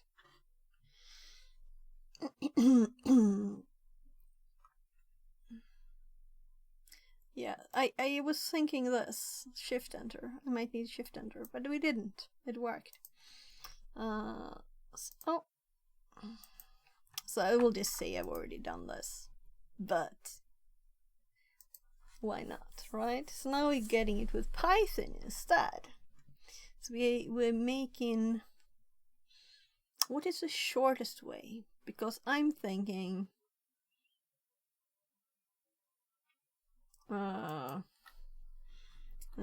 Python request HTTP short, not making a full script, right? Well, this might have like a mega short example.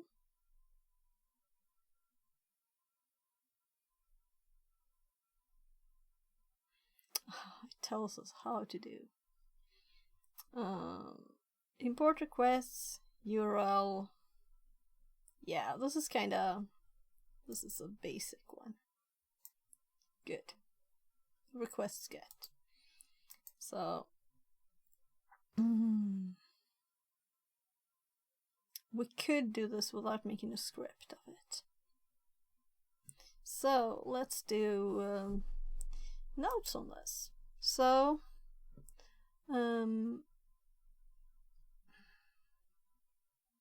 I don't have Python in here. I only have it in my programming section, and I'm thinking it needs to be here too. It's a tool we use. I do have Python scripts in the notes. So let's do new note, Python basic HTTP, right?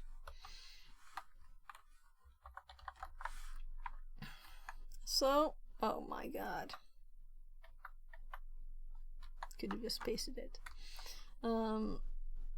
because it copied the whole things there. So, did I start a new one? I can't have.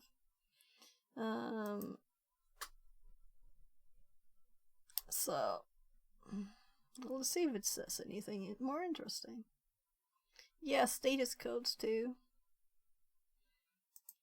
So let's just hop over here and start this one. So now both have started. And on the first one, we do a challenge run.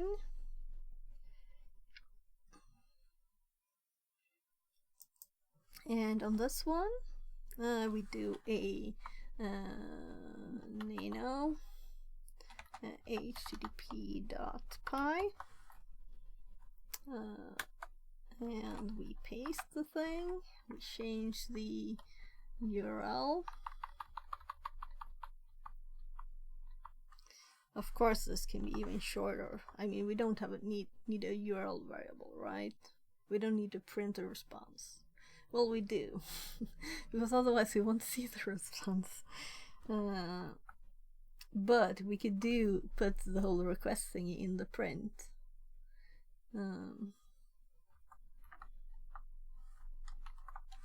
Well, it's 80. We don't need to tell it. It knows. Well, it's kind of the thing, right? So let's do Python 3 http.py. Okay. 43 and init py.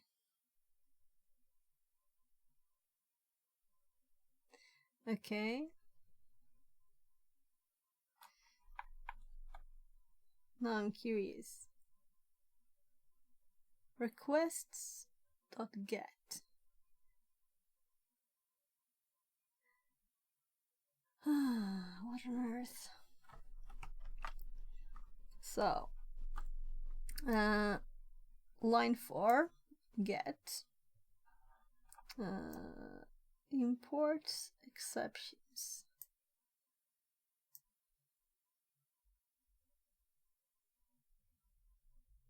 Requests. Line 1.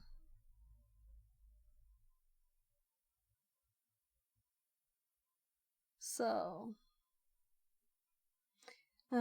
this is the best use of ChatGPT, because I'm very interested in knowing exactly what happened here, right? And let the computer read computerese, that's what I say. So first of all, we're going to put the script.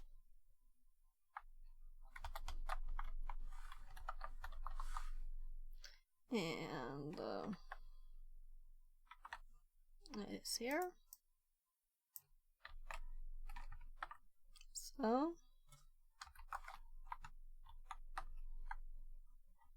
and then we do error. Circular import issue. Oh, right, I've done that before. Thanks. Thanks.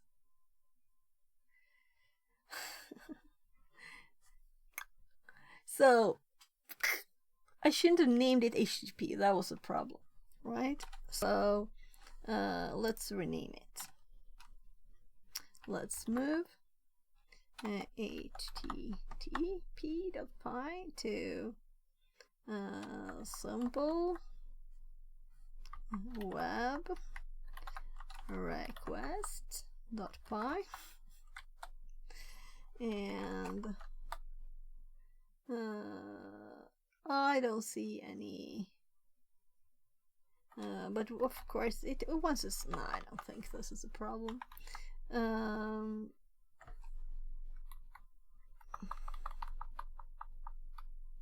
So Python 3. No.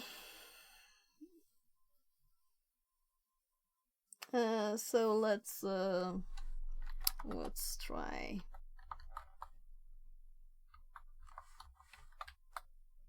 Yeah, I thought so.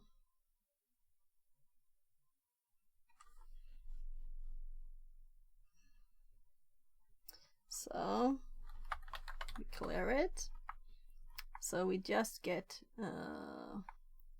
the current output, and let's actually reprint the name. the tab, and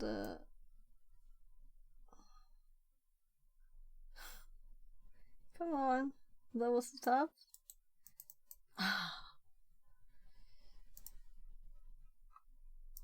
So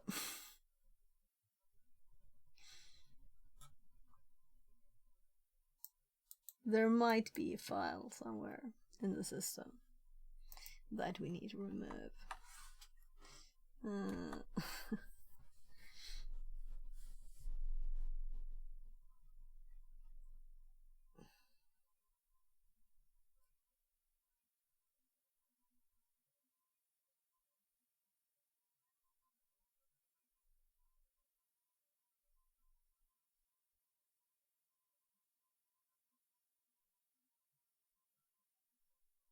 So it's going to network stuff now.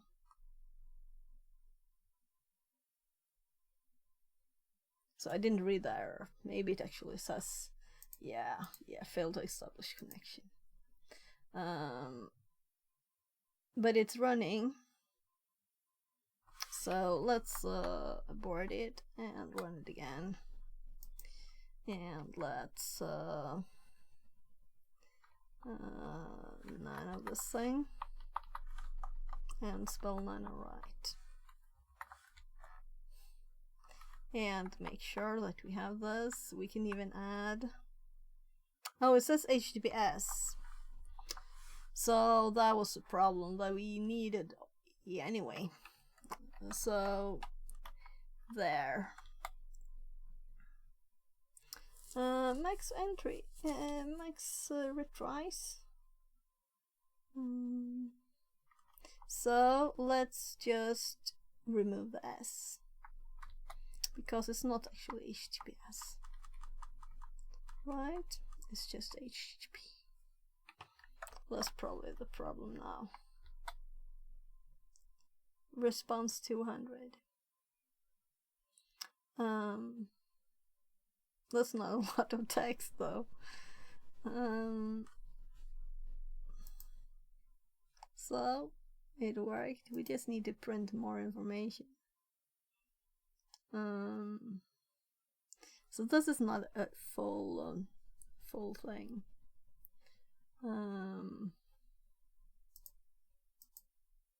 So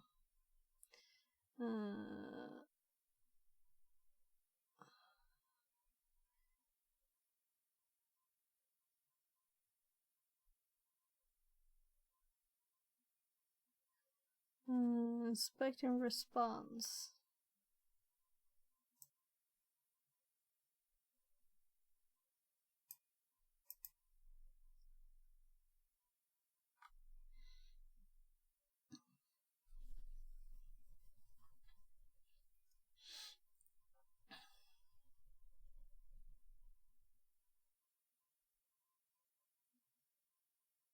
Counted 100. So what were we using? Let's nano it again. I didn't do it good enough. Print resp. Yeah, so I do need resp dot, right? Dot content, right? Oh no. So now we got it. Let's actually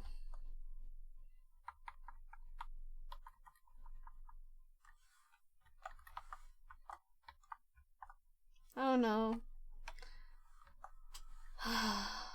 I tried clicking end. That's what I did. So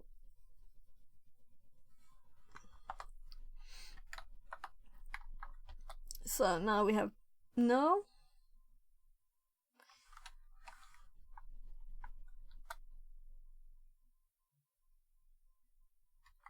I think str should fix the bees.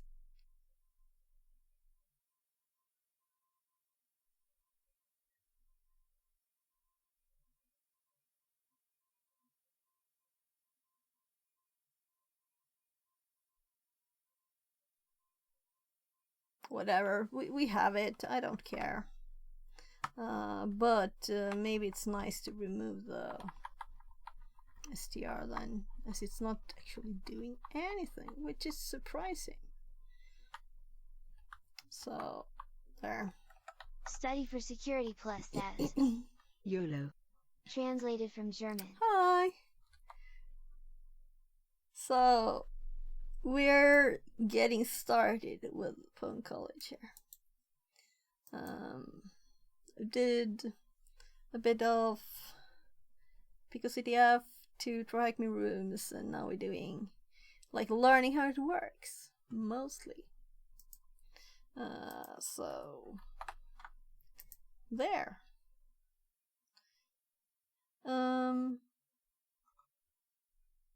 Maybe we should do something more. Send host header in. Yeah, so I did this before, the last one. It's probably in the history. We sent a host header already. So I have 2 SSH sessions running here, 2 of them, and they're so very nice, so they can reconnect to the new challenge. You know, it's such a nice setup we have, and you can also use VS Code and its terminal, or this desktop one. Though this has the same copy paste problem, you know, that TryHackMe boxes has. So SSH is so nice. And oh gosh, I got all that history now. So delete everything with the pi from the history. No, challenge. Run, whatever. I know it's run on here. Run. So it's starting its web server, and we're just gonna send a curl. History and grep curl. Alright, of course I didn't actually send it. It actually showed itself. But I don't think I've seen that before. So whatever, let's just do it. Curl 127. Let's see if I can remember everything.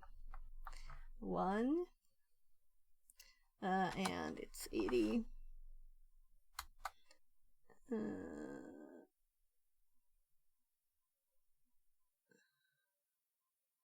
Right, it's correct, thank you. So we should do, no, let's look at notes. That's so annoying, I deleted it. So let's look at my curl notes instead. You know, it's always nice to use the notes. A, B, C, D. No, so curl is maybe in the web. But I should have a link here. So curl is curl here in curl there. So let's make a new here. New note. Curl, and let's link it to curl. Web link. Yeah. So curls, that is in web. That's the one I want. So let's go there. Yeah, I have to make a new line to be able to click it. There. So I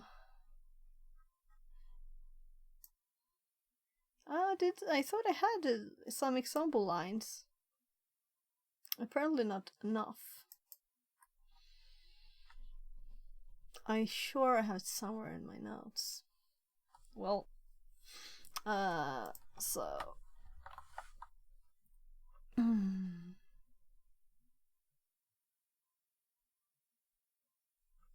What's that? Host basics. Let's go for the next hit. Host. So. Nah. It's something short and easy. I'm just like, don't have any memory.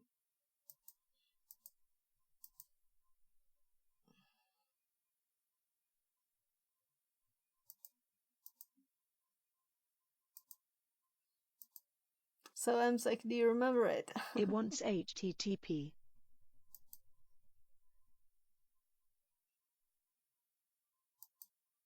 Oh, right. Yeah, but you still need the host thing. Oh, look. I said it's in my notes, and it was like in the first line. And it's H. Am I red? Is it like 1 o'clock in the middle of the night? I have an excuse. I'm 27. Dick. Translated from Dutch. And let's just do dash H. At least no one said, it's the first line on your notes. Are you blind? So, host, colon, something. Doesn't matter, right? Okay. Should be this.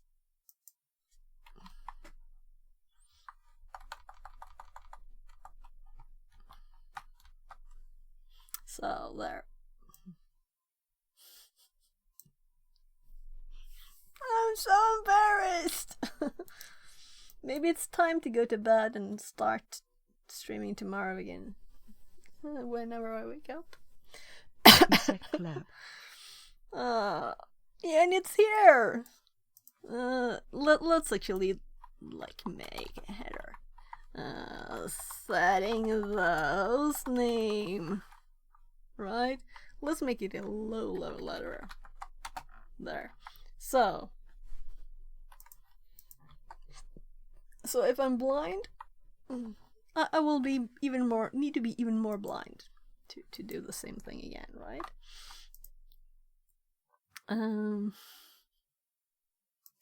Technically, you're just setting a header key of host to a value. Yeah. That's it. So I think we can do more H's. So I think we do another header. So we could do like H. Give me a header name. This is, I think, how we do more of them.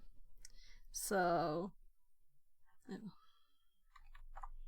some header, colon, whatever.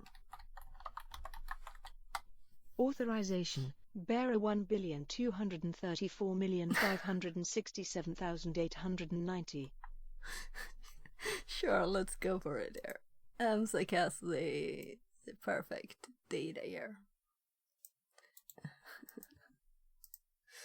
So we have to redo this now when we don't have some header and whatever. This is a serious stream, a very serious stream, right? This is so big a difference. No, but I thought about this before, and I remember finding the answer. So why didn't I add it to my notes? I don't know.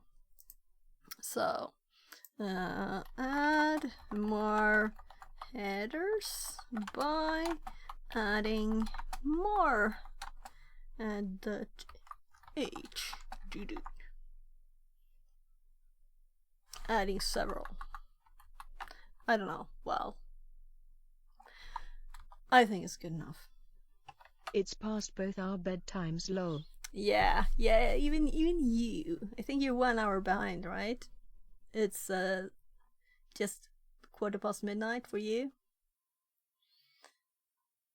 Or you... Yeah, it must be the direction. You're not 2 hours. It's not 2? Yep. Yeah. So the cool thing here is then when I click the new one now, so we have 2 SSHs running for this. And when I click the start for the next one, it just reconnects both. So nice. And we need to run... how much did I type really? There it is. Challenge 1. So we can make files in our own home directory. Maybe I should make a script called run that runs challenge 1, right? Or maybe just a link. To the things. There's... I don't know what the other one was called really. There was another one too to start some of these, the beginner ones. How it works.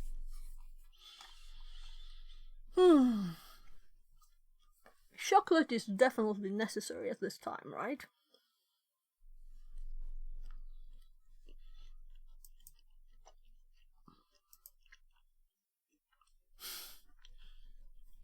I did this already. And it's easier.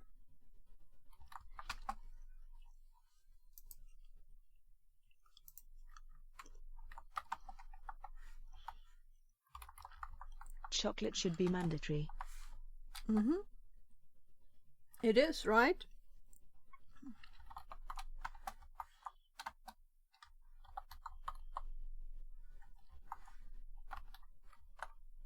Oh, that's annoying.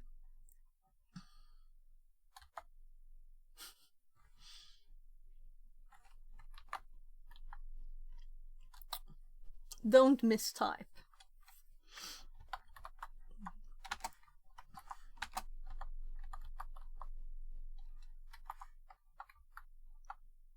I managed to get a dot there.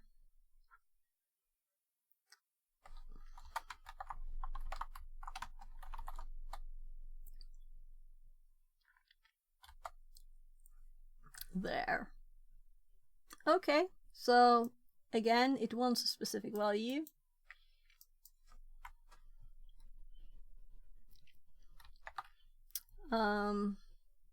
A bit annoying to have to retype, but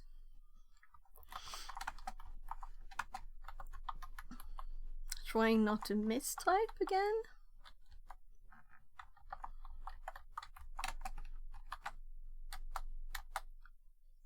There. This is a good, like, remembering how does an actual GET request look like. How does Netcat, curl, how do they all work, right? I did a note on Python because the third one I was Python. So probably Python again. Yeah. So we need a host header now in Python. Yeah, so I did save the script. So it's first started, so it updates this. We need to rerun.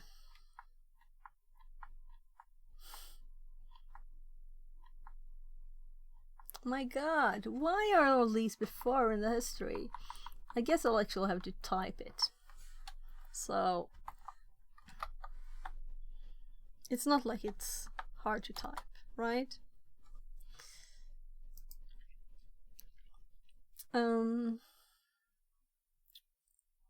So let's nano there.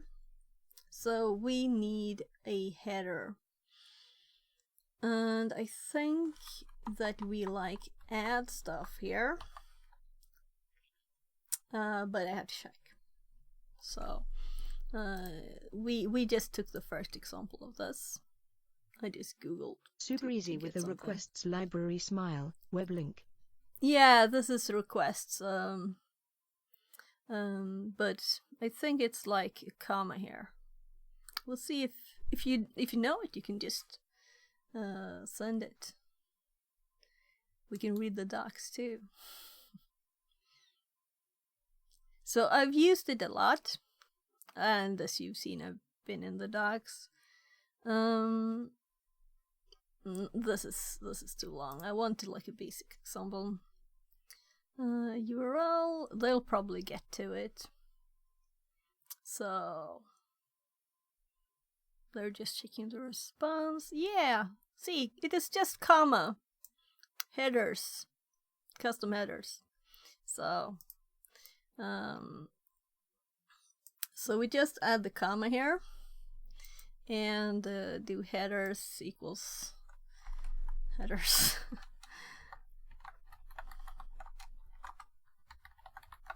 It works. I know, I've done it before. And then this is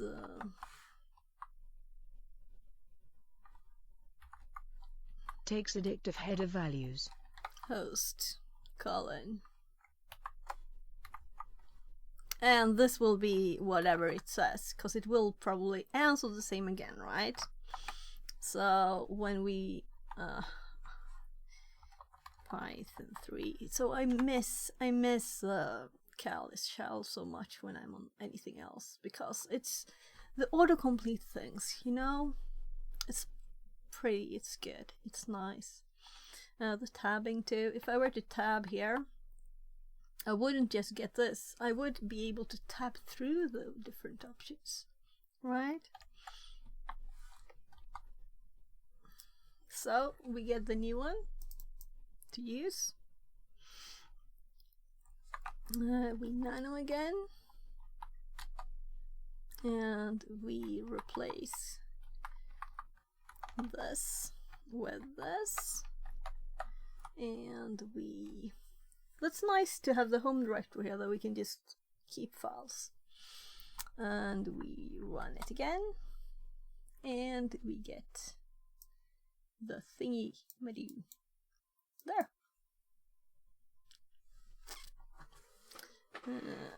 So how many should I sleep now? My kids will wake up and want breakfast, Matrix right? MS execs.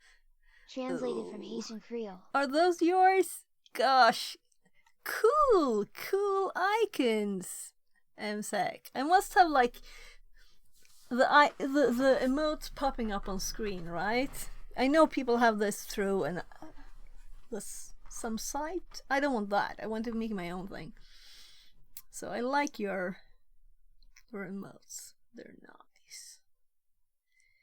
Yeah. So paste, submit.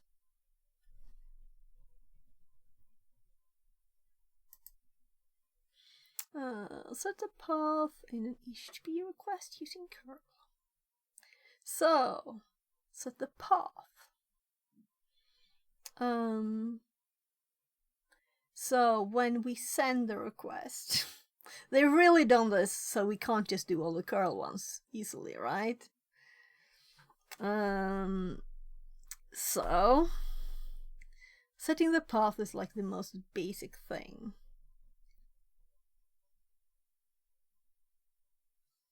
Let's just check at my curl notes again. So we probably need the HTTP this time because I'm usually doing this, right? So it will ask for something else to add when we send it the first time, right? As it done before. So but first we need to start it. So start resetting 3, 4, 5, 6, 7, 8, nice. Okay, from now on I will do this. Right, it's quicker than tabbing or whatever going up. Tabbing is of course necessary, but so curl. So curl http colon // 7/001 colon 80. Let's be prepared here to put something. It will ask it wants something else, right? Yeah. And 80 is not necessary because we don't have HTTPS or whatever, you know. So let's just there. Oh gosh. Well, it was good enough. So I guess it was right since it's just 2 of them. Interesting. :80 has to be after the IP address rather than the path smile. Oh, I put it after the. All right, sorry. I added it afterwards. The / right. Yeah, of course it has to be over the RP. But thank you. Set the path in an HTTP request using Netcat. So we start. Now it's like 1 up, right? Why is it disappearing? Right, it was there in history, really.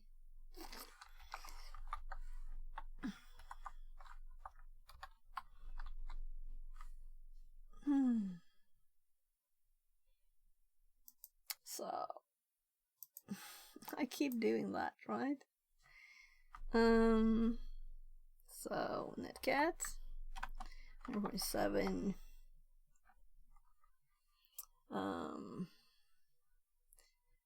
This is when it would be nice just have the history pop up automatically. Not that I'm going to type much more, right? But I still have to type it manually. Get Quee HTTP colon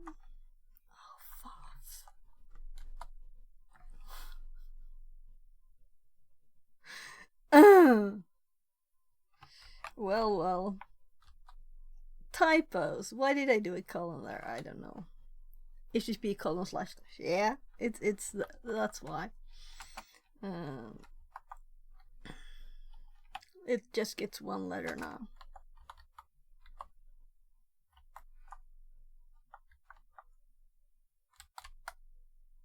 So we get this. We abort, we connect back. I guess I could have just, without reconnecting, just type the new one. But it's like nice to have a fresh connection, right? So get / paste HTTP. So if I hadn't done a lot of burp and stuff, you know, I wouldn't have known how to do this. So in September last year, I wouldn't have known what to do this. That's when I last looked at Pone College. But that was, yeah.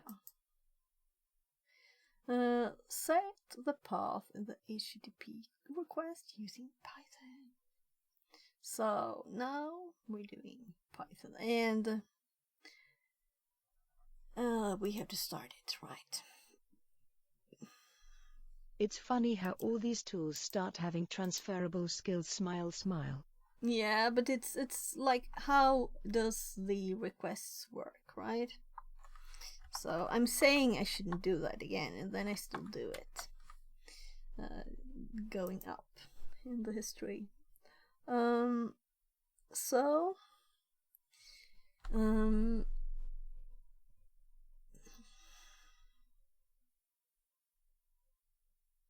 I think I'm getting tired.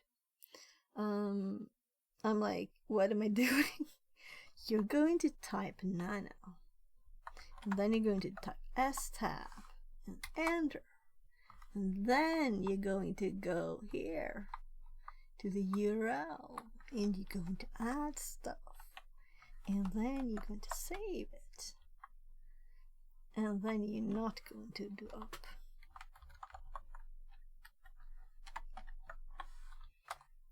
There.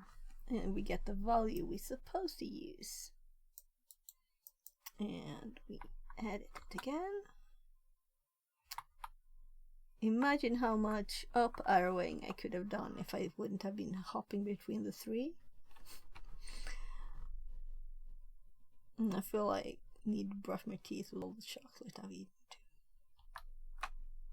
So, oops.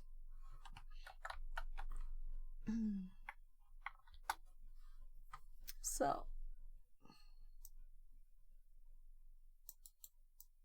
oopsie doopsie. So how many are these? There are quite a lot. It's not like I'm finishing these today. So it's like they're splitting up a simple thing into several very simple things, which makes it harder but mostly taking more time, right? You'll encode a path in an HTTP request using curl.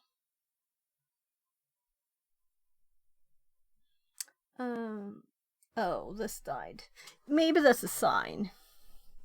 I powered out my third headphone. Going back to this here. Oh, I paused 10 hours. I was not supposed to pause 10 hours. I will have to split it up in YouTube. To upload to YouTube, I'll have to split it. I broke my 10-hour rule. So, but we haven't had it crash the stream. But that's probably mostly because that's a sign, haha. They actually keep for like 4 hours each, but I switched this one out before because it was like falling out of my ear. The right side, it collects. I don't know if my ear is different shape or whatever, but it falls out too. Yeah, so maybe I'm like thinking this is number 10. It's starting to get more complicated. Not URL encode is not very complicated, but a path. Yes, we'll probably do this exact same thing we did last time, but we'll get some character in the path we're supposed to send that can't be sent without URL encoding. So it's the same if we go back to the other one in our history, we will have like the same thing, right? First we need to start it again. So it's a bit annoying this, so we need to keep doing this. Yeah, I'm on 4. That's usually where I have the like VPN if I have a VPN. So one more, number 10 of 10, right, or whatever. 10 of 39. So maybe I should just skip ahead 3 and do all of the curl ones and then do the so I don't have to type as much. Oh no, but it's kind of sleep time after this one. This is the last one, and then we'll see what we'll do tomorrow. I'll stream tomorrow.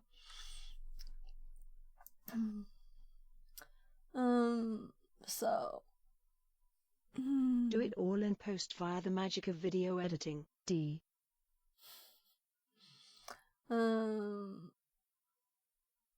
Yeah, so maybe when I cut out all of the turns I've went and made food for my kids and stuff, maybe it'll go under 10 hours. So I usually don't do that when I upload to YouTube, but I can try. So I can hear my 16-year-old is not in bed yet. He should be. I went to talk to him a bit ago. So I'm... Oh, curl. So we just do the same curl. So I don't... I'm used to I do C and it just hops up, right? So we just do history. Because I don't want to redo it. So let's do that. Copy. Oh, what did I do? I want to just copy selection. And then we just paste. And then we just run. And then we have spaces in it. And this is why we need a URL encode this, right? So we copy this. We just arrow up. We paste this. What's space? But seriously, maybe I can cheat. %20. Yeah, I was thinking 20, but maybe I can just plus it. Will it work? I have to try now. So what if we like plus it? Will it work too? No. It's an incorrect path. So we'll have to do %20. Thanks. Thanks, I'm like. I'm too tired to trust my brain even on spaces.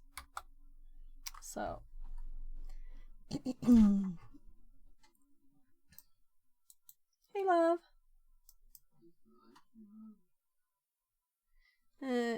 Just a sec.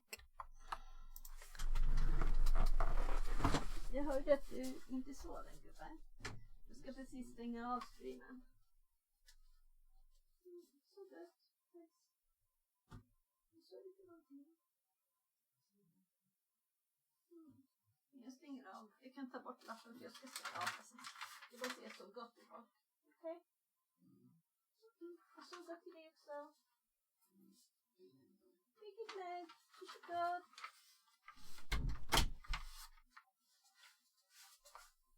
Yeah, it's definitely sleep time. I didn't paste it, did I? Did I paste it? So I think I pasted that. Yeah, you already sold this. So it's so odd that it just hops back and it's not like a green or whatever. Oh right, the flags go green, but you can't see it on this. And the text wasn't there.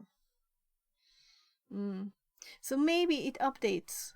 So when the flag is made green, the text here is cleared. But not when we do it again. Because then it's not updated. So it will be, of course, the same here. Netcat, Python. And then we have again an argument. And then we have multiple arguments. So they're just adding a tiny bit at once. Include form data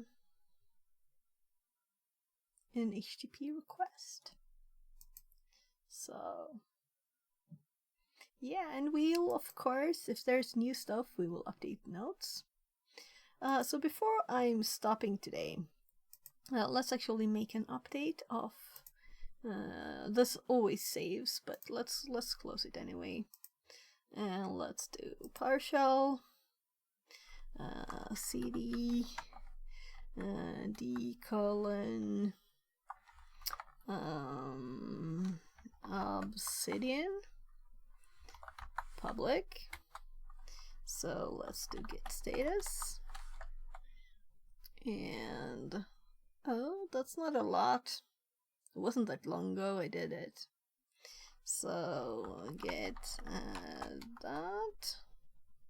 So a few things there to add.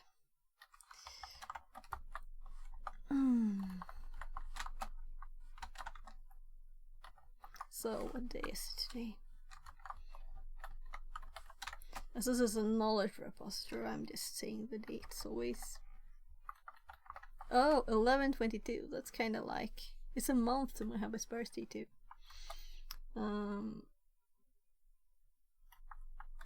So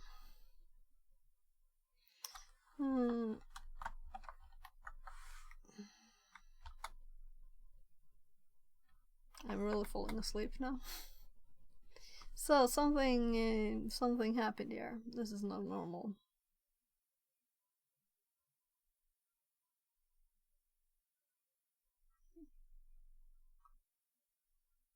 No, it's just me not reading it. So it looks okay. And these are separate repos, so that's why they're red.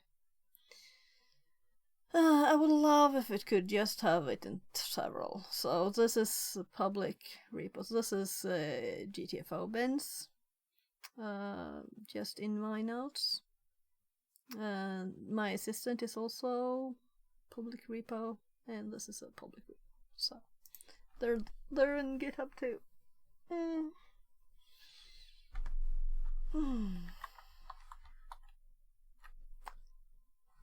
Let's see if there's anyone to raid. Oh, look! Pun College. That's kind of funny, right? So we'll raid them. Of course, we'll raid them, right?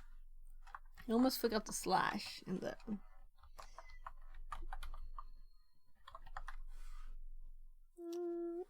So, thank you everybody for being here.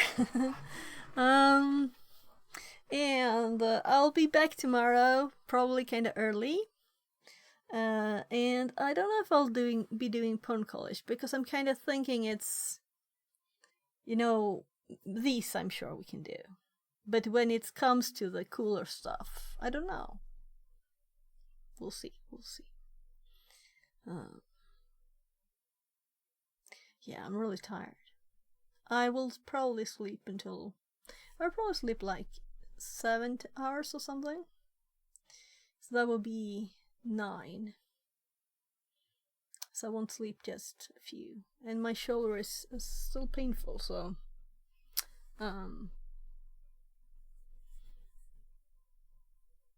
that's why I'm not going to work in the morning tomorrow. And it's Friday tomorrow. So, good night everybody. Sweet dreams. MSEC, if you didn't already fall asleep. But it's just 0:43 for you. For me it's 1:43. Yeah, Nick good night. D. Nah, right. So let's see if I have time to send my sleepy emotes there. Fixit says. Oh. Fixit 42Z. Oh, hi.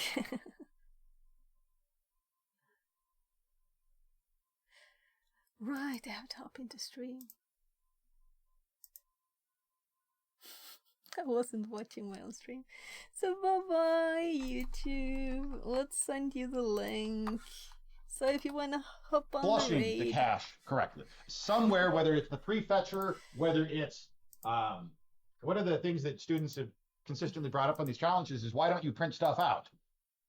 Well, it turns out, in order to print something, I have to access it. And if I access it, I'm impacting the cache. If you're trying to debug your code with print statements to print values, think about what your code is doing to the memory. That's why the challenge doesn't print it out. Because you can inadvertently bring things into the cache and forget to flush them, or you could flush too much. And so you need to be able to make sense of, well, why am I getting the data that I'm seeing? And then think about what your code is doing. And yes, this will take an hour, 2 hours of staring at it, walking away,